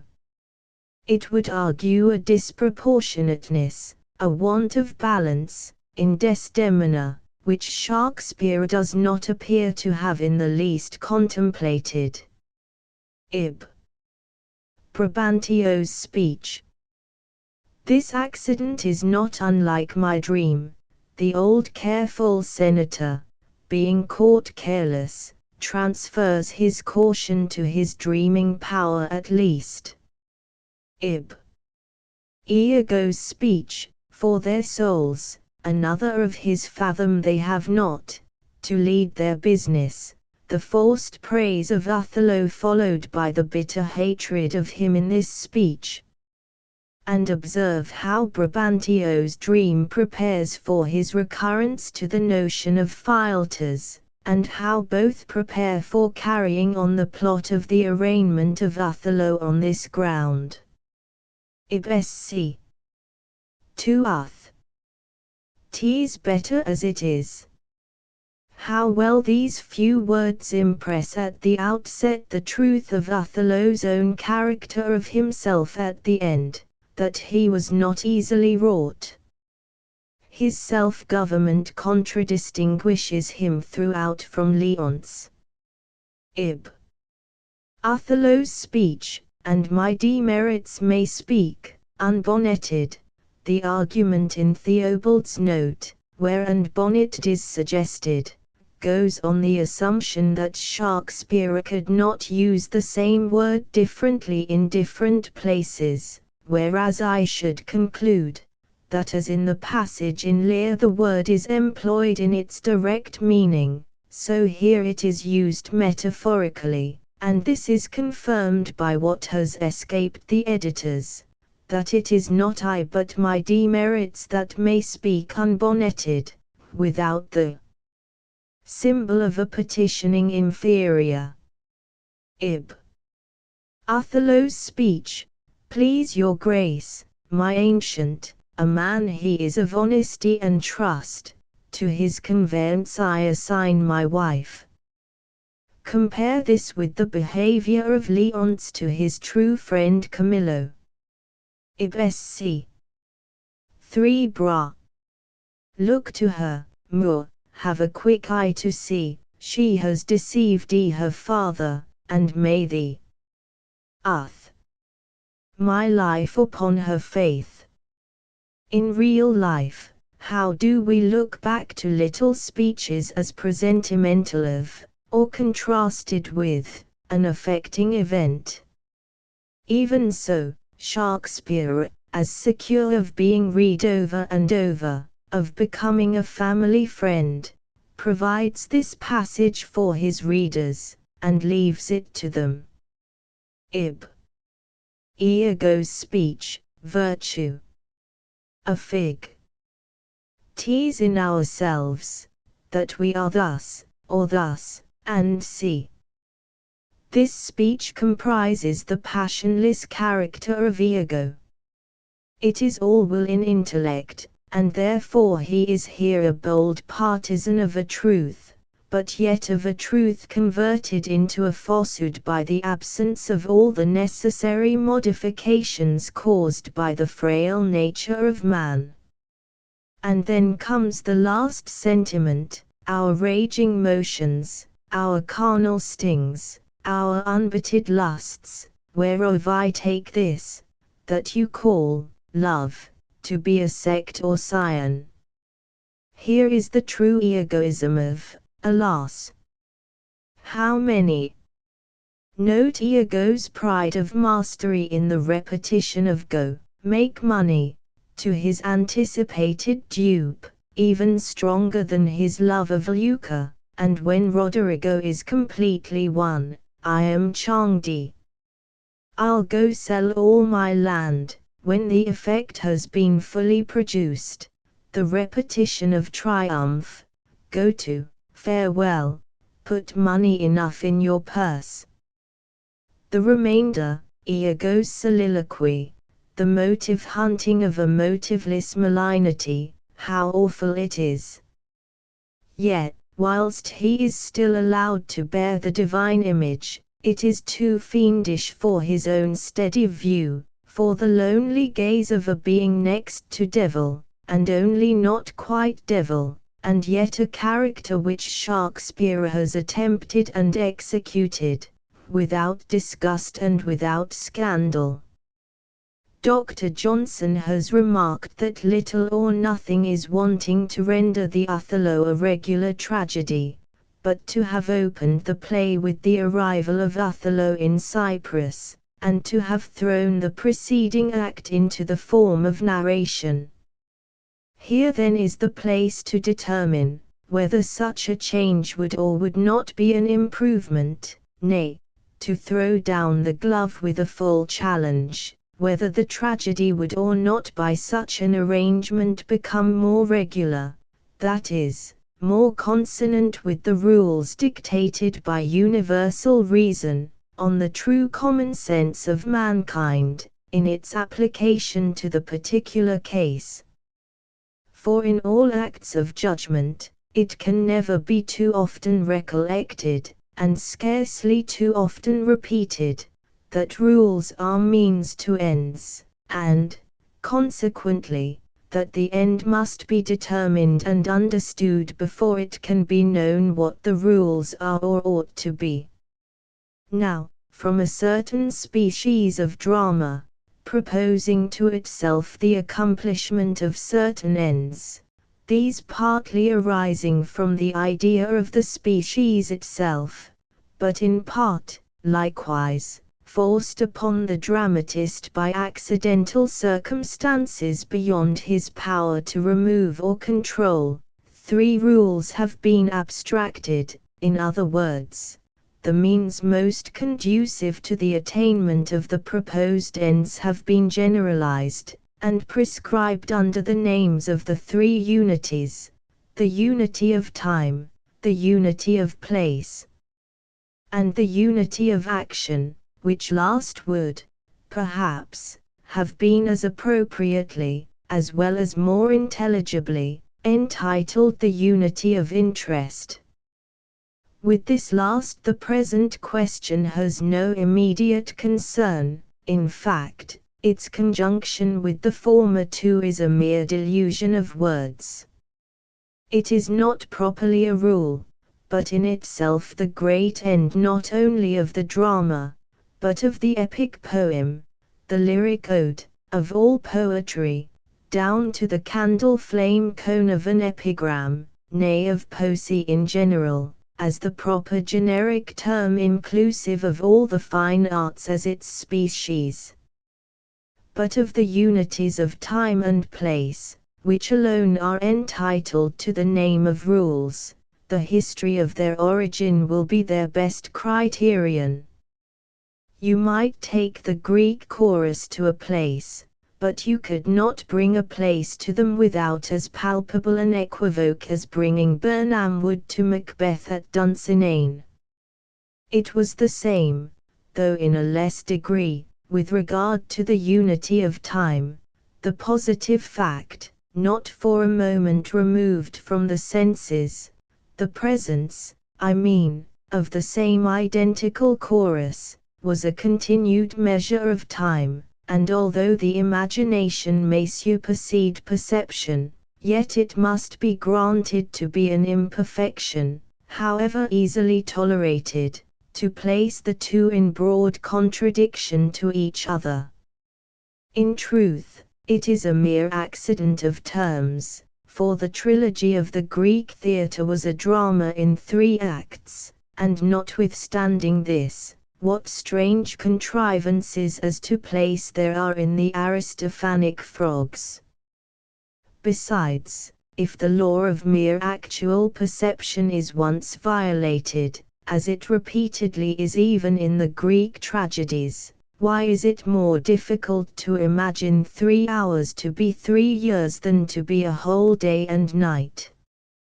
Observe in how many ways Othello is made, first, our acquaintance, then our friend, then the object of our anxiety, before the deeper interest is to be approached. Ib. Morn. But, good lieutenant, is your general with D. Cass. Most fortunately, he hath achieved made that paragon's description, and wild fame, one that excels the quirks of blazoning pens, and, in the essential vesture of creation, does bear all excellency. Here is Casho's warm-hearted, yet perfectly disengaged, praise of Desdemona, and sympathy with the most fortunately wived Othello, and yet Casho is an enthusiastic admirer, almost a worshipper, of Desdemona. Oh, that detestable code that excellence cannot be loved in any form that is female, but it must needs be selfish. Observe Othello's honest and Casho's bold Iago, and Casho's full guileless-hearted wishes for the safety and love raptures of Othello and the divine Desdemona. And also note the exquisite circumstance of Casho's kissing Iago's wife, as if it ought to be impossible that the dullest auditor should not feel Casho's religious love of Desdemona's purity. Iago's answers are the sneers which a proud bad intellect feels towards woman, and expresses to a wife. Surely it ought to be considered a very exalted compliment to women, that all the sarcasms on them in Shakespeare are put in the mouths of villains. Ib. Des. I am not merry, but I do beguile, and see. The struggle of courtesy in Desdemona to abstract her attention. Ib.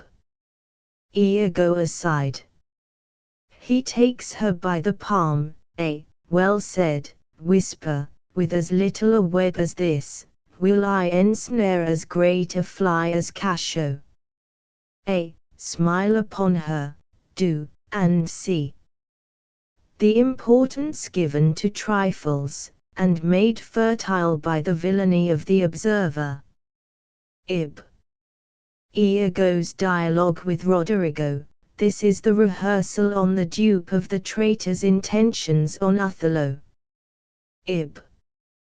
Iago's soliloquy, but partly led to diet my revenge, for that I do suspect the lusty Moor leaped into my seat. This thought, originally by Iago's own confession a mere suspicion, is now ripening, and gnaws his base nature as his own poisonous mineral is about to gnaw the noble heart of his general. Ib. Sc. 3 Othello's speech. I know, Iago, thy honesty and love doth mince this matter, making it light to Cassio. Honesty and love. And who but the reader of the play could think otherwise? Ib. Iago's soliloquy. And what's he then that says, I play the villain? When this advice is free I give, and honest, probable to thinking, and, indeed, the course to win the Moor again. He is not, you see, an absolute fiend, or, at least, he wishes to think himself not so. Act 3. Sc. 3 Des. Before Emilia here, I give thee warrant of this place. The overzeal of innocence in Desdemona. Ib. Enter Desdemona and Emilia. If she be false, oh, then, heaven mocks itself. I'll not believe it. Divine.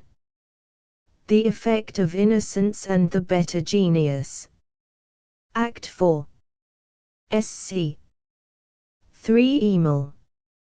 Why, the wrong is but a wrong I the world, and having the world for your labour 'tis a wrong in your own world, and you might quickly make it right. Warburton's note.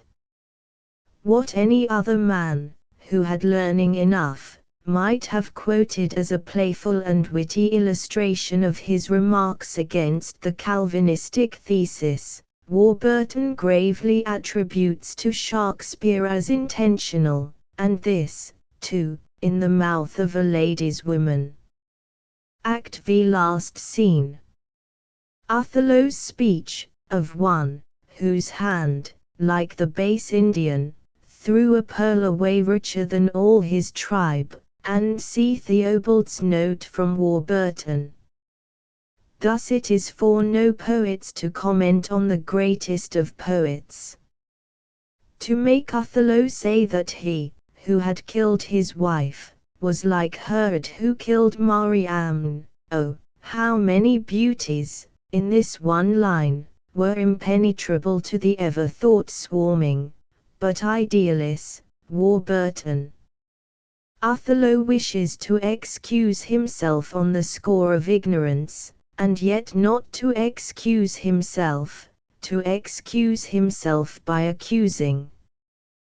This struggle of feeling is finely conveyed in the word base which is applied to the rude Indian, not in his own character, but as the momentary representative of Othello's. Indian, for I retain the old reading, means American, a savage engineer. Finally, let me repeat that Othello does not kill Desdemona in jealousy, but in a conviction forced upon him by the almost superhuman art of Iago, such a conviction as any man would and must have entertained who had believed Iago's honesty as Othello did. We, the audience, know that Iago is a villain from the beginning, but in considering the essence of the Shakespearean Othello, we must perseveringly place ourselves in his situation, and under his circumstances. then we shall immediately feel the fundamental difference between the solemn agony of the noble Moor, and the wretched fishing jealousies of Leonce, and the morbid suspiciousness of Lenatus, who is, in other respects, a fine character. Othello had no life but in Desdemona. The belief that she, his angel, had fallen from the heaven of her native innocence, wrought a civil war in his heart. She is his counterpart, and, like him, is almost sanctified in our eyes by her absolute unsuspiciousness, and holy entireness of love. As the curtain drops, which do we pity the most? Extremum hunc. There are three powers: wit, which discovers partial likeness hidden in general diversity; subtlety, which discovers the diversity concealed in general apparent sameness; and profundity, which discovers an essential unity under all the semblances of difference. Give to a subtle man fancy, and he is a wit; to a deep man imagination, and he is a philosopher. Add, again, pleasurable sensibility in the threefold form of sympathy with the interesting in morals, the impressive in form, and the harmonious in sound, and you have the poet. But combine all, wit, subtlety, and fancy, with profundity, imagination, and moral and physical susceptibility of the pleasurable, and let the object of action be man universal, and we shall have, oh, rash prophecy! Say, rather, we have, a Shakespeare. Notes on Ben Jonson. It would be amusing to collect out of our dramatists from Elizabeth to Charles I proofs of the manners of the times. One striking symptom of general coarseness of manners, which may coexist with great refinement of morals, as, alas, vice versa, is to be seen in the very frequent allusions to the olfactories with their most disgusting stimulants, and these, too, in the conversation of virtuous ladies. This would not appear so strange to one who had been on terms of familiarity with Sicilian and Italian women of rank, and bad as they may, too many of them, actually be. Yet I doubt not that the extreme grossness of their language has impressed many an Englishman of the present era with far darker notions than the same language would have produced in the mind of one of Elizabeth's, or James's courtiers.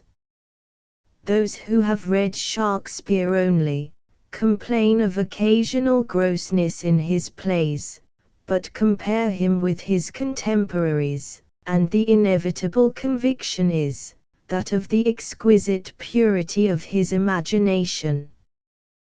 The observation I have prefixed to the Volpone is the key to the faint interest which these noble efforts of intellectual power excite, with the exception of the fragment of the Sad Shepherd, because in that piece only is there any character with whom you can morally sympathize. On the other hand, Measure for Measure is the only play of Shakespeare's in which there are not some one or more characters, generally many, whom you follow with affectionate feeling. For I confess that Isabella, of all Shakespeare's female characters, pleases me the least, and Measure for Measure is, indeed, the only one of his genuine works, which is painful to me. Let me not conclude this remark, however, without a thankful acknowledgment to the manes of Ben Jonson, that the more I study his writings, I the more admire them, and the more my study of him resembles that of an ancient classic, in the minutiae of his rhythm, meter, choice of words, forms of connection, and so forth, the more numerous have the points of my admiration become. I may add, too, that both the study and the admiration cannot but be disinterested, for to expect therefrom any advantage to the present drama would be ignorance. The latter is utterly heterogeneous from the drama of the Shakespearean age, with a diverse object and contrary principle.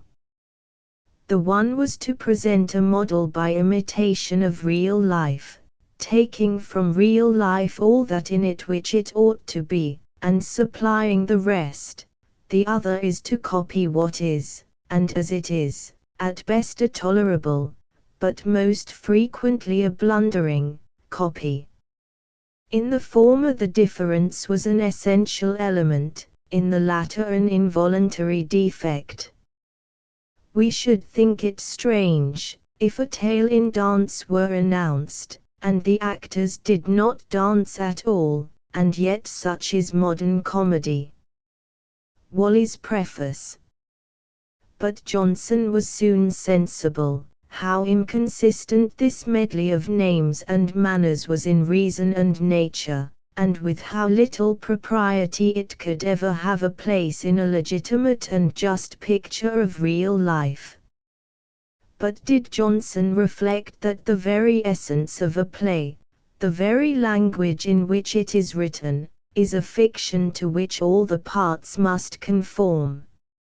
Surely, Greek manners in English should be a still grosser improbability than a Greek name transferred to English manners.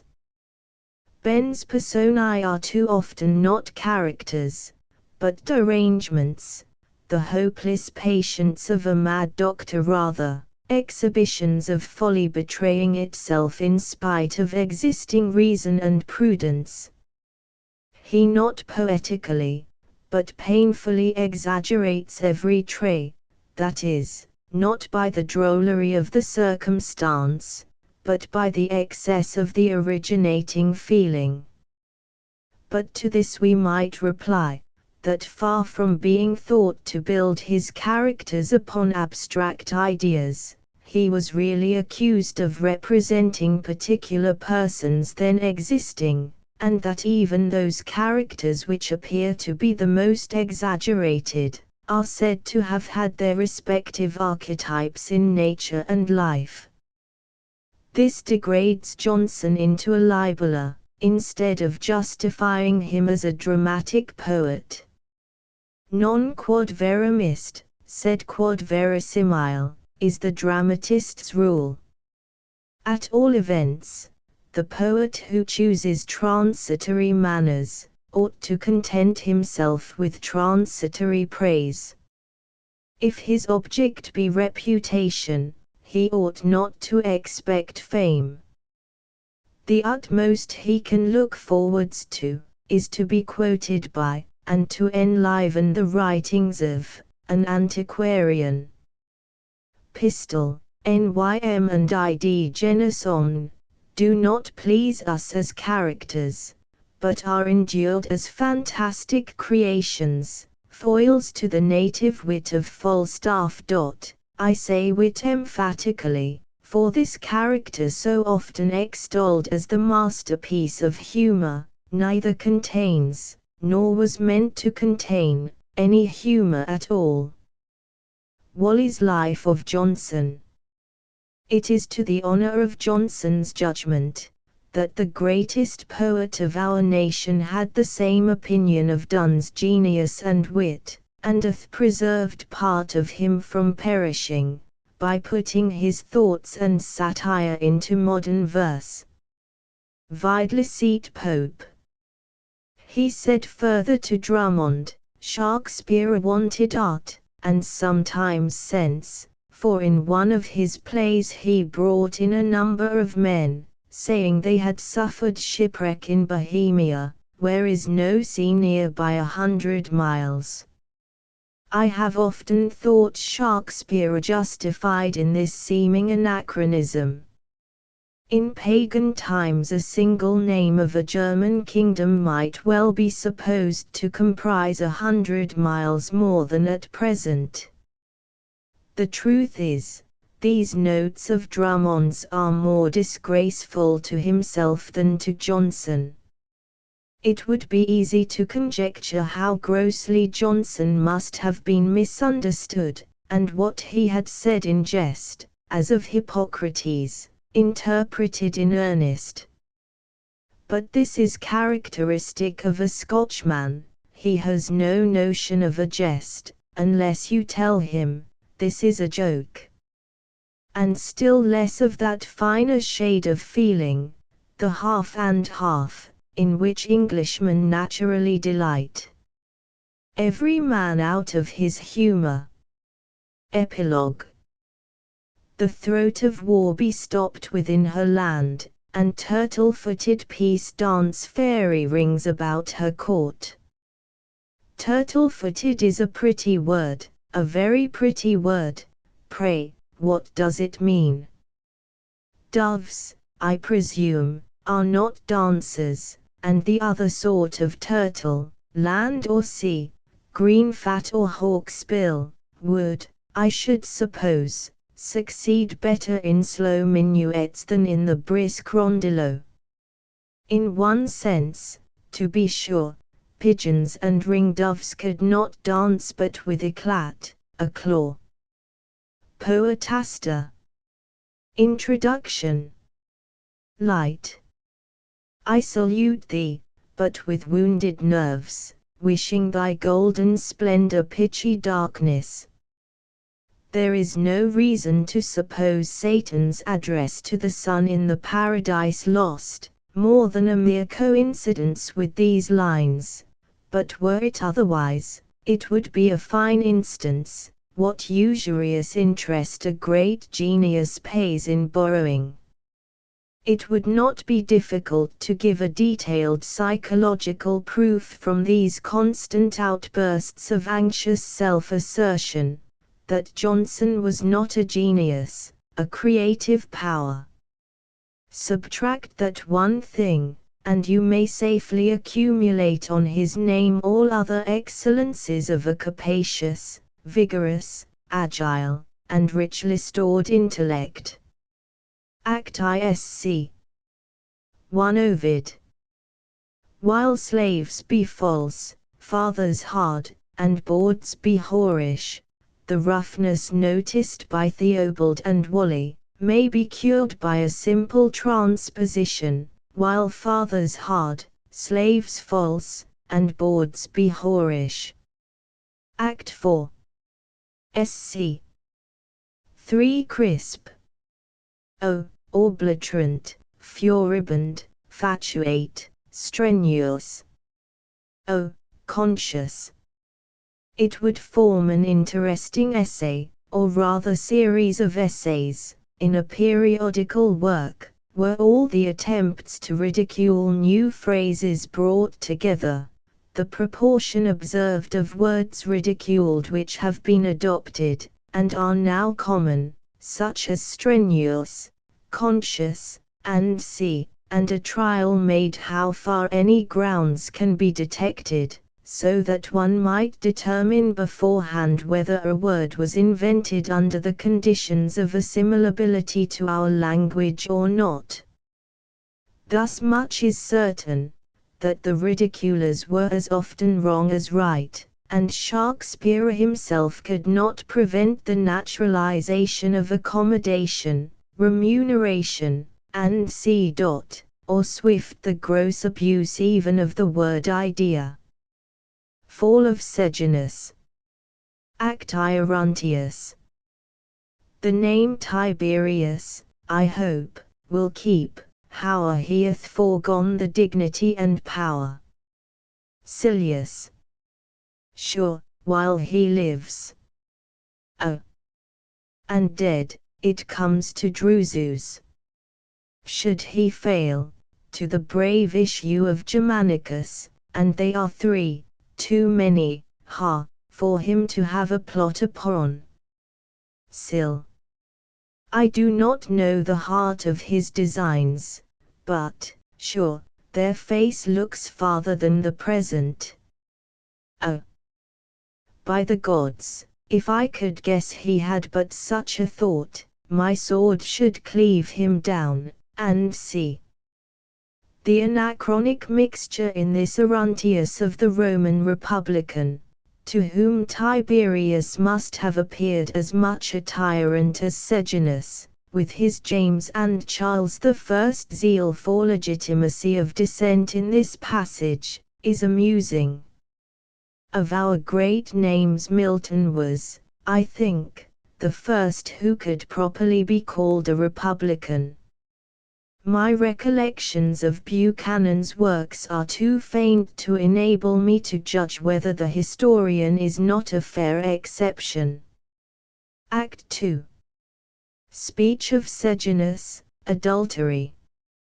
It is the lightest ill I will commit. A race of wicked acts shall flow out of my anger, and o'erspread the world's wide face, which no posterity shall e'er approve, nor yet keep silent, and see. The more we reflect and examine and reflect, the more astonished shall we be at the immense superiority of Shakespeare over his contemporaries, and yet what contemporaries! Giant minds indeed. Think of Johnson's erudition, and the force of learned authority in that age, and yet in no genuine part of Shakespeare's works is there to be found such an absurd rant and ventriloquism as this, and too many other passages feruminated by Johnson from Seneca's tragedies and the writings of the later Romans. I call it ventriloquism, because Sejanus is a puppet, out of which the poet makes his own voice appear to come. Act V. Scene of the sacrifice to fortune. This scene is unspeakably irrational. To believe, and yet to scoff at, a present miracle is little less than impossible. Sejanus should have been made to suspect priestcraft and a secret conspiracy against him. Volpone. This admirable, indeed, but yet more wonderful than admirable, play is from the fertility and vigor of invention, character, language, and sentiment the strongest proof how impossible it is to keep up any pleasurable interest in a tale, in which there is no goodness of heart in any of the prominent characters. After the third act, this play becomes not a dead, but a painful, weight on the feelings. Zeleuco is an instance of the same truth. Bonario and Celia should have been made in some way or other principals in the plot, which they might have been, and the objects of interest, without having been made characters. In novels, the person, in whose fate you are most interested, is often the least marked character of the whole. If it were possible to lessen the paramountcy of Volpone himself, a most delightful comedy might be produced, by making Celia the ward or niece of Corvino, instead of his wife, and Bonario her lover. Epicene. This is to my feelings the most entertaining of old Ben's comedies, and, more than any other, would admit of being brought out anew, if under the management of a judicious and stage-understanding playwright, and an actor, who had studied Morose, might make his fortune. Act ISC. One Clarimonte's speech, he would have hanged a pewterer's prentice once on a Shrove Tuesday's riot, for being o' that trade, when the rest were quiet. The old copies read quit, i.e. discharged from working, and gone to divert themselves. Wally's note. It should be quit, no doubt, but not meaning discharged from working and but quit, that is, acquitted.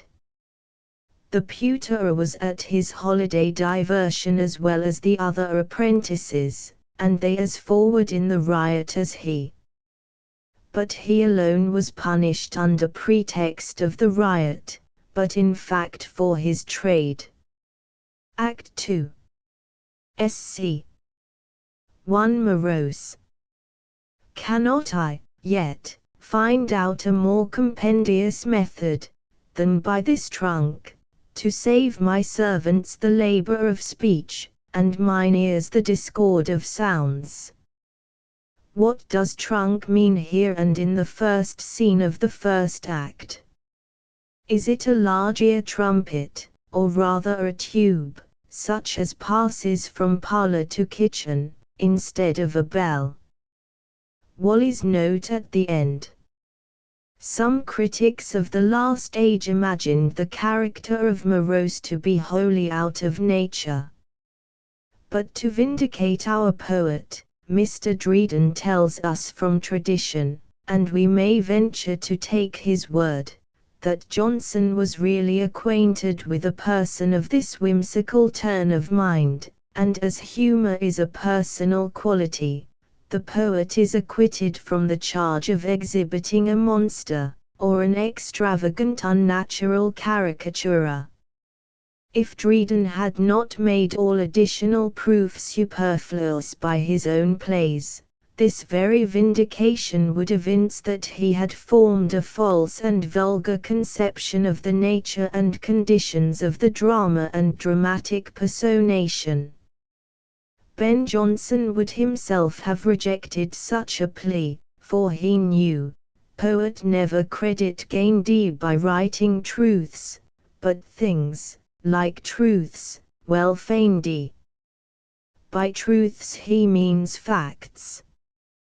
Caricatures are not less so, because they are found existing in real life. Comedy demands characters, and leaves caricatures to farce. The safest and truest defense of old Ben would be to call the epicene the best of farces.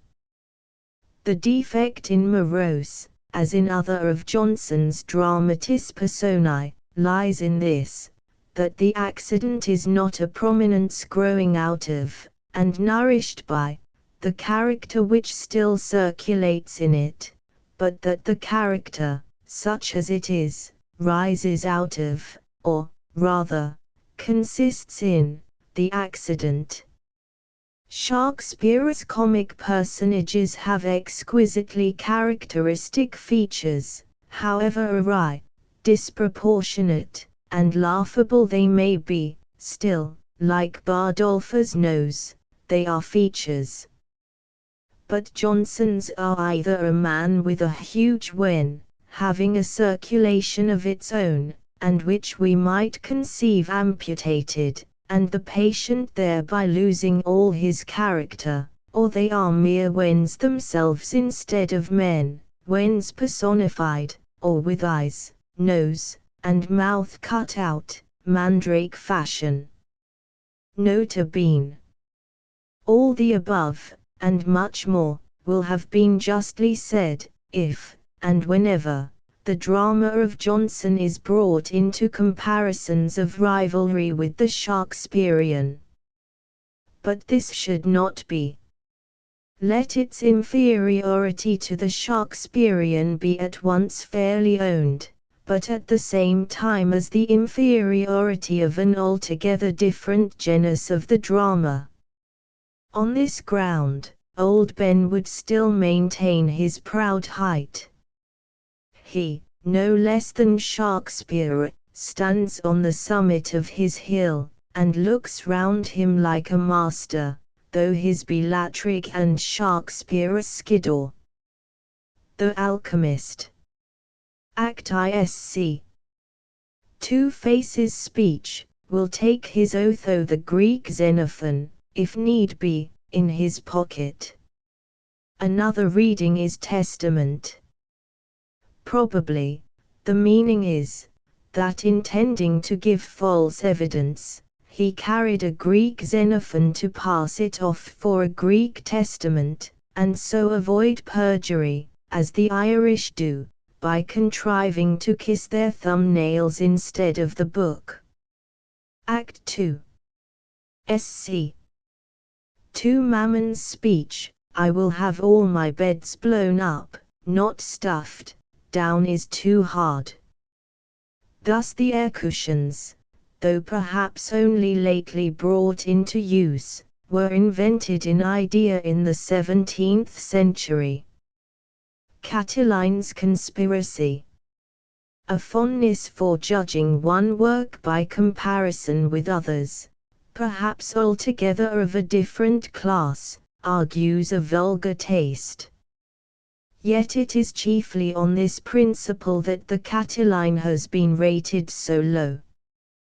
Take it and Sejanus, as compositions of a particular kind, namely, as a mode of relating great historical events in the liveliest and most interesting manner, and I cannot help wishing that we had whole volumes of such plays. We might as rationally expect the excitement of the Vicar of Wakefield from Goldsmith's History of England, as that of Lear, Othello, and C. from the Sejanus or Catiline. Act Isc. 4 Cat. Sirrah, what ail you? He spies one of his boys not answer. Pag. Nothing. Best. Somewhat modest. Cat.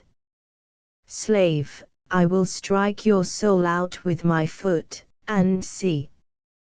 This is either an unintelligible, or, in every sense, a most unnatural passage, improbable, if not impossible, at the moment of signing and swearing such a conspiracy, to the most libidinous satyr.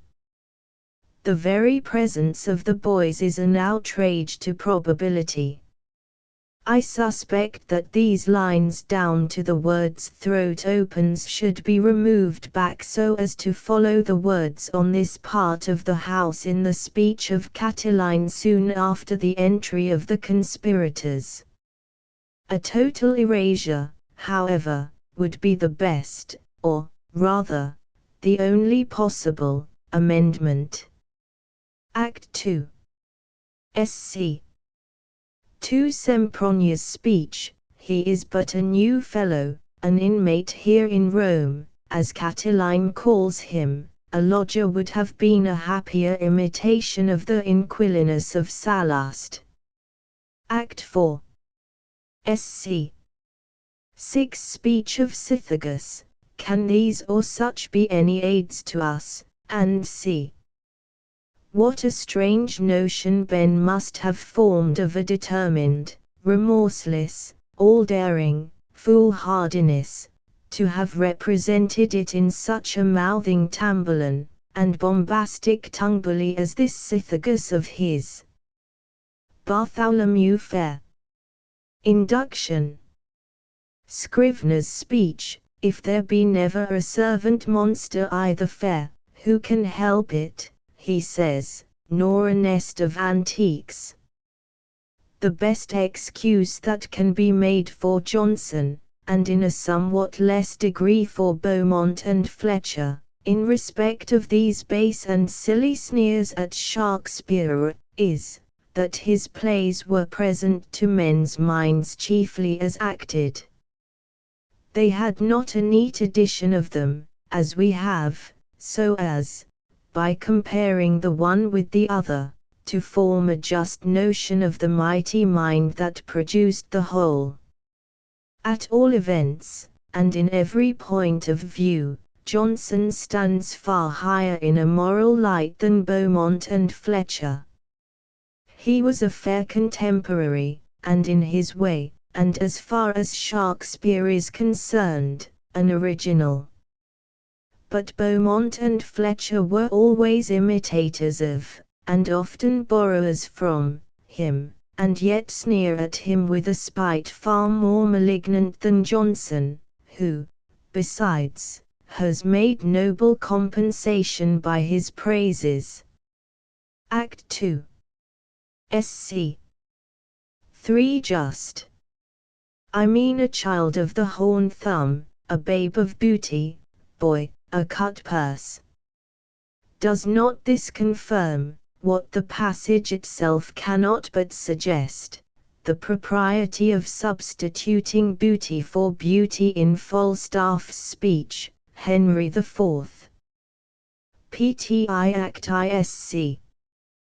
2 Let not us, and c. It is not often that old Ben condescends to imitate a modern author, but Master Dan Knockham Jordan and his vapours are manifest reflexes of Nym and Pistol. Ib. Sc. 5 Qual. She'll make excellent gear for the coachmakers here in Smithfield, to anoint wheels and axle trees with. Good. But yet it falls short of the speech of a Mr. Johns, MP, in the Common Council, on the invasion intended by Bonaparte, houses plundered, then burnt, sons conscribed, wives and daughters ravished, and c. But as for you, you luxurious alderman, with your fat will he grease the wheels of his triumphal chariot. Ib. Sc. 6 Cock. Avoid I your satin doublet, numps. This reminds me of Shakespeare's Aroint Thee, which I find in several books of that age the words aloin and eloin, that is, keep your distance, or off with you. Perhaps aroint was a corruption of aloin by the vulgar. The common etymology from wronger to nor seems unsatisfactory. Act 3. Sc. 4 Qual. How now, numps? Almost tired I your protectorship. Overparted. An odd sort of propheticality in this numps and old Noel. Ib.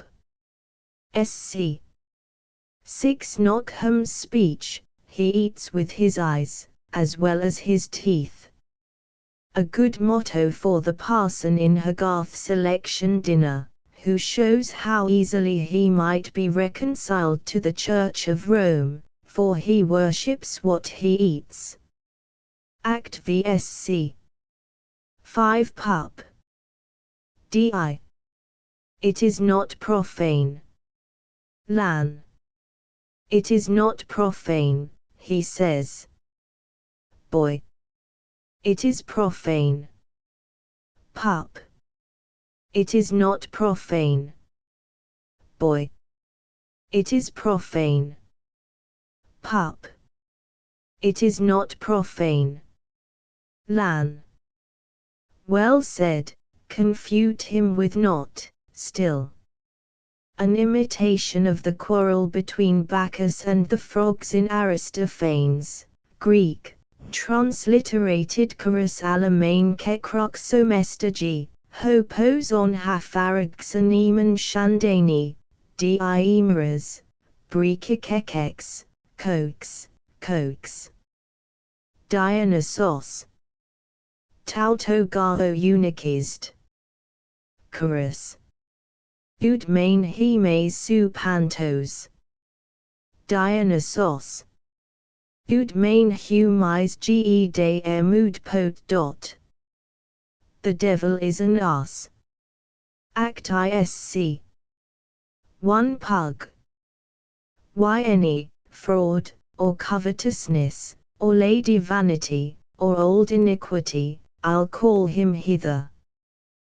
The words in italics, between underscores, should probably be given to the master devil, Satan. Wally's note. That is, against all probability, and with a for Johnson, impossible violation of character. The words plainly belong to Pug, and mark at once his simpleness and his impatience. Ib. Sc. Forfeit's Doctoral's soliloquy. Compare this exquisite piece of sense, satire, and sound philosophy in 1616 with Sir M. Hale's speech from the bench in a trial of a witch many years afterwards. 1. Act 2. Sc. 1. Mere craft speech. Sir, money's a whore, a bawd, a drudge. I doubt not that money was the first word of the line, and has dropped out, money. Sir, money's a, and c. Footnote 1, in 1664, at Bury St. Edmunds on the trial of Rose Cullender and Amy Duney. Ed. The staple of news. Act 4. Sc. 3. Pecunia's speech. No, he would ha' done, that lay not in his power. He had the use of your bodies, band and wax, and sometimes statutes. Read, 1815, he had the use of your bodies, and c. Now, however, I doubt the legitimacy of my transposition of the of from the beginning of this latter line to the end of the one preceding, for though it facilitates the meter and reading of the latter line, and is frequent in Massinger, this disjunction of the preposition from its case seems to have been disallowed by Johnson. Perhaps the better reading is, O your bodies, and c. The two syllables being slurred into one, or rather snatched, or sucked, up into the emphasized your. In all points of view, therefore, Ben's judgment is just, for in this way, the line cannot be read, as meter, without that strong and quick emphasis on your which the sense requires, and had not the sense required an emphasis on your the misses of the sign of its cases of to and c would destroy almost all boundary between the dramatic verse and prose in comedy, a lesson not to be rash in conjectural amendments. 1818 Ib. Sc. 4. P. Jun. I love all men of virtue, from me princess. From me from, pious, dutiful, and c. Act vsc. 4. Pennyboy Sen and Porter, I dare not, will not, think that honest Ben had Lear in his mind in this mock-mad scene. The New Inn. Act isc. 1. Host's speech, a heavy purse, and then 2 turtles, makes. Frequent in old books, and even now used in some counties for mates, or pairs. Ib. Sc. 3. Host's speech, and for a leap o' the vaulting horse, to play the vaulting house. Instead of reading with Wally Ply for play, I would suggest horse for house. The meaning would then be obvious and pertinent. The punlet, or pun maggot, or pun intentional, horse and house is below Johnson. The Judah Mart's just below. Read a lecture upon Aquinas at St. Thomas a Waterings, had a learned smack in it to season its insipidity. Ib. Sc. 6. Lovell's speech, then showered he his bounties on me, like the hours, that open-handed sit upon the clouds, and press the liberality of heaven down to the laps of thankful men. Like many other similar passages in Johnson, this is Greek, transliterated Idos Shalporngidine, a sight which it is difficult to make one's self see, a picture my fancy cannot copy detached from the words. Act 2. Sc. 5. Though it was hard upon old Ben, yet Felton, it must be confessed, was in the right in considering the fly, tiptoe, bat burst, and see of this play mere dotages. Such a scene as this was enough to damn a new play, and Nick stuff is worse still, most abominable stuff indeed. Act in Sc. 2. Lovell's speech, so knowledge first begets benevolence, benevolence breeds friendship, friendship love. Johnson has elsewhere proceeded thus far, but the part most difficult and delicate, yet, perhaps, not the least capable of being both morally and poetically treated, is the union itself, and what, even in this life, it can be. Notes on Beaumont and Fletcher. Swood's Preface. 1750. The King and No King, 2, is extremely spirited in all its characters. Arbaces holds up a mirror to all men of virtuous principles but violent passions. Hence he is, as it were, at once magnanimity and pride, patience and fury, gentleness and rigor, chastity and incest, and is one of the finest mixtures of virtues and vices that any poet has drawn, and see. These are among the endless instances of the abject state to which psychology had sunk from the reign of Charles I to the middle of the present reign of George III. And even now it is but just awaking. Ib. Swood's comparison of Julia's speech in The Two Gentlemen of Verona, Act 4. Last scene, Madam, 'twas Ariadne passioning, and C. With Aspasia's speech in The Maid's Tragedy, I stand upon the sea beach now, and C. Act 2, and preference of the latter.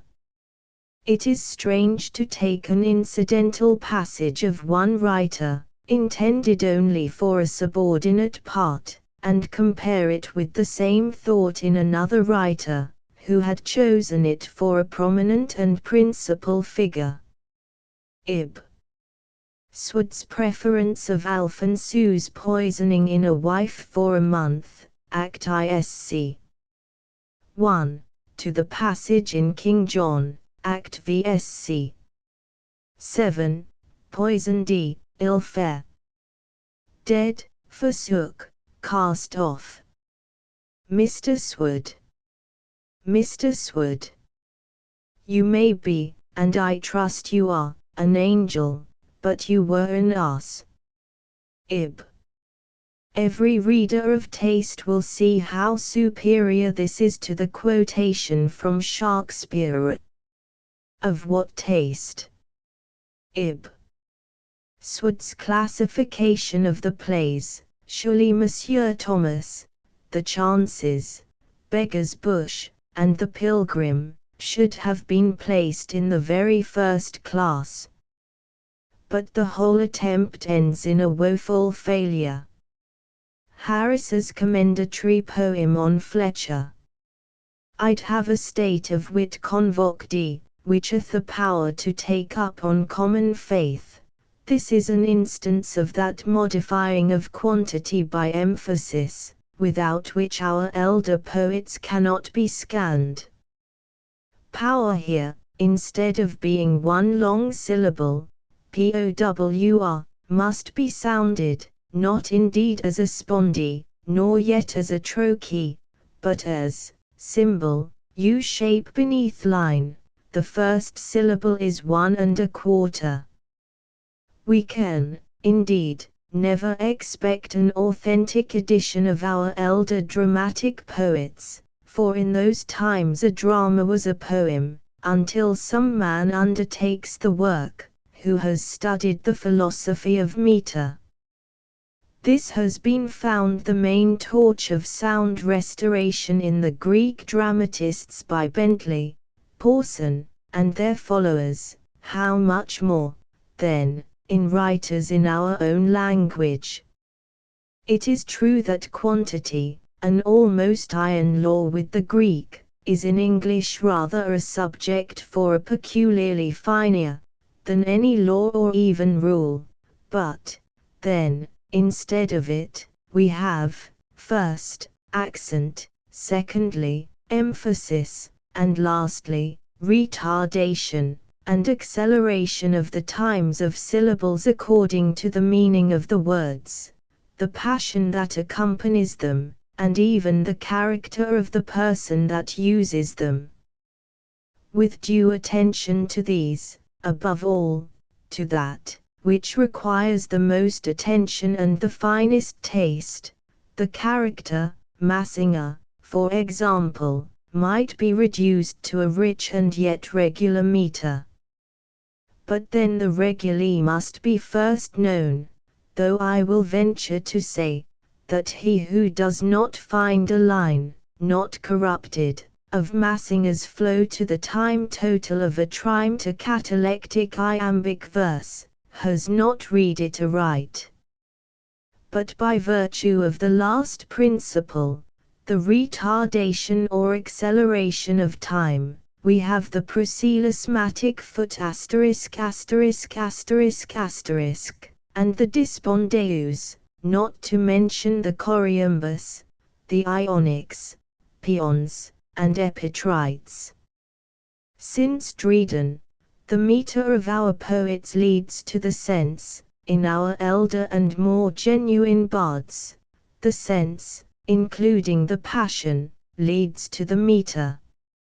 Read even Donne's satires as he meant them to be read, and as the sense and passion demand, and you will find in the lines a manly harmony. Life of Fletcher in Stockdale's edition. 1811. In general their plots are more regular than Shakespeare's. This is true, if true at all, only before a court of criticism, which judges one scheme by the laws of another and a diverse one. Shakespeare's plots have their own laws or regulae, and according to these they are regular. Maid's Tragedy. Acti. The metrical arrangement is most slovenly throughout. Strat. As well as mask can be, and C and all that follows to who is returned D, is plainly blank verse, and falls easily into it. Ib. Speech of Melanthius. These soft and silken wars are not for me, the music must be shrill, and all confusty, that stirs my blood, and then I dance with arms. What strange self-trumpeters and tongue-bullies all the brave soldiers of Beaumont and Fletcher are! Yet I am inclined to think it was the fashion of the age from the soldier's speech in the counter-scuffle, and deeper than the fashion B and F did not fathom. Ib. Speech of Lysippus, yes, but this lady walks discontented, with her what are why eyes bent on the earth, and see opulent as Shakespeare was, and of his opulence prodigal, he yet would not have put this exquisite piece of poetry in the mouth of a no character, or as addressed to a Melanthius. I wish that B and F had written poems instead of tragedies. Ib. Mel. I might run fiercely, not more hastily, upon my foe. Read I might run more fiercely, not more hastily. Ib. Speech of Kalianix, office. I would I could put it off. I am sure I sweat quite through my office. The syllable off reminds the testy statesman of his robe, and he carries on the image. Ib. Speech of Melanthius, would that blood, that sea of blood, that I have lost in fight, and see All B&F's generals are pugilists, or cudgel fighters, that boast of their bottom and of the claret they have shed. Ib. The Mask, Cynthia's speech, but I will give a great estate and glory, and raise to time a noble memory of what these lovers are. I suspect that noble are pronounced as nobila, symbol, metrical U equals shape below the line, was the poet's word, and that the accent is to be placed on the penultimate of memory. As to the passage, yet, while our reign lasts, let us stretch our power, and see removed from the text of Cynthia's speech by these foolish editors as unworthy of B&F. The first 8 lines are not worse, and the last couplet incomparably better, than the stanza retained. Act 2. Armintor's speech, O, thou'st named a word, that wipes away all thoughts revengeful. In that sacred name, the king there lies a terror. It is worth noticing that of the 3 greatest tragedians, Massinger was a Democrat, Beaumont and Fletcher the most servile jure divino royalist, and Shakespeare a philosopher, if aught personal, an aristocrat. A king and no king. Act 4. Speech of Tigranes, she, that forgat the greatness of her grief and miseries, that must follow such mad passions, endless and wild as women. And see Swood's note and suggestion of in. It would be amusing to learn from some existing friend of Mr. Swood what he meant, or rather dreamed, in this note. It is certainly a difficult passage, of which there are 2 solutions. 1. That the writer was somewhat more injudicious than usual. The other, that he was very, very much more profound and Shakespearean than usual. Swood's emendation, at all events, is right and obvious. Were it a passage of Shakespeare, I should not hesitate to interpret it as characteristic of Tigranes' state of mind, disliking the very virtues, and therefore half-consciously representing them as mere products of the violence, of the sex in general in all their whims, and yet forced to admire, and to feel and to express gratitude for, the exertion in his own instance. The inconsistency of the passage would be the consistency of the author. But this is above Beaumont and Fletcher. The Scornful Lady. Act 2. Sir Roger's speech, did I for this consume my quarters in meditations, vows, and woody her in heroical epistles? Did I expound the owl, and undertake, with labour and expense, the recollection of those 1,000 pieces, consumed in cellars and tobacco shops, of that our honoured Englishman, Nic. Broughton? And see strange, that neither Mr. Theobald, nor Mr. Swood, should have seen that this mock heroic speech is in full-mouthed blank verse.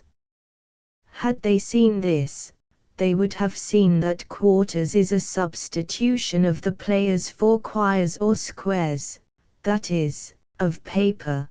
Consume my quires in meditations, vows, and woody her in heroical epistles. They ought, likewise, to have seen that the abbreviated Ni. Brother of the text was properly me. Dr. And that Michael Drayton, not Nicholas Broughton, is here ridiculed for his poem The Owl and his heroical epistles. Ib. Speech of younger Lovelace, fill him some wine. Thou dost not see me move and see. These editors ought to have learnt that scarce an instance occurs in B and F of a long speech not in meter. This is plain staring blank verse. The custom of the country.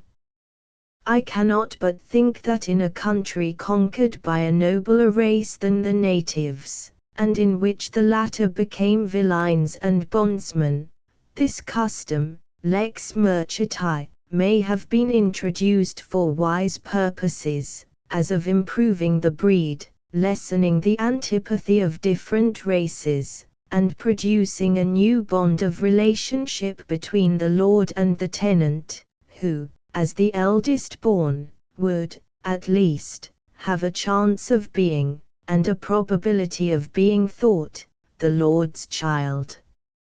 In the West Indies it cannot have these effects, because the mulatto is marked by nature different from the father, and because there is no bond, no law, no custom, but of mere debauchery. 1815 Act Isc. 1 Rutilio's speech, yet if you play not fair play, and see evidently to be transposed and read thus, yet if you play not fair, above board too, I'll tell you what, I've a foolish engine here, I say no more, but if your honour's guts are not enchanted, licentious as the comic metre of B and F is, a far more lawless, and yet far less happy, imitation of the rhythm of animated talk in real life than Massinger's, still it is made worse than it really is by ignorance of the halves, thirds, and 2/3 of a line which B and F adopted from the Italian and Spanish dramatists. Thus in Rutilio's speech, though I confess any man would desire to have her, and by any means, and see correct the whole passage, though I confess any man would desire to have her, and by any means, at any rate too, yet this common hangman that hath whipped off a /1,000 maids' heads already, that he should glean the harvest, sticks in my stomach. Between the two uppercase syllables have the stress, written as a horizontal line above them in the original text, and lowercase syllables are unstressed, written as a U shape, the U symbol previously described, above them text ed. In all comic meters the gulping of short syllables, and the abbreviation of syllables ordinarily long by the rapid pronunciation of eagerness and vehemence, are not so much a license, as a law, a faithful copy of nature, and let them be read characteristically, the times will be found nearly equal.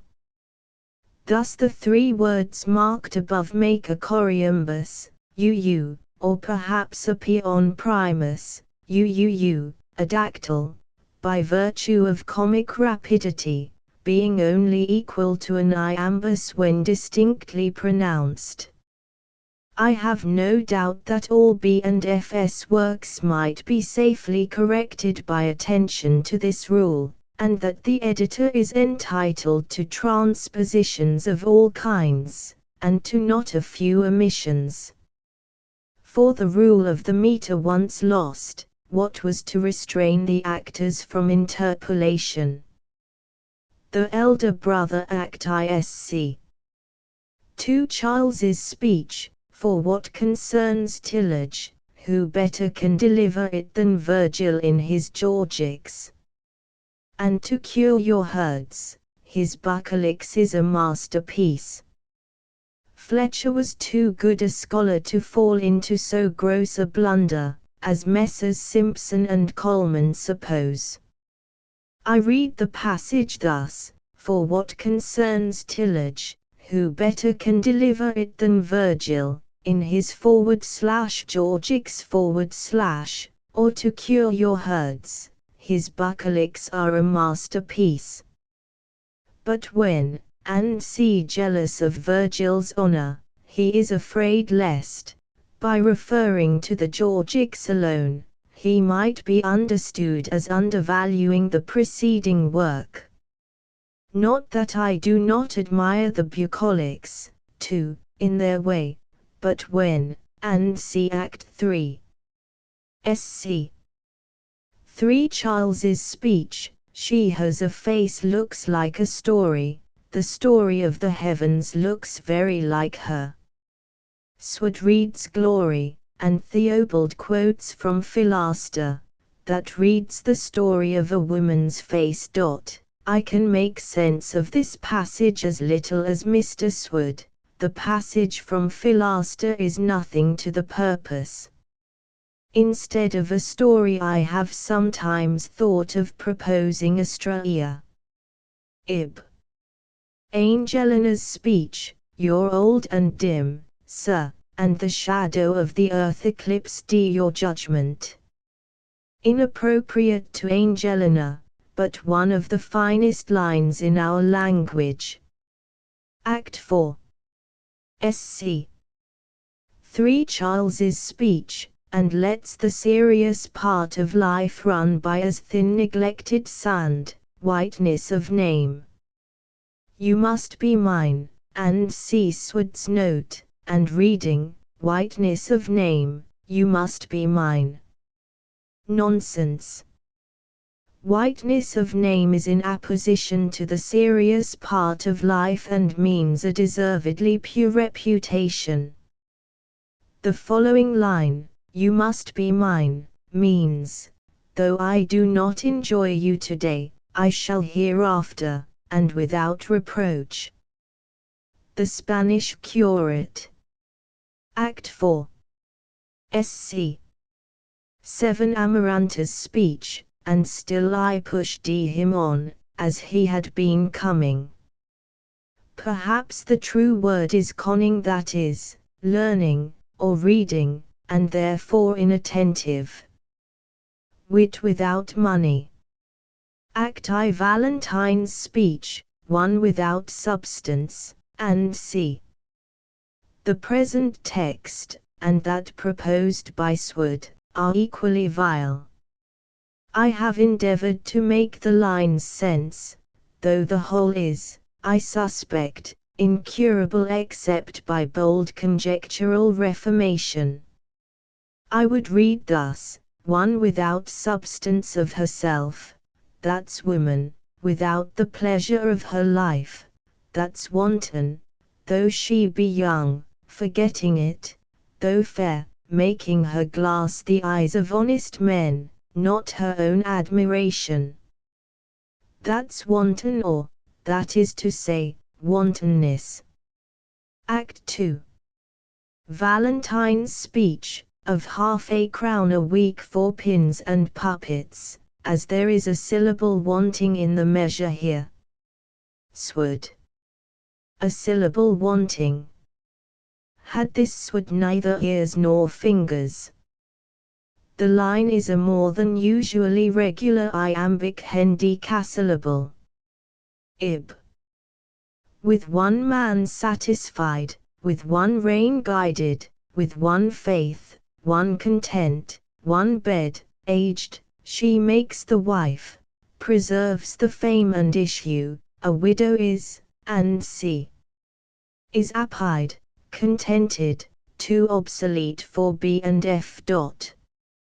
If not, we might read it thus, content with one faith, with one bed appied, she makes the wife, preserves the fame and issue, or it may be, with one breed appied, that is, satisfied with one set of children, in opposition to, a widow is a Christmas box, and see Coleman's note on Sword's attempt to put this play into metre.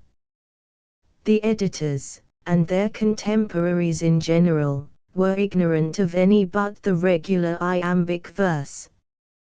A study of the Aristophanic and Plautine metres would have enabled them to reduce B and F throughout into metre, except where prose is really intended. The Humorous Lieutenant. Act ISC. 1 second ambassador's speech, when your angers, like so many brother billows, rose together, and, curling up your foaming crests, defied, and sea. This worse than superfluous like is very like an interpolation of some matter of fact critic, all pus, prose at veninum. The your in the next line, instead of there is likewise yours, Mr. Critic. Act 2, SC. One Timon's speech, another of a new way will be looked at. We much suspect the poets wrote, of a new day. So, immediately after, Time may for all his wisdom, yet give us a day. Swood's note. For this very reason I more than suspect the contrary. Ib. Sc. 3 Speech of Leucip, I'll put her into action for a waistcoat.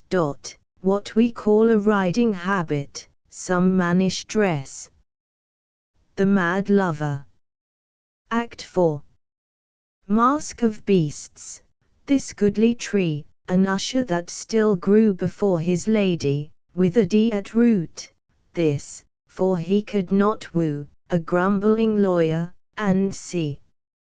Here must have been omitted a line rhyming to tree, and the words of the next line have been transposed. This goodly tree, which leafless, and obscured with moss you see, an usher this, that for his lady grew, with a D at root, this, for he could not woo, and see the loyal subject. It is well worthy of notice, and yet has not been, I believe, noticed hitherto, what a marked difference there exists in the dramatic writers of the Elizabetho-Jacobean age. Mercy on me, what a phrase for the writers during the reigns of Elizabeth and James I. In respect of their political opinions. Shakespeare, in this as in all other things, himself and alone, gives the permanent politics of human nature, and the only predilection, which appears, shows itself in his contempt of mobs and the populacy. Massinger is a decided Whig, Beaumont and Fletcher high-flying, passive obedience, Tories. The Spanish dramatists furnished them with this, as with many other ingredients. By the by, an accurate and familiar acquaintance with all the productions of the Spanish stage previously to 1620, is an indispensable qualification for an editor of B&F. And with this qualification a most interesting and instructive edition might be given. This edition of Coleman's Stockdale, 1811, is below criticism. In metre, B&F are inferior to Shakespeare, on the one hand, as expressing the poetic part of the drama, and to Massinger, on the other, in the art of reconciling metre with the natural rhythm of conversation, in which, indeed, Massinger is unrivalled. Read him aright, and measure by time, not syllables, and no lines can be more legitimate, none in which the substitution of equivalent feet, and the modifications by emphasis, are managed with such exquisite judgment. B&F are fond of the 12-syllable, not Alexandrine, line, as, too many fears tease thought to, and to nourish those. This has, often, a good effect, and is one of the varieties most common in Shakespeare. Rule a wife and have a wife. Act 3. Old woman's speech, I fear he will knock my brains out for lying. Mr. Swood discards the words for lying, because most of the things spoke of Estephania are true, with only a little exaggeration, and because they destroy all appearance of measure. Coleman's note. Mr. Sword had his brains out. The humour lies in Estephania's having ordered the old woman to tell these tales of her, for though an intriguer, she is not represented as other than chaste, and as to the metre, it is perfectly correct. Ib. Marg. As you love me, give way. Leon. It shall be better, I will give none, madam, and see. The meaning is, it shall be a better way, first, as it is, I will not give it, or any that you in your present mood would wish. The laws of Candy. Act I speech of Miletus, whose insolence and never yet matched pride can by no character be well expressed, but in her only name, the proud irritar. Coleman's note. The poet intended no allusion to the word irritar itself, but says that her very name, the proud irritar, became a character and adage, as we say, a Quixote or a Brutus, so to say an irritar expressed female pride and insolence of beauty. Ib. Speech of Antinous, of my peculiar honours, not derived from successory, but purchased with my blood. The poet doubtless wrote successory, which, though not adopted in our language, would be, on many occasions, as here, a much more significant phrase than ancestry. The Little French Lawyer. Act ISC. Wonderment speech, are you become a patron to? T's a new one, no more on T, and C. Sword reads, are you become a patron to? How long have you been conning this speech? T's a new one, and C. If conjectural emendation, like this, be allowed, we might venture to read, are you become a patron to a new tune? Or, are you become a patron? T's a new tune. Ib. Din. Thou wouldst not willingly live a protested coward, or be called one. Clo. Words are but words. Din. Nor wouldst thou take a blow. Sword's note. O miserable! Donant sees through Claremont's gravity, and the actor is to explain it. Words are but words is the last struggle of affected morality. Valentinian. Act ISC. 3. It is a real trial of charity to read this scene with tolerable temper towards Fletcher. So very slavish, so reptile, are the feelings and sentiments represented as duties. And yet remember he was a bishop's son, and the duty to God was the supposed basis. Personals, including body, house, home, and religion, property, subordination, and intercommunity, these are the fundamentals of society. I mean here, religion negatively taken, so that the person be not compelled to do or utter, in relation of the soul to God, what would be, in that person, a lie, such as to force a man to go to church, or to swear that he believes what he does not believe. Religion, positively taken, may be a great and useful privilege, but cannot be a right, were it for this only that it cannot be predefined. The ground of this distinction between negative and positive religion, as a social right, is plain. No one of my fellow citizens is encroached on by my not declaring to him what I believe respecting the supersensual, But should every man be entitled to preach against the preacher, who could hear any preacher? Now it is different in respect of loyalty.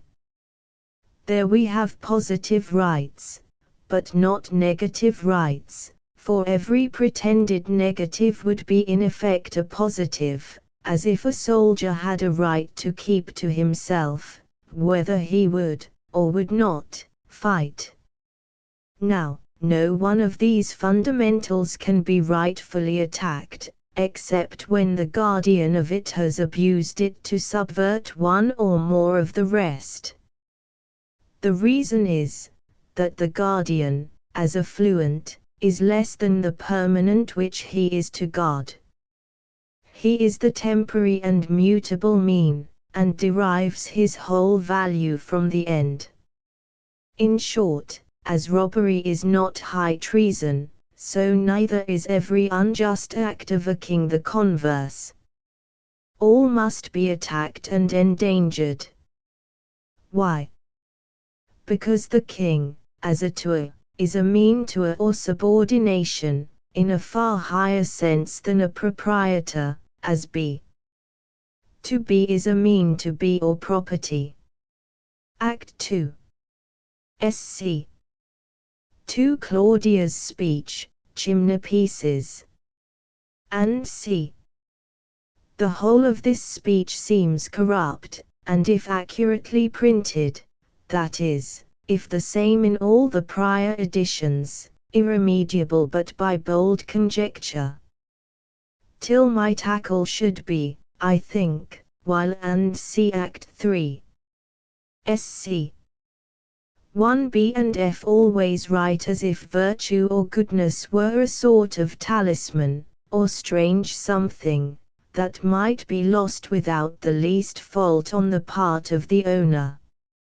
In short, their chaste ladies value their chastity as a material thing, not as an act or state of being, and this mere thing being imaginary, no wonder that all their women are represented with the minds of strumpets, except a few irrational humorists, far less capable of exciting our sympathy than a Hindu, who has had a basin of cow broth thrown over him, for this, though a debasing superstition, is still real, and we might pity the poor wretch, though we cannot help despising him. But B and F.S. Lucinus are clumsy fictions. It is too plain that the authors had no one idea of chastity as a virtue, but only such a conception as a blind man might have of the power of seeing, by handling an ox's eye. In the Queen of Corinth, indeed, they talk differently, but it is all talk, and nothing is real in it but the dread of losing a reputation. Hence the frightful contrast between their women, even those who are meant for virtuous, and Shakespeare's. So, for instance, the maid in the mill, a woman must not merely have grown old in brothels, but have chuckled over every abomination committed in them with a rampant sympathy of imagination, to have had her fancy so drunk with the minutiae of lechery as this icy chaste virgin evinces hers to have been. It would be worthwhile to note how many of these plays are founded on rapes, how many on incestuous passions, and how many on mere lunacies. Then their virtuous women are either crazy superstitions of a merely bodily negation of having been acted on, or strumpets in their imaginations and wishes, or, as in this maid in the mill, both at the same time. In the men, the love is merely lust in one direction, exclusive preference of one object. The tyrant's speeches are mostly taken from the mouths of indignant denouncers of the tyrant's character, with the substitution of I for he and the omission of the prefatory he acts as if he thought so and so. The only feelings they can possibly excite are disgust at the excesses, if regarded as sane loyalists, or compassion, if considered as bedlamites. So much for their tragedies.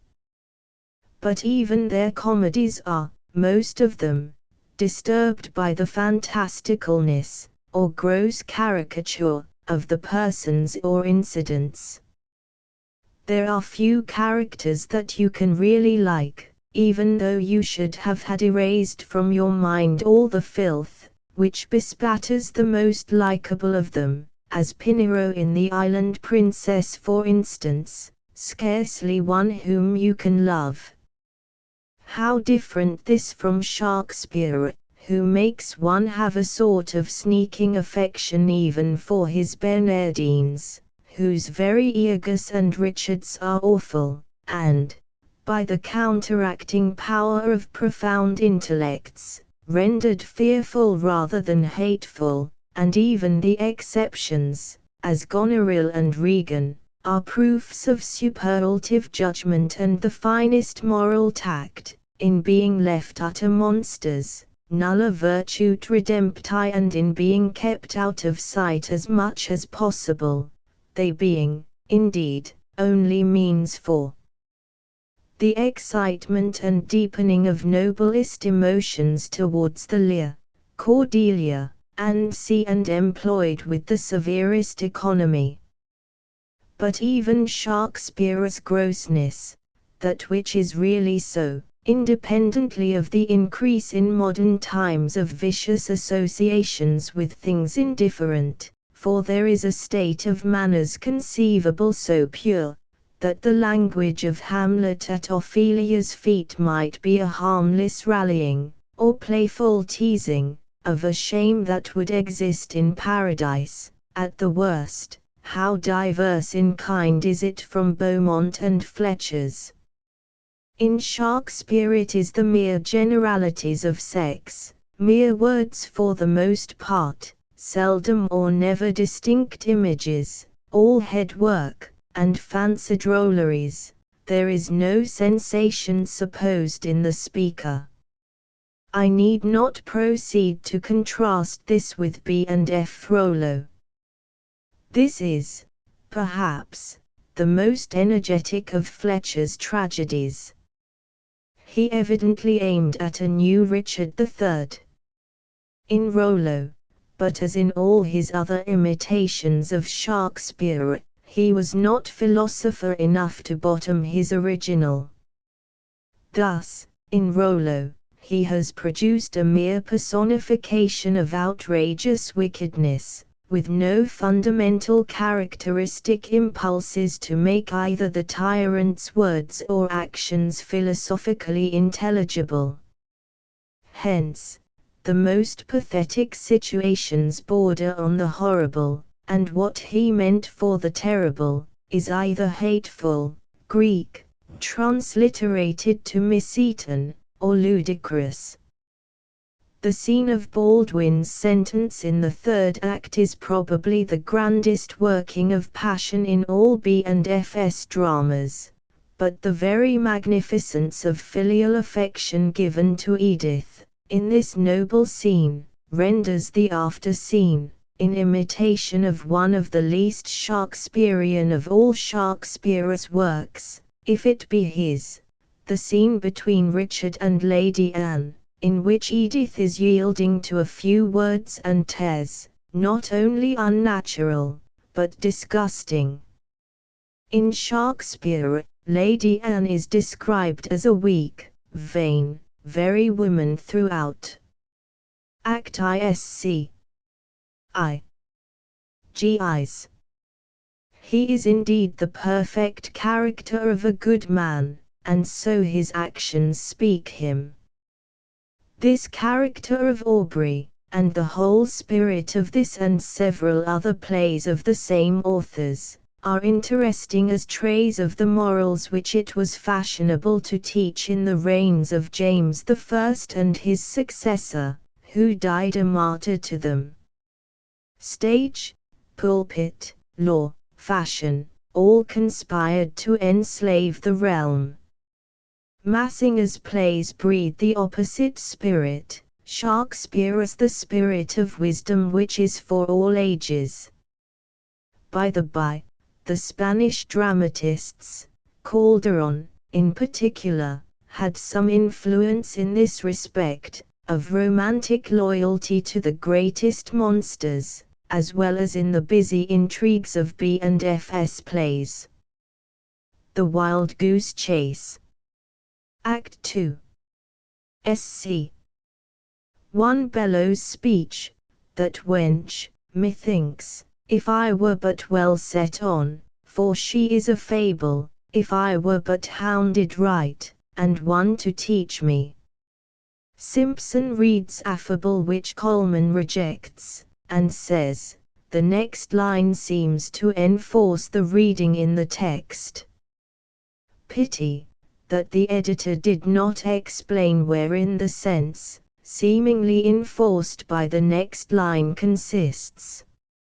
May the true word be a sable, that is, a black fox, hunted for its precious fur. Or at able, as we now say, she is come at able. A wife for a month. Act 4. SC. One Alphonsu's speech, betwixt the cold bear and the raging lion lies my safe way. Sword's note and alteration to, twixt the cold bears, far from the raging lion, this Mr. Sword is a blockhead of the provoking species. In his itch for correction, he forgot the words, lies my safe way. The bear is the extreme pole, and thither he would travel over the space contained between it and the raging lion. The Pilgrim. Act 4. SC. Tuolinda's interview with her father is lively, and happily hit off, but this scene with Roderigo is truly excellent. Altogether, indeed, this play holds the first place in B&F's romantic entertainments, Lustspiel, which collectively are their happiest performances, and are only inferior to the romance of Shakespeare in the As You Like It, Twelfth Night, and Sieb. Allen. Today you shall wed sorrow, and repentance will come tomorrow. Read penitence or else, repentance, she will come tomorrow. The Queen of Corinth. Act 2. SC. One Marian's speech. Had the scene of this tragicomedy been laid in Hindustan instead of Corinth, and the gods here addressed been the Vishnu and company of the Indian pantheon, this rant would not have been much amiss. In respect of style and versification, this play and the following of Bonduca may be taken as the best, and yet as characteristic, specimens of Beaumont and Fletcher's dramas. I particularly instance the first scene of the Bonduca. Take Shakespeare as Richard II, and having selected some one scene of about the same number of lines, and consisting mostly of long speeches, compare it with the first scene in Bonduca, not for the idle purpose of finding out which is the better, but in order to see and understand the difference. The latter, that of B&F, you will find a well-arranged bed of flowers, each having its separate route, and its position determined aforehand by the will of the gardener, each fresh plant of fresh volition. In the former you see an Indian fig tree, as described by Milton, all is growth, evolution, Greek, transliterated Genesis, each line, each word almost, begets the following, and the will of the writer is an interfusion, a continuous agency, and not a series of separate acts. Shakespeare is the height, breadth, and depth of genius, Beaumont and Fletcher the excellent mechanism, in juxtaposition and succession, of talent. The noble gentleman. Why have the dramatists of the times of Elizabeth, James I and the first Charles become almost obsolete, with the exception of Shakespeare? Why do they no longer belong to the English, being once so popular? And why is Shakespeare an exception, one thing, among 50, necessary to the full solution is, that they all employed poetry and poetic diction on unpoetic subjects, both characters and situations, especially in their comedy. Now Shakespeare is all ideal, of no time, and therefore for all times. Read, for instance, Marine's panegyric in the first scene of this play, "Know the eminent court, to them that can be wise, and fasten on her blessings, is a son, and sea." What can be more unnatural and inappropriate, not only is, but must be felt as such, than such poetry in the mouth of a silly dupe? In short, the scenes are mock dialogues, in which the poet Solus plays the ventriloquist, but cannot keep down his own way of expressing himself. Heavy complaints have been made respecting the transposing of the old plays by Cibber, but it never occurred to these critics to ask how it came that no one ever attempted to transpose a comedy of Shakespeare's. The Coronation. Act I. Speech of Seleucus. Although he be my enemy, should any of the gay flies that buzz about the court, sit to catch trouts I the summer, tell me so, I durst, and see Coleman's note. Pshaw! Sit is either a misprint for set or the old and still provincial word for set as the participle passive of seat or set. I have heard an old Somersetshire gardener say, "Look, sir, I set these plants here, those yonder I sit yesterday." Act 2. Speech of Arcadius. Nay, some will swear they love their mistress, would hazard lives and fortunes, and see read thus. Nay, some will swear they love their mistress so, they would hazard lives and fortunes to preserve one of her hairs brighter than Berenice, or young Apollo's, and yet, after this, and see / they would hazard / 1, furnishes an anapaest for an iambus. And yet which must be read, / anyet / is an instance of the enclitic force in an accented monosyllable. / and yet / is a complete iambus, but anyet is, like spirit, a debrachuu, trochist, however, by the arsis or first accent damping, though not extinguishing, the second. Footnote 1. As noted earlier in this text, the words between / marks are pronounced with stress on the uppercase syllables, and none on the lowercase syllables. In the original text, stress is indicated by a horizontal line over the syllable, and lack of stress by a U shape, as the UU later in this paragraph. Text ed. Wit at several weapons. Act I. Old Craft's speech, I'm armed at all points, and see. It would be very easy to restore all this passage to meter, by supplying a sentence of 4 syllables, which the reasoning almost demands, and by correcting the grammar. Read thus: armed at all points 'gainst treachery, I hold my humour firm. If, living, I can see thee thrive by thy wits, I shall have the more courage, dying, to trust thee with my lands. If not, the best wit I can hear of carries them. For since so many in my time and knowledge, rich children of the city, have concluded for lack of wit in beggary, I'd rather make a wise stranger my executor, than a fool's son my heir, and have my lands called after my wit than name, and that's my nature. Ib.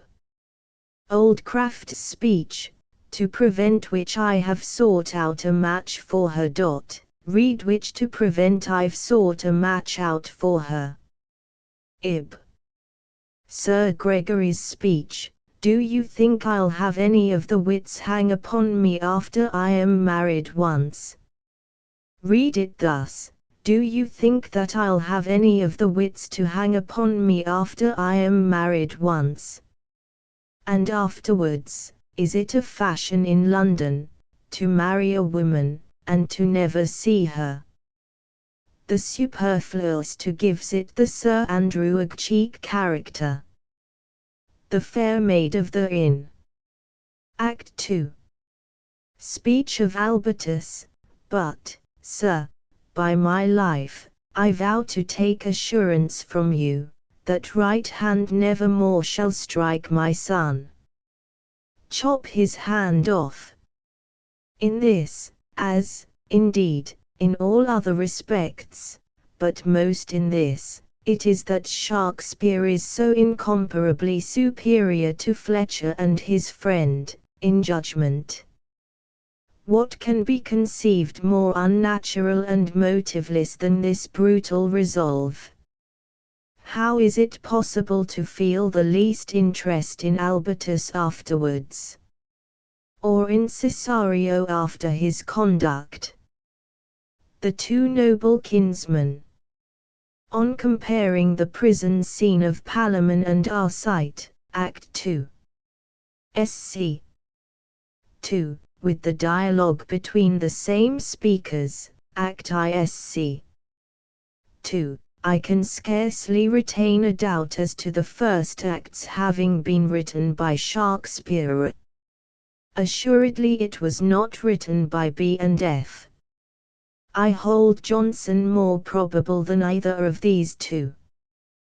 The main presumption, however, for Shakespeare's share in this play rests on a point, to which the sturdy critics of this edition, and indeed all before them, were blind, that is, the construction of the blank verse, which proves beyond all doubt an intentional imitation, if not the proper hand, of Shakespeare.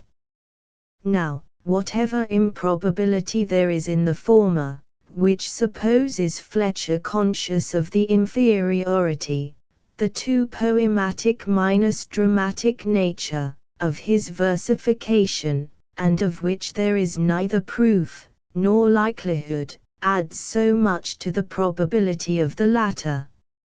On the other hand, the harshness of many of these very passages, a harshness unrelieved by any lyrical interbreathings, and still more the want of profundity in the thoughts, keep me from an absolute decision.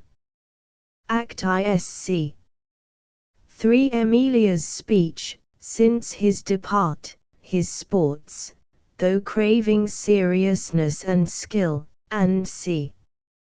I conjecture imports, that is, duties or offices of importance. The flow of the versification in this speech seems to demand the trochaic ending, /u/, while the text blends jingle and hisses to the annoyance of less sensitive ears than Fletcher's, not to say, Shakespeare's. The Woman Hater. Act Isc. 2 This scene from the beginning is prose printed as blank verse, down to the line, "En all the valiant stomachs in the court," where the verse recommences. This transition from the prose to the verse enhances, and indeed forms, the comic effect.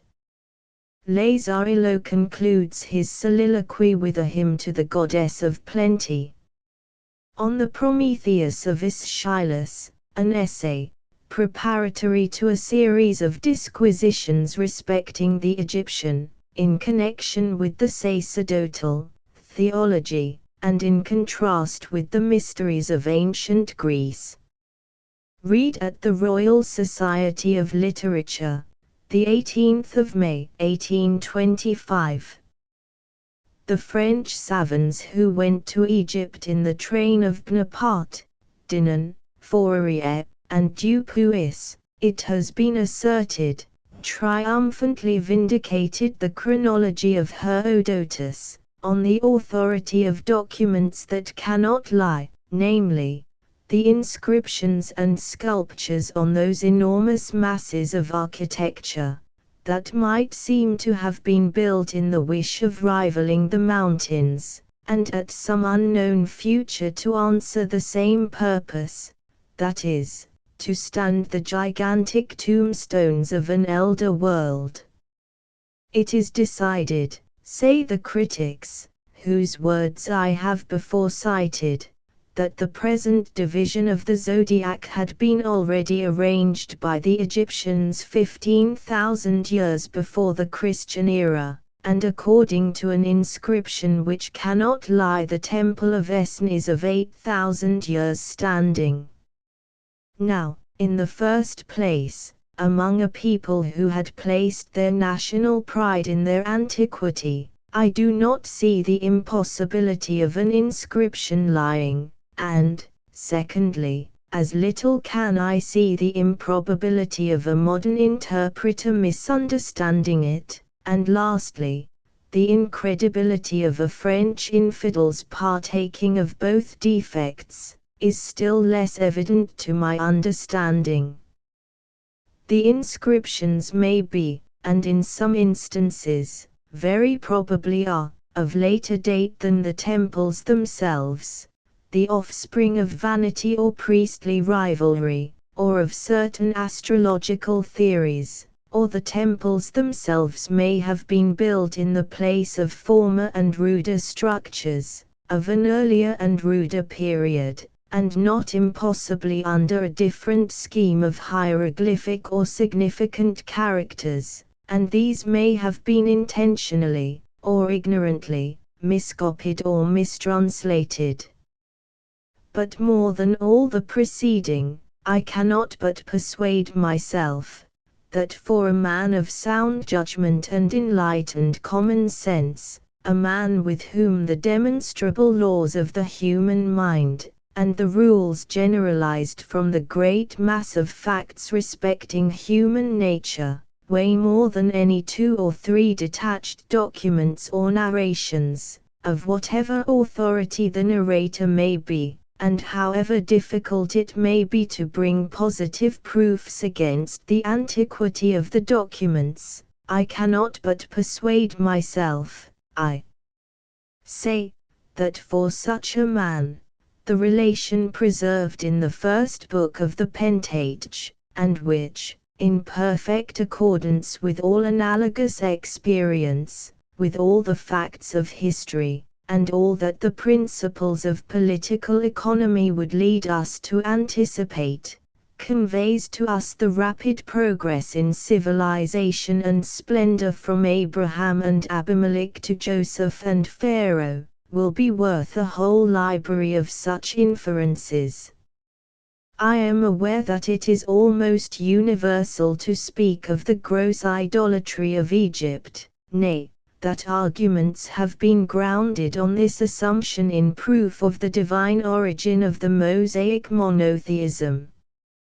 But first, if by this we are to understand that the great doctrine of the one supreme being was first revealed to the Hebrew legislator, his own inspired writings supply abundant and direct confutation of the position of certain astrological superstitions, of certain talismans connected with star magic, plates and images constructed in supposed harmony with the movements and influences of celestial bodies, there doubtless exist hints, if not direct proofs, both in the Mosaic writings, and those next to these in antiquity.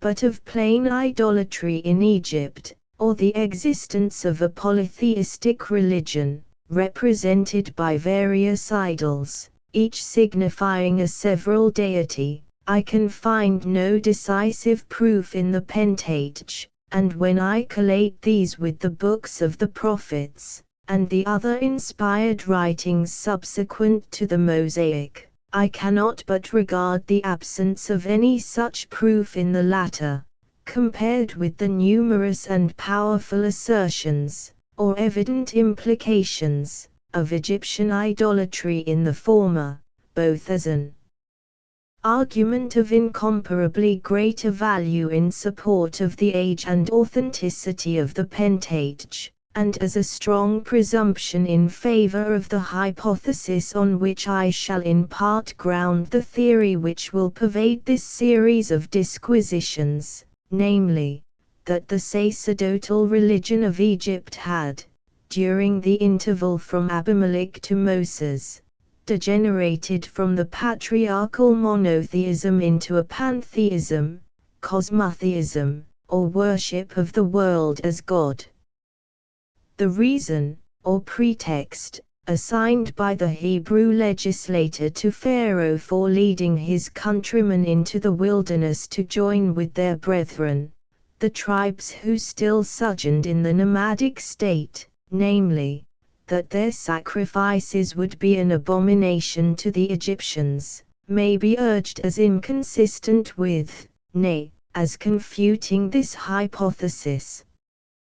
But to this I reply, first, that the worship of the ox and cow was not, in and of itself, and necessarily, a contravention of the first commandment, though a very gross breach of the second, for it is most certain that the 10 tribes worshipped the Jehovah, the God of Abraham, Isaac, and Jacob, under the same or similar symbols. Secondly, that the cow, or Isis, and the Io of the Greeks, truly represented, in the first instance, the earth or productive nature, and afterwards the mundane religion, grounded on the worship of nature, or the Greek, transliterated to Pan, as God.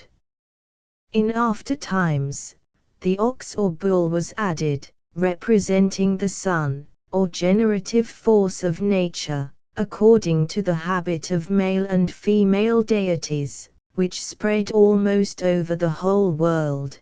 The positive and negative forces in the science of superstition, for the pantheism of the sage necessarily engenders polytheism as the popular creed. But lastly, a very sufficient reason may, I think, be assigned for the choice of the ox or cow, as representing the very life of nature, by the first legislators of Egypt, and for the similar sacred character in the Brahmanic tribes of Hindustan. The progress from savagery to civilization is evidently first from the hunting to the pastoral state, a process which even now is going on, within our own times, among the South American Indians in the vast tracts between Buenos Aires and the Andes. But the second and the most important step, is from the pastoral, or wandering, to the agricultural, or fixed, state. Now, if even for men born and reared under European civilization, the charms of a wandering life have been found so great a temptation, that few who have taken to it have been induced to return. See the confession in the preamble to the statute respecting the gypsies. 1. How much greater must have been the danger of relapse in the first formation of fixed states with a condensed population. And what stronger prevention could the ingenuity of the priestly kings, for the priestly is ever the first form of government, devise, than to have made the ox or cow the representatives of the divine principle in the world, and, as such, an object of adoration, the wilful destruction of which was sacrilege, for this rendered a return to the pastoral state impossible, in which the flesh of these animals and the milk formed almost the exclusive food of mankind, while, in the meantime, by once compelling and habituating men to the use of a vegetable diet, it enforced the laborious cultivation of the soil, and both produced and permitted a vast and condensed population.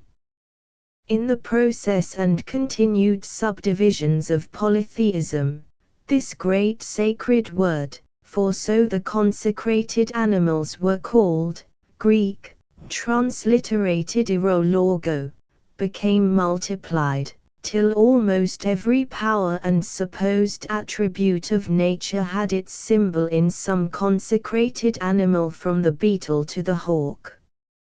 Wherever the powers of nature had found a cycle for themselves, in which the powers still produced the same phenomenon during a given period, whether in the motions of the heavenly orbs, or in the smallest living organic body, there the Egyptian sages predicated life and mind.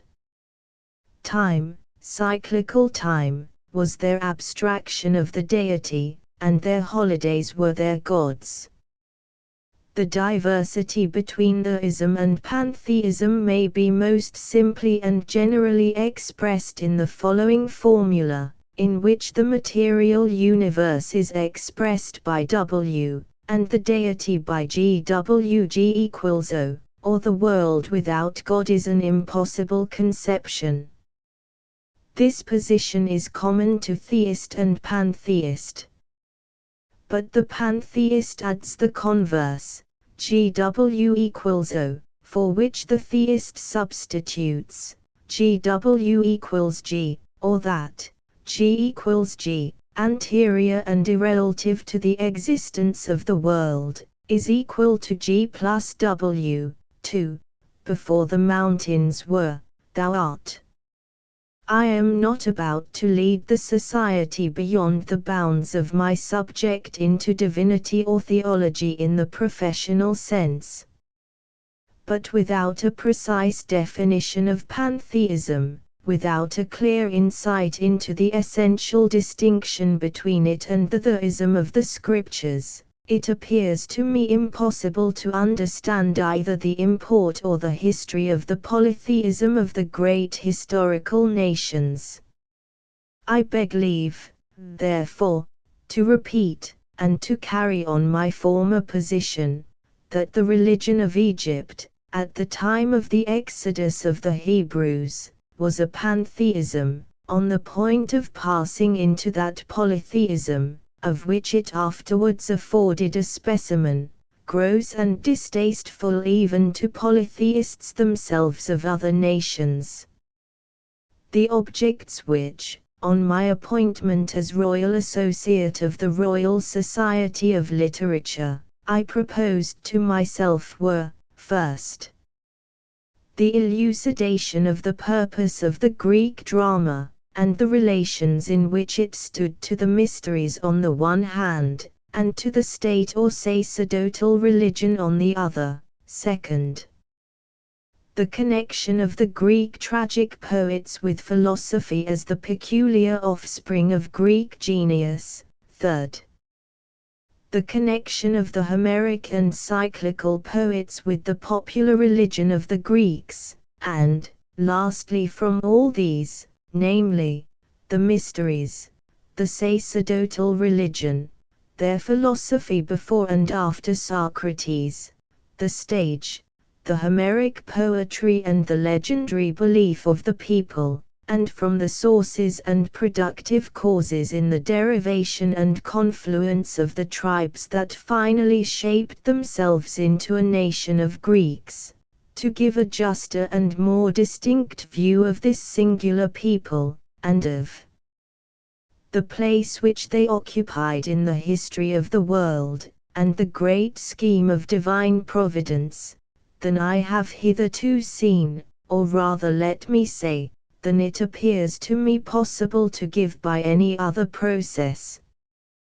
The present essay, however, I devote to the purpose of removing, or at least invalidating, one objection that I may reasonably anticipate, and which may be conveyed in the following question: what proof have you of the fact of any connection between the Greek drama, and either the mysteries, or the philosophy, of Greece? What proof that it was the office of the tragic poet, under a disguise of the sacerdotal religion, mixed with the legendary or popular belief, to reveal as much of the mysteries interpreted by philosophy, as would counteract the demoralizing effects of the state religion, without compromising the tranquility of the state itself, or weakening that paramount reverence, without which a republic, such I mean, as the republics of ancient Greece were, could not exist? I know no better way in which I can reply to this objection, than by giving, as my proof and instance, the Prometheus of Aeschylus, accompanied with an exposition of what I believe to be the intention of the poet, and the mythic import of the work, of which it may be truly said, that it is more properly tragedy itself in the plenitude of the idea, than a particular tragic poem, and as a preface to this exposition, and for the twin purpose of rendering it intelligible, and of explaining its connection with the whole scheme of my essays, I entreat permission to insert a quotation from a work of my own, which has indeed been in print for many years, but which few of my auditors will probably have heard of, and still fewer, if any, have read. As the representative of the youth and approaching manhood of the human intellect, we have ancient Greece, from Orpheus, Linus, Musaeus, and the other mythological bards, or, perhaps, the brotherhoods impersonated under those names, to the time when the republics lost their independence, and their learned men sank into copyists of, and commentators on, the works of their forefathers. That we include these as educated under a distinct providential, though not miraculous, dispensation, will surprise no one, who reflects, that in whatever has a permanent operation on the destinies and intellectual condition of mankind at large, that in all which has been manifestly employed as a co-agent in the mightiest revolution of the moral world, the propagation of the gospel, and in the intellectual progress of mankind in the restoration of philosophy, science, and the ingenious arts, it were irreligion not to acknowledge the hand of divine providence. The periods, too, join on to each other. The earliest Greeks took up the religious and lyrical poetry of the Hebrews, and the schools of the prophets were, however partially and imperfectly, represented by the mysteries derived through the corrupt channel of the Phoenicians. With these secret schools of physiological theology, the mythical poets were doubtless in connection, and it was these schools which prevented polytheism from producing all its natural barbarizing effects. The mysteries and the mythical hymns and paeans shaped themselves gradually into epic poetry and history on the one hand, and into the ethical tragedy and philosophy on the other. Under their protection, and that of a youthful liberty, secretly controlled by a species of internal theocracy, the sciences, and the sterner kinds of the fine arts, that is, architecture and statuary, grew up together, followed, indeed, by painting, but a statuesque, and austerely idealized, painting, which did not degenerate into mere copies of the sense, till the process for which Greece existed had been completed. 3. The Greeks alone brought forth philosophy in the proper and contradistinguishable sense of the term, which we may compare to the coronation medal with its symbolic characters, as contrasted with the coins, issued under the same sovereign, current in the market.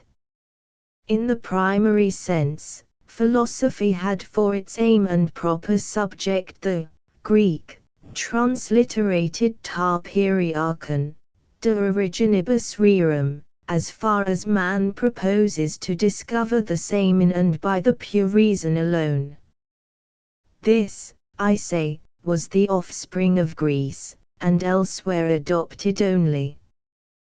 The predisposition appears in their earliest poetry. The first object, or subject matter, of Greek philosophizing was in some measure philosophy itself, not, indeed, as the product, but as the producing power, the productivity. Great minds turned inward on the fact of the diversity between man and beast, a superiority of kind in addition to that of degree, the latter, that is, the difference in degree comprehending the more enlarged sphere and the multifold application of faculties common to man and brute animals, even this being in great measure a transfusion from the former, namely, from the superiority in kind, for only by its coexistence with reason, free will, self-consciousness, the contradistinguishing attributes of man, does the instinctive intelligence manifested in the ant, the dog, the elephant, and sea become human understanding. It is a truth with which Heraclitus, the senior, but yet contemporary, of Aeschylus, appears, from the few genuine fragments of his writings that are yet extant, to have been deeply impressed, that the mere understanding in man, considered as the power of adapting means to immediate purposes, differs, indeed, from the intelligence displayed by other animals, and not in degree only, but yet does not differ by any excellence which it derives from itself, or by any inherent diversity, but solely in consequence of a combination with far higher powers of a diverse kind in one and the same subject. Long before the entire separation of metaphysics from poetry, that is, while yet poesy, in all its several species of verse, music, statuary, and sea continued mythic, while yet poetry remained the union of the sensuous and the philosophic mind, the efficient presence of the latter in the synthesis of the two, had manifested itself in the sublime mythus perigenesios tu nous en anthropois concerning the genesis, or birth of the nous or reason in man. This the most venerable, and perhaps the most ancient, of Grecian myth, is a philosopheme, the very same in subject matter with the earliest record of the Hebrews, but most characteristically different in tone and conception, for the patriarchal religion, as the antithesis of pantheism, was necessarily personal, and the doctrines of a faith, the first ground of which and the primary enunciation, is the eternal I am, must be in part historic and must assume the historic form. Hence the Hebrew record is a narrative, and the first instance of the fact is given as the origin of the fact. That a profound truth, a truth that is, indeed, the grand and indispensable condition of all moral responsibility, is involved in this characteristic of the sacred narrative. I am not alone persuaded, but distinctly aware. This, however, does not preclude us from seeing, nay, as an additional mark of the wisdom that inspired the sacred historian, it rather supplies a motive to us, impels and authorizes us, to see, in the form of the vehicle of the truth, an accommodation to the then childhood of the human race.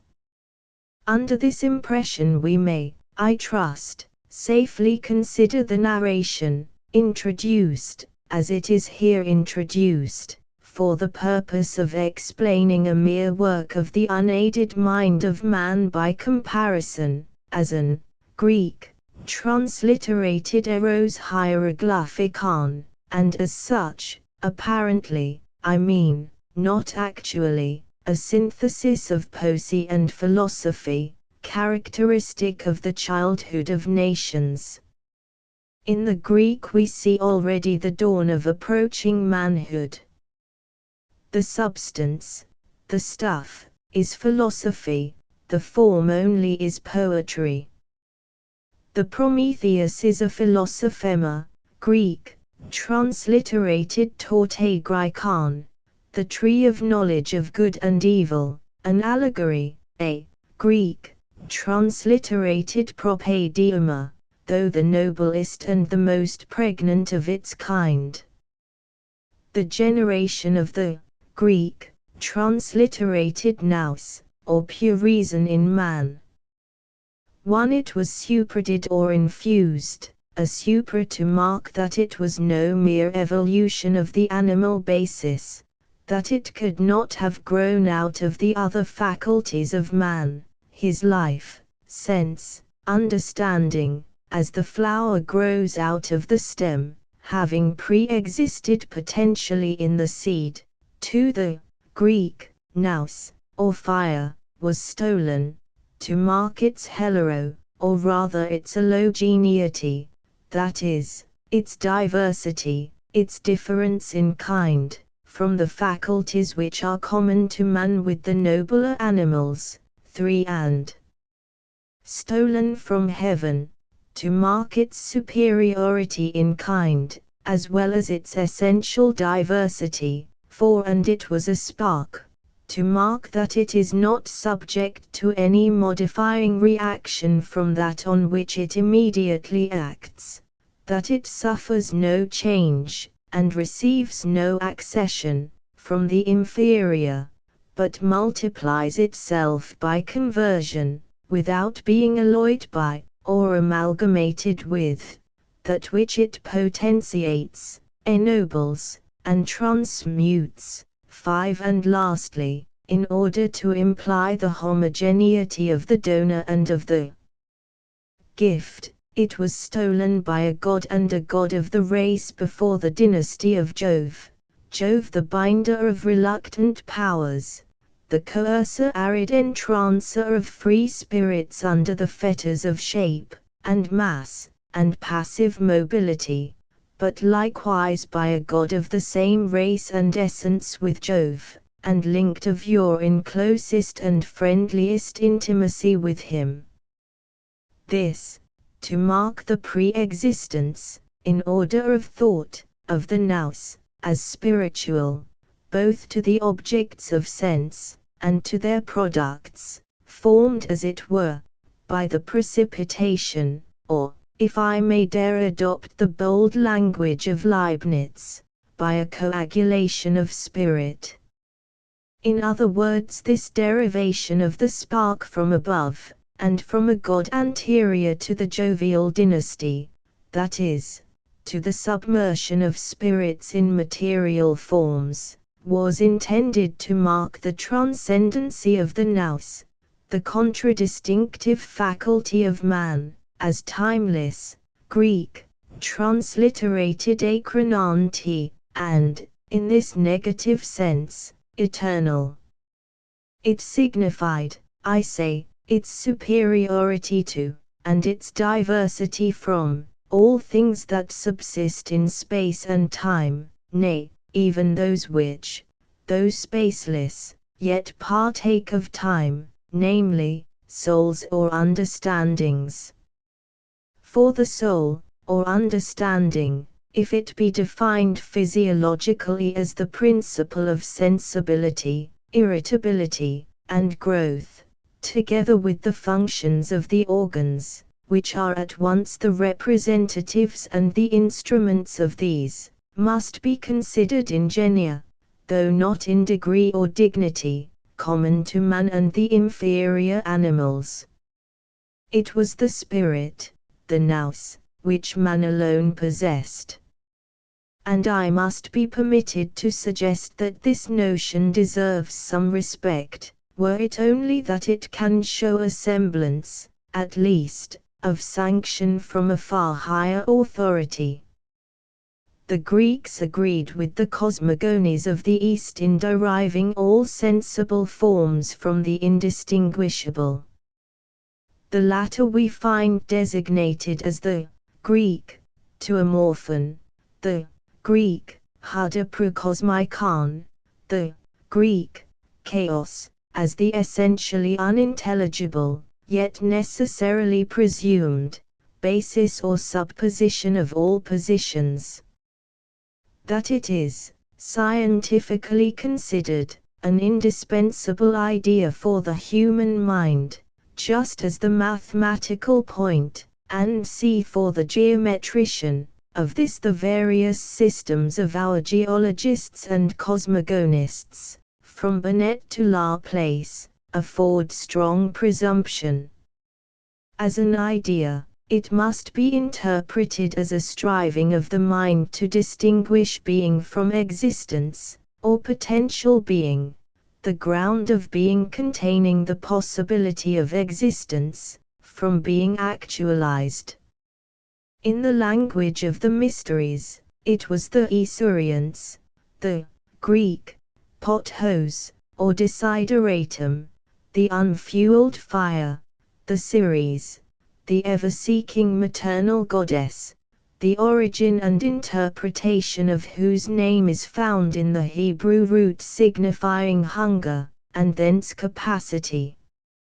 It was, in short, an effort to represent the universal ground of all differences distinct or opposite, but in relation to which all antithesis as well as all antitheta, existed only potentially.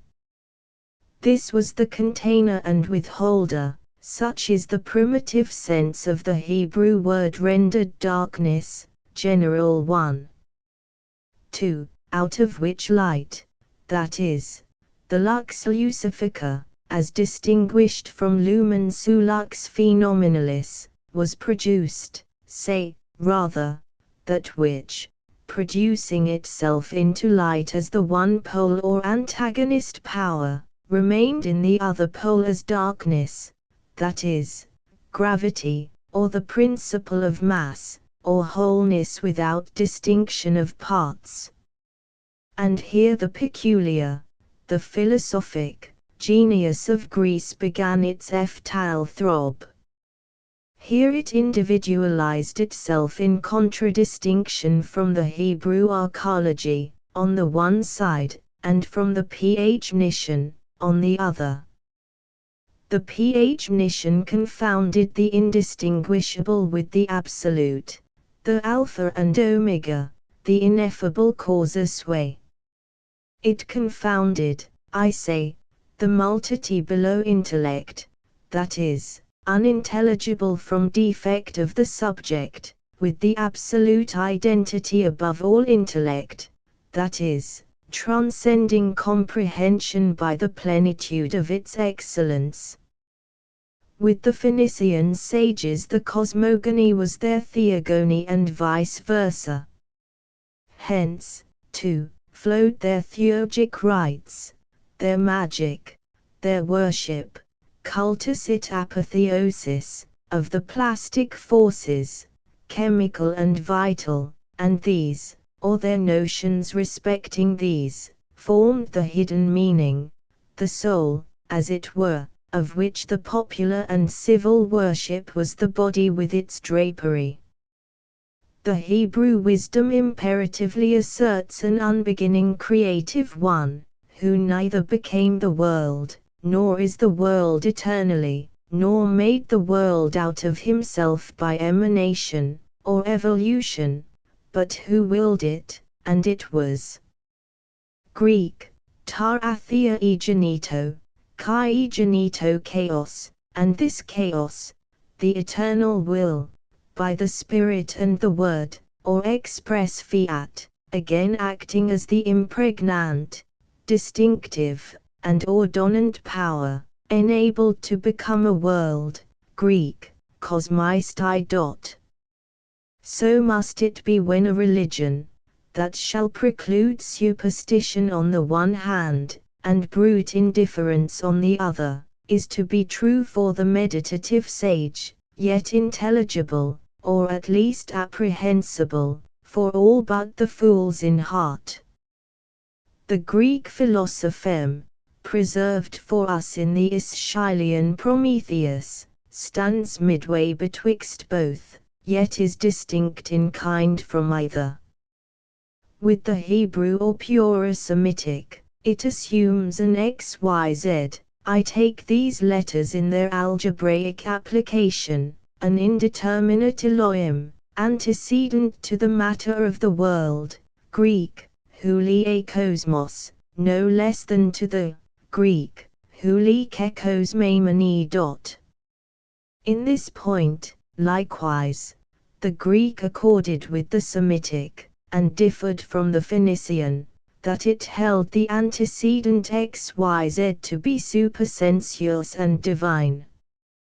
But on the other hand, it coincides with the Phoenician in considering this antecedent ground of corporeal matter, Greek, ton somaton kai tu somatica, not so properly the cause of the latter, as the occasion and the still continuing substance. Malaria substat ad luc. The corporeal was supposed coessential with the antecedent of its corporeity. Matter, as distinguished from body, was a non-ens, a simple apparition, id quod mere vita, but to body the elder physico-theology of the Greeks allowed a participation in entity. It was spiritus ipse, oppressus, dormiens, it diversis modis somniens. In short, body was the productive power suspended, and as it were, quenched in the product. This may be rendered plainer by reflecting, that, in the pure Semitic scheme there are four terms introduced in the solution of the problem. 1. The beginning, self-sufficing, and immutable creator. 2. The antecedent night as the identity, or including germ, of the light and darkness, that is, gravity. 3. The chaos, and 4. The material world resulting from the powers communicated by the divine fiat. In the Phoenician scheme there are in fact but two, a self-organizing chaos, and the omniform nature as the result. In the Greek scheme we have three terms. 1. The hyle, Greek, houlie, which holds the place of the chaos, or the waters, in the true system. 2. Greek, ta somata, answering to the Mosaic heaven and earth, and 3. The Saturnian, Greek, chronoi hupakonioi, which answer to the antecedent darkness of the Mosaic scheme, but to which the elder physico-theologists attributed a self-polarizing power, a natura gemina qua fitit facit, agitit patita. In other words, the Elohim of the Greeks were still but a natura deorum, Greek, to theion, in which a vague plurality adhered, or if any unity was imagined, it was not personal, not a unity of excellence, but simply an expression of the negative, that which was to pass, but which had not yet passed, into distinct form. All this will seem strange and obscure at first reading, perhaps fantastic. But it will only seem so. Dry and prolix, indeed, it is to me in the writing, full as much as it can be to others in the attempt to understand it. But I know that, once mastered, the idea will be the key to the whole cipher of the Aeschylean mythology. The sum stated in the terms of philosophic logic is this: first, what Moses appropriated to the chaos itself, what Moses made passive and a materia subjecta it lucis it tenebrarum, the containing, Greek, prothemenon, of the thesis and antithesis, this the Greek placed anterior to the chaos itself being the struggle between the hyperchronia, the Greek, ideipronom, as the unevolved, unproduced, prothesis, of which, Greek, idea kainomos, idea and law, are the thesis, and antithesis. I use the word produced in the mathematical sense, as a point elongating itself to a bipolar line. Secondly, what Moses establishes, not merely as a transcendent monas, but as an individual, Greek, henos, likewise, this the Greek took as a harmony, Greek, theahathenato, to theion, as distinguished from, Greek, otheos, or, to adopt the more expressive language of the Pythagoreans and Kabbalists numen numerantis, and these are to be contemplated as the identity. Now according to the Greek philosopheme or mythus, in these, or in this identity, there arose a war, schism, or division, that is, a polarization into thesis and antithesis.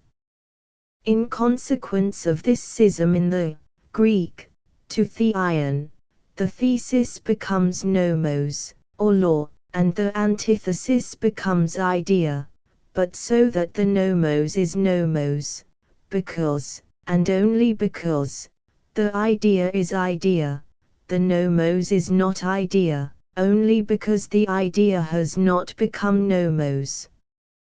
And this not must be heedfully borne in mind through the whole interpretation of this most profound and pregnant philosopheme.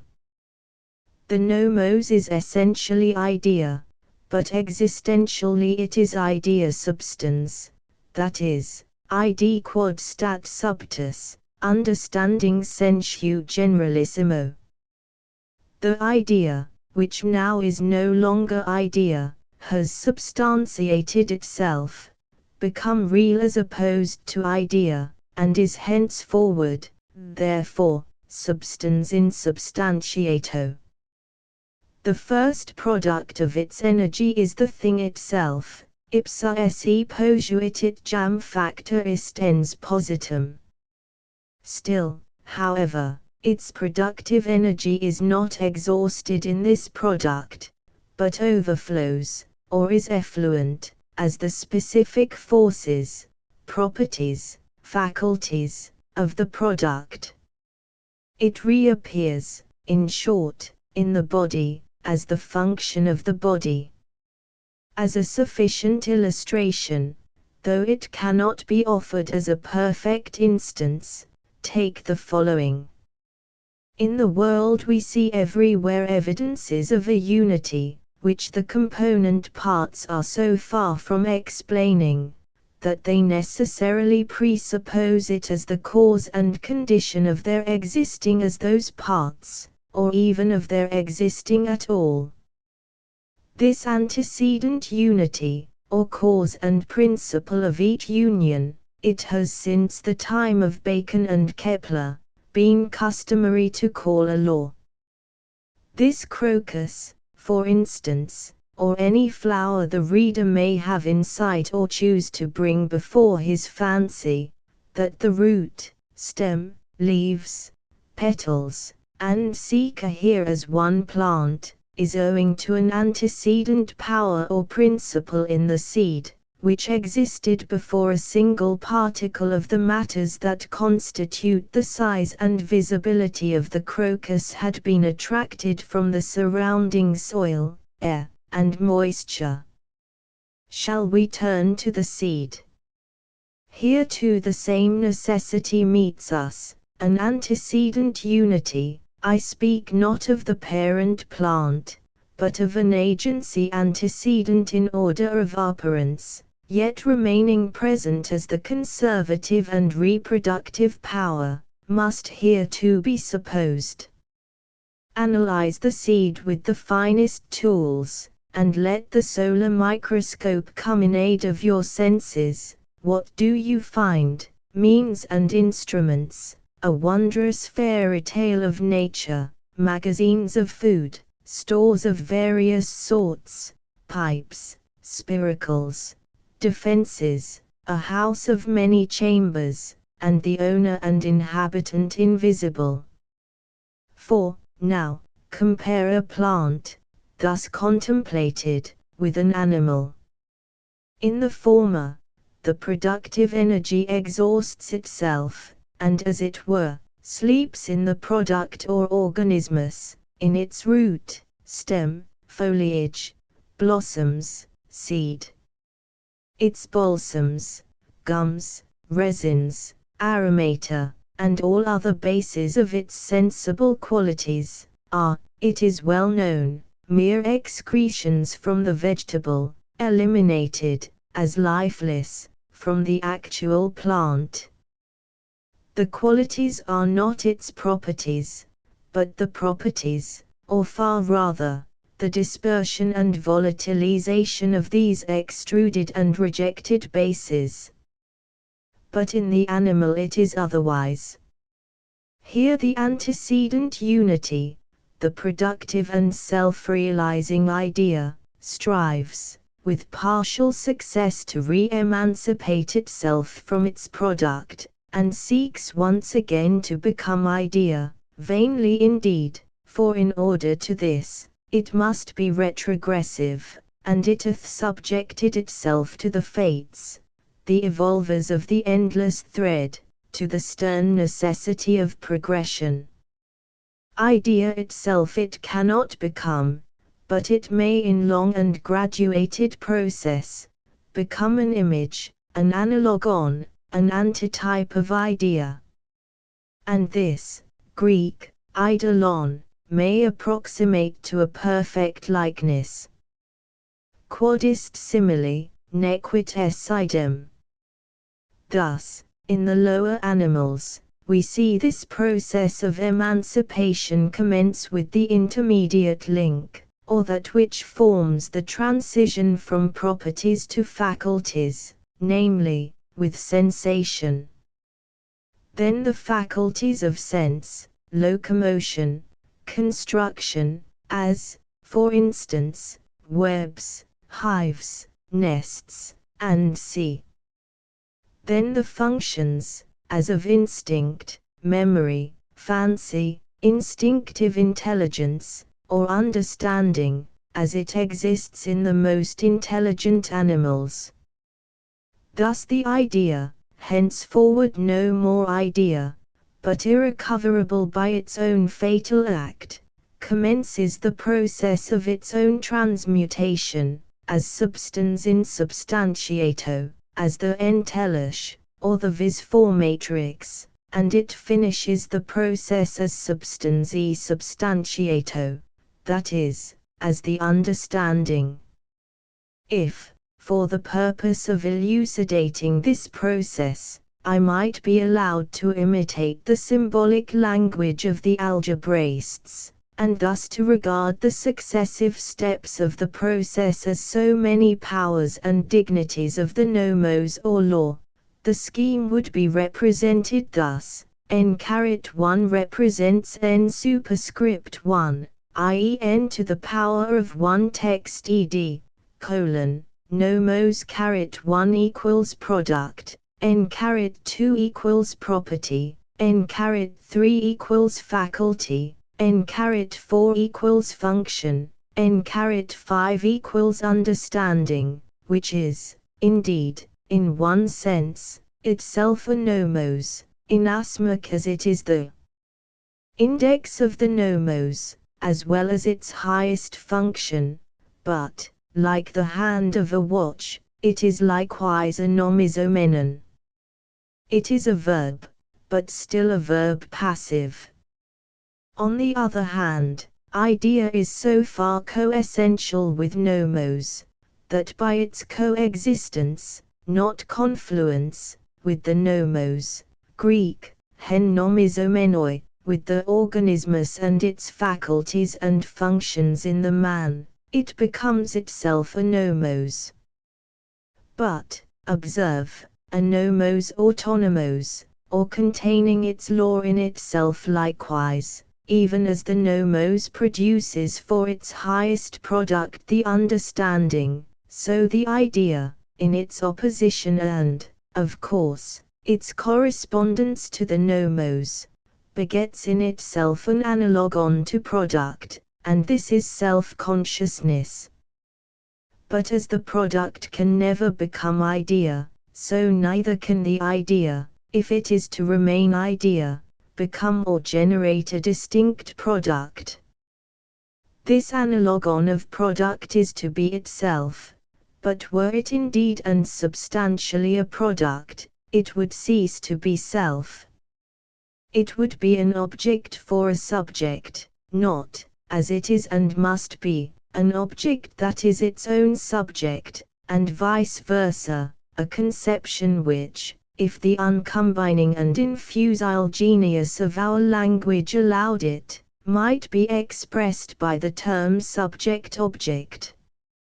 Now, idea, taken in indissoluble connection with this analogon of product is mind, that which knows itself, and the existence of which may be inferred, but cannot appear or become a phenomenon. By the benignity of Providence, the truths of most importance in themselves, and which it most concerns us to know, are familiar to us, even from childhood.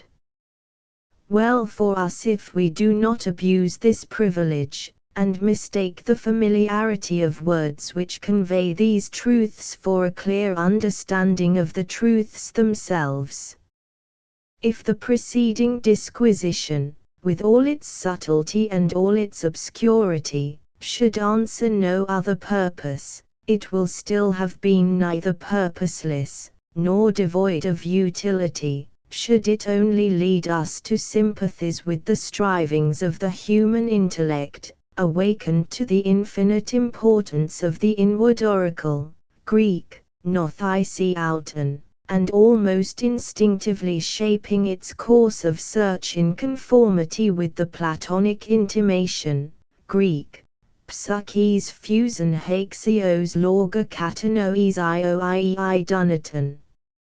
Einai, he nuaes tu holla fusios, but be this as it may, the groundwork of the Aeschylean mythus is laid in the definition of idea and law, as correlatives that mutually interpret each the other, an idea, with the adequate power of realizing itself being a law, and a law considered abstractedly from, or in the absence of, the power of manifesting itself in its appropriate product being an idea. Whether this be true philosophy, is not the question. The school of Aristotle would, of course, deny, the Platonic affirm it, for in this consists the difference of the two schools. Both acknowledge ideas as distinct from the mere generalizations from objects of sense, both would define an idea as an ens rationale, to which there can be no adequate correspondent in sensible experience. But, according to Aristotle, ideas are regulative only, and exist only as functions of the mind. According to Plato, they are constitutive likewise, and one in essence with the power and life of nature. Greek, hen logo zoein, kai ha zoein to phost on anthropon. And this I assert, was the philosophy of the mythic poets, who, like Aeschylus, adapted the secret doctrines of the mysteries as the, not always safely disguised, antidote to the debasing influences of the religion of the state. But to return and conclude this preliminary explanation, we have only to substitute the term will, and the term constitutive power, for nomos or law, and the process is the same. Permit me to represent the identity or prothesis by the letter Z and the thesis and antithesis by X and Y respectively. Then I say X by not being Y, but in consequence of being the correlative opposite of Y, is will, and Y, by not being X, but the correlative and opposite of X, is nature, natura naturans, Greek, nomos physicos.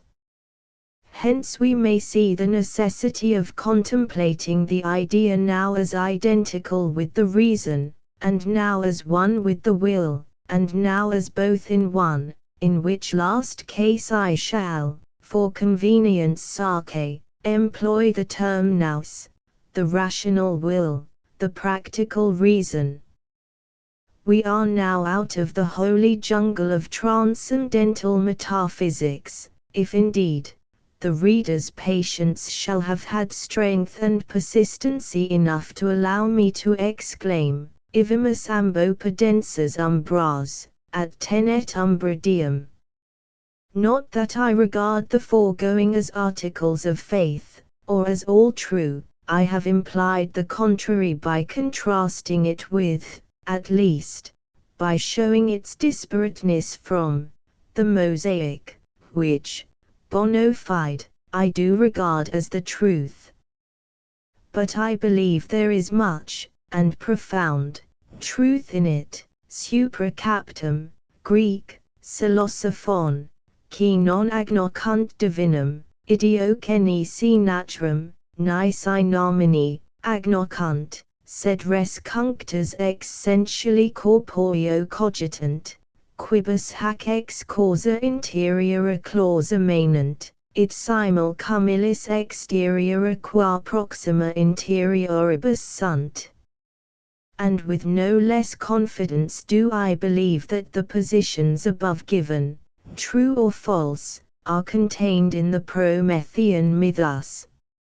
In this mythos, Jove is the impersonated representation or symbol of the nomos, Jupiter ist quod cunc vides. He is the mens agitans molem, but at the same time, the molem corpoream ponens it constituens.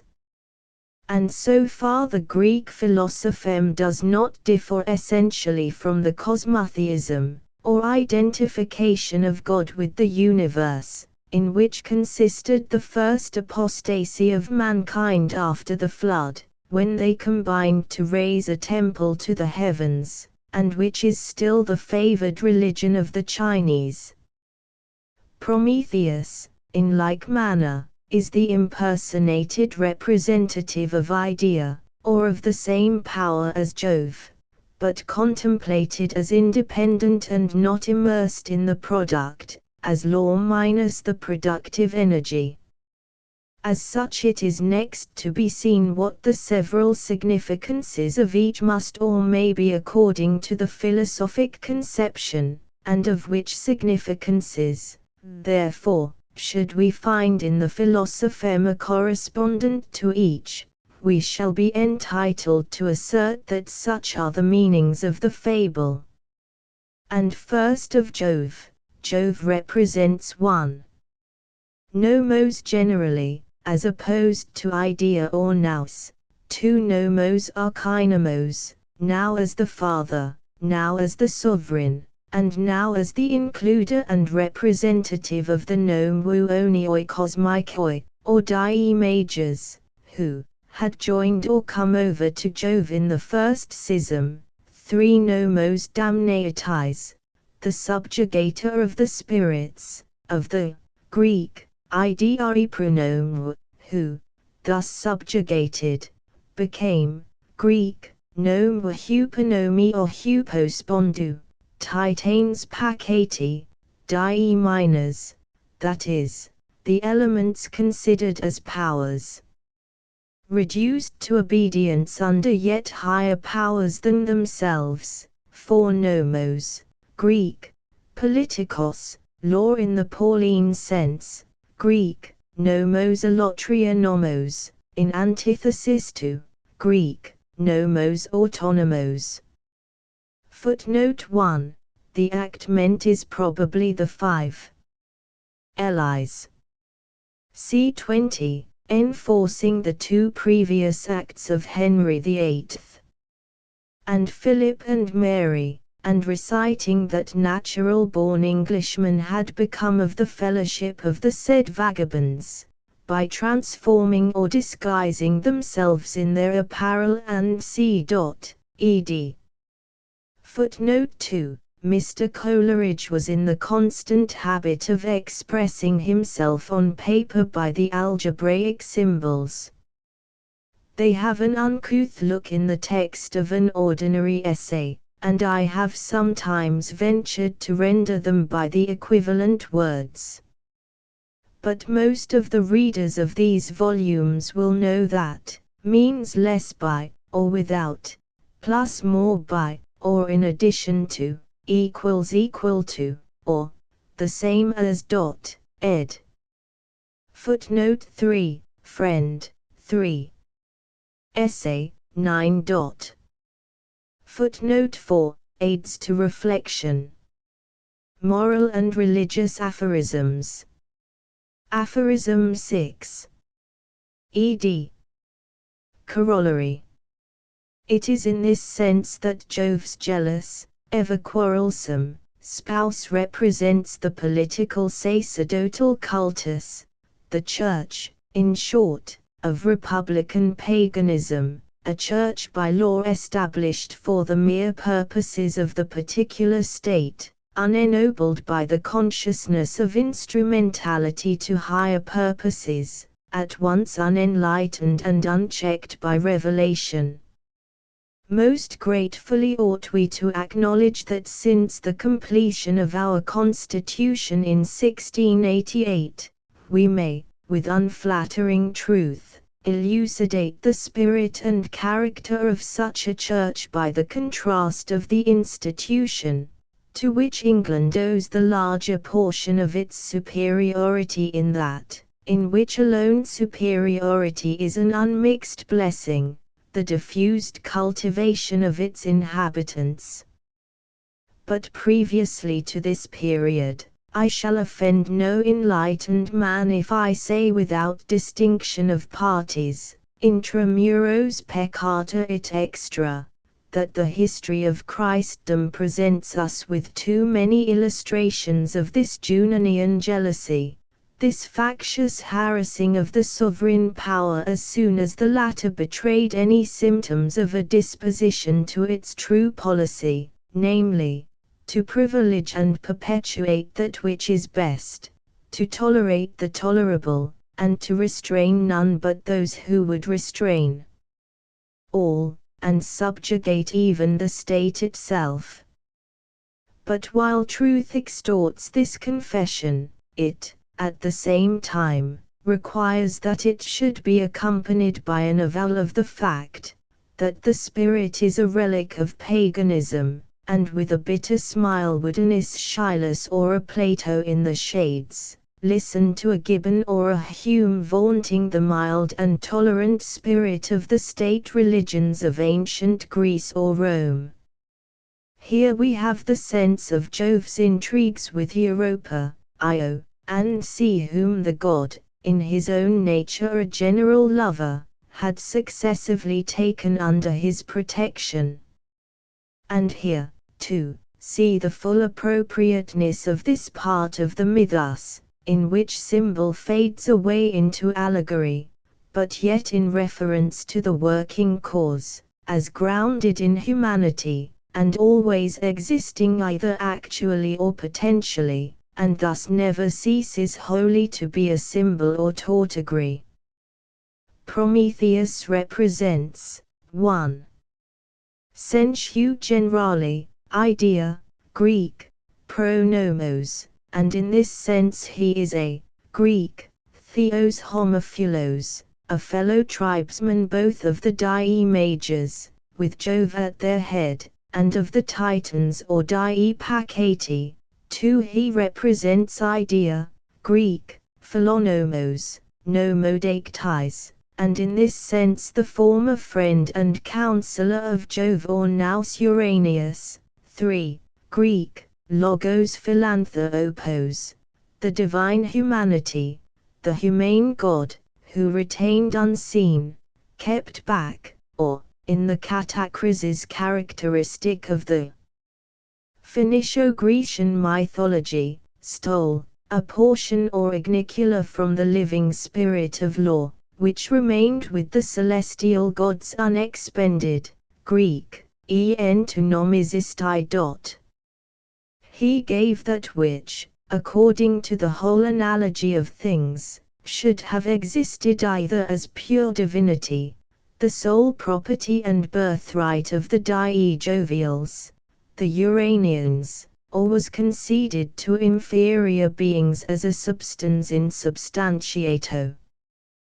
This spark divine Prometheus gave to an elect, a favored animal, not as a substance or understanding, commensurate with, and confined by, the constitution and conditions of this particular organism, but as a liquid superstans, liberum, non subactum, invictum, impacatum, Greek, menuisomenon. This gift, by which we are to understand reason theoretical and practical, was therefore a Greek, nomos autonomous, unapproachable and unmodifiable by the animal basis, that is, by the pre-existing substance with its products, the animal organismus with its faculties and functions, but yet endowed with the power of potentiating, ennobling, and prescribing to the substance, and hence, therefore, a Greek, nomos nomopithes, lex legijuada, for by a transition, ordinary even in allegory, and appropriate to mythic symbol, but especially significant in the present case, the transition, I mean, from the giver to the gift, the giver, in very truth, being the gift, whence the soul receives reason, and reason is her being, says our Milton. Reason is from God, and God is reason, mens ipsissima. 5. Prometheus represents, Greek, nous en anthropo, nous agonistas. Thus contemplated, the nous is of necessity, powerless, for all power, that is, productivity, or productive energy, is in law, that is, Greek, nomos alotria nomos, 1. Still, however, the idea in the law, the numerous numerans become, Greek, nomos, is the principle of the law, and if with law dwells power, so with the knowledge or the idea scientialis of the law, dwells prophecy and foresight. A perfect astronomical timepiece in relation to the motions of the heavenly bodies, or the magnet in the mariner's compass in relation to the magnetism of the earth, is a sufficient illustration. 6. Both, Greek, nomos, and idea, or nous, are the verbum, but, as in the former, it is verbum fiat, the word of the Lord. In the latter it must be the verbum fit, or the word of the Lord in the mouth of the prophet. Pari argumento, as the knowledge is therefore not power, the power is not knowledge. The Greek nomos, the Greek Zeus Pantokrator, seeks to learn, and, as it were, to wrest the secret, the hateful secret, of his own fate, namely, the transitoriness adherent to all antithesis, for the identity or the absolute is alone eternal. This secret Jove would extort from the Nous, or Prometheus, which is the sixth representment of Prometheus.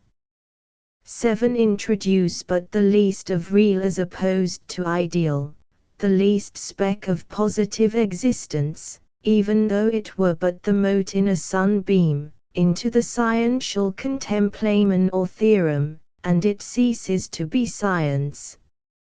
Ratio desinit espera ratio it fit discussus, stat subter it fit, Greek, hypotheticon, non superstat. The nous is bound to a rock, the immovable firmness of which is indissolubly connected with its barrenness, its non-productivity. Were it productive it would be nomos, but it is nous, because it is not nomos. 8. Solitary, Greek, abato en eremia. Now I say that the nous, notwithstanding its diversity from the nomizomeni, is yet, relatively to their supposed original essence, Greek, pesi twan nomizomenoi tantogenes, of the same race or radix, though in another sense, namely, in relation to the Greek pantheion, the pantheistic Elohim, it is conceived anterior to the schism, and to the conquest and inthronization of Jove who succeeded. Hence the Prometheus of the great tragedian is, Greek, Theos Segenas. The kindred deities come to him, some to soothe, to condole, others to give weak, yet friendly, counsels of submission, others to tempt, or insult. The most prominent of the latter, and the most odious to the imprisoned and insulated nous, is Hermes, the impersonation of interest with the entrancing and serpentine caduceus, and, as interest or motives intervening between the reason and its immediate self-determinations, with the antipathies to the Greek nomos autonomos. The Hermes impersonates the eloquence of cupidity, the cajolement of power regnant, and in a larger sense, custom, the irrational in language, Greek, rhomata ta rhetorica, the fluent, from, Greek, rheo, the rhetorical in opposition to, Greek, logo, ta noeta. But, primarily, the Hermes is the symbol of interest.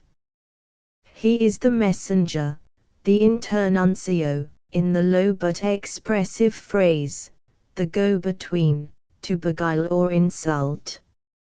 And for the other visitors of Prometheus, the elementary powers, or spirits of the elements, titanes pakati, Greek, thea hupanomio, vassal potentates, and their solicitations, the noblest interpretation will be given, if I repeat the lines of our great contemporary poet: earth fills her lap with pleasures of her own, yearnings sheath in her own natural kind, and with something of a mother's mind, and no unworthy aim, the homely nurse doth all she can to make her foster child, her inmate, man forget the glories he hath known and that imperial palace whence he came.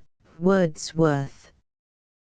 which exquisite passage is prefigured in coarser clay, indeed, and with a less lofty spirit, but yet excellently in their kind, and even more fortunately for the illustration and ornament of the present commentary, in the 5th, 6th, and 7th stanzas of Dr. Henry Moore's poem on the pre-existence of the soul, thus groping after our own center's near and proper substance, we grew dark, contract, swallowed up of earthly life. Any what we were of old, through ignorance can we detect.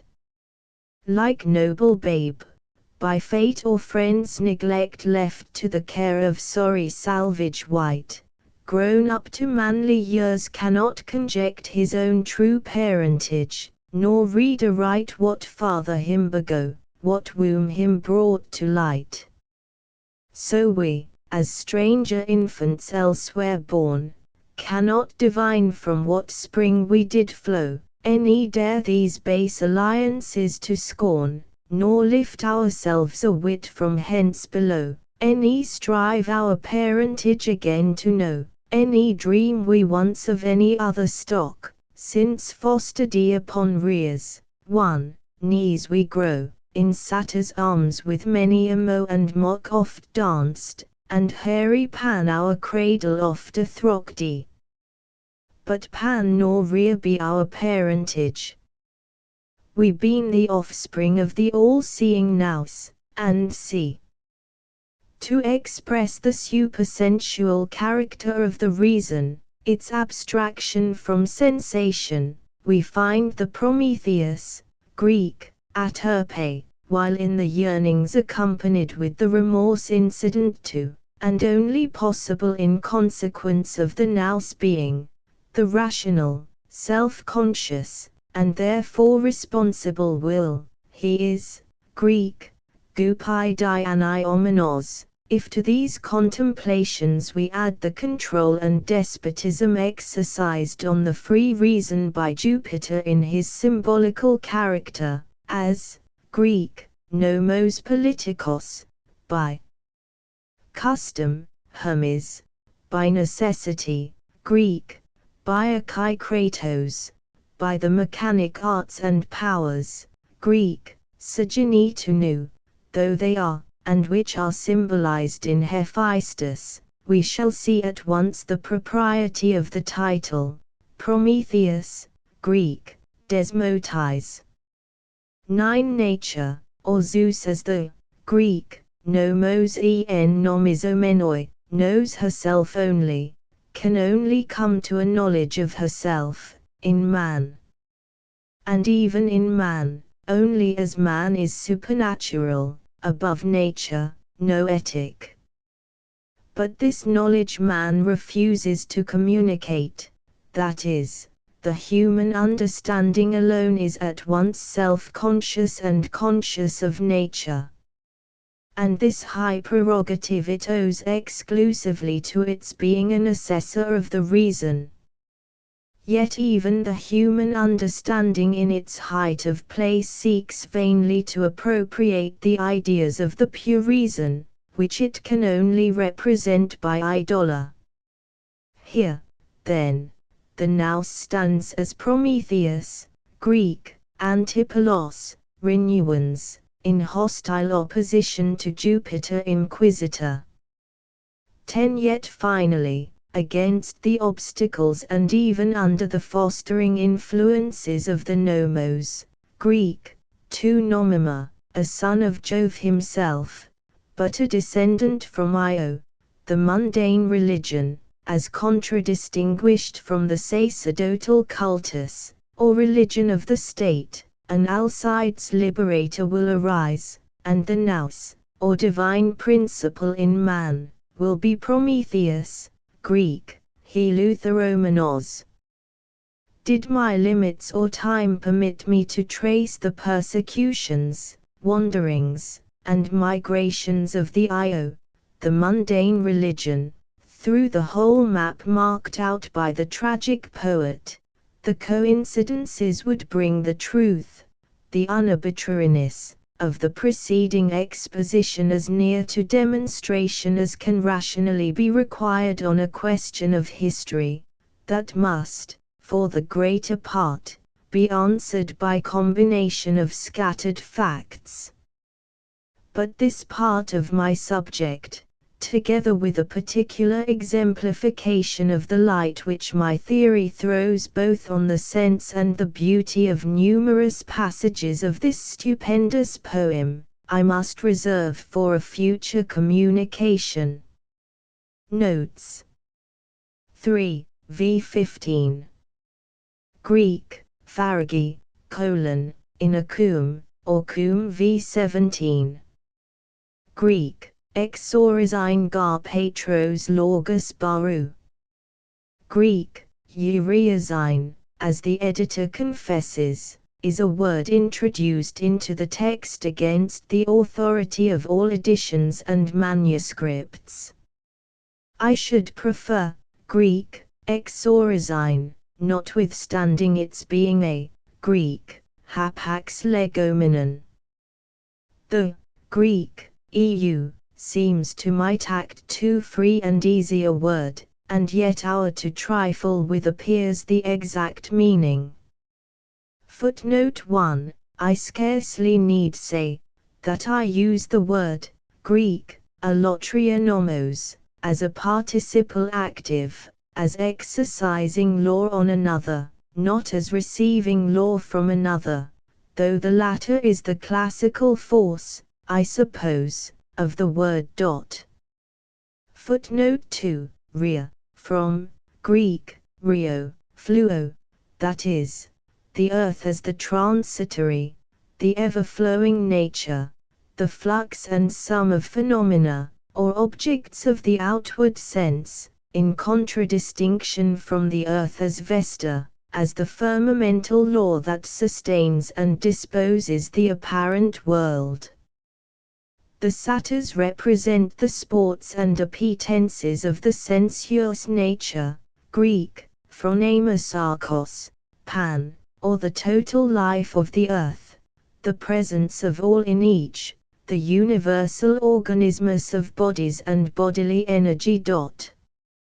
Footnote 3, written in B.P. Blomfield's edition, and communicated by Mr. Carey.